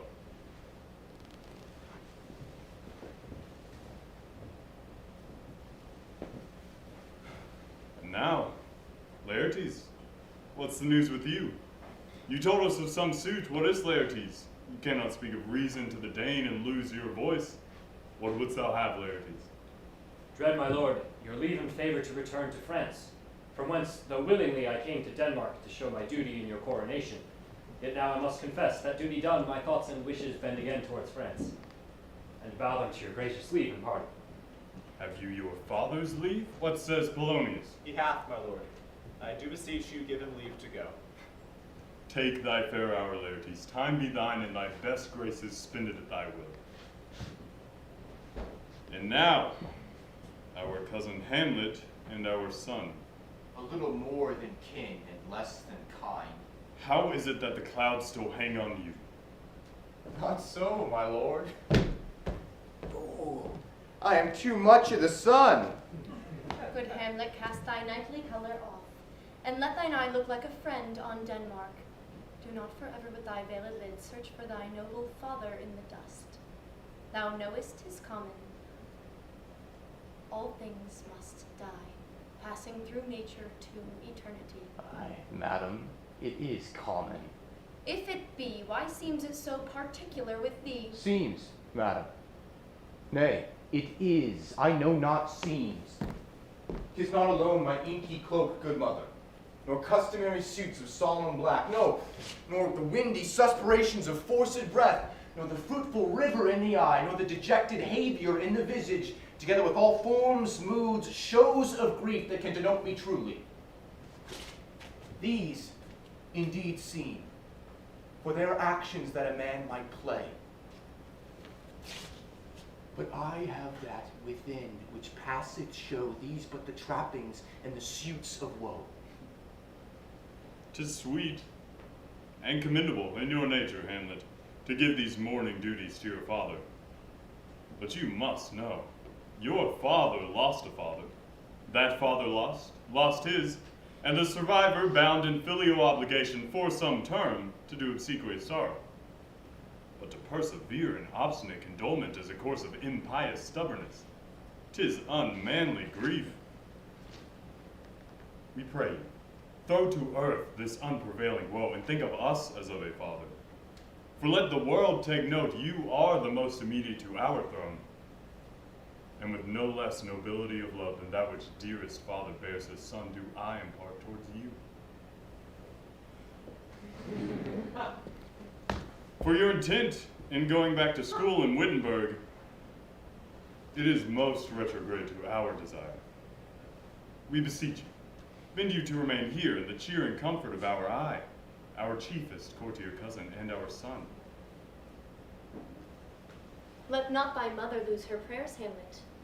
I prithee stay with us. Go not to Wittenberg. I shall in all my best obey you, madam. Why, 'tis a loving and fair reply. Be as ourself in Denmark. Madam, come.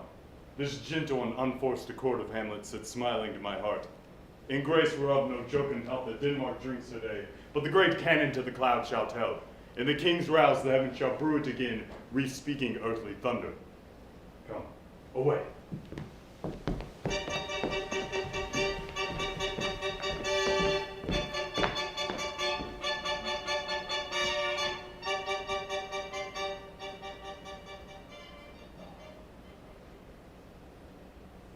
That this too sullied flesh would melt, thaw, and resolve itself into a dew, or that the everlasting had not fixed his cannon against self-slaughter.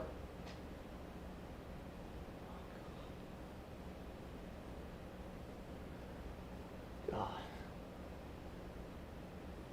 how weary, stale, flat, and unprofitable seem to me all the uses of this world. Fie on't. Oh, fie. 'Tis an unweeded garden that grows to seed. Things rank and gross in nature possess it merely.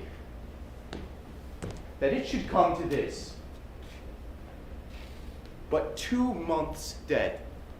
Nay, not so much, not 2. So excellent a king that was to this Hyperion to a satyr. So loving to my mother that he might not be teemed the winds of heaven visit her face too roughly. Heaven and earth, must I remember?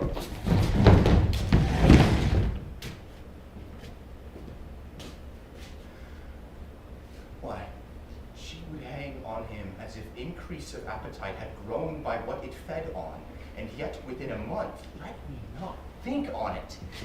Frailty, thy name is woman.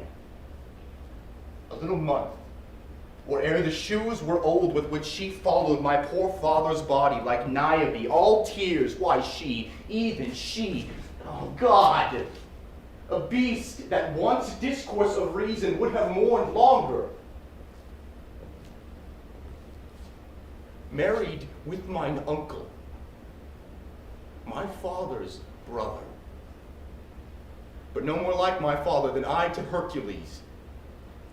A little month, ere yet the salt of most unrighteous tears had left the flushing in her galled eyes, she married. Oh, most wicked speed to post with such dexterity to incestuous sheets. It is not, nor it cannot come to good.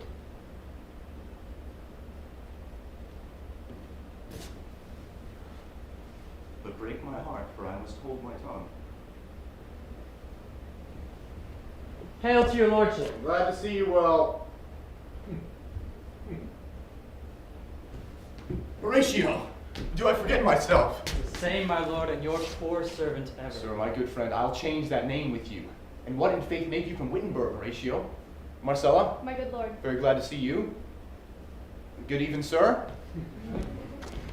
And what made you from Wittenberg, Horatio? Who teach you to drink deep ere you depart? My lord, I came to see your father's funeral. I pray thee, do not mock me, fellow student. I think it was to see my mother's wedding. Indeed, my lord, it fell apart upon. Thrift. Thrift, Horatio. The funeral baked meats did coldly furnish forth the marriage tables. Would I had met my dearest foe in heaven ere I'd ever seen that day, Horatio. My father. Methinks I see my father. Oh, where, my lord? In my mind's eye, Horatio. I saw him once. He was a goodly king. He was a man. Take him for all in all. I shall not look upon his like again. My lord, I think I saw him yesternight. Saw who? My lord, the king, your father. The king, my father. Season your admiration for a while with an attentive ear till I may deliver upon the witness of these gentlemen this marvel to you. For God's love, let me hear.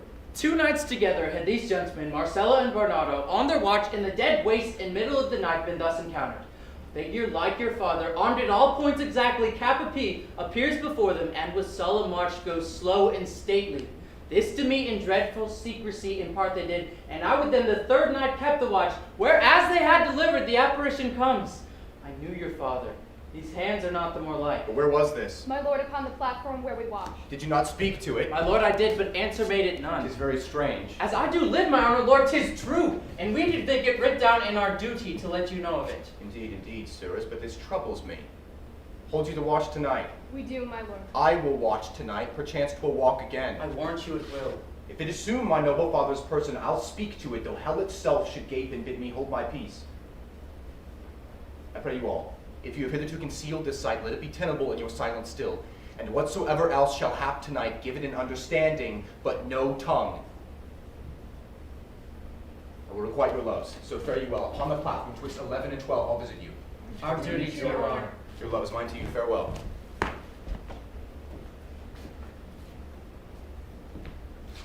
My father's spirit in arms. All is not well. I doubt some foul play. Would the night were come, till then sit still my soul. Foul deeds will rise, though all the earth overwhelm them to men's eyes.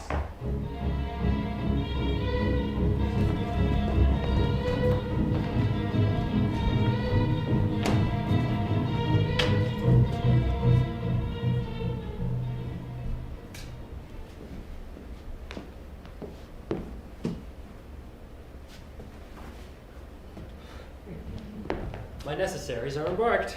Farewell. Sister, as the winds give benefit and convoy is assistant, do not sleep, but let me hear from you. You doubt that. For Hamlet and the trifling of his favors, hold it a fashion, and a toy in blood, a violet in the youth of primy nature. Forward, not permanent, sweet, not lasting. The perfume and suppliance of a minute, no more. No more, but still. Think it no more.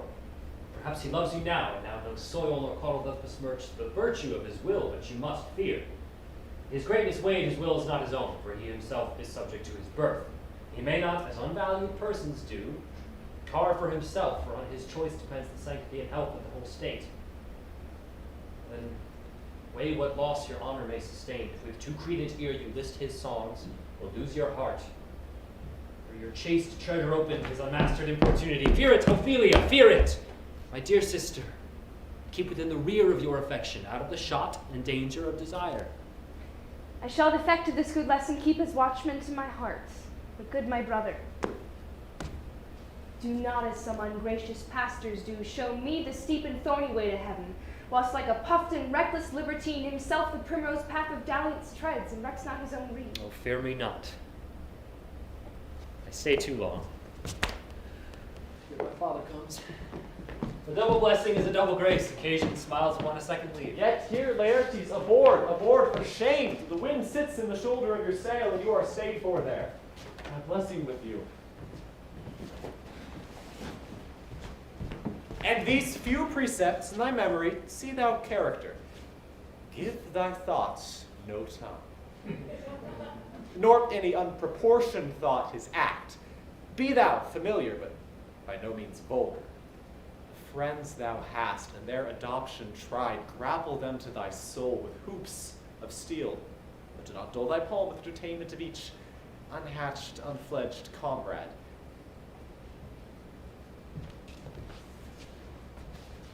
Beware of entrance to a quarrel, but, being in it, variously opposed, may beware of thee. Give every man thine ear, but few thy voice. Take each man censure, but reserve thy judgment. Costly thy habit as thy purse can buy, but not expressed in fancy. Rich, not gaudy, for the apparel oft proclaims the man. Nay, in France, the best rank and station are the most select and generous treating of that. Neither a borrower nor a lender be, for loan oft loses both itself and friend, and borrowing dulls the edge of husbandry. This above all, to thine own self be true, and it must follow, as the night the day, thou canst not then be false to any man. Farewell. My blessing season this indeed.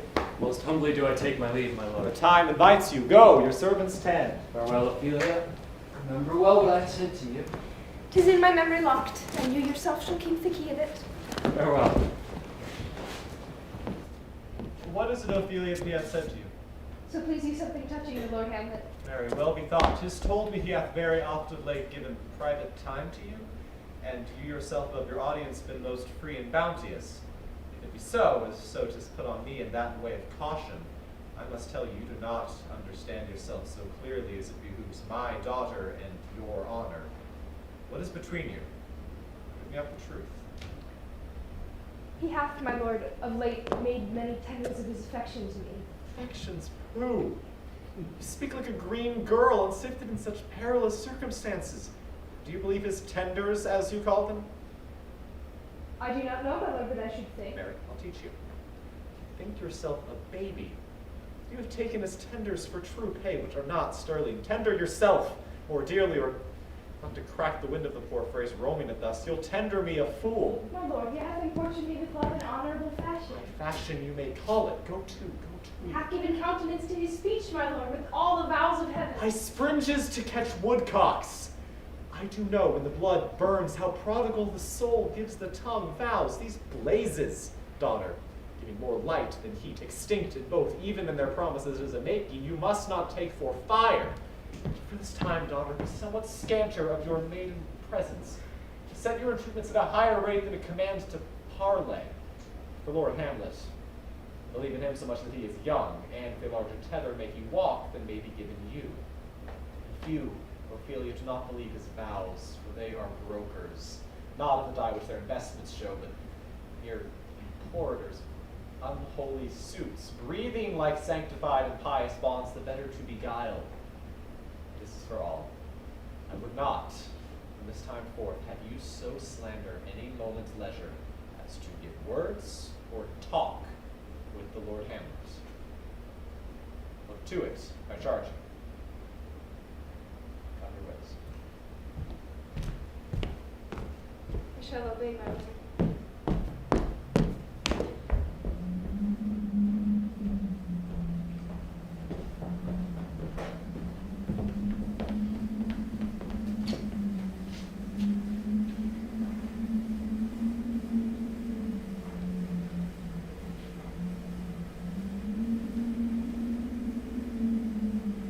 The air bites truly, it is very cold. It is a nipping and an eager air. What hour now? I think it lacks 12. No, it is struck. Indeed, I heard it not.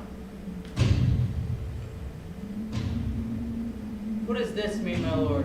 The king doth wake tonight, and takes his rouse, keeps wassails, and the swaggering upspring reels. And as he drinks his draughts of Rhenish down, the kettle drum and trumpet thus bray out the triumph of his pledge.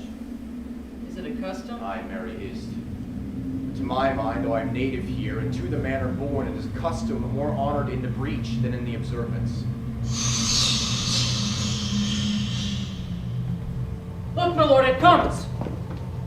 Angels and ministers, please defend us.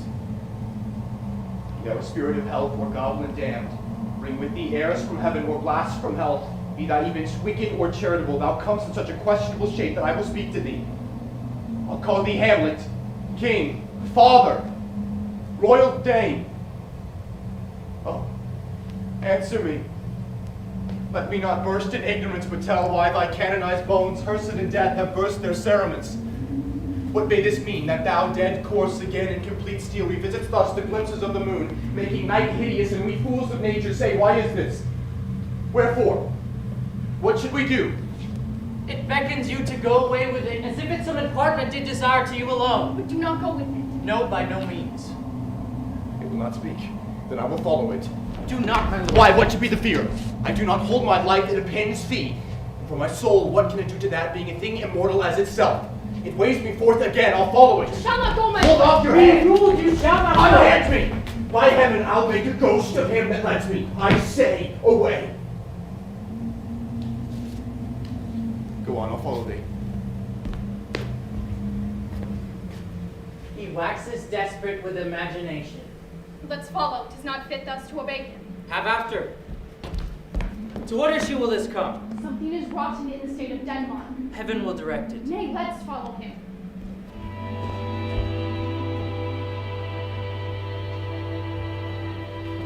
Where wilt thou lead me?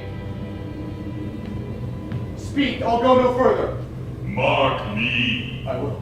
My hour is almost come, when I to sulphurous and tormenting flames must render up myself. Alas, poor ghost. Pity me not, but lend thy serious hearing to what I shall unfold. Speak, I am bound to hear. So art thou to revenge when thou shalt hear. What? I am thy father's spirit, doomed for a certain term to walk the night, and for the day confined to fast in fires, till the foul crimes done in my days of nature are burnt and purged away. List, Hamlet, oh list, if thou didst ever thy dear father love, oh God, revenge his foul and most unnatural murder. Murder! Murder most foul, as in the best it is, but this most foul, strange and unnatural. Haste me to know it, that I with wings as swift as meditation or the thoughts of love may sweep to my revenge. I find thee act. Now, Hamlet, here. It's given out that sleeping in mine orchard, a servant stung me. So the whole ear of Denmark is by a forged process of my death, rankly abused. But know, thou noble youth, the serpent that did sting thy father's life now wears his crown. Oh, my prophetic soul, mine uncle. Aye, that incestuous, that adulterate beast, with witchcraft of his wits, with traitorous gifts, won to this shameful lust, the will of my most seeming virtuous queen. Oh, Hamlet, what a falling off was there, from me, whose love was of that dignity, that it went hand in hand, even with the vow I made to her in marriage, and to decline upon a wretch whose natural gifts were abhorrent to those of mine. So lust, though to a radiant angel linked, will sate itself in a celestial bed and prey on garbage. But soft, methinks I scent the morning's air, brief let me be. Sleeping within mine orchard, my custom always in the afternoon, upon my secure hour, thy uncle stole with juice of cursed heaven on in a vial, and in the porches of mine ears did pour the leper's distillment, whose effect holds such an enmity with blood of man, that swift as quicksilver, it courses through the natural gates and alleys of the body, and with a sudden vigor, it doth posset and curve like eager droppings into milk, the thin and wholesome blood. So did it mine. Thus was I, sleeping, by a brother's hand, of life, of crown and queen at once dispatched. If thou hast nature in thee, bear it not. Let not the royal bed of Denmark be a couch for luxury and damned incest. But howsoever thou pursuest this act, take not thy mind, nor let thy soul contrive against thy mother art. Leave her to heaven, and to those thorns that in her bosom lodge to prick and sting her. Fare thee well at once. Adieu, adieu, Hamlet. Remember me.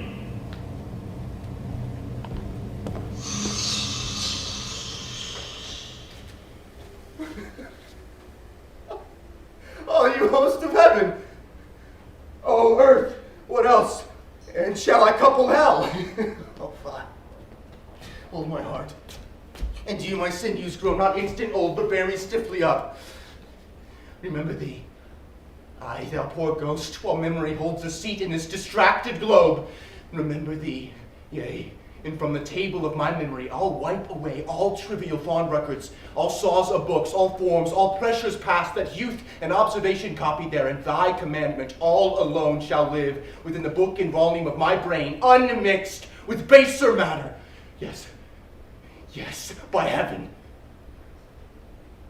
Oh, most pernicious woman. Oh, villain, villain, smiling, damned villain. My tables. Mean it is I set it down that one may smile, and smile, and smile, and be a villain. At least I'm sure it may be so in Denmark. So, Uncle, there you are. Now to my word. It is adieu, adieu. Remember me. I have sworn. My lord! My lord! Lord Hamlet! Heaven secure him. So be it. Where are you, my lord? Hello, hello! How is my noble lord? What news, my lord? Oh. Wonderful. Good, my lord, tell it. No, you reveal it. Not I, my lord, by heaven. Nor I, my lord. What say you then? Harder man what's thinking. But you'll be secret. I by heaven, my lord. There's ne'er a villain dwelling in all Denmark, but he's an errant knave. There needs no ghost, my lord, come from the grave to tell us this. Am I right? You are right. And so without more circumstance at all, I hold it fit that we shake hands and part. Look you. I'll go pray. These are but wild and hurling words, my lord. I'm sorry, if you guys speak heartily. There's no offense, my lord. By St. Patrick, but there is, my lord, and much offense too. Touching this vision here, it is an honest ghost, that let me tell you. But for your desire to know what is between us, or master as you may. And now, my friends, as you are friends, scholars, and soldiers, give me one poor request. What is it, my lord? Never make known what you have seen tonight. My lord, we will not. Nay, but swear it!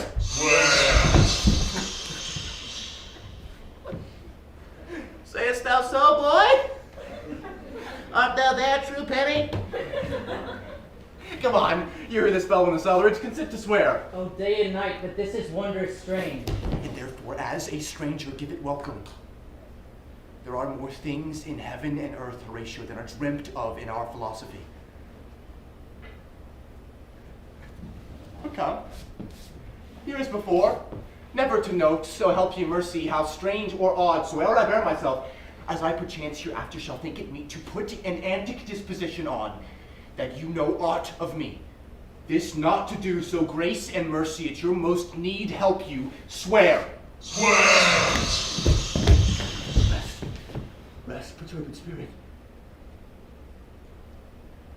And now, my friends, with all my love I do commend me to you, and what so poor a man as Hamlet may do to express his love and friending to you, God willing, shall not lack.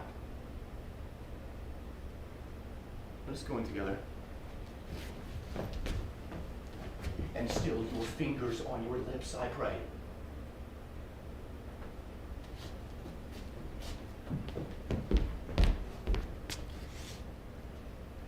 time is out of joint.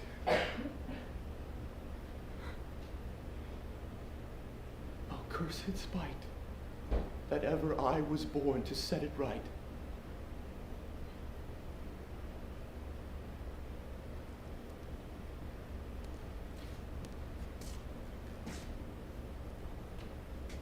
Yeah, let's go in together.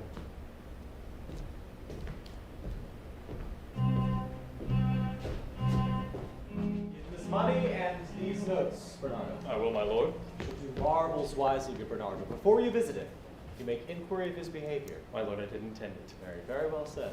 And thus do we of wisdom and reach with windlasses, with the says of bias, by indirections find directions out.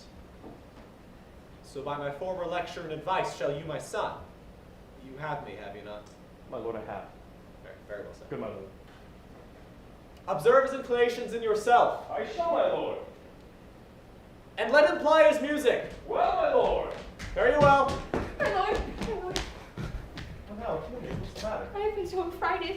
What in the name of heaven? My lord, as I was sewing in my chamber, Lord Hamlet, with his doublet all embraced, no hat upon his head, his stockings fouled, unguarded, and down jacket to his ankle, pale as his shirt, his knees knocking each other, and with a look so piteous and purport as if he had been loosed out of hell to speak of horrors, he comes before me. Mad for thy love? I do not know, my lord, but truly I do fear it. What said he? He took me by the wrist and held me hard.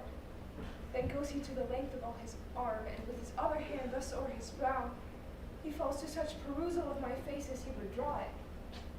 Long stayed he so. At last a little shaking of mine arm, and thrice his head thus waving up and down, he raised a sigh, so piteous and profound, as it did seem to shatter all his bulk and end his being. That done, he lets me go. And with his head over his shoulder turned, he seemed to find his way without his eyes, for out of doors he went without their help, and to the last bended their light on me. This is the very ecstasy of love. Have you given him any hard words of late? No, my good lord, but as you did command, I did repel his letters and denied his access to me. That hath made him mad. I am sorry that with better speed and judgment I had not quoted him. I fear he did but trifle and meant to rack thee, but be sure of my jealousy. It seems it is as common to our age to cast beyond ourselves in our opinions as it is for the younger sort to lack discretion. Come, go we to the king. This must be known.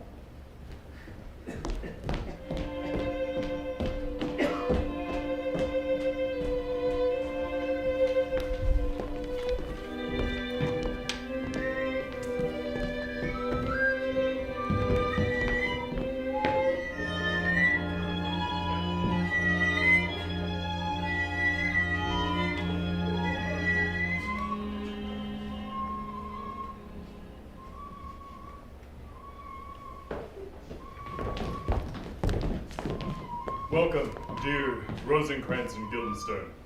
Moreover, that we much did long to see you, the need we have to use you did provoke our hasty sending. Something have you heard of Hamlet's transformation? What it should be, more than his father's death, that hath put him so much from the understanding of himself, I cannot deem of. I entreat you both, that being of so young days brought up with him, and since so neighbor to his youth and humor, you vouchsafe your rest here in our court some little time. So by your companies, to draw him on to pleasures, and gather as from occasions you may glean that opened lies within our remedy. Good gentle friends, he hath much talked of you, and sure I am, two friends there are not living to whom he more adheres. If it should please you to show us so much gentry and goodwill as to expend your time with us a while for the supply and profit of our hope, your visitation shall receive such thanks as fits a king's remembrance. We both obey. And here give up ourselves in the full bent to lay our services freely at your feet to be commanded. Thanks, dear Rosencrantz and Guildenstern. Thanks, Guildenstern, and gentle Rosencrantz. And I beseech you instantly to visit my too much changed son. Go, some of ye, and bring them to where Hamlet is. Heavens make our presence and our practices pleasant and helpful to him. Amen. The ambassadors from Norway, my good lord, are joyfully returned. Thou so hast been the father of good news. Have I, my lord? Assure you, my good liege, I hold my duty as I hold my soul, both to my God and to my gracious king. And I do think, or else this brain of mine hunts not the trail of policy so sure as it was used to do, that I have found the very cause of Hamlet's lunacy. Oh, speak on that. That I do long to hear. Give first admittance to the ambassadors. My news shall be the fruit to that great feast. Thyself do grace to them and bring them in.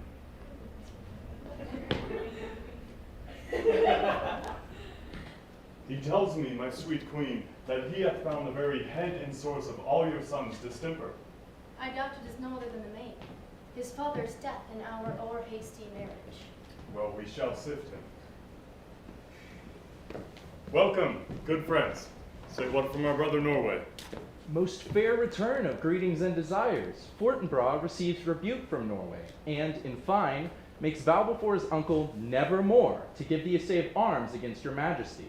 Whereon old Norway, overcome with joy, gives him 3,000 crowns in annual fee, and is commissioned to employ those soldiers, so levied as before against Polwak, With an entreaty herein further shown that it might please you to give quiet pass through your dominions for his enterprise.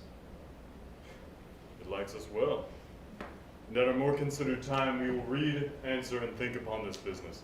Meantime, we thank you for your well-took labor. Go to your rest. At night, we'll feast together. Most welcome home. This business is very well ended. My liege and madam, to expostulate what majesty should be, what duty is, why day is day, night, and time is time, were nothing but to waste day, night, and time. Therefore, since brevity is the soul of wit, and tediousness the limbs and outward flourishes, I will be brief. Your noble son is mad. Mad call I it, for to define true madness, what is it but to be nothing else but mad? But let that go. More matter with less art. Madam, I swear I use no art at all. That he is mad, 'tis true. 'Tis true, 'tis pity, and pity 'tis true. A foolish figure, but farewell that, for I will use no art. Mad, let us grant him then. Now remains that we find out the cause of this effect. Or rather say the cause of this defect, for the effect defective comes by cause. Thus it remains, and the remainder thus. I have a daughter, and whilst she is mine, who in her duty and obedience, mark, hath given me this. Now, gather and surmise. To the celestial and my soul's idol, the most beautified Ophelia. That's an ill phrase, a vile phrase. Beautified? It's a vile phrase. But you shall hear. These in her excellent white bosom, these. Ping this from Hamlet to her. Good madam, stay a while, I will be faithful.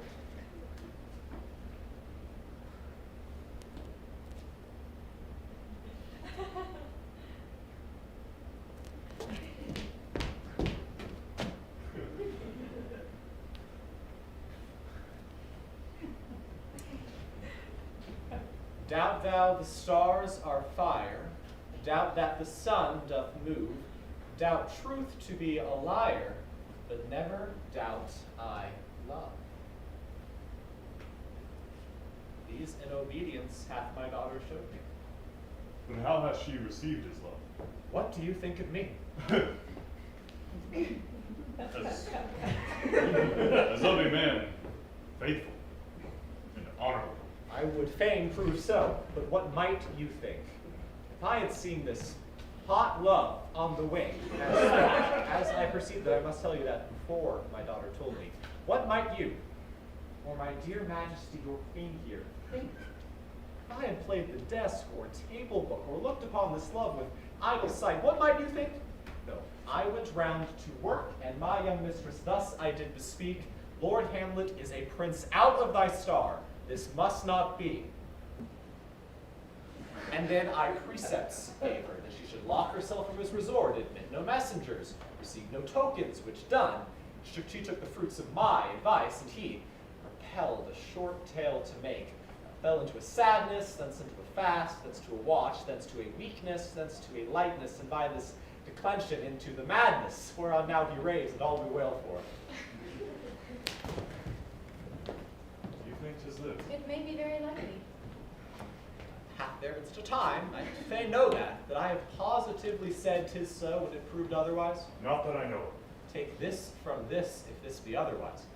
If circumstances lead me, I will find the truth, though it were hid indeed within the center. Or maybe try it further. You know, sometimes he walks 4 hours together here in the lobby. So he does indeed. At such a time, I'll noose my daughter to him. Be you and I an heiress then, mark the encounter. If he love her not, and be not from his reason fallen thereon, let me be no assistant for a state, but keep a farm and harbors.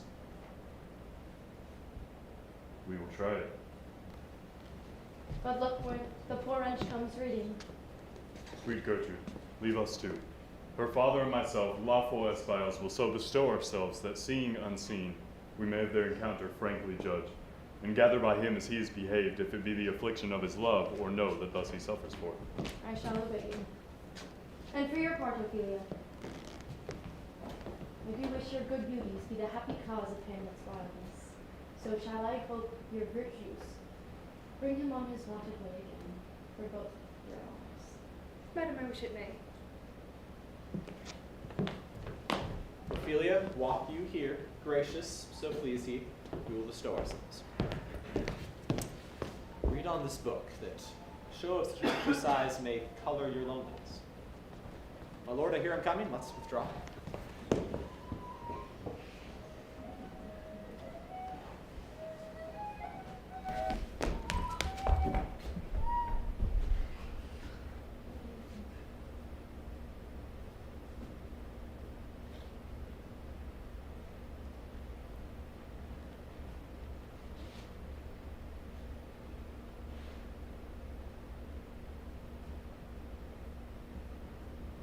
To be or not to be, that is the question. Whether 'tis nobler in the mind to suffer the slings and arrows of outrageous fortune, or to take arms against a sea of troubles, and by opposing end them.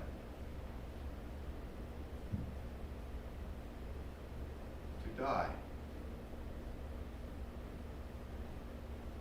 To sleep. No more.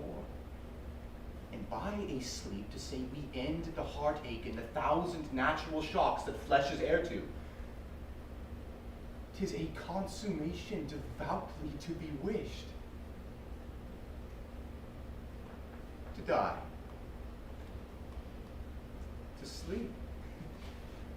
To sleep, perchance to dream.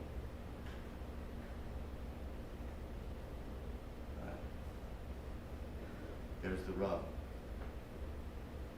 Or in that sleep of death, what dreams may come when we have shuffled off this mortal coil must give us pause. There's the respect that makes calamity of so long life. For who would bear the whips and scorns of time, the oppressor's wrong, the proud man's contumely, the pangs of disprized love, the law's delay, the insolence of office, and the spurns that patient merit of the unworthy takes, when he himself might his quietus make with a bare bodkin? Who would fardels bear, to grunt and sweat under a weary life, but that the dread of something after death, the undiscovered country from whose bourne no traveler returns, puzzles the will, and makes us rather bear those ills we have than fly to others that we know not of. Thus, conscience does make cowards of us all. And thus the native hue of resolution is sicklied o'er with the pale cast of thought.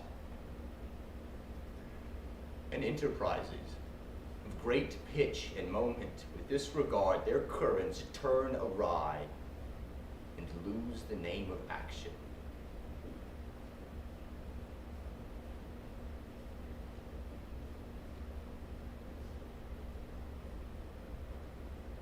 helped you know. The Ferrophilia. Nymph, in thy orisons be all my sins remembered. Good, my lord. How does your honor for this merry day? I humbly thank you. Well. Well. Well. My lord, I have remembrances of yours that I have long and longed to redeliver. I pray you now receive them. No. No. I never gave you aught. My honored lord, I know right well you did. And with them words of so sweet breath composed as made the things more rich. Their perfume lost. Take these again, for to the noble mind rich gifts wax poor when givers prove unkind. There, my lord. Are you honest? My lord. Are you fair? What means your lordship? That if you be honest and fair, your honesty should admit no discourse to your beauty. Good beauty, my lord. A better commerce than with honesty? Aye, truly. For the power of beauty will sooner transform honesty from what it is to a bawd than the force of honesty can translate beauty into his likeness. This was sometime a paradox, but now the time gives it proof. I did love you once. Indeed, my lord, you made me believe so. You should not have believed me. For virtue cannot so inoculate our old stock, but we shall relish of it.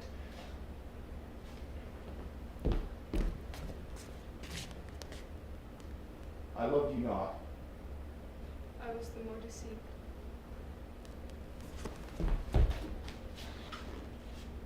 Get thee to a nunnery. Why wouldst thou be a breeder of sinners? I am myself indifferent honest, yet I could accuse me of such things that it were better my mother had not borne me. I am very proud, revengeful, ambitious, with more offenses at my beck than I have thoughts to put them in, imagination to give them shape, or time to act them in. What should such fellows as I do, crawling between heaven and earth? We are errant knaves, all, believe none of us.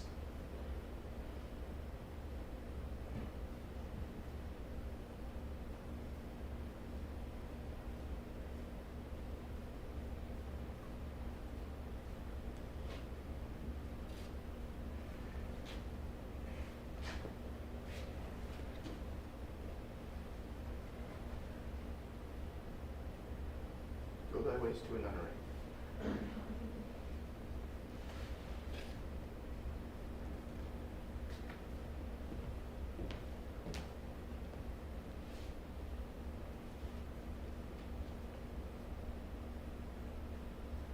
Where is your father?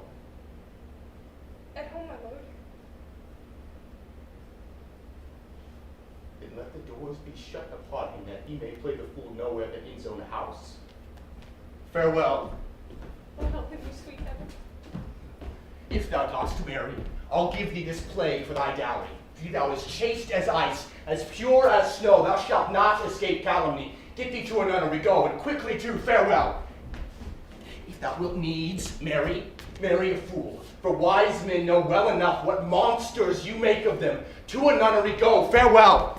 Will you heavenly powers restore him? I have heard of your paintings too well enough. God has given you one face, and you make yourself another. You jig, you amble, you lisp, and nickname God's creatures and make your wantonness your ignorance. Go to, I'll no more on't. It hath made me mad. I say that we will have no more marriages. Those that are married already, all but one shall live. The rest shall keep as they are. To a nunnery go, farewell. Oh, what a noble mind is your o'erthrown. The courtiers, scholars, soldiers, eye, tongue, sword, expectancy and rose of the fair state, the glass of fashion and the mold of form, observed of all observers, quite down. And I of ladies most dejected and wretched that suck the honey of his music vows, now see that noble and most sovereign reason, like sweet bells jangled, out of tune and harsh, that unmatched form and feature of blown youth blasted with ecstasy. Woe is me to have seen what I have seen, see what I see.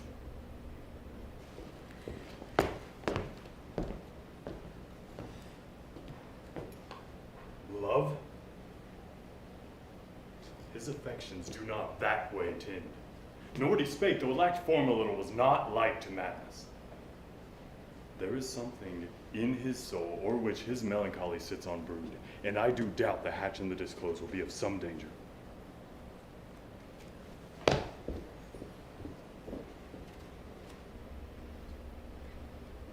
now, Ophelia?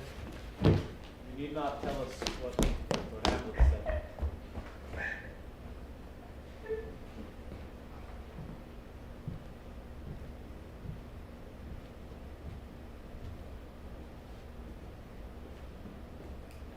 How doth my good Lord Hamlet? Well, God have mercy. Do you know me, my lord? Excellent well. You are a fishmonger. Not I, my lord. Then I would you were so honest a man. Honest, my lord. Aye, sir. To be honest as this world goes is to be one man picked out of 2,000. That's very true, my lord. For if the sun breed maggots in a dead dog, being a good kissing carrion. Have you a daughter? Aye, my lord.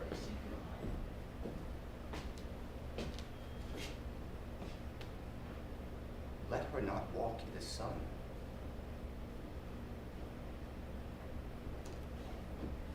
Conception is a blessing, but not as your daughter may conceive.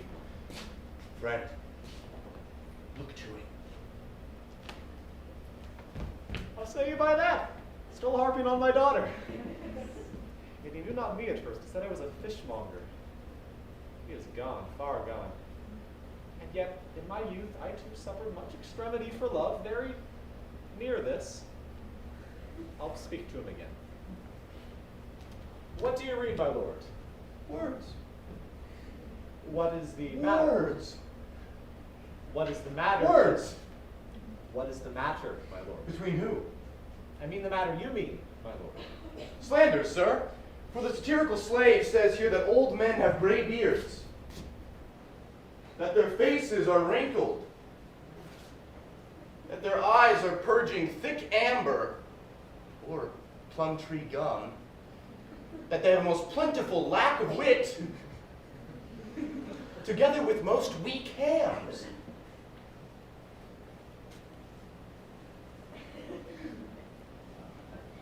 All which, sir, though I most powerfully and potently believe, I hold it not fit to have it thus set down. For you yourself, sir, should be as old as I am, if like a crab you could go backward. Though this be madness, yet there is method in it. My lord, will you walk out of the air?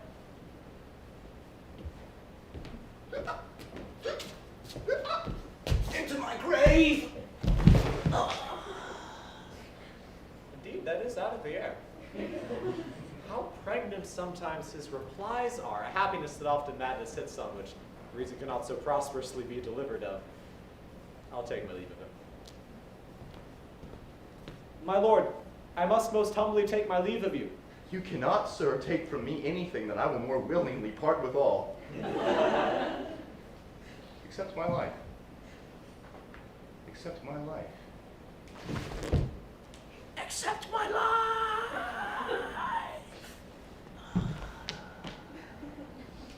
Fare you well, my lord. These tedious old fools. You go to seek my Lord Hamlet. There he is.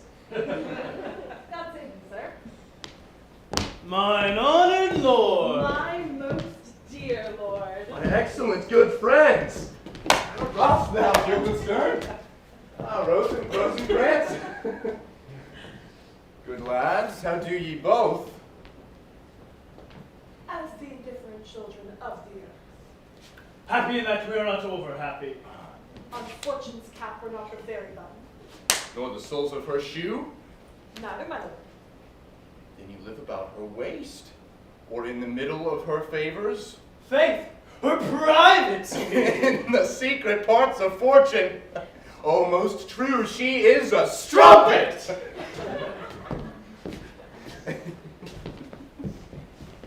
What's the news? None, my lord, but that the world's grown honest. Then is doomsday near. But your news is not true. Let me question more in particular.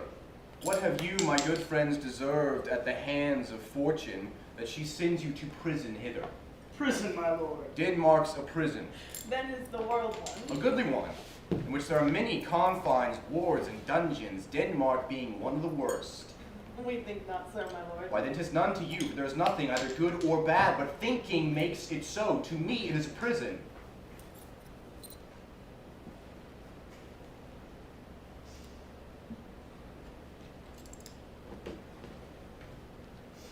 What make you in Elsinore? To visit you, my lord, no other occasion. Were you not sent for? Is it of your own inclining? Is it a free visitation? Come, deal justly with me. Come, come, nay, speak. Well, what should we say, my lord? Why, anything. But to the purpose. You were sent for, and there's a kind of confession in your looks which your modesties have not craft enough to color. I know the good king and queen have sent for you. To what end, my lord? That you must teach me.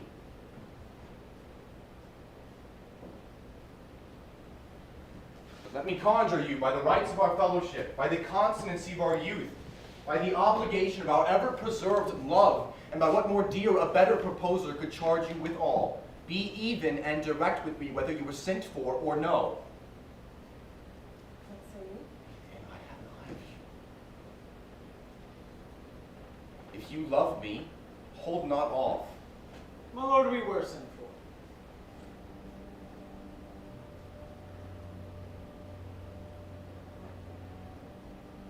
for. I will tell you why.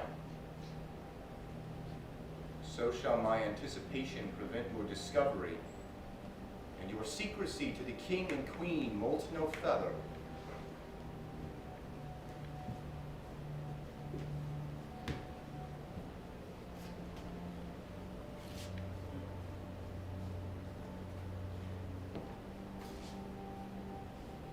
I have of late, but wherefore I know not, lost all my mirth, foregone all custom of exercise, and indeed it goes so heavily with my disposition that this goodly frame, the earth, seems to me a sterile promontory.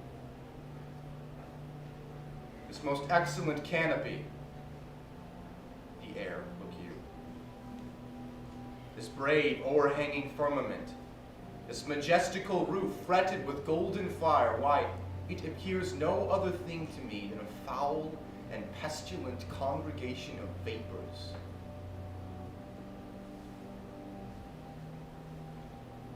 What a piece of work is a man. How noble in reason, how infinite in faculty, in form and moving, how express and admirable. In action, how like an angel. In apprehension, how like a god. The beauty of the world, the paragon of animals. And yet to me, what is this quintessence of dust? Man delights not me. No, nor woman neither, though by your smiling you would seem to say so. My lord, there was no such stuff in my thought. Why did you laugh then, when I said man delights not me? To think, my lord, If man delights not what Lenten entertainment the players shall receive from you. We cope them on the way, and hither are they coming to offer you service. What players are they? Even those who are wont to take delight in the tragedians of the city. He that plays the king shall be welcome. His majesty shall have tribute of me.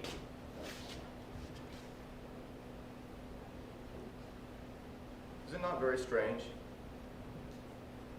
For mine uncle is king of Denmark, and those that would make mouths at him while my father lived give 20, 40, 100 ducats for his picture in little.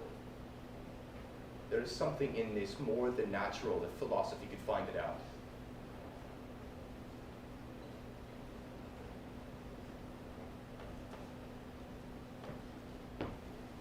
Come, my friends. Your hands. You are welcome to Elsinore. But my uncle, father, and aunt, mother are deceived. In what, my lord? I am but mad north-northwest. When the wind is southerly, I know a hawk from a handsaw.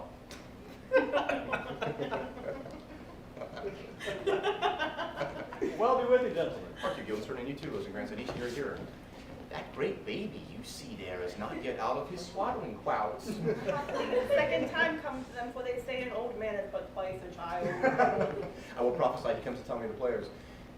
Mark you. You say the right, sir, for a Monday morning 'twas so indeed. My lord, I have news to tell you. My lord, I have news to tell you. When Roscius was an actor in Rome, The actors are come hither, my lord. Buzz, buzz. Upon mine honor. Then can each actor, then can each actor, then can each actor on his ass. The best actors in the world, either for tragedy, comedy, history, pastoral, comical, historical, pastoral, tragical, historical, tragical, comical, historical, pastoral. Scene individable or poem unlimited. A Seneca cannot be too heavy nor Plautus too light. The law of writ and the liberty, these are the only men.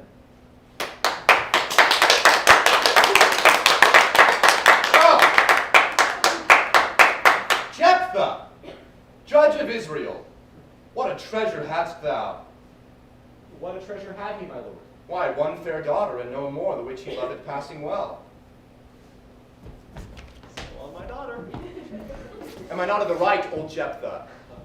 If you call me Jephthah, my lord, I have a daughter I love passing well. Nay, that follows not. Masters, you are all welcome. Very glad to see you well. Welcome, my good friends. Ah, my old friend, thy face is valent since I saw thee last. Comest thou to beard me in Denmark? What, my young lady? And mistress? Masters, you are all welcome. We'll eat into it like French falconers fly at anything we see. Let's have a speech straight. Come, a taste of your quality. Come, a passionate speech. What speech, my lord? I heard thee speaking a speech once, but it was never acted. Or if it was, not above once. For it was, as I remember, caviar to the general. But it was, as I recall, and others in such whose judgment in such matters cried on the top of mine, an excellent play. One chief speech in it I chiefly loved was Aeneas' tale to Dido, and thereabouts of it, especially where he speaks of Priam's slaughter. If it live in your memory, begin at this line. And look, let me see. Let me see.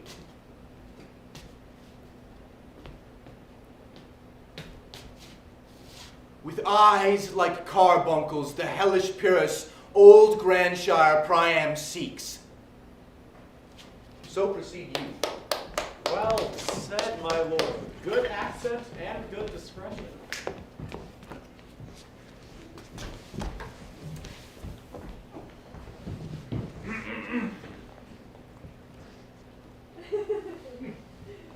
With eyes like carbuncles, the hellish Pyrrhus old Grandshire Priam seeks. Anon he finds him, striking too short at Greeks. His antique sword, rebellious to his arm, lies where it falls. repugnant to command, unequal match. Pyrrhus at Priam drives, in a rage strikes wide, but with the whip and the wind of his fell sword, the unnerved father falls. And never did the Cyclops' hammer fall on Mars' armor forged for proof eternal, with less remorse than Pyrrhus' bleeding sword now falls on Priam.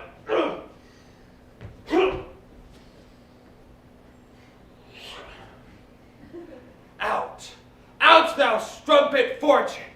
All ye gods and general synod, take away her power, break the spokes and fellies from her wheel, and bowl the round nave down the hill of heaven, as low as to the feet. This is too long. It shall to the barbers with your beard. I really say on. He's for a jig or a tale of bawdry, or he sleeps. Say on. Come to Hecuba.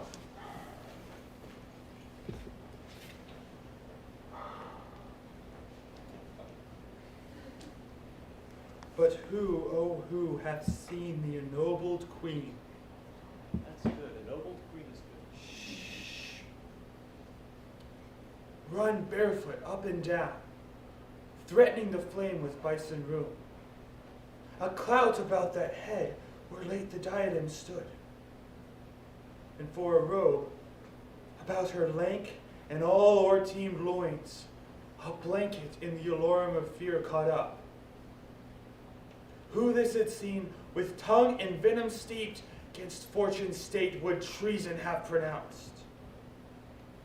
And if the gods themselves did see her then, when she saw Pyrrhus make malicious sport in mincing with his sword her husband's limbs,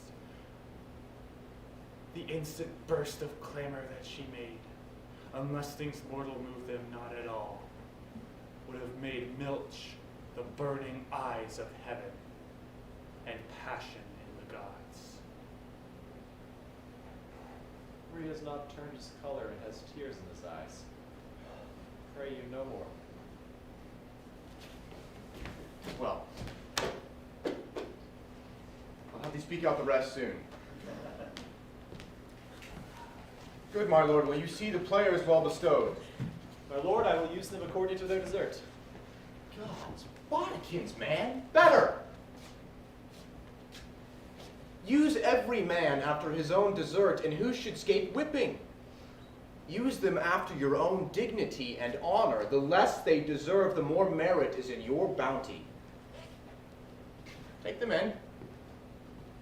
Come, sirs. Follow him, friends. We'll hear a play tomorrow. Oh, friend, thou still hear me? Can you play the murder of Gonzago? Aye, my lord. Ah, tomorrow night. You could, for a need, study a speech of some dozen or 16 lines, which I would set down and insert int, could you not? Aye, my lord. Very well. Follow that lord. And look you, mock him not.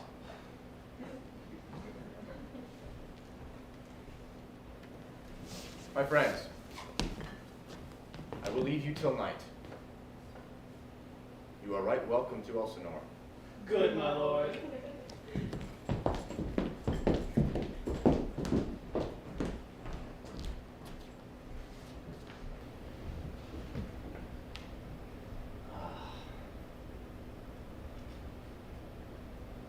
What a rogue and peasant slave am I. Is it not monstrous that this player here, but in a fiction, in a dream of passion, could force his soul so to his own conceit, that from her working all his visage wane? Tears in his eyes, distraction in his aspect, a broken voice, and his whole function suiting with forms to his conceit. And all for nothing. For Hecuba. What's Hecuba to him, or he to Hecuba, that he should weep for her? What would would he do had he the motive and the cue for passion that I have? He would drown the stage with tears, and cleave the general ear with horrid speech, make mad the guilty and appall the free, confound the ignorant, and amaze indeed the very faculties of eyes and ears. Yet I, a dull and muddy-mettled rascal, peak like John a dreams, unpregnant of my cause, and can say nothing. No, not for a king, upon whose property and most dear life a damned defeat was made.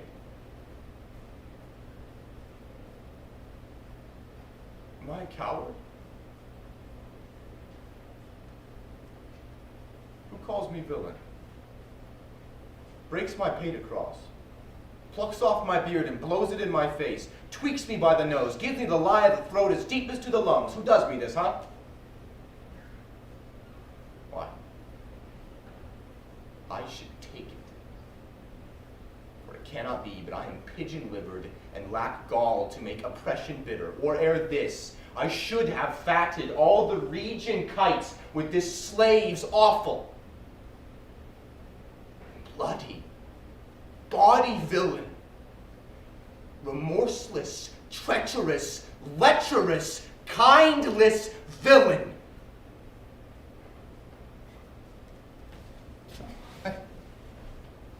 What an ass am I? This is most brave, that I, the son of a dear father murdered, prompted to my revenge by heaven and hell, must like a whore unpack my heart with words, and fall a-cursing like a very drab, a scullion, fie upon!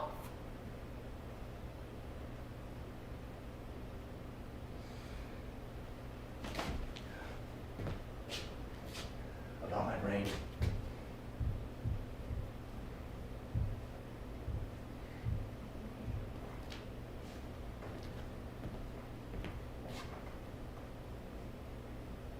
I have heard that guilty creatures sitting at a play have by the very cunning of the scene been struck so to the soul that presently they have proclaimed their malefactions.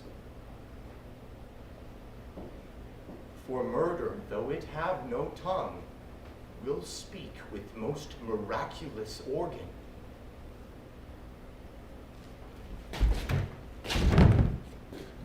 I'll have these players play something like the murder of my father before mine uncle. I'll observe his looks.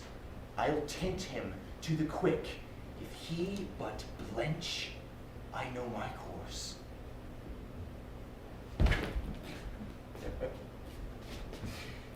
The spirit that I have seen may be the devil, and the devil hath power to assume a pleasing shape, yea, and perhaps out of my weakness and my melancholy, as he is very potent with such spirits, abuses me, to damn me. I'll have grounds more relative than this. The play's the thing wherein I'll catch the conscience of the king. And can you by no drift of circumstance get from him why he puts on this confusion, grading so harshly all his days of quiet with turbulence and dangerous lunacy? He does confess he feels himself distracted, but from what cause he will by no means speak. Nor do we find him forward to be sounded, but with a crafty madness keeps aloof, and we bring him on to some confession of his true state. Did he receive you well? Most like a gentleman. But with much forcing of his disposition. Did you essay to him any past time? Madame, it so fell out that certain players we overwrought on the way. Of these we told him, and there did seem in him a kind of joy to hear of it. They are about the castle, and as I believe have ordered this knight to play before him. 'Tis most true, and he beseeched me to entreat your majesties to hear and to see the matter. With all my heart. And it doth much content me to hear him so inclined. Good friends, give him a further edge, and drive his purpose on to these delights. We shall obey.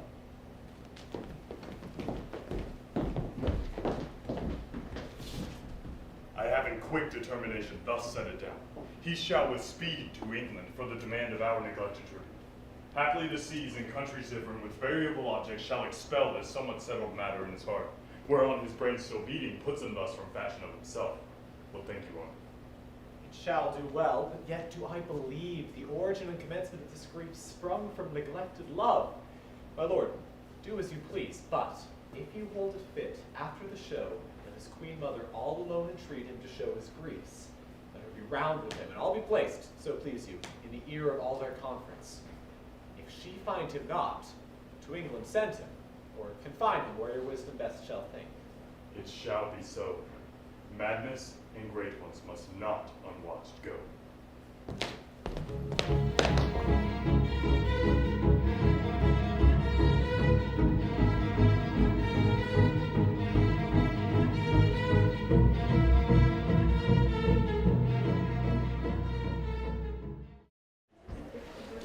Speak the speech, I pray you, as I pronounced it to you, trippingly on the tongue. But if you mouth it as many of your players do, I had as lief the town crier spoke my lines. Well, do not saw the air too much with your hands thus, but use all gently. For in the torrent, tempest, and as I may say, whirlwind of your passion, you must acquire and beget a temperance that may give it smoothness. Oh, it offends me to the soul to hear a robustious, periwig, painted fellow tear passion to tatters, to very rags, to split the ears of the groundlings, who for the most part are capable of nothing but inexplicable dumb shows and noise. I would have such a fellow whipped for overdoing termagant. It out Herods Herod. Pray you, avoid it. I warrant your honor. Be not too tame, neither, but let your own discretion be your tutor. Suit the action to the word to the action, with this special observance, that you overstep not the modesty of nature. For anything so overdone is from the purpose of playing, whose end, both at the first and now, was and is, to hold as 'twere the mirror up to nature, to show virtue her own feature, scorn her own image, and the very age and body of the time his form and pressure. Now this overdone, or come tardy off, though it make the unskillful laugh, cannot but make the judicious grieve, the censure of the which one must, in your allowance, o'erweigh a whole theatre of others. Oh, there be players that I have seen play, and heard others praise, and that highly, not to speak it profanely, that neither having the accent of Christians, nor the gait of Christian, pagan, nor man, have so strutted and bellowed that I have thought some of nature's journeymen had made men and not made them well. They imitated humanity so abominably. I hope we have reformed that indifferently with us, Sam. We'll reform it altogether. And let those that play your clowns speak no more than is set down for them. For there be of them that will themselves laugh, to set on some quantity of barren spectators to laugh too, though in the meantime some necessary question of the play be then to be considered. That's villainous, and shows a most pitiful ambition in the fool that uses it. Go make you ready.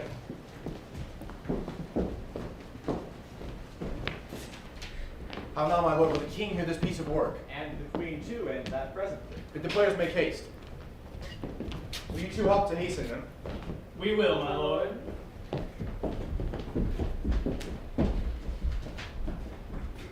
But no, Horatio. Oh, here, sweet lord, at your service. Thou art eaten as just a man as ever my conversation coped withal. Oh, my dear lord. Nay, do not think I flatter. Dost thou hear? Since my dear soul was mistress of my choice, and could of men distinguish, her election hath sealed thee for herself. For thou hast been as one in suffering all that suffers nothing. A man that fortune's buffets and rewards hath taken with equal thanks. And blessed are those whose blood and judgment are so well commingled that they are not a pipe for fortune's finger to sound what stop she please. Give me that man that is not passion's slave, and I will wear him in my heart's core, aye, in my heart of hearts, as I do thee. So think too much of this. There's a play tonight before the king.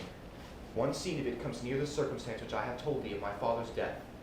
I pray thee, when thou seest that act afoot, even with the very comment of thy soul, observe mine uncle. If his occulted guilt do not itself unkennel in one speech, it is a damned ghost that we have seen, and my imaginations are as foul as Vulcan's stithy. Well, my lord. Yeah, come into the play. I must be idle. Get you a place.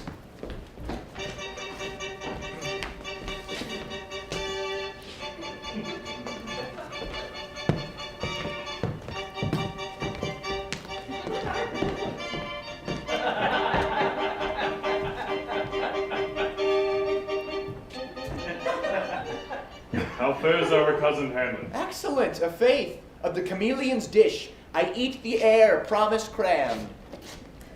I have nothing with this answer, Hamlet. These words are not mine. No, nor are they mine now.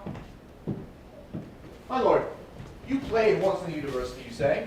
That I did, my lord, and was accounted a good actor. And what did you enact? I did enact Julius Caesar. I was killed in the Capitol. Brutus killed me. It was a brute part of him to kill so capital a calf there. The player's ready. I, my lord, this day upon your patience. Come, my sweet Hamlet, sit by me.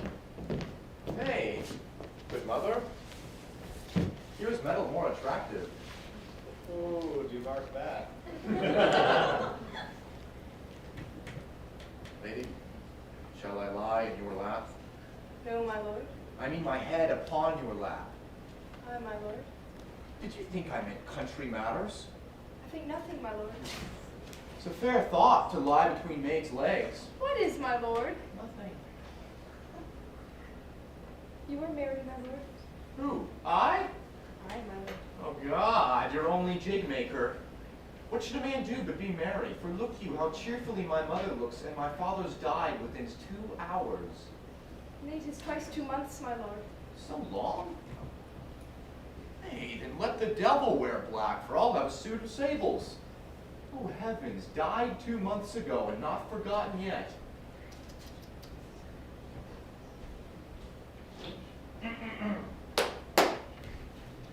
For us and for our tragedy, here stooping to your clemency, we beg your hearing patiently.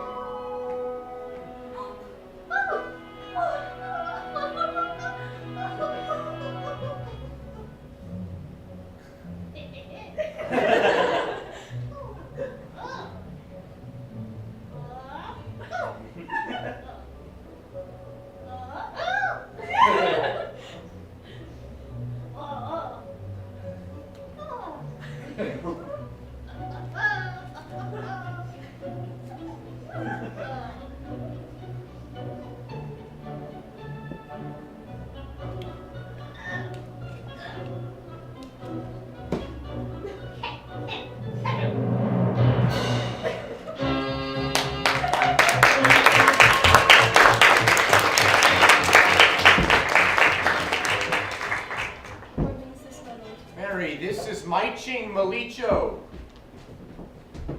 That means mischief. Would like this show imports the argument of the play? We shall know by these fellows. The players cannot keep counsel, they'll tell all. Will they tell us what this show meant? Aye, or any show that shall show him. Be you not ashamed to show, and he'll not ashamed to tell you what it means.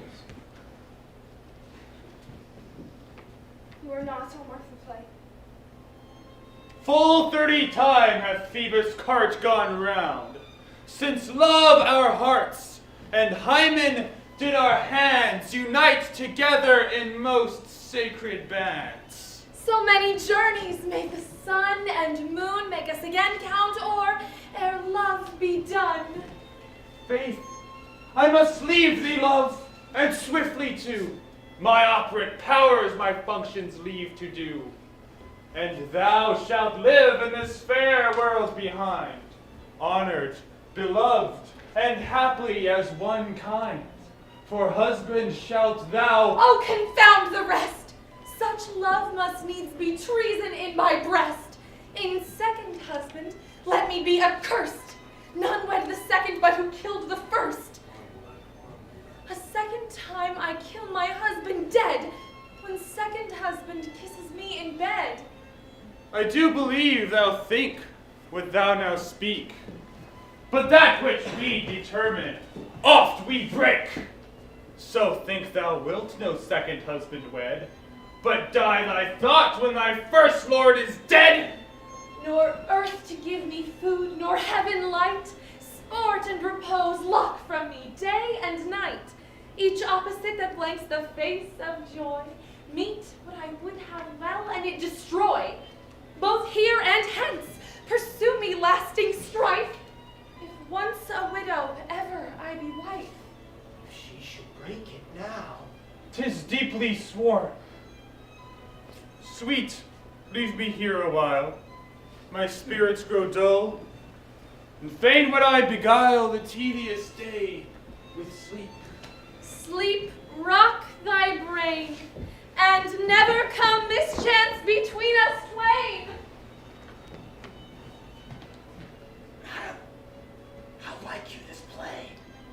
The lady doth protest too much, methinks. Oh, but she'll keep her word. Have you heard the argument? Is there no offense in it? No, they do but jest. Poison in jest. No offense in the world. What call you to play?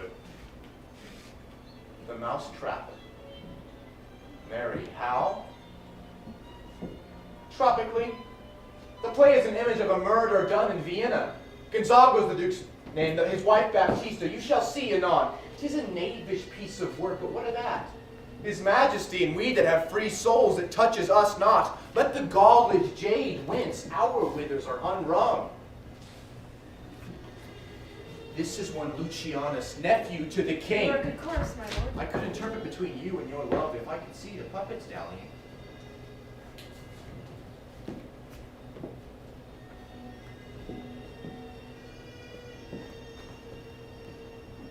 Begin, murderer.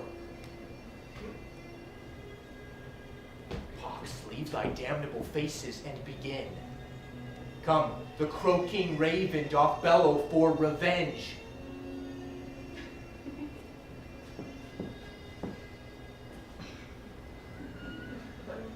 Thoughts, black hands act, drugs fit, and time a green, Confederate season, else no creature seen.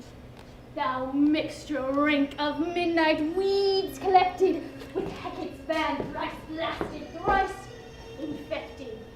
Thy natural magic and dire property on wholesome life usurp immediately.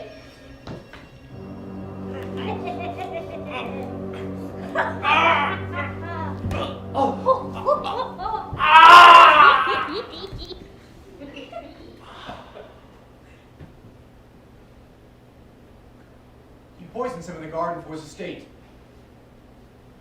His name is Gonzago. The story is extant and rich in choice Italian. You shall see anon how the murderer gets the love of Gonzago's wife. King Rice. What? Prided with false fire. How fares my lord? Give over the play. Give me some light! Away! Lights! Lights! On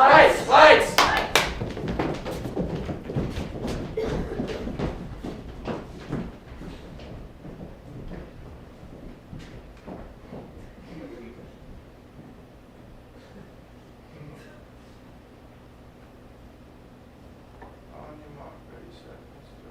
Dance, go, I know, you know, I go psycho when I lose your head.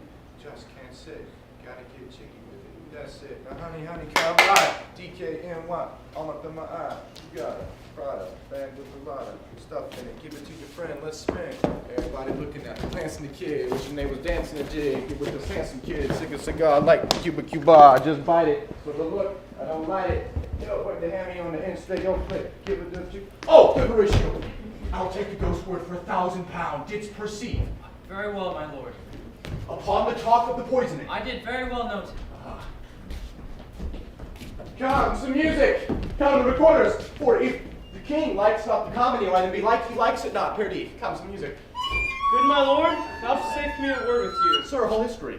The king, sir, Aye, sir, what of him? is in his retirement marvelous distemper. Your wisdom should show itself more richer to signify this to his doctor. Or for me to put him to his purgation, but perhaps plunge him in far more choler. Good my lord, put your courtesy. This courtesy is not of the right breed. Put your discourse into some frame and start not so wildly from my affair. I am tame, sir, pronounce. The queen, your mother, the most great affliction of spirit hath sent me to you. You are welcome. Nay, shall it please you to make me a wholesome answer? I will do your mother's commandment. If not, your pardon, my return shall be the end of my business. Sir, I cannot. What, my lord? Make you a wholesome answer. My wit's diseased. But such answers as I can make you shall command, or rather you say, my mother, therefore no more but to the matter, my mother, you say. Enough, she says. Your behavior has struck her into amazement and admiration. Oh, wonderful son that can so astonish a mother. But is there no sequel at the heels of this mother's admiration? She desires to speak with you in her closet ere you go to bed. We shall obey. Were she 10 times our mother. Have you any further trade with us? My lord, you once did love me. So I do still by these pickers and stealers. Good my lord, what is the cause of your distemper?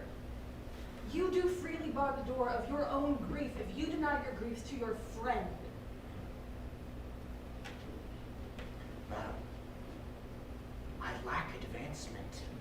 How can that be when you have the voice of the king himself for your succession in Denmark? Aye, but while the grass grows. The proverb is something musty.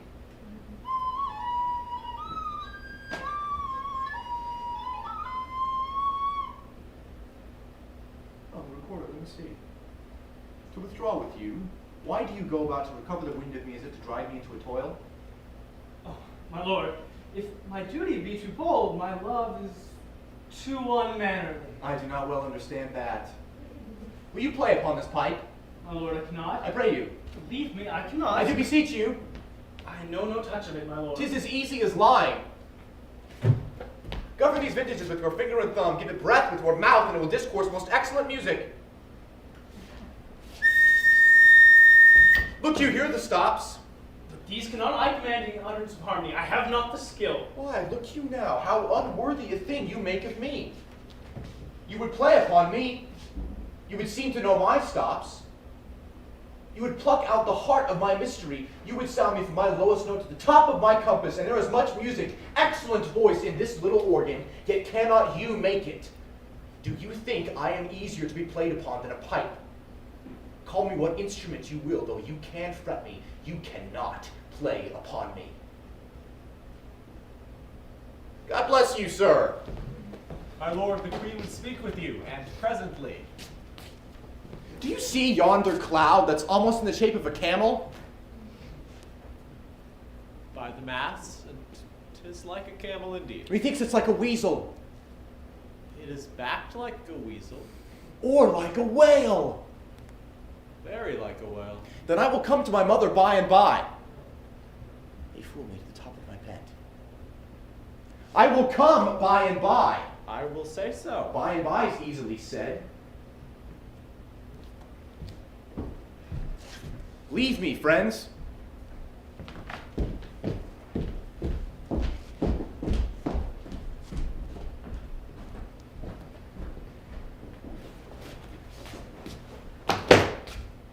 "'Tis now the very witching time of night, when churchyards yawn and hell itself breathes out contagion to this world.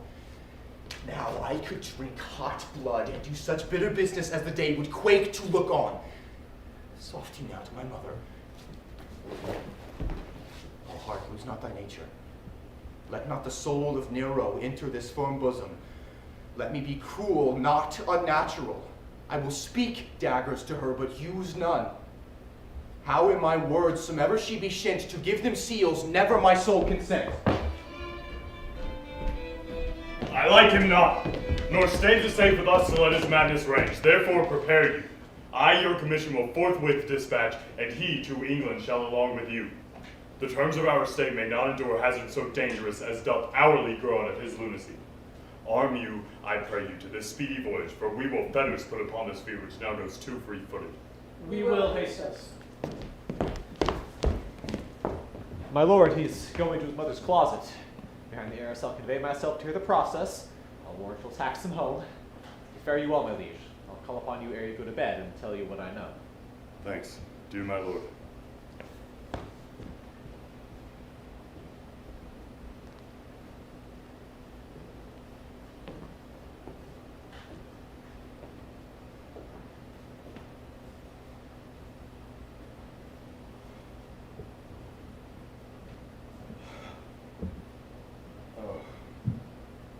My offense is rank. It smells to heaven. It hath the primal eldest curse upon it, a brother's murder.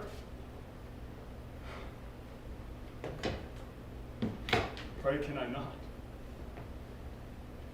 Though inclination be as sharp as will, my stronger guilt defeats my strong intent. And like a man to double business bound, I stand in pause where I shall first begin, and both neglect.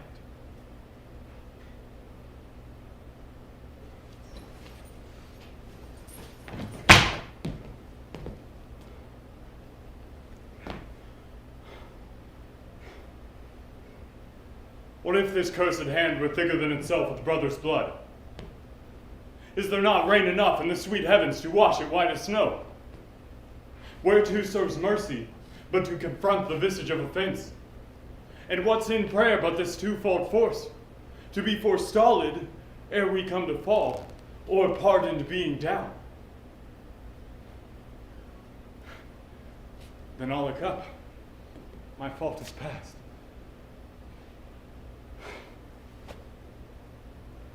Oh, what form of prayer can serve my turn? Forgive me my foul murder?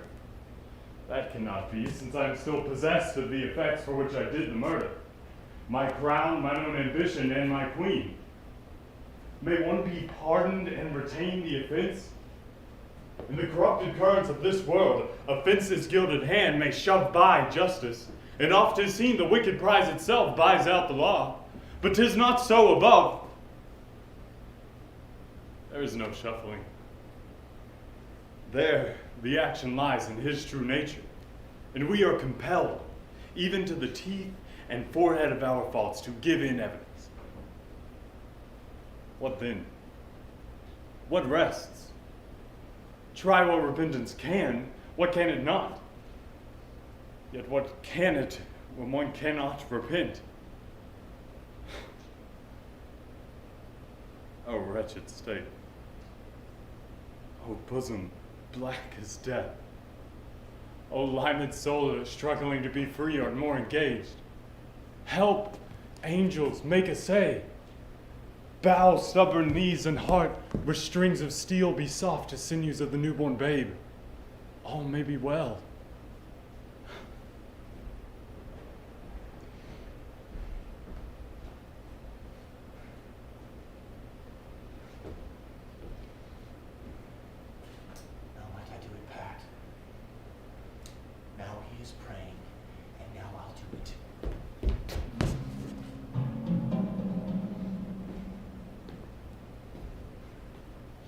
So he goes to heaven, and so I am revenged. That would be scanned. A villain kills my father, and for that I, his sole son, do this same villain send to heaven. Why, this is hire and salary, not revenge. He took my father grossly, full of bread, with all his crimes, broad blown, as fresh as May, and how his audit stands, who knows save heaven. But in our circumstance and course of thought, 'tis heavy with him. Am I then revenged? To take him in the purging of his soul when he is fit in season for his passage? No. Up, sword, and know thou a more horrid hint. When he is drunk asleep, or in his rage, or in the incestuous pleasure of his bed, at gaming, swearing, or about some act that has no relish of salvation in't, then trip him, that his heels may kick at heaven, and that his soul may be as damned and black as hell whereto it goes. My mother stays. This physic but prolongs thy sickly days.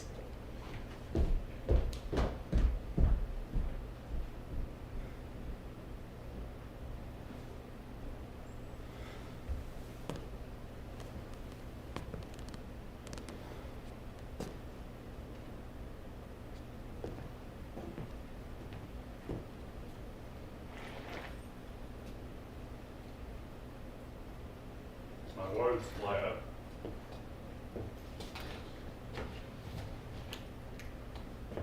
My thoughts remain below. Words without thoughts, never to heaven go.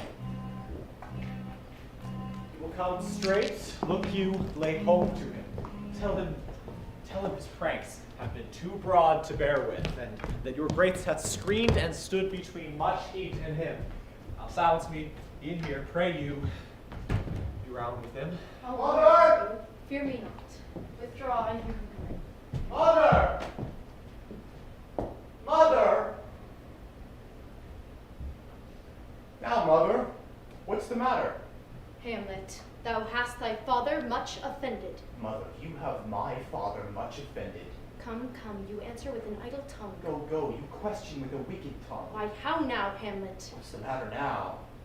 Have you forgot me? No, why the rude, not so. You are the queen, your husband's brother's wife. And, would it were not so, you are my mother. Nay then, I'll set those to you that can speak. Sit you down. You shall not budge. You go not till I set you up a glass where you may see the inmost part of you. What wilt thou do? Thou wilt thou murder me? Help, help, ho! Oh no, help, help, help! Now, a rat, dead for a Duncan's dead! Ah!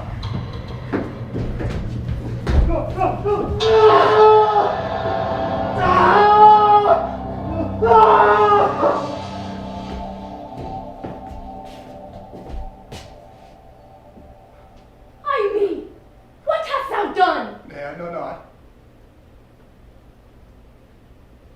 Is it the king? Oh, what a rash and bloody deed this is. Bloody deed. Almost as bad, good mother, as kill a king and marry with his brother. As kill a king? My lady, 'twas my word.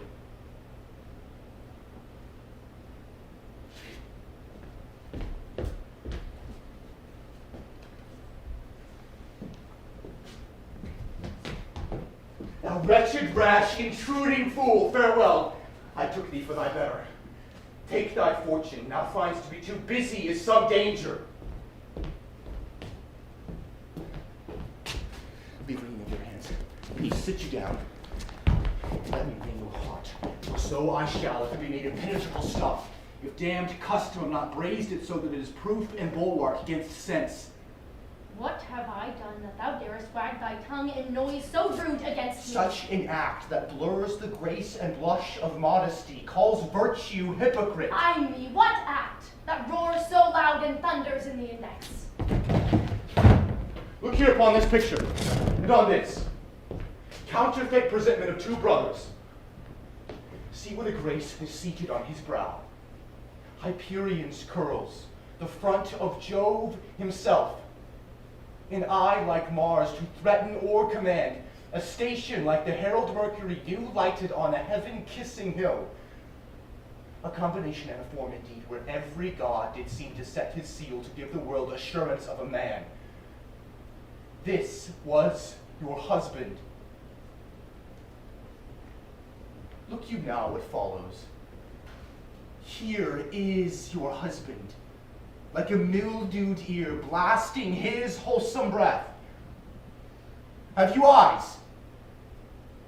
Could you on this fair mountain leave to feed and batten on this moor? Huh? Have you eyes? You cannot call it love. For your age, the heyday in the blood is tame, it's humble, and waits upon the judgment. And what judgment would step from this to this? What devil was it that thus hath cozened you at Hoodman blind? Shame, where is thy blush? Rebellious hell, if thou canst mute me in a matron's bones, to flaming youth let virtue be as wax, and melt in her own fire. Proclaim no shame when the compulsive ardor gives the charge, since frost as actively doth burn as reason panders will. Hamlet, speak no more. Thou turnest mine eyes into my very soul.